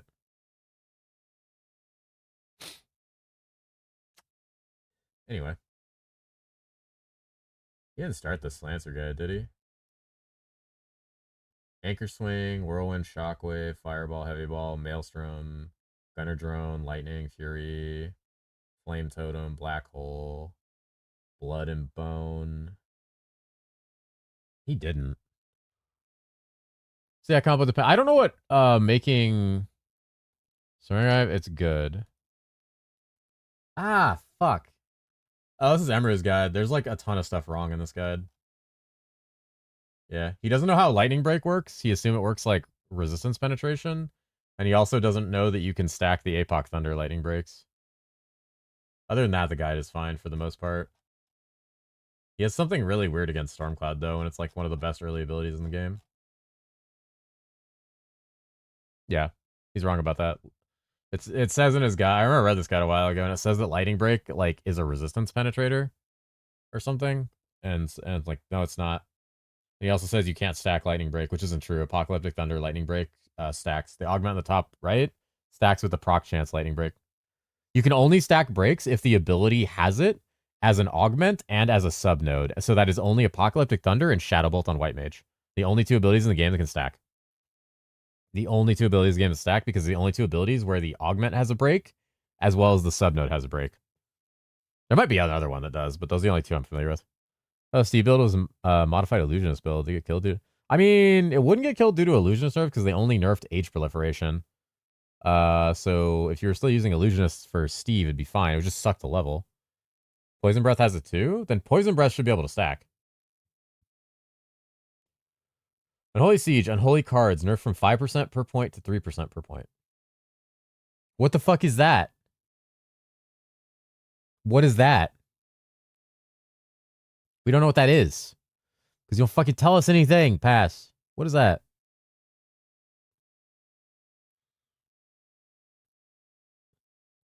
Stormir is better. Paladin and Stormir seem to be really good for Steve builds. Is Bite Doctor playable? Yeah, it should be playable. Let's see why it wouldn't be. Hasn't got really any bad changes or anything. It's a pretty solid class. Leveling's a little different now, though. But yeah, Compo, if you want to make a Lancer guide,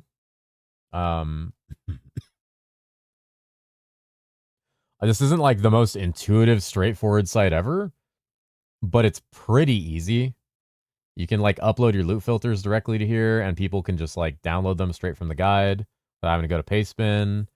You can create multiple trees with descriptions about the trees, all the sub skills, different tree names. You move the trees around. You do the same thing for your level 100 trees. You can set up mercenary with mercenary gear. You can do full incarnation trees and multiple of these. Your bets for what ability or item will overflow butcher DPS? Probably one of the new items, if it has a proc on it or something. Especially if it involves like health replen or some shit. But yeah, if you want to make a Lancer guide on here, you're welcome to. I could save Smoke the trouble of making a Lancer guide. Because he was already working on a Fire Pyro guide. What point do you take a Merc with you? Can you DM me with your email so I can get you an account set up?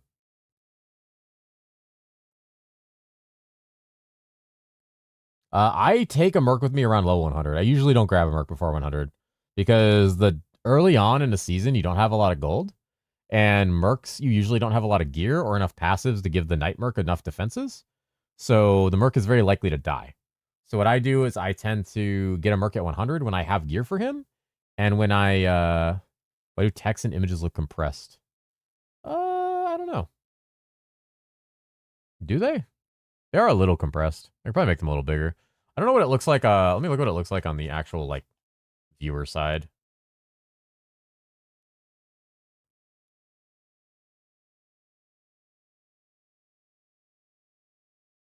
It's more readable on the viewer side. It's much more viewable on the reader side. I also might have it zoomed out. Yeah. On the user side, it's less readable. It's way less readable. Late stream? Hell yeah.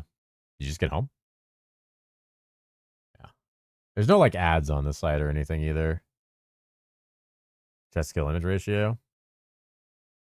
Skill image ratio?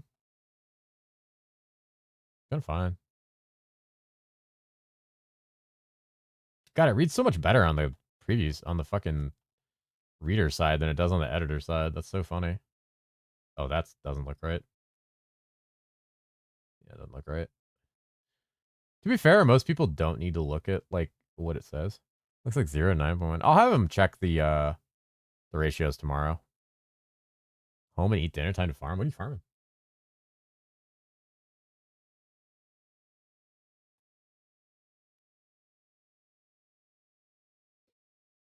No, no, no, no, no, no, no, no, no, no.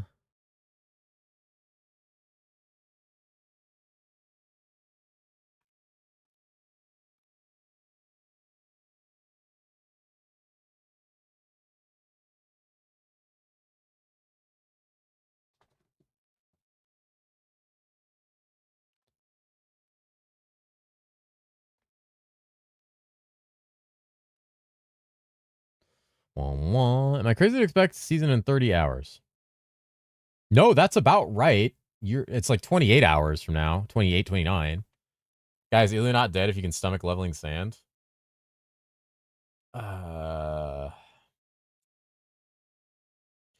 If I speak. Let's see. Double check like the gear. I haven't done the mid gear. Fuck. I have so much to do. I'm so slow. I wonder why I'm not getting anything done. Probably because I'm constantly distracted. Have ADHD. Shut up, Nightfall. I'm gonna pinch your nuts. Ignore that I just said nuts like that.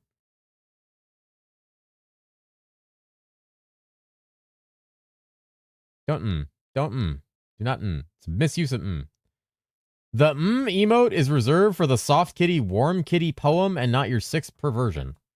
Is Samurai build considered a fast build or is every build quite the same? Samurai is very fast. There's a lot of mobility. Can someone tell me how relic stacks? I mean, for example, Skullbat is a projectile arcane type, right? So additional projectile from Incarnation should also work. Good question. If it has the projectile tag, it should work in theory. You have to look at the actual skill and see if it has the projectile tab. Emote is used for gay stuff. Is that why you type it so often? Uh-oh. Oh, yep, I'm gay. Oh. All right. Okay. All right, calm down. Calm down. We all knew. We all knew. We all knew. I said calm down, not calm down, you fucking animal. Oh, I gotta finish the guide. Finishing the guide. Where's the gear? Where the fuck is the gear, dude? I'm gearing dudes.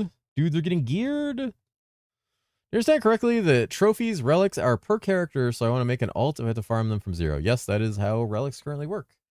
I did mention that to Drew today. I don't know if we'll get that maybe as a mid-season patch that relics become account-wide, or if it's maybe a season 11 thing. I would like the relic locker to be account-wide. Flicker has a cooldown?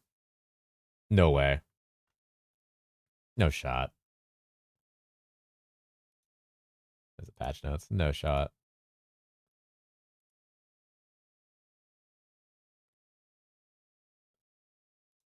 Where? Wait, where? Did they hit it? It's a meme? Aw. Someone inspect elemented? That's so good. Oh my god. Where? Where did it get posted?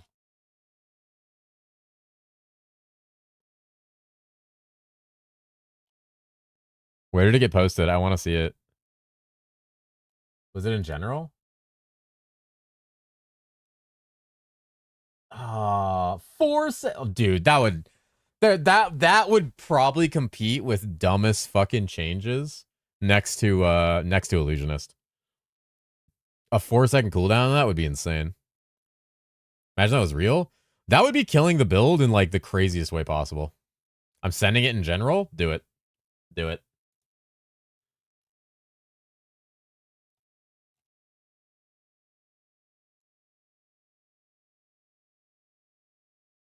That's so funny. That's so funny, dude.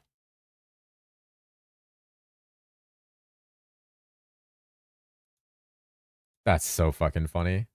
Discord have a meltdown? Well, he just posted in general, so 6 stacks. Oh my god, merchant. Oh, it should have said Flicker now has 6 stacks with a 1-second cooldown. That would have been more believable. That would have been more believable. That would have been more believable. Last thing I need right now is drama, brother. Brother. Pregnant man emoji him. All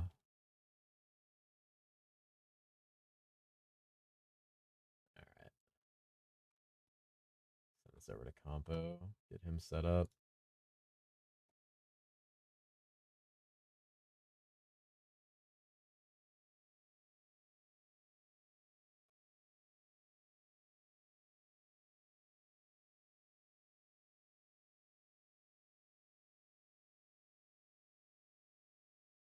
Thank you, answer. Yeah, no worries.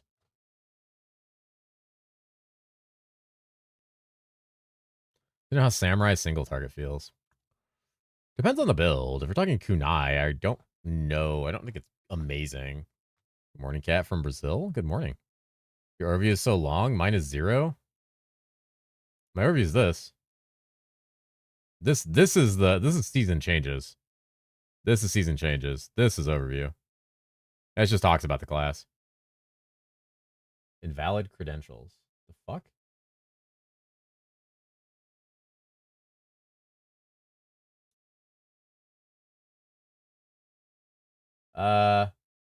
Give it a double check and make sure your caps lock isn't on or anything. Or this happened to Ark too. He had this problem with his credentials.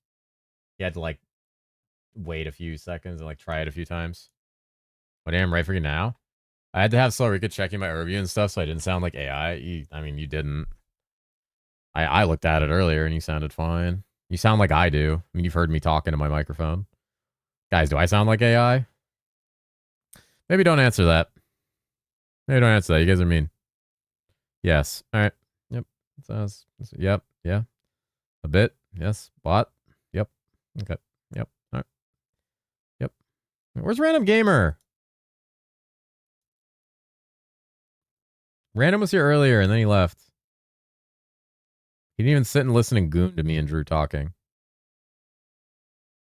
Where's my Random Gamer at?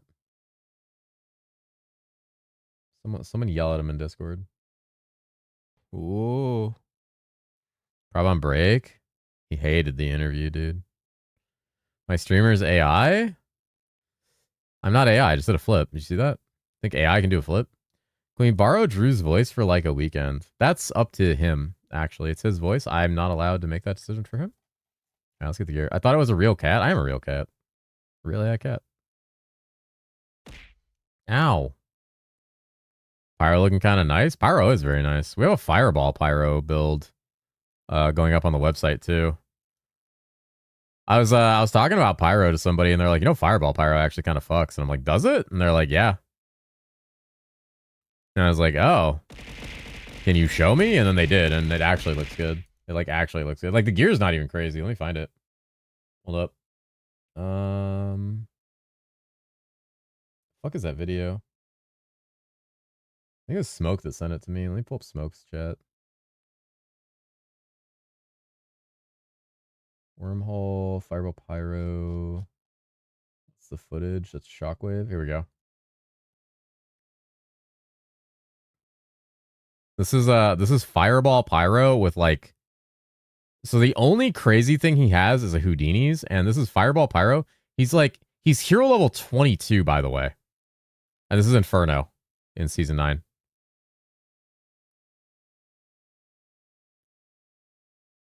Hello, what's up, Patsa? Hero level 22 in Inferno. Like Fireball Houdini's. You don't need the Houdini's for this kind of damage. Only thing. You don't need it for this kind of damage. You could do this with a Molten Hammer. The damage is really crazy. You messed up? What'd you do? Please bait me into playing it.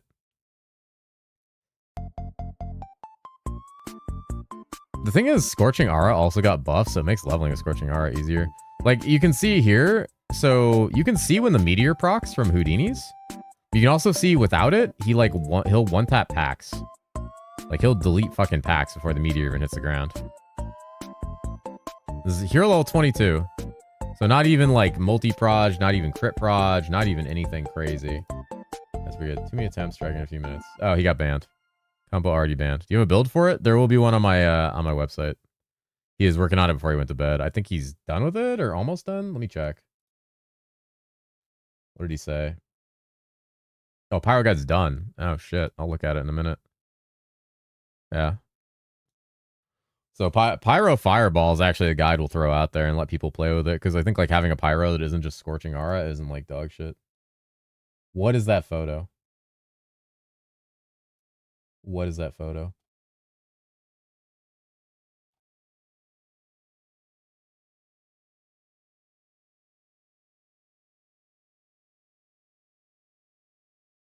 It's Fuma. Night Oop. Bard pasta cost 1 week. I'm going to get another week mute for sending Bard thing.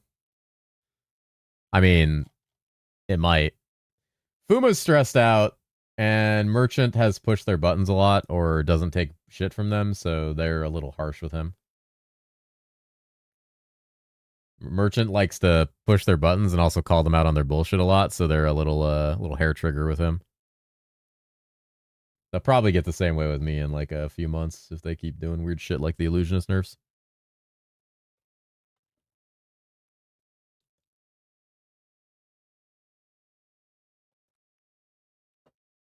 Can I add the Pyro Guide a bit? Yes.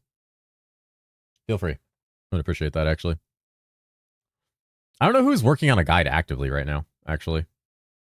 I don't know who went to bed or who didn't. The reason was take a chat break. That's cute.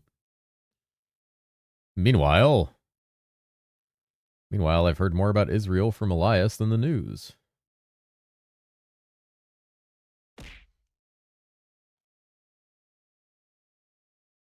If can the edit screen with 0 words on the overview? This guy. Have you finished the guide, or are you still stressing about gear? Where the fuck is the gear? Is it minimized down here?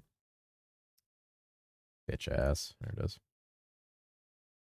Alright, this is fine.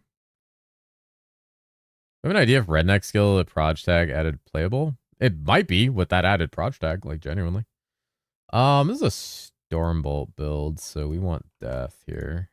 Let's keep the flask. Still invalid credentials.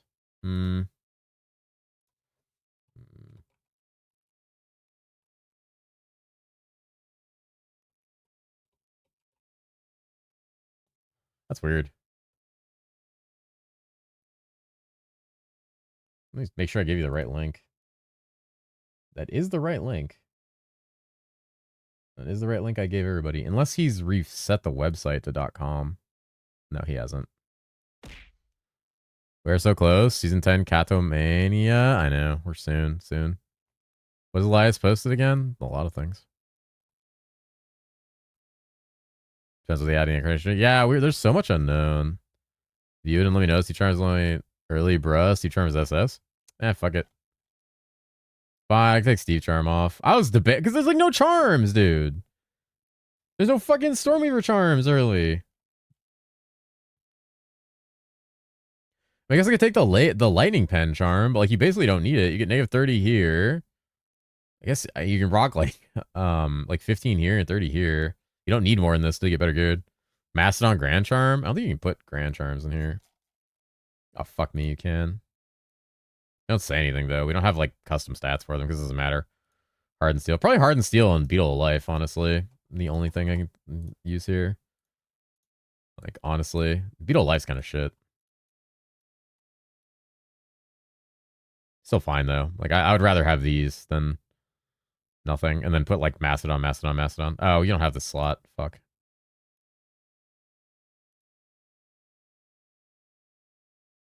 You move stuff around.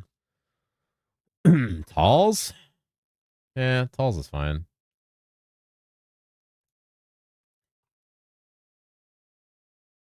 You're probably not going to have a Talls, though. Not again? What happened? What happened?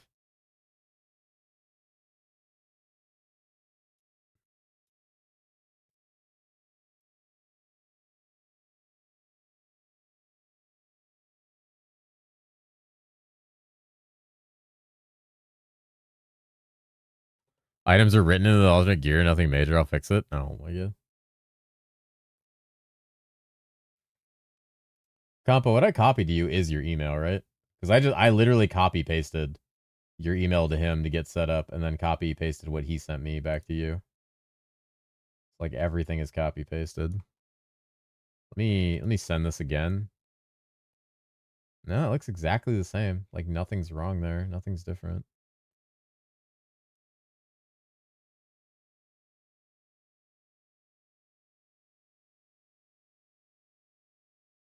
Like a message cat copy spending. Banned for a few minutes again. Hold on. Let me not dox your email. Let me try to log in under your name. Wait, is it gonna lock me out? If he's locked out for too many attempts and I try to log into his account to make sure it works, will I get locked out?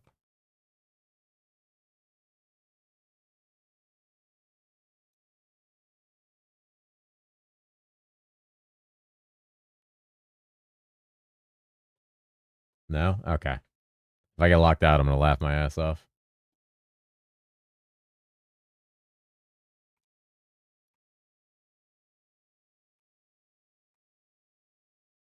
Oh, invalid credentials. No, you're right. Straight up. You are not wrong. Well, let me try it one more time. As are the exact same credentials. Oh, what's this?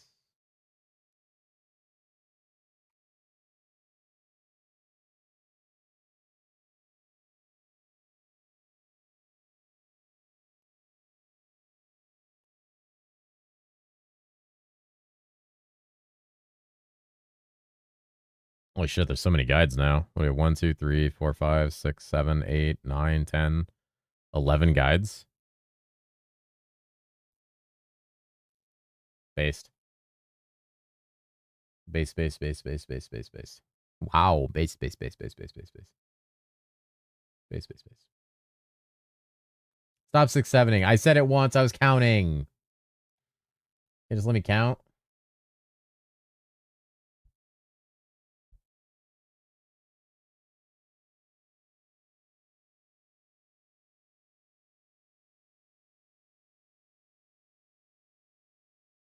Black Scorpio, season 10 patch notes. Enjoy the patch notes. All right, back to this. The ticks from Scorching Iron count as hits in case of relic procs or hits only coming from the attacks.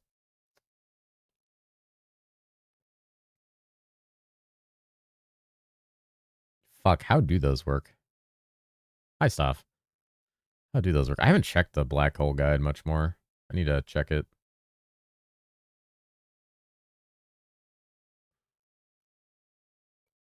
I'll take a look at it. Oh, well, I'm eepy. I have work in the morning. I should have taken tomorrow off.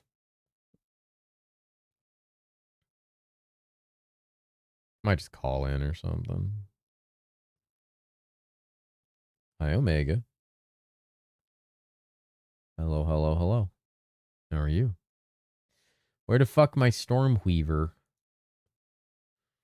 Is that Stofflix? That is Stofflix. That is actually the Stofflix. He's flixing his stuff.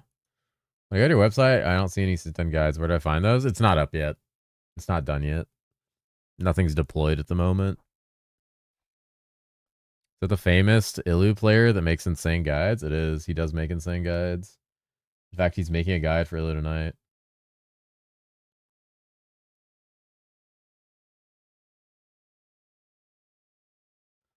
I wonder what else Fuma is going to nerf tonight before the end of the night.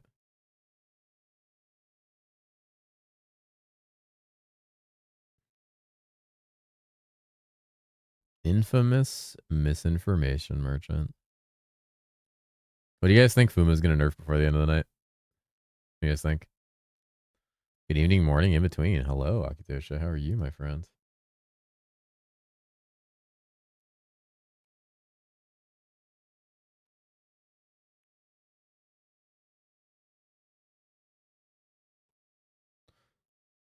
Shaman because Sleepy wants to play it. Illu? He's going to nerf Illu again? Yeah, that tracks.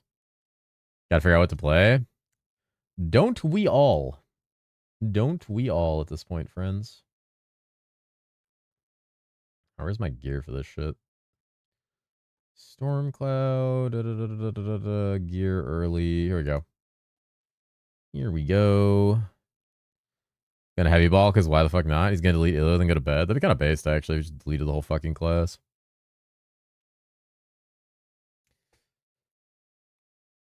Mid-range gear is usually heroics that you are pushing towards Inferno with. This gear is stuff that you should be looking to farm. It's what you're aiming for as you start walking into hell. It's going to be a complete set that you need to push into the higher difficulties of the game and become stronger. To flesh this out a little more. What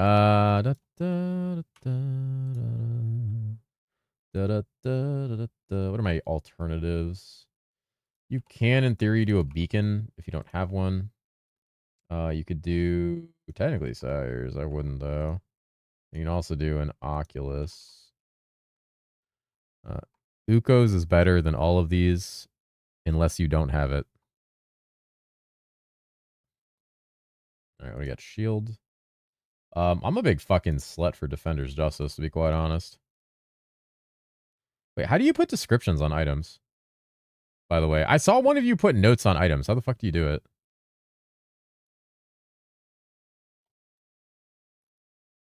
Like Sphoralis put descriptions on items. How did he do that?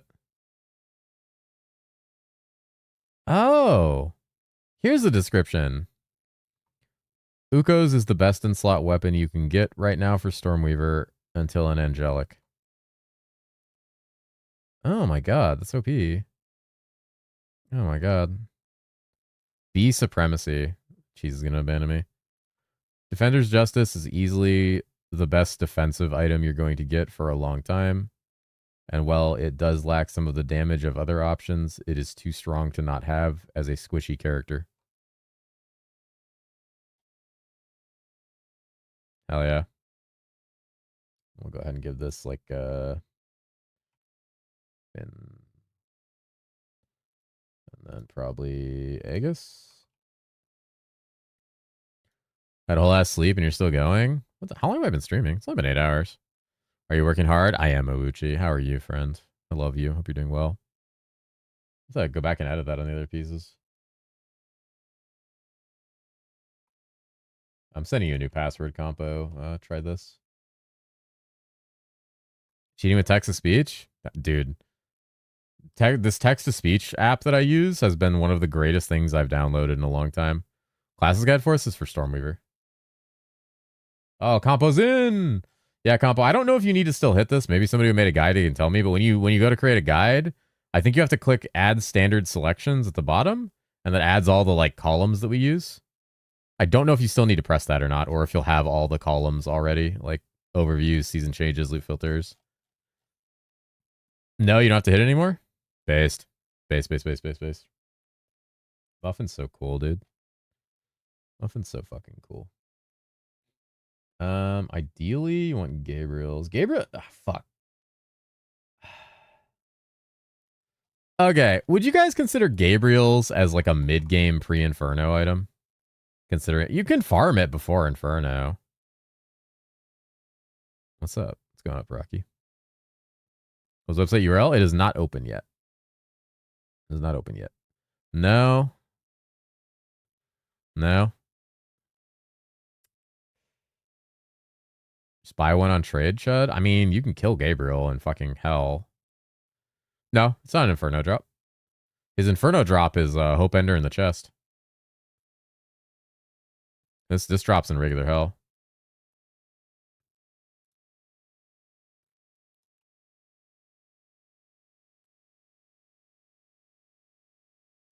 Yeah, I guess I could consider that not like I want to consider it like endgame for Stormcloud. It kind of is. Inferno still existing or just hella changed? Apparently Inferno still exists.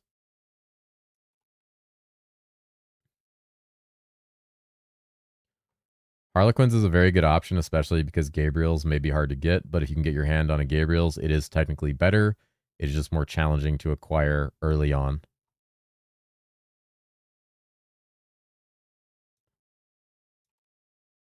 Gabriel's result. That's not the right one.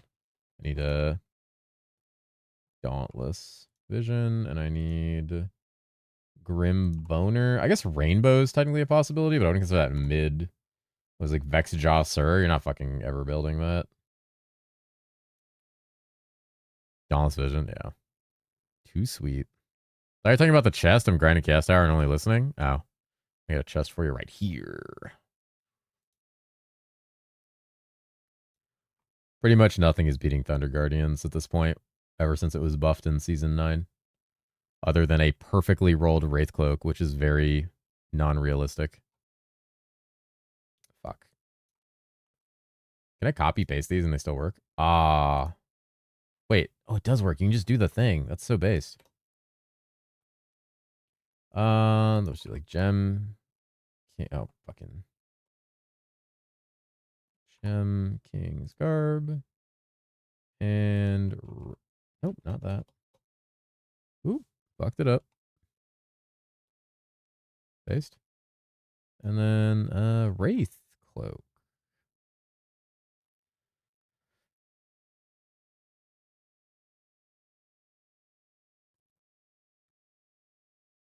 What else we got? Gloves. Well, that's fucking easy. Pretty much all we techies.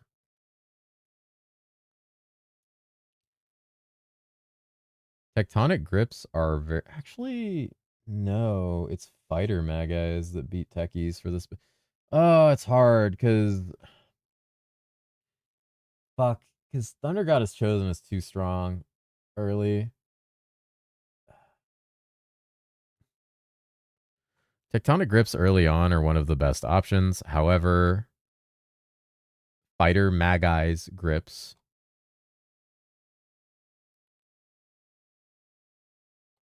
are a great substitute and possibly better if you have enough lightning resistance ignore already.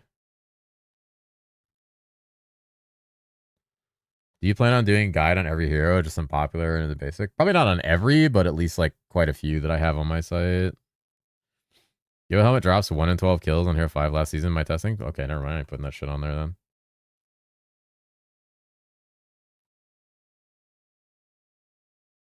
That's fucking obscene.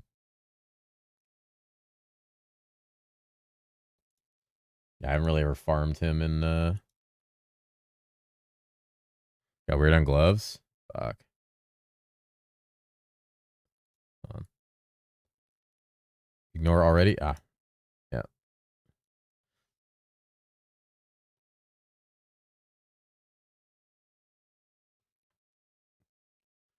Five kills and 6 drops, nothing. Huh.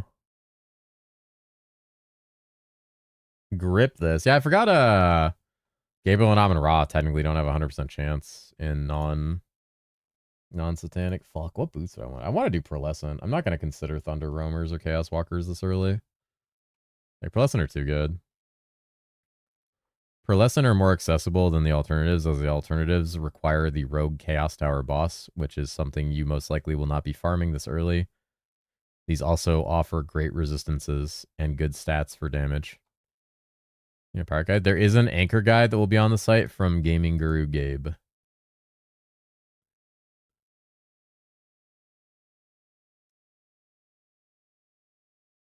Thunder.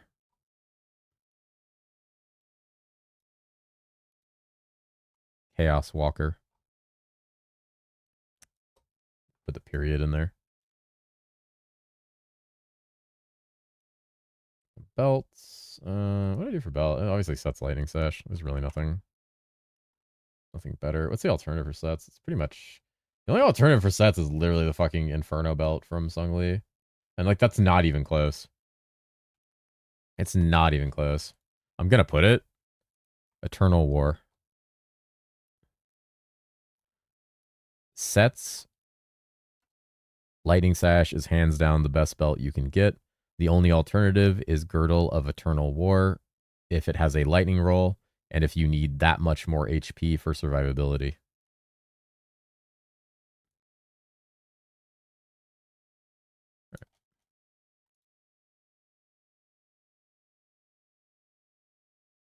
Yeah, spot check a lot of this later.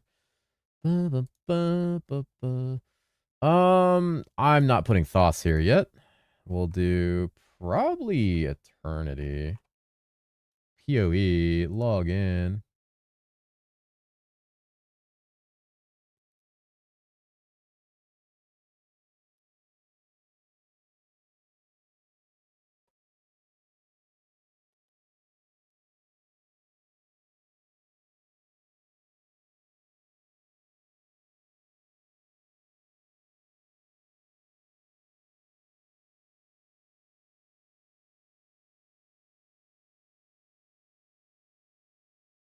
PoE, log in. Where's that?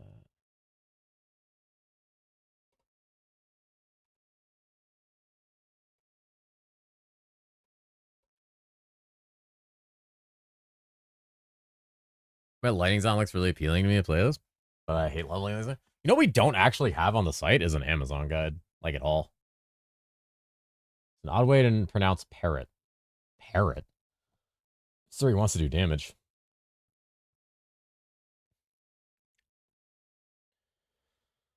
You take into consideration the new changes of items will add an S10 in your build, like Raw's Band.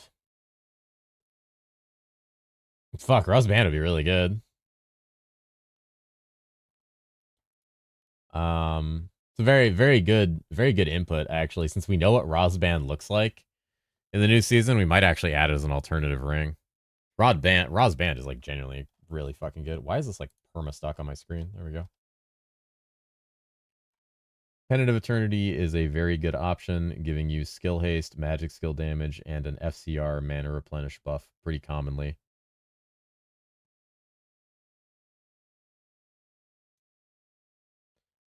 Philosopher. Steve.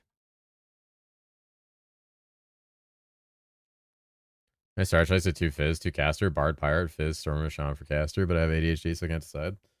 Ooh, that's hard. Tons of resist. Yeah, new Raw's Band is really good. I think maybe we should hey Fenny, maybe we should do a pass on the guides and add a Raw's Band as an option in the mid and late for all of them as an alternative. Like even if it shows satanic now, like eventually it's gonna get updated on the site when we scrape like everything. Recent updates are just Parasaiya. It's just too good now. Yeah, Parasaiya does fucking great work. There's a reason I want to like. I kind of want to make a video like featuring it. I'll probably mention it in the build guide videos when I'm talking about the website. Will a Marauder guide be coming? There is a Marauder guide on here. I don't know how close it is to being done. I was trying. Fuck, Mav was here earlier, and then I didn't get a chance to really nail it down with him before the interview started. I don't know if he's still awake, but I had Nightfall basically implement everything he gave me into the guide. If he wants to like edit it, that's fine. I need to unban that guy. Fuck. Unban some guy. Hold on, where's Mav? Mav messaged me earlier, right? Where the fuck is Mav on my friends list? What the hell's happening? Literally was talking to him. Oh. Fuck.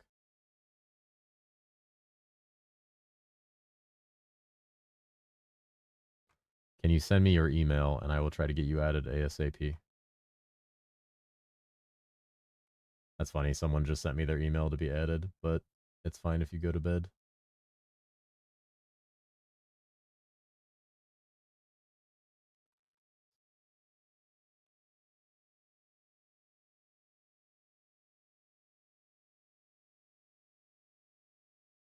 Unbanning Nightfall? Yes. Speaking of Nightfall.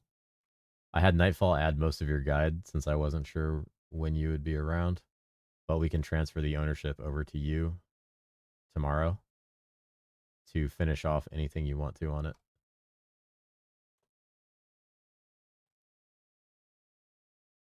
Maybe you can get some new items to show in your one-on-one interview. Well, he did already. He did show us some a couple. Like he showed us some interesting stuff. Came back from my 10-minute ban. That won't last long. Oh god. Damn, Lem's fucking savage. All right, so this is good. Ring. Rings. Man, remember when Soulforge Ring was good, guys? That was fucking cool. Can't do Storm Loop. Fuck, rings are kind of a fucked spot, honestly. Can't do Azazels because you can't get the gems. Absence of Constraint is like okay. You're honestly probably still doing like Kodos for a bit. Singing to Shadows is kind of good. Soulforge is actually genuinely pretty good, but you're not going to go grind to Soulforge. Just double Blessing and send it? Blessing? Nah. Honestly, we'd probably do Kodo. Kodo's Wedding. Like, honestly, the HP. And then probably Raw's Band. Raw. I'm gonna do anything. Raw. Okay. It was still listening to me. Literally could just hit 2 buttons on my fucking keyboard. No, not RAR.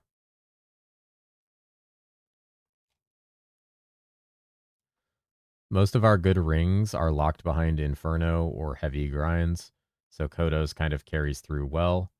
This or a Tectonic Frequency is a good choice depending on your Lightning Pen and damage, but survivability is very nice here. Raw's Band is insanely strong after the buffs in Season 10. Fuck me. Ah, shit. It hurts. Signet. Nice. Signet of Shadows. And then here we probably do an Absence. Absence. Oh, weird. Yes. Do we farm Raw for the ring? I fucking hope not. I don't know where Raw is going to drop. Is the monitor okay? The monitor's fine. It was a minor sneeze. Thank you for the bless you. Push that. It's a minor sneeze. It was like nothing. Death. Ghostly. Vodka. Honestly, whatever here. You don't really need the FCR pot. I still a life pot at this point. It says we're replacing the monitor. I'm not replacing the monitor. How about I replace your nuts?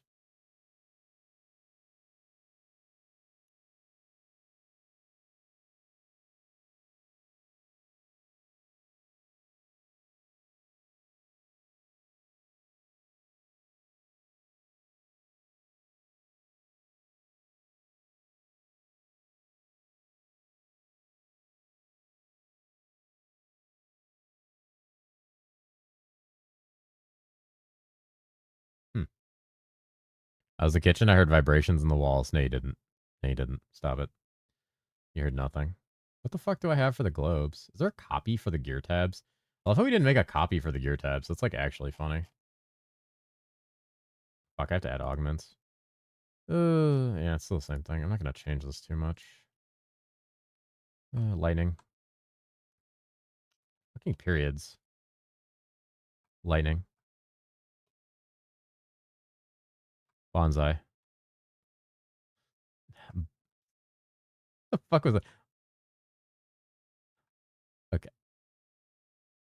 What the fuck is happening? Let me highlight it. Bonsai.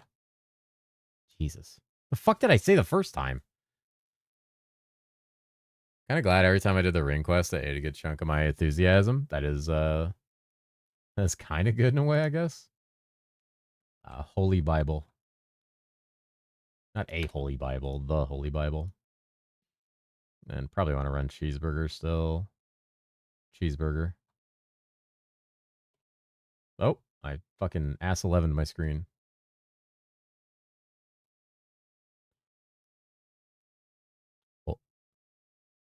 Holy Bible?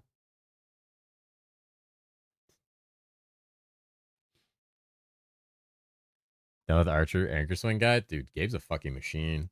Why am I so slow? Probably because I'm like constantly distracted by talking to shit. The moment I'm like not talking to anybody, I just like lock the fuck in and goon. In a productive way. In a productive way. We consider Fulgy mid, right? I consider Fulgy mid. You can get a Fulgy in hell. We have Ass 11 for season launch now. Boobies distracted you? Boobies just ruined my entire day. Boobies ruined my entire fucking day. Ass 23. We need a vial. Can we have VR back? No. Boobies mentioned. Ass 23. Wait, there's another dread in here. He's got to fight now. Which? Not that one. Which? Oh, it worked. I had to fucking emphasize the I. That's funny. That's actually very funny. Oh, do we drop a Fulgy in here? Does endgame gear look great? Hope we can get there. I should be able to. It's pretty mid gear. I gotta type like that. I gotta do most of these.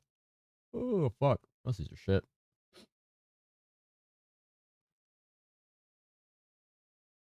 Gaburin head. Gaburin. Gaburin. Gaburin. I mean, Torstein's in full gear, totally attainable farming hell. Actually, this should go here. Oh, thank you for the follow, friend. Welcome, welcome. And then we'll probably do. Where's the? We do the word already. We didn't do that. Do there. Word. Oh, steel defender. Is there a Viking guide? There will be a Viking guide. Yes. Thank you for the follows, friends. Gabara. Hi, Fanny. He's gonna meow. You can just walk into my house and fucking meow. You guys think you can just show up and go meow, meow, meow, meow, meow, meow, meow, meow, meow, meow, meow, meow, meow, meow, meow, meow. You decide your starter. I did not decide my starter. I am still horribly conflicted on what I want to play. It is going to be a very rough decision for me to figure out what I want to play. You only get one choice on a league starter. It's kind of hard. I learned this from my cat. Meow. How could you say that? Very easily. Meow. Or that. We steel defend these nuts in your mouth, Nightfall. What do I usually do for charms here? This is where we can do Steve. This is where we do Steve. Monkey paw is not bad. Monkey. Monkey paw is good. Always want a monkey paw. Certified cat translator, that said translate to kill, kill, kill, blood, kill, kill. No, it didn't. No, it didn't. No, it didn't.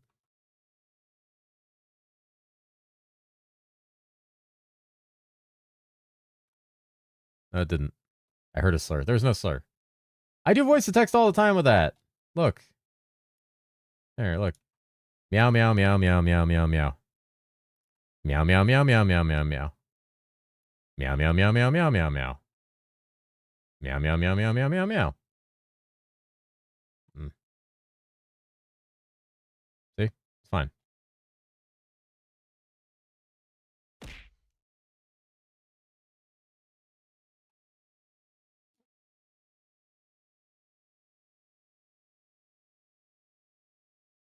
Translator extension? You're dragging it? Dragging what?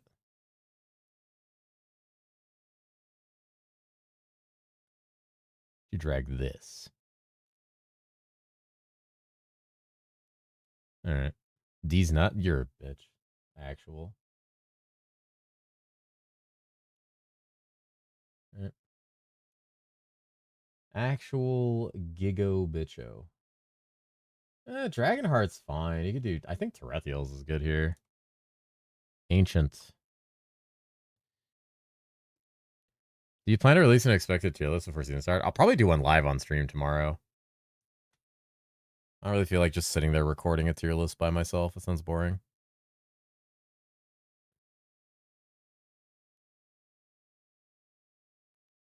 As expected with the joke. Maid skin tier list. I don't like tier lists. They're so fucking lame. But like, everyone's just gonna do them for clicks. You are streaming tomorrow? Yeah. I planned on it. It's the day before release. It's too much engagement and fun. How could I not stream tomorrow? All right. That's mid. This is the kind of gear you should also be able to relatively farm Inferno with, as the next section will include mostly late game and challenging to get gear that you get from Inferno or farming it.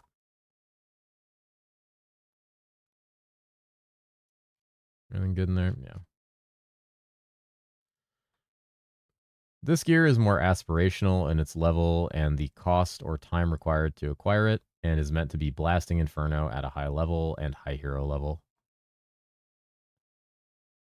We get Gabriel's chest here, which changes a bit about how we handle not only our incarnation tree, but some of our gearing as well, and some of our choices as far as our relics.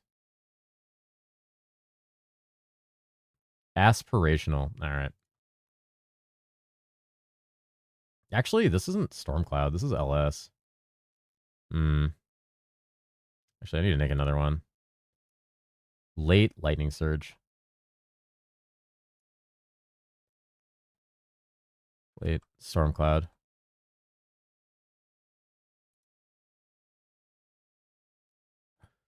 This is a late endgame aspirational Lightning Surge section, mostly utilizing Gabriel's to facilitate high levels of faster cast rate to offset the diminishing returns in Season 10. This is probably the point at which I would consider swapping to Lightning Surge, as it will only start to outscale with a certain amount of cast speed.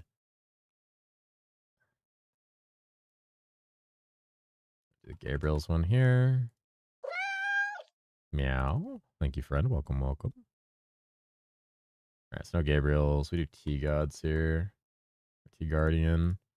Do this Gabriel here. We're still going to rock Uko. Actually, probably...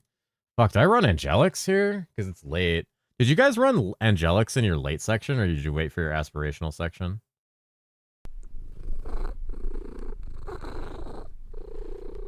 You did Angelics in late?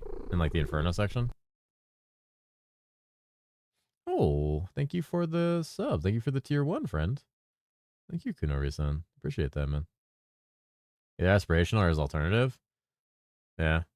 I did Giga late game. I'll probably do like this as like min-max, like Stormcloud, and then swap. Like you can do Stormcloud, then do aspirational to alternatives. That's fine then. There gonna be a Flicker Bard guide. I don't have anybody to make a Flicker Bard guide that I like really know well enough to put them on the site. The person I knew who could do it is not around. They're out of town. Or how many less Angelics are going to be on the market now? Tarot card is Giga nerfed. I'm curious to see that myself. Angelics are... It means the price of Angelics is going to go up a lot. Rip Raz? Yep. So you ate them? No, Raz is out of town. I was going to ask for Zito. Out of town means he ate him. No. Start the game of Season 9. Feel like your content is must-watch and so helpful, and you'll be like, I appreciate that, friend. Thank you very much. It's very kind of you. Yeah, I hope it helps people get into the game and understand the game a little better. We don't do crematorium. We don't apply burning.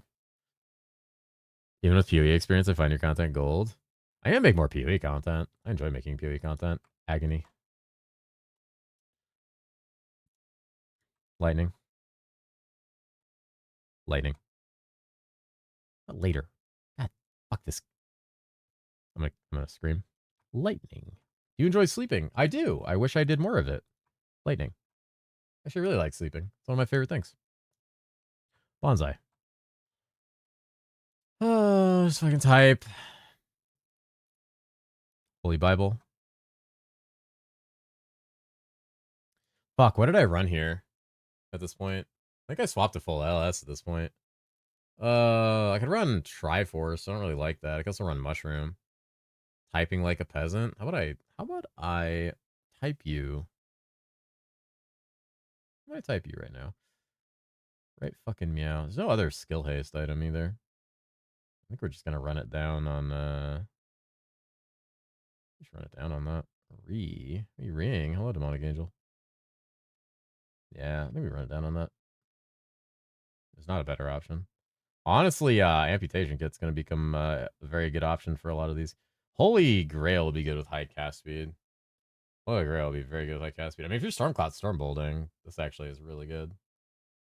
Okay, maybe we do Holy Grail. I think just constantly healing yourself is pretty good. It's a shit heal, actually. It's like 200. Never mind. It's fucking terrible. This actually supports damage when you take the lightning node.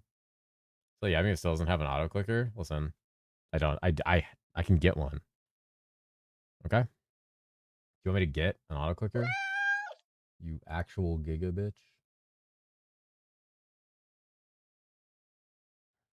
High cast speed. High cat speed. That's not it. Sure?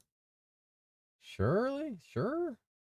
All it is a fucking macro on my my mouse, right? Yes? I'm tired, man. What time is it? Holy shit, what happened?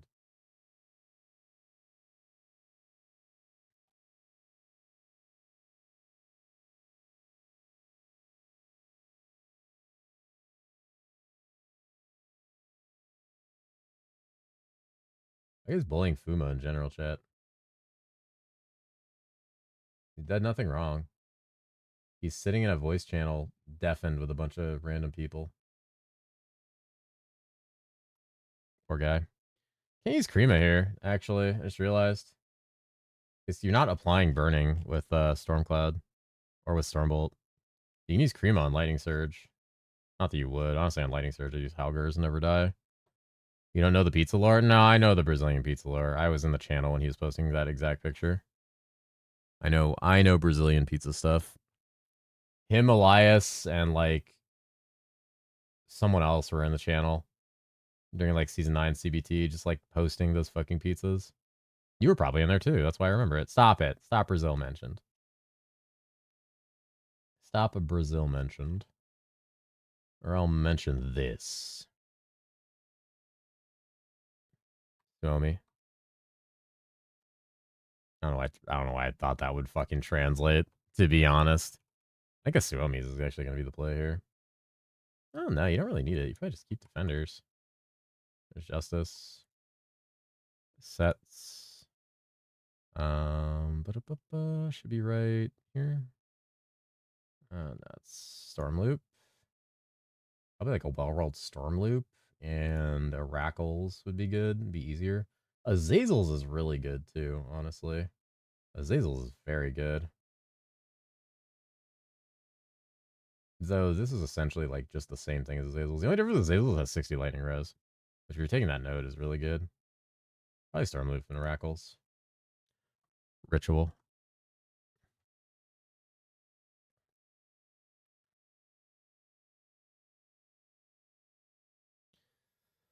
Wah wah wah wah wah wah wah wah chaos. Wah wah wah wah wah wah. Oh, Chaos Walkers are gonna be crazy now.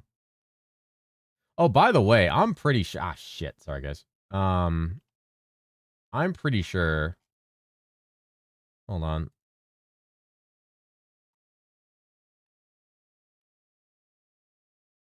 Are walkers not in here? Yeah. Okay. Sorry. Hold on. There you go. So, can someone explain to me why it says per ailment?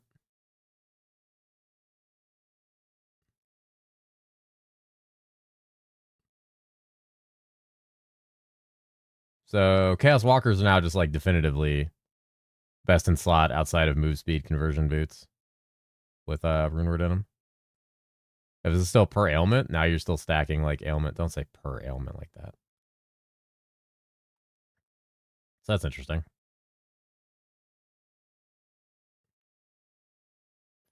Very interesting. Oh, my site looks different. Oh, I kind of like it. Chaos Walkers are potentially the strongest again, given that the patch notes for Season 10 say per ailment.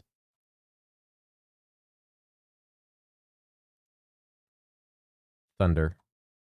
Whoops. Wrong tab. Thunder. Thought they're done with the nerfs? They're never done with the nerfs, sir.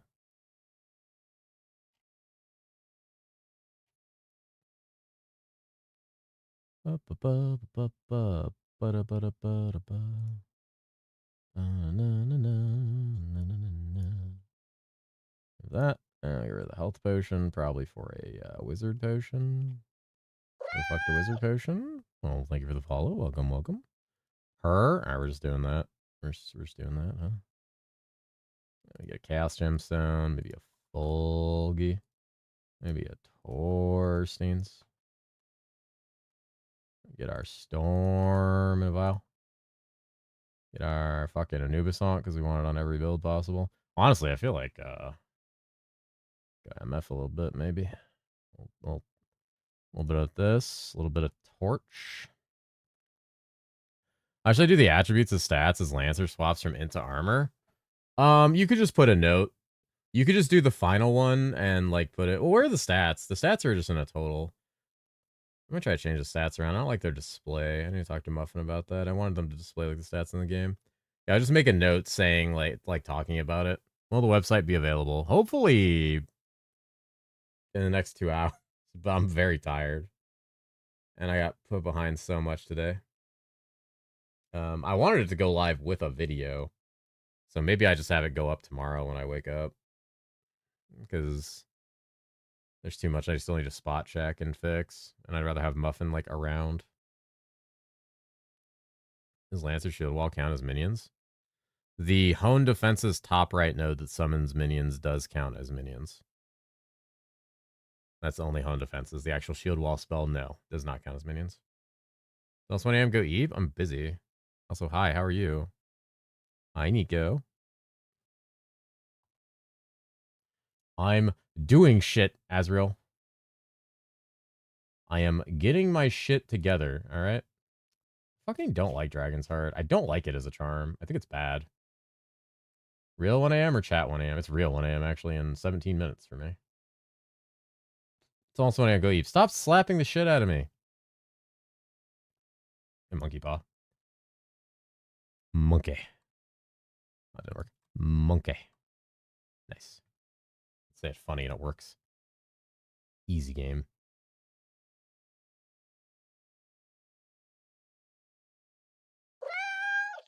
Oh, thank you for the follow, friend.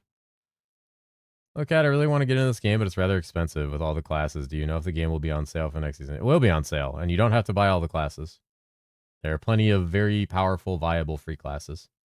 It might be on sale. There's no confirmation of that. It usually is, but I do not know. But I would just buy the base game since the DLC is going free next season. 4 new classes are going free on season. Sales on Monday for some reason. That's a stupid idea. Wonder what the new minion charm will do to Risen Guardians on the Lancer. I assume it'll give them that. The Will-O-Wisp that Drew showed us earlier. All classes except Prophet are free? No. No. So you're in Butcher and Bard aren't. I don't think Illusionist is either. Wizard Dice? That's scary. Fuck Wizard Dice. All my homies fucking hate Wizard Dice. Shit item. I don't really know what else I'd want here. Maybe a Rackles just for like life. Light radius? Light radius stacking? Holy, a login. It's light radius time, dude. Light radius time, dude.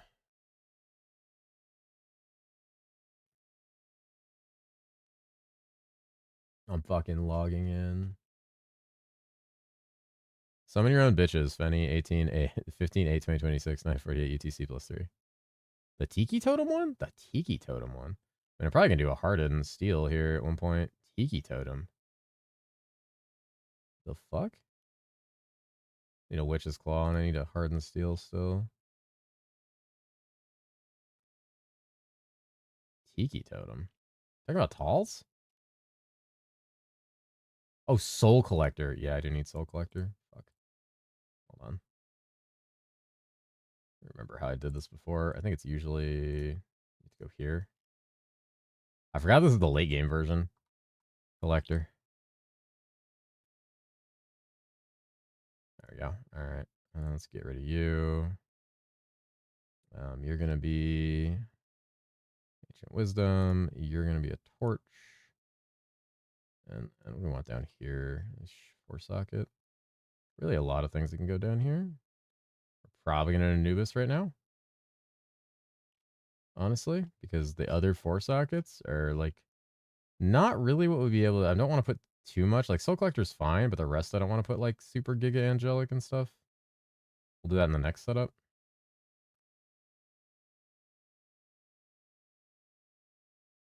Yeah, we'll do it in the next setup. I want an Anubis Honk here. Anubis Honk is just too fucking good. Especially if you can 5-star this thing. Like, thing's insane. Monkey. You have a 2 down right here.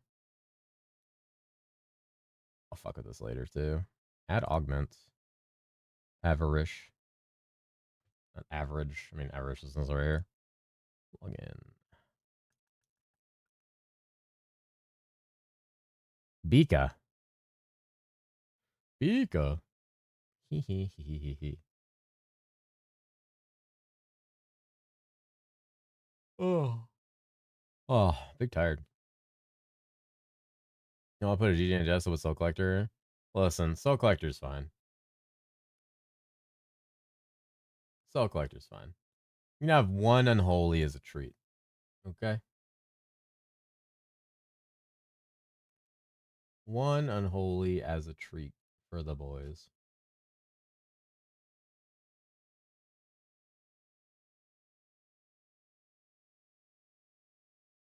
Just posting Brazilian pizzas in general chat.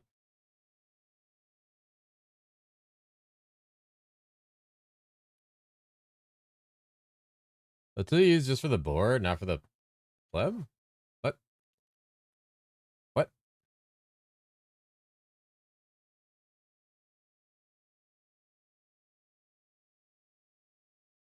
Oh. You need resist, could always go Steve over Ankh. If you need resist, yeah. But I mean, Steve itself doesn't give you resist, it gives you attributes. Like, the life is nice. I mean, if you're going raw damage, then yeah, you could do Steve. Steve. Oh my god. You can just like that over raw. You can also drop this for that if you need more health. You made it yourself and I can't use it, right? Oh, this? I mean, I didn't make this. Like, my web dev made this. But no, this is strictly for like guide editing on my site. It's not like a public release or anything.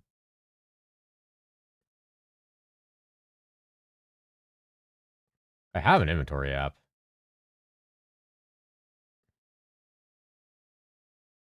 Let's show Thunder Room or there's alternatives. Oh, right. Let's do all the alternatives still. Let's go Late Lightning Surge. Dawn. His web dev, another pulse soul in the basement? It's not. Blood. I just type Blood Pact automatically. Agony. What helm do I want? I probably want fucking Harlequins. Harlequins is badass, honestly. Such a good fucking helm. I have to think about it, like what I want for that, honestly. I really have to think about that.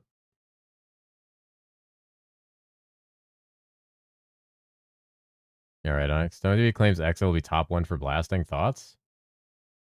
Exa will probably be good. I don't think it will beat. I don't think it'll beat Bard.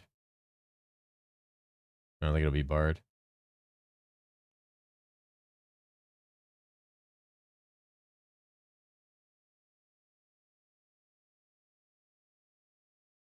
I also don't trust the opinions of people who use AI thumbnails.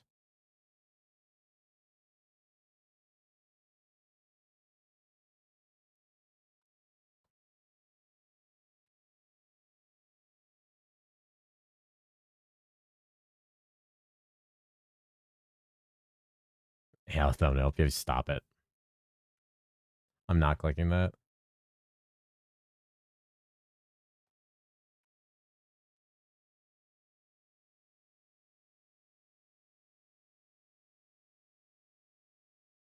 I'm not clicking your fucking profile again. Get me once.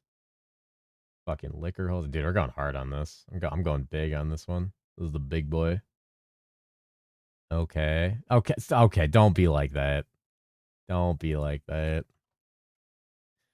I don't think EXO will be bad at all. I think EXO will still be good. I don't think it's gonna beat like bar like a juiced bard. Don't be like that. All right. Her holster. Wild Heroic's colorblind filtered. They are kind of light. Yeah, they do kind of like fade. The angelics are thick. Like giga thick, dude. I don't think I'd use St. Aaron's. You could use St. Aaron's. St. Aaron's good.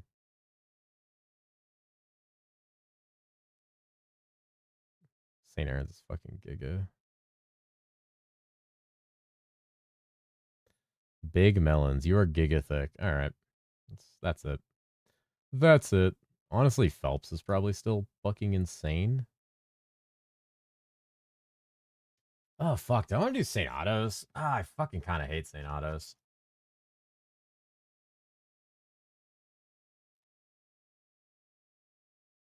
If we're going full juice, we probably do Mask of the Celestial, right? Celestial.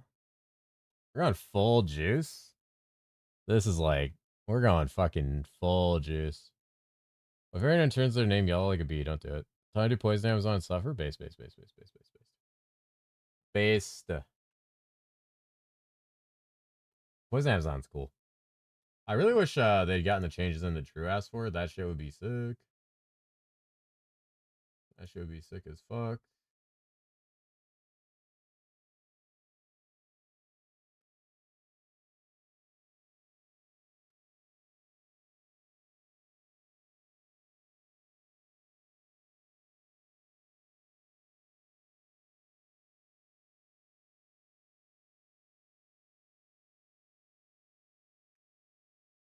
Yellow names rise up.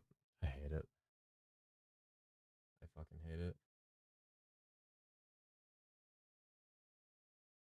Insane. Insane. Fuck yellow names. Damn, dude. The fuck?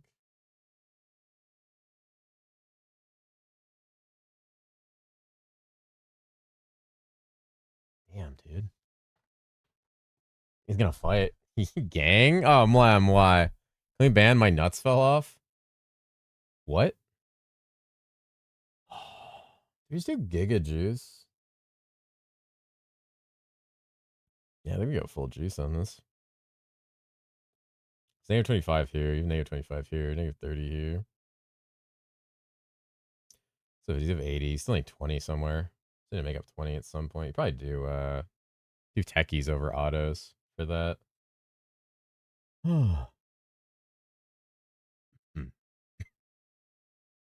Grim.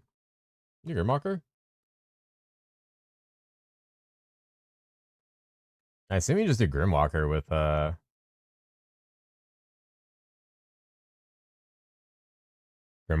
like movement speed conversion. They don't have teleport anymore though. It's like movement speed conversion just fucks you. You just don't move. You can't run Grimwalker, which mega sucks.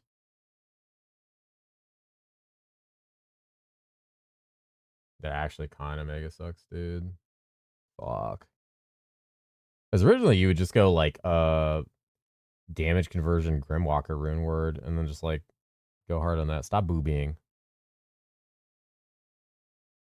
Fucking boobies, dude.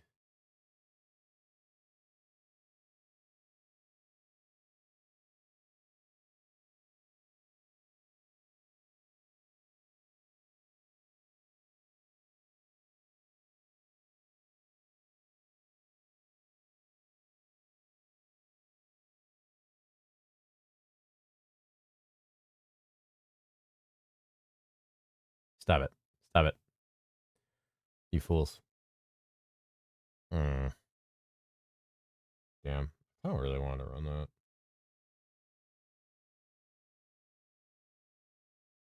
Ukos is still higher. Actually, honestly, with the nerf, I think Dawnbringer is like in line, if not like as good. I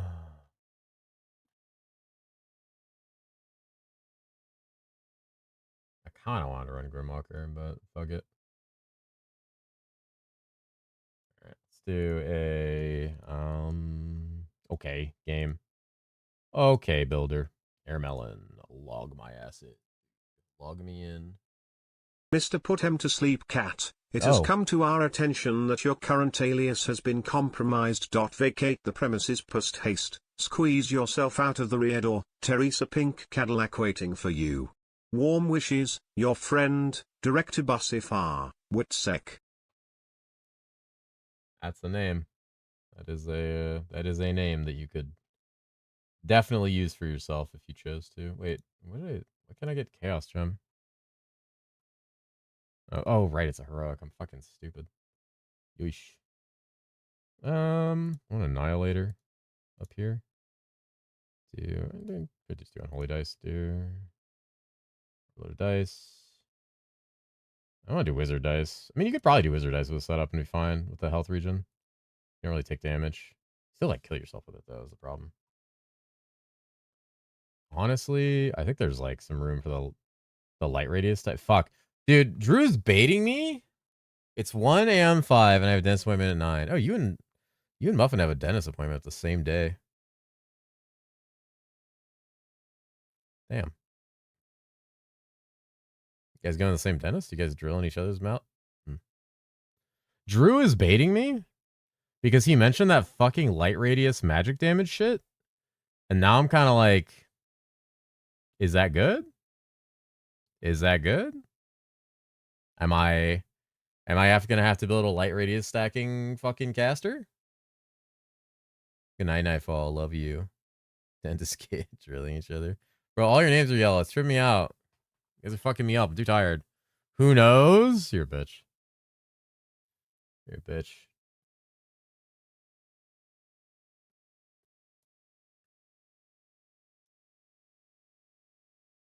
Storm.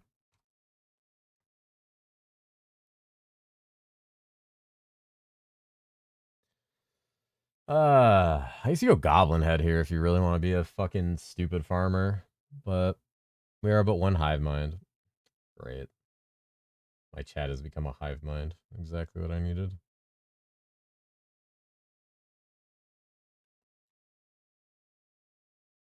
Where's Monkey Paw? Can I fit Monkey Paw anywhere? Kind of can't, actually, unless I shift some things around. What's up, Pilkenjar? Reject the light radius, play in the dark. I already do that. Only person who's gonna have any gobhead is Stofflix? Nah. I'm gonna make sure Stofflix gets mass reported and banned for gold manipulation. And then I'm gonna have the goblin head. Stofflix, some guy making a tier list said that X is gonna blast super hard and be the best blaster in the game.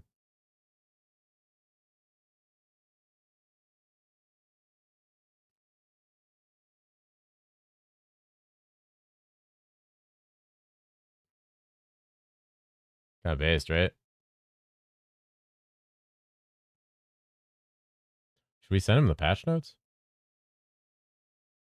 Or like a video of Bard? You think he'd want those?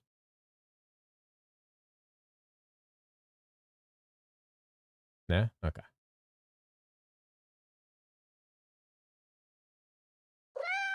I mean, Exo's good.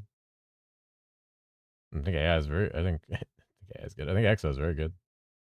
This will be fine. Bard Profit will slap ass though. Yeah, Bard and Profit will still giga fuck. It'll be cheap too. Exo, not for the level of blasting. If you're talking about competing with Bard and Profit, not at all. Go fire early. Good luck with that.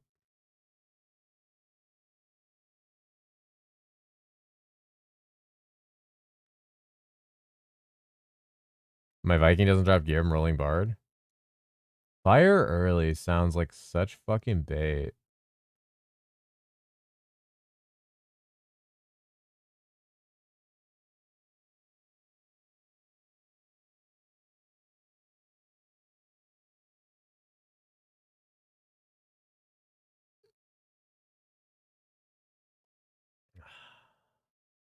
I don't want to do autos, and I can't do Grimwalkers, which is fucking annoying. Techies at least give me the rest of the res reduction, right? Just start Bard. Fuck Bard. Dude, I might start Bard. Don't say fuck Bard. What if I start Bard, dude? What if I become the Bard? Don't chose what to play? Me either, eh? I'm over here fucking debating and commiserating. Yeah, I was already playing Viking. How much negative do I have? 25 here.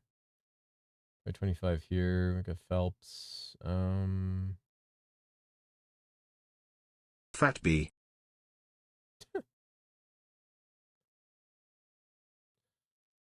Oh, negative 20 here. We don't need it. Yeah, 25, 30, 25. So we have 80, 20. So we have 100. Max roll it. Season 9 Demon Spawn. Demon Spawn's pretty good. Mr. Bardic Cat? Maybe. When in doubt, go B. Any beer? Oh, fuck. There's tacos still just like sitting in this room. Yeah, they're fucking Jack in the Box tacos. They could survive the heat death of the universe. I'll put them in the fridge later. Fuck it. If we're doing Surge, we're gonna do multi-elements. We're gonna do Stasis and Fire, so we're gonna do Chaos. Oh, they're right there. I don't know why I went for text-to-speech. Gloves? I think we go St. Otto's. I think we just straight up go fucking St. Otto's. Say YOLO, St. Otto's Gaming. We are Giga Chad. So we have big damage. So we can go Death. Actually, we can probably go Caffeinated because we have Burn from Lightning Surge. And we have Bottle of Vodka. And we have Wizard. And then probably here. Because here it's either Ghostly or Death. I think Ghostly wins. 1 billion gold setup? Yeah, about. I mean, it's aspirational Lightning Surge. Gold pot for farming? Yeah. This is like a pure damage setup. Yeah, probably just fucking goblin that shit. Gold pot. Swap this shit out for XP pot. Yeah. This is basically the gear I had on trade on my illusionist, so. Dice last life. Fucking dice? Dice just kill you. For like basically no gain.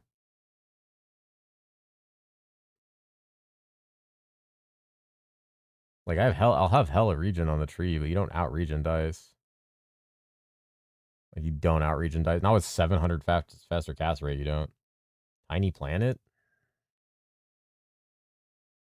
Tiny Planet doesn't do anything. You probably have a corrupted charm here. A corrupted small charm. It's 5-star corrupted small charm. Bedtime, get in here. Good night, cheese. I don't like cheeses. Invented a new identity here. It's concerning. Good night. What's this?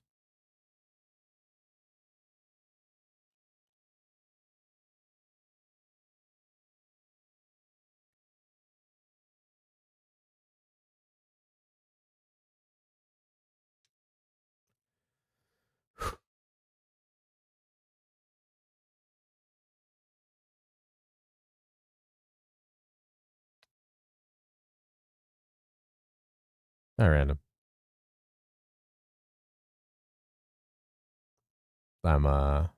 Where'd you go, random? I haven't seen you in hours.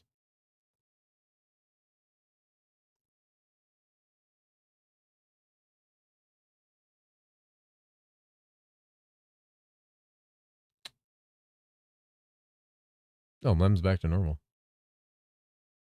Too fat to fit in the picture. Okay. Family birthday. Oh shit. Hope it was fun. Hope they had a good time. Hope you had a good time.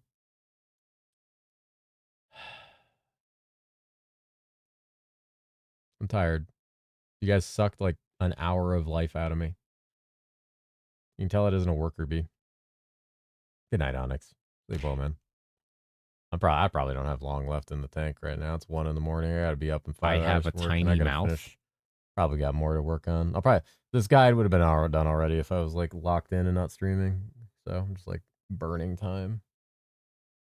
Ability you going for? I don't know yet. 1 hour, guys. You need to do better. You need it as a redeem. A B outfit as a redeem? I'd have to size it to my fucking self. I'd have to like size it to me properly for it to fit.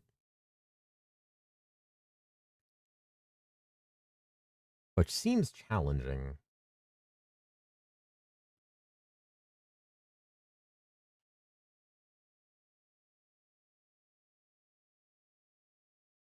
Seems relatively challenging.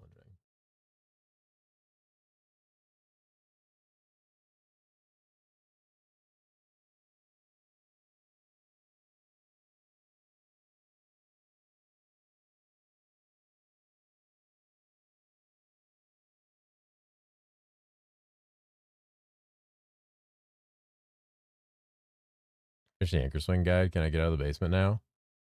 Yes. There's no basement, but feel free to get out of it.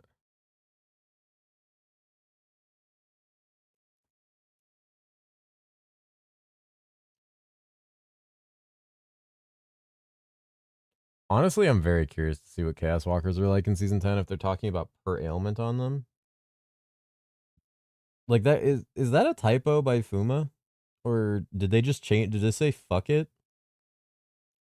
Did they just say fuck it because they can't fix these? And it's been like 2, 3 fucking seasons where these been doing per ailment damage. And they said fuck it and they're going to leave it like that. Because they nerfed it, but it says per ailment. Why do the YouTubers say that marksman drones got gutted in Season 9? Because they're idiots. Like, literally nothing happened to marksman gunner drone. Like, I saw people clear all content with gunner drone in Season 9 just fine. Because they're broken in Season 8. Yeah. They say gutted because it went from being busted as fuck that everyone was playing it to being a fine build. Don't watch anyone who says marksman gunner drone is gutted in Season 9 or is bad. Like,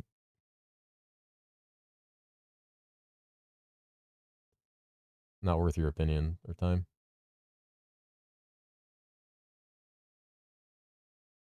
I think even Graxy put gunner drone pretty high up as like a good build. As like solid. The only problem gunner drone has is the same problem any balanced character should have, which is having trouble getting into Inferno. All characters should struggle to get into Inferno. That's how the game should be. It should be hard to get into the hardest difficulty. Rank 5 Wormhole HDSF is Marksman Drone, by the way. Yeah. It's a good build. Kind of funny for what was their standard Season 9 drones was gutted. Their standard is Season 8, where it was like one tapping 35 billion HP bosses because it was shotgunning all of its attacks. And like the entire blood pack that was in rolled gunner drone.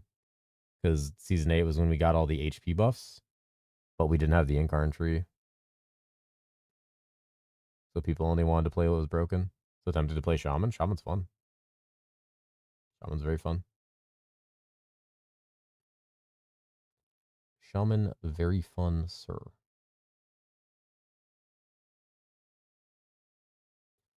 Gabe, did Fuma say anything to you or no?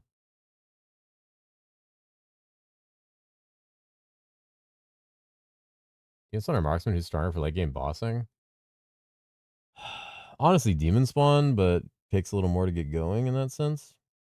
28 hours to herosiege? I think so. I think a little less than that. Not sure. I think like 27 hours? I haven't looked at the tracker. I have the tracker open. Hold on. 1 day, 2 hours and 15 minutes. So yeah, 27.5 hours. 27 hours, 50 minutes. Yeah, 28. Or 26 hours, 50 minutes. He fucking nerfed anything else yet? I don't know what this is. Unholy cards nerf from 5% to 3%. What is this? No one knows what this is. Why are we nerfing things that don't exist? Small nodes? Are these the small nodes? Hold on. There's 6 of them?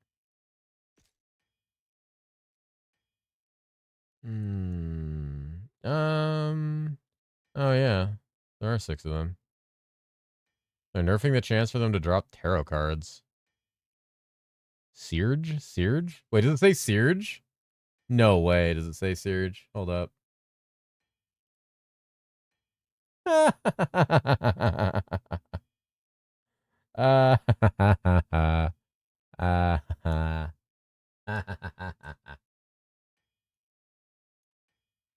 That's awesome. That's fucking awesome. That's so good, dude.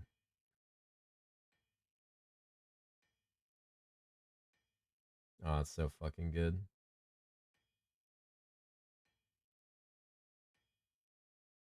Oh, I love that. Oh, Siege is guaranteed. It's fine. Siege is guaranteed. It's fine. Yeah, Siege is guaranteed, right? It said all mechanics.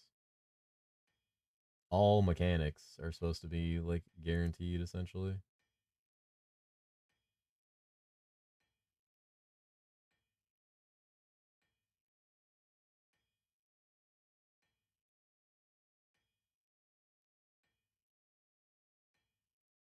Boss video does not have as many views as I thought it would, but I'll probably get more later. People just want information on classes.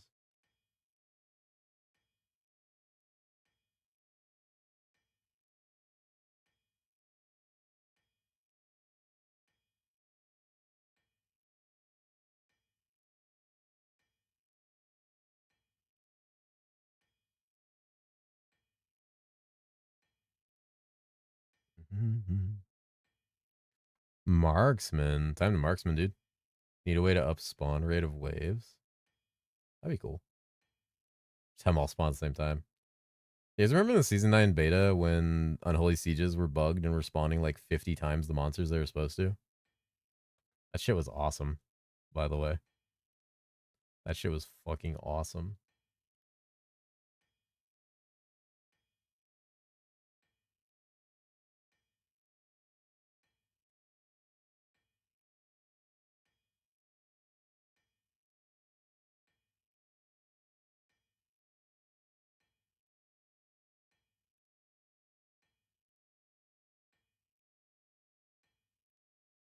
Sorry, but this is confusing. I'm a quite big player of herosiege, and I feel I can't follow up what you say, so I'll make one. It's because you don't speak the fucking language I speak. Is why you can't follow what I say.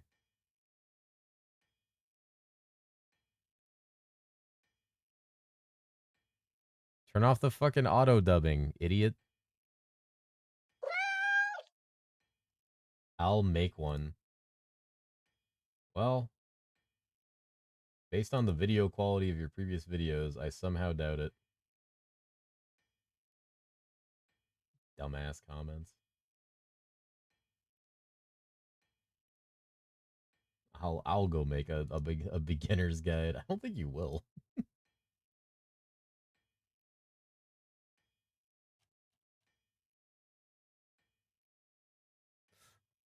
Fucking type the most fucking dilapidated sentence I've read all day. Yeah, I don't know what you're saying. Yeah, I wonder why. I wonder why. That build needs more angelics? There's no more angelics to really put on it that like would be valuable or good for it. Phelps is too good, honestly. Phelps is just like too good. Even with the changes to Surge, Phelps is just insane. Especially because it was so per projectile with the lightning cloud, even if it goes down in proc chance, it's still gonna be like really, really good.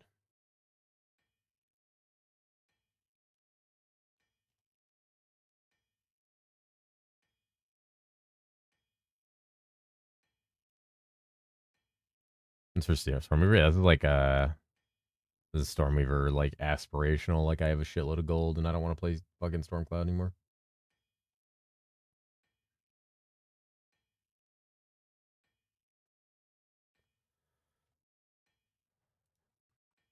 You can play Lightning Surge significantly earlier than this with less gear.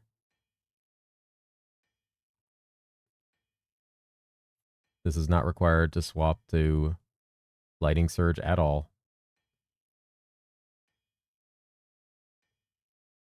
But this guide is mostly centered around Stormcloud.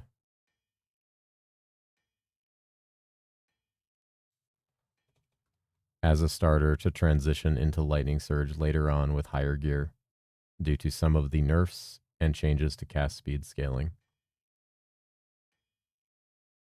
Your sleep schedule? I've slept like 5 hours in the past 2 days. How many player am I dumb to start Black Hole build? I don't think you're dumb. I think Black Exo's interesting. It's not the smoothest class to play, and there's a lot of different interactions and things about it. I mean, Stofflix has a guide on my site that should help a little bit with anybody who's never played it. But it is not like a very straightforward super giga smooth class if you're like new. It's very unique, and I like it, and I like Black Hole a lot as a build, and it can be very clunky, but when you get where you're going, it fucking rocks shit. Like when you get there, it owns. It is absolutely awesome.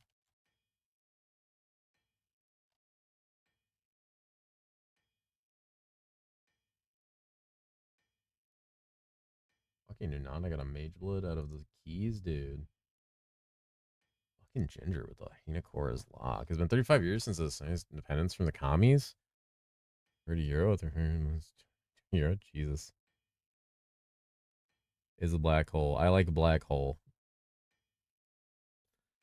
Alright. Damn, it's giving you everything but profit, Bika. Fucking hates your B choice. Random today, I went and I found out that Bika streams, and I opened her stream and she was wearing a goddamn B shirt while playing the B build. And then she said, I'm gonna show my boobies, and fucking ruined my day because I wasn't expecting it, and I was halfway out of my room. And it like made me so confused to hear the nice wholesome Bika say that. Turns out it's an emote. She said, I'm gonna flash my boobies, and it was an emote of bees wearing a ghost costume. It actually stun locked me in my hallway because I was so confused. And then I just couldn't work the rest of the day. And now I'm tired. I haven't finished any guides. And everyone's asking if I'm gonna make a tier list because every fucking slop tuber is making a tier list to try to capitalize on the Graxy gap that we have. Hi, Samarath. I'm doing well. How are you, bud?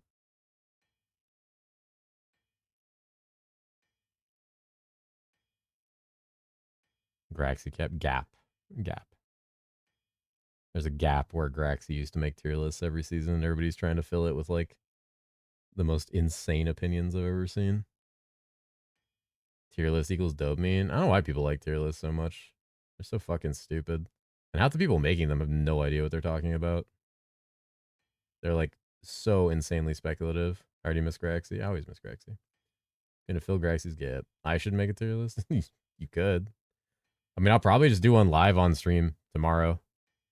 I'll probably just do one live on stream tomorrow and just have Orca send the VOD. I'm watching randoms making tier videos. Some of them are so clueless. You want to go jump on YouTube, type herosiege season 10 tier list. You'll see some funny shit. Those videos are fucking...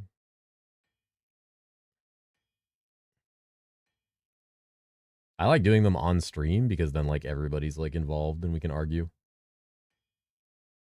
So I'll do that tomorrow on stream. I'll pull up a tier list maker. We'll make a tier list and we'll send it that night, and it'll fucking just like give me like 100,000 views or some dumb shit.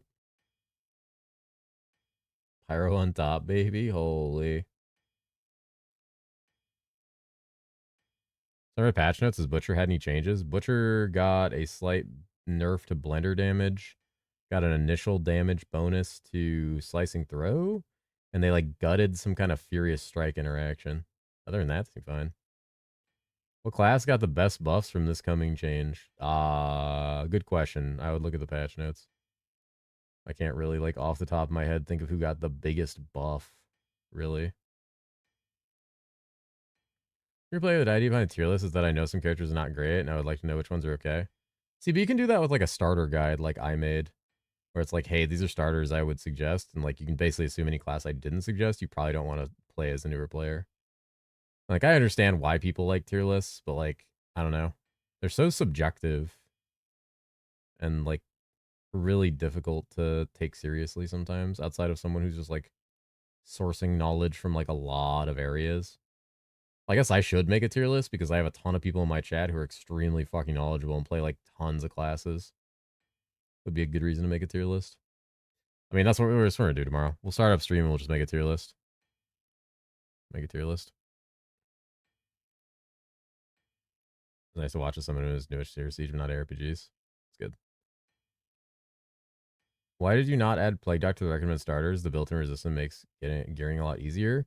Because I don't necessarily think Plague Doctor is a good build for new players because it has a lot of points where it struggles. And it also is very likely to swap builds entirely because its poison side has a lot of friction in getting it going, and its physical side is weaker than it used to be. I don't think it's as smooth as other starters, personally. I think it's a good class, but I don't think it's a good class for new players. Several classes have built-in resistances. It doesn't mean much. Resistances can be solved with gear, but clunkiness of class design is difficult. And that's kind of the problem with Plague Doctor. Unless you kind of like know what you're doing. Like, I could spin up Plague Doctor right now and it would feel fine to me. But like for a new player, it's gonna feel frustrating when they hit those friction parts. And that's what I want to try to avoid. I think the most friction heavy class I put on there was probably White Mage because it has a lot of ability swaps. And the channel's full of cucks. So it's like a little challenging to navigate as a class. If I want to play out the new freebies, what do you suggest? I've played Jotun, so I'm not worried about Jotun. What are the other freebies? Marauder, Plague Doctor, and Lancer? Both Lancer and Marauder are really good. I like both of those options. Plague Doctor's fine, but I like Lancer and Marauder a lot. What are the freebies? Jotun, Lancer, Marauder, Plague Doctor.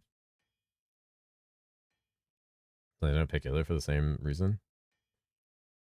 So many people choosing Pirate of how they were in Season 9. I mean, Pirate's still going to be good.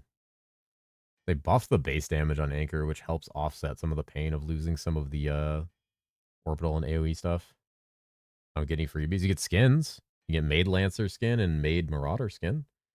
And then some Plague Doctor and Jotun skin that I haven't seen. Really, still haven't looked at those. So I'm still missing Stormweaver and Prophet. I think I have all the classes at this point. Morning. Is Marksman good build? Gunner Drone. Gunner Drone's pretty good. You could try to build into multi-shot later. It's just Arrow Nova got a pretty weird nerf. But yeah, Gunner Drone's pretty good on Marksman. Solid. It's safe. You have to get gear and hero levels, but like it's the fucking easiest build to play in the game.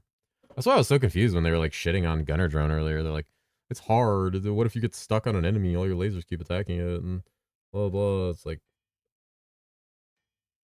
you literally press a button and don't do anything for like fucking 30 seconds. You just run around. Exo or Necro, I think for me. Necro is interesting. I don't know how I feel about Necro. Necro is such an unknown factor, but after seeing the wisps that Drew showed today, and like what they actually look like and what they do, I'm very interested to see. After finishing normal, you will retain waypoints in Nightmare. Nightmare is now effectively Hell 1 and Hell 1 is 4.5 inclusive Inferno. They didn't remove Nightmare. Nightmare still exists. Originally they said Nightmare was gone. Like initially he said he's going to remove Nightmare, but basically what it is normal becomes Nightmare. First time playing this game, by the way. You'll have fun. It's a very good game. It's a very, very good game. Marksman Gunner Drones is a really good build for a first-time player once you actually build into it, because it just kind of slaps. Watch the vodka back for the wisp. Or, alternatively, I can just open it. There's a final patch notes already. I think Fuma is still editing them right now. These are the wisps for the new minion item. This is what they look like on minions. And what he said, which is interesting to me, is it sounds like these multi-hit. So like every time, like if my mouse cursor is an enemy, hit. And so knowing what kind of damage they do would be very interesting. This could be the single most build enabling item that exists for minions. Can you have like 30 skeletons? Yes, you can. There's like a mega shotgun if you're playing mass summon Necro? Yes. Is it angelic? No, it's a heroic charm from one of the new bosses. I assume, because that's the only items they showed, I think. I don't remember what it's called. Ghastly Skull. I assume it's from the big skeleton, to be honest. Is there any blaster on this game from the start? Nothing's a blaster from the start. I think it leaked. Yeah. Has Summon AI updated somehow? I don't know. You make a guide for profit. There is a Maelstrom guide on my website that should be going live tomorrow.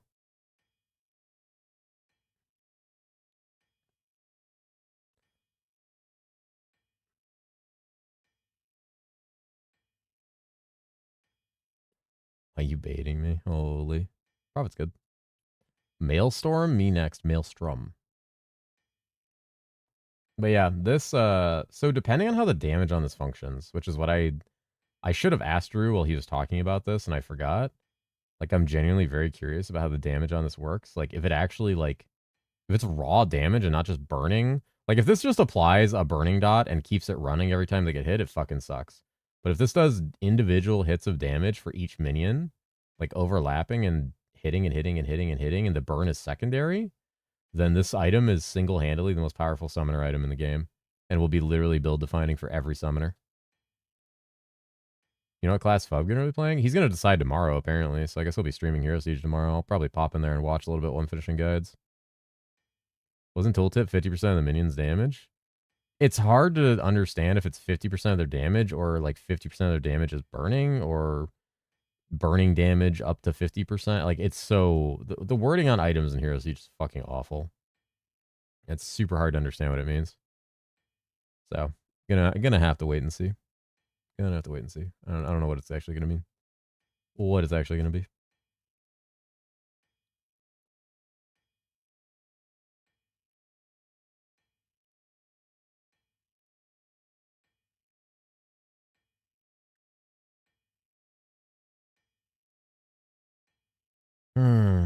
Filters are a problem. I'll have to update those in the guides tomorrow. I think for the most part, this is done. I just have to refine little bits and pieces of it because we have 130, we have 30 to 60, fucking 100 plus. Where's my Giga Chad LS? Holy Giga Fucker LS. I mean, a lot of this is going to change with the new tree. It's going to change with the new tree. Gear's fine. It's big gaps here because you have a lot of Charm Lack. Late Storm Cloud. And late Lightning Surge. Storm Cloud could go full Angelic. I might make a full Angelic Storm Cloud setup. Website's looking clean. It looks super clean. I'm very happy with it. I'm very happy with it. I need to put Avaricious on this chest. I'm using 88 skulls on the screen. Pretty much.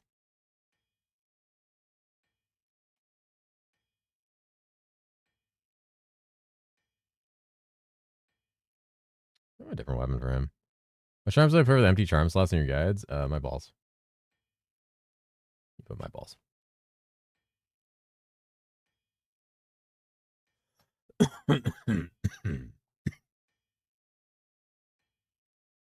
Marksman. Marksman is the highest voted starter on my starter list. So I'm imagining that's going to be interesting.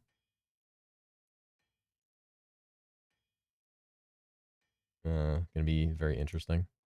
Let's Sleepy's balls and charm slot. There's a lot of B emotes happening tonight. I'm getting beautiful.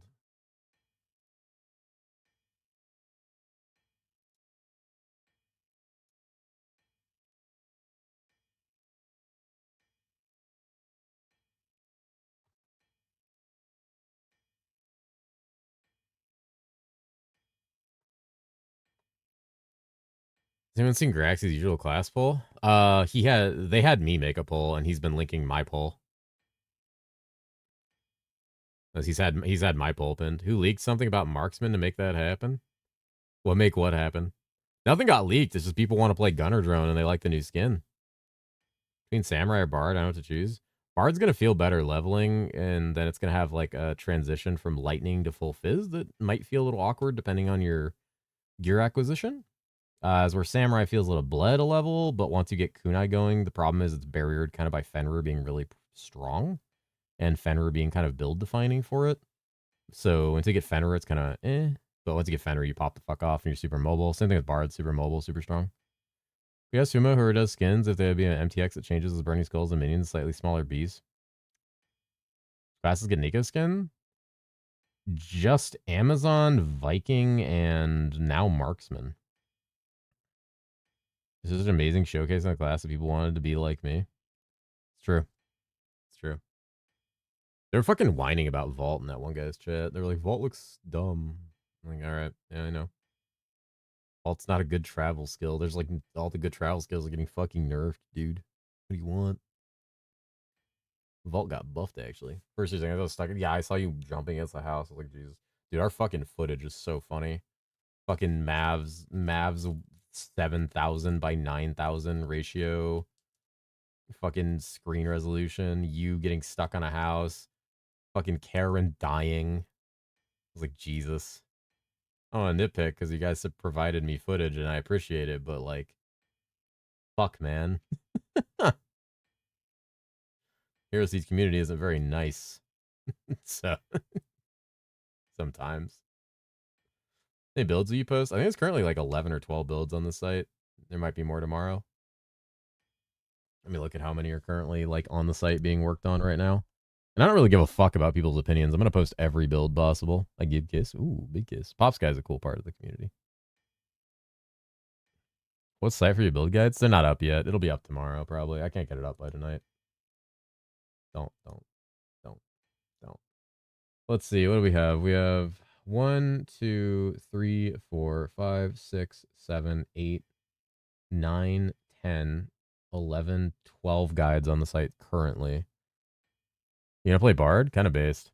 So you're gonna play Bard because we're gonna kind of consider things as like a 6-man. I need essentially. PP now. So like Gabe, I don't know what the fuck Gabe's playing. We know what Stoff and Jord are playing. Like Jord's going what Jotun into Prophet rerolled. Gabe's on Marksman.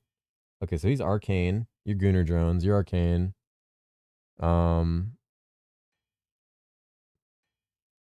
Stress is gonna be like lightning. Glorp glorp nuts. TS into Prophet. Yeah, I thought he was doing Jotun into Prophet. Don't glorp ass glorp nuts me. Stuff Exo. You're Jotun into Bard? I see you're doing a reroll. Okay. Into Bard. And then wait, why wouldn't you just level as Bard? I mean, I guess for the speedrun tech, but like Bard's fast. Crowd dive and fucking lightning Bard or Giga. Bard sucks at boss? The fuck do you think Gabe's for?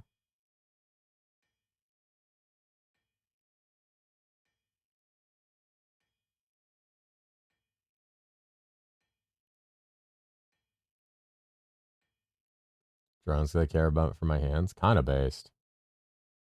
Drones are Fizz? Drones are Arcane. The drones you use are Arcane. That's funny. You have a Jotun guide on the site? We don't have a Jotun guide on the site. We do not have a Jotun guide on the site, actually.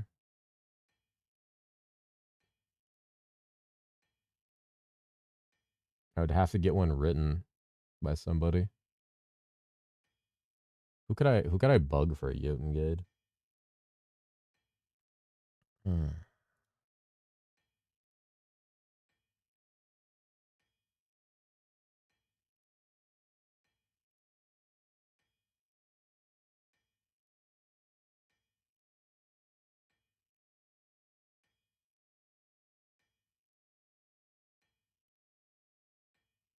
Drew, Sanrez, Jobo. Yeah, Graxy. Graxy, I could. Graxy wants to throw one on here. Dude, Graxy would probably love using this website after fucking hours and hours and hours of using fucking Google Docs. When Holy Cards got nerfed in the Ether Tree after the interview? No idea. We didn't talk about that shit at all. We didn't talk about that at all. I say after as long as he's used goddamn Google Docs, he would probably like really vibe with this website. He would probably giga vibe. Giga vibe my ass.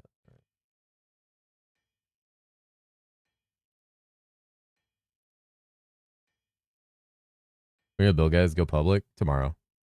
Probably before I start streaming tomorrow. Gonna knock out a couple videos about it, which I probably need to stop streaming soon so I can record some stuff. And then just kind of send it. You know, I have Unholy Surge. Unholy, yeah, it's only Unholy Surge, guys. The rest of it's fine. We're only Unholy Surge here. Or 3 a.m.? Yeah, I need to get to bed. Do we have a time when the season starts already? We do. It's in 1 day, 2 hours, and 23 minutes. What's up, Jackson? Yeah, I should probably call it and go lay down. Tomorrow, I'm going to try to start streaming a little earlier, and we're going to open up and immediately do some tier list stuff. Because it's highly requested, so we'll do a tier list where we just talk to chat. So if you're interested in having input on the tier list or seeing it, tomorrow is the day. Tomorrow is the day of the tier list.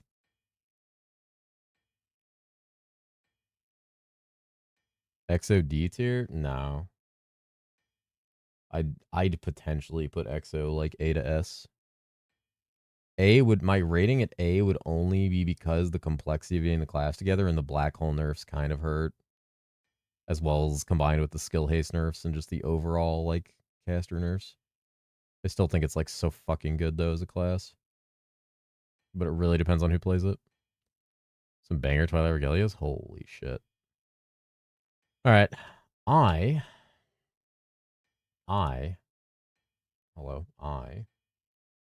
believe I should call it for the night and go get to work on the rest of the stuff.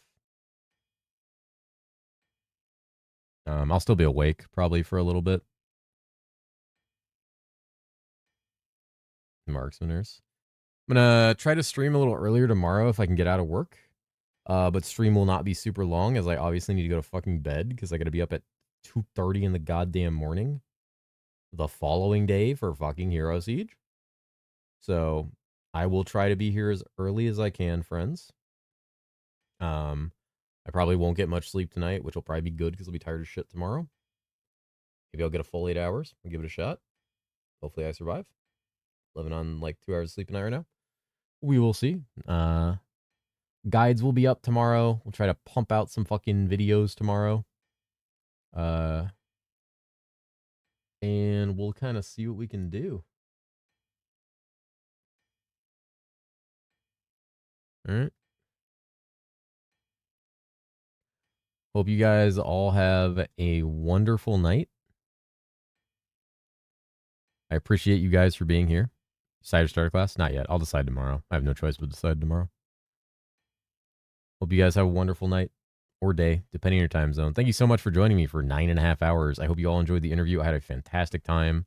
It was a great one. I'll pull the video off of Twitch and throw it on YouTube sometime before I go to bed. Try to get that downloaded and uploaded. Smooches to all of you. Kisses. Thank you for being here. And I will see you guys tomorrow for the final waiting day and stalling day before Season 10. Tomorrow we do tier lists. Tomorrow the guides are going to be available. Everybody can look at the website. We'll be spamming fucking build guides on the YouTube that'll lead to the website. So I look forward to that. Good night, everyone. Have a wonderful one. I will miss all of you dearly, but I'll be back as soon as I can. Good night. Goodbye. Kisses. Smooches. Bye, bye, bye, bye, bye. Love you. Blanky Scuba. Mwah.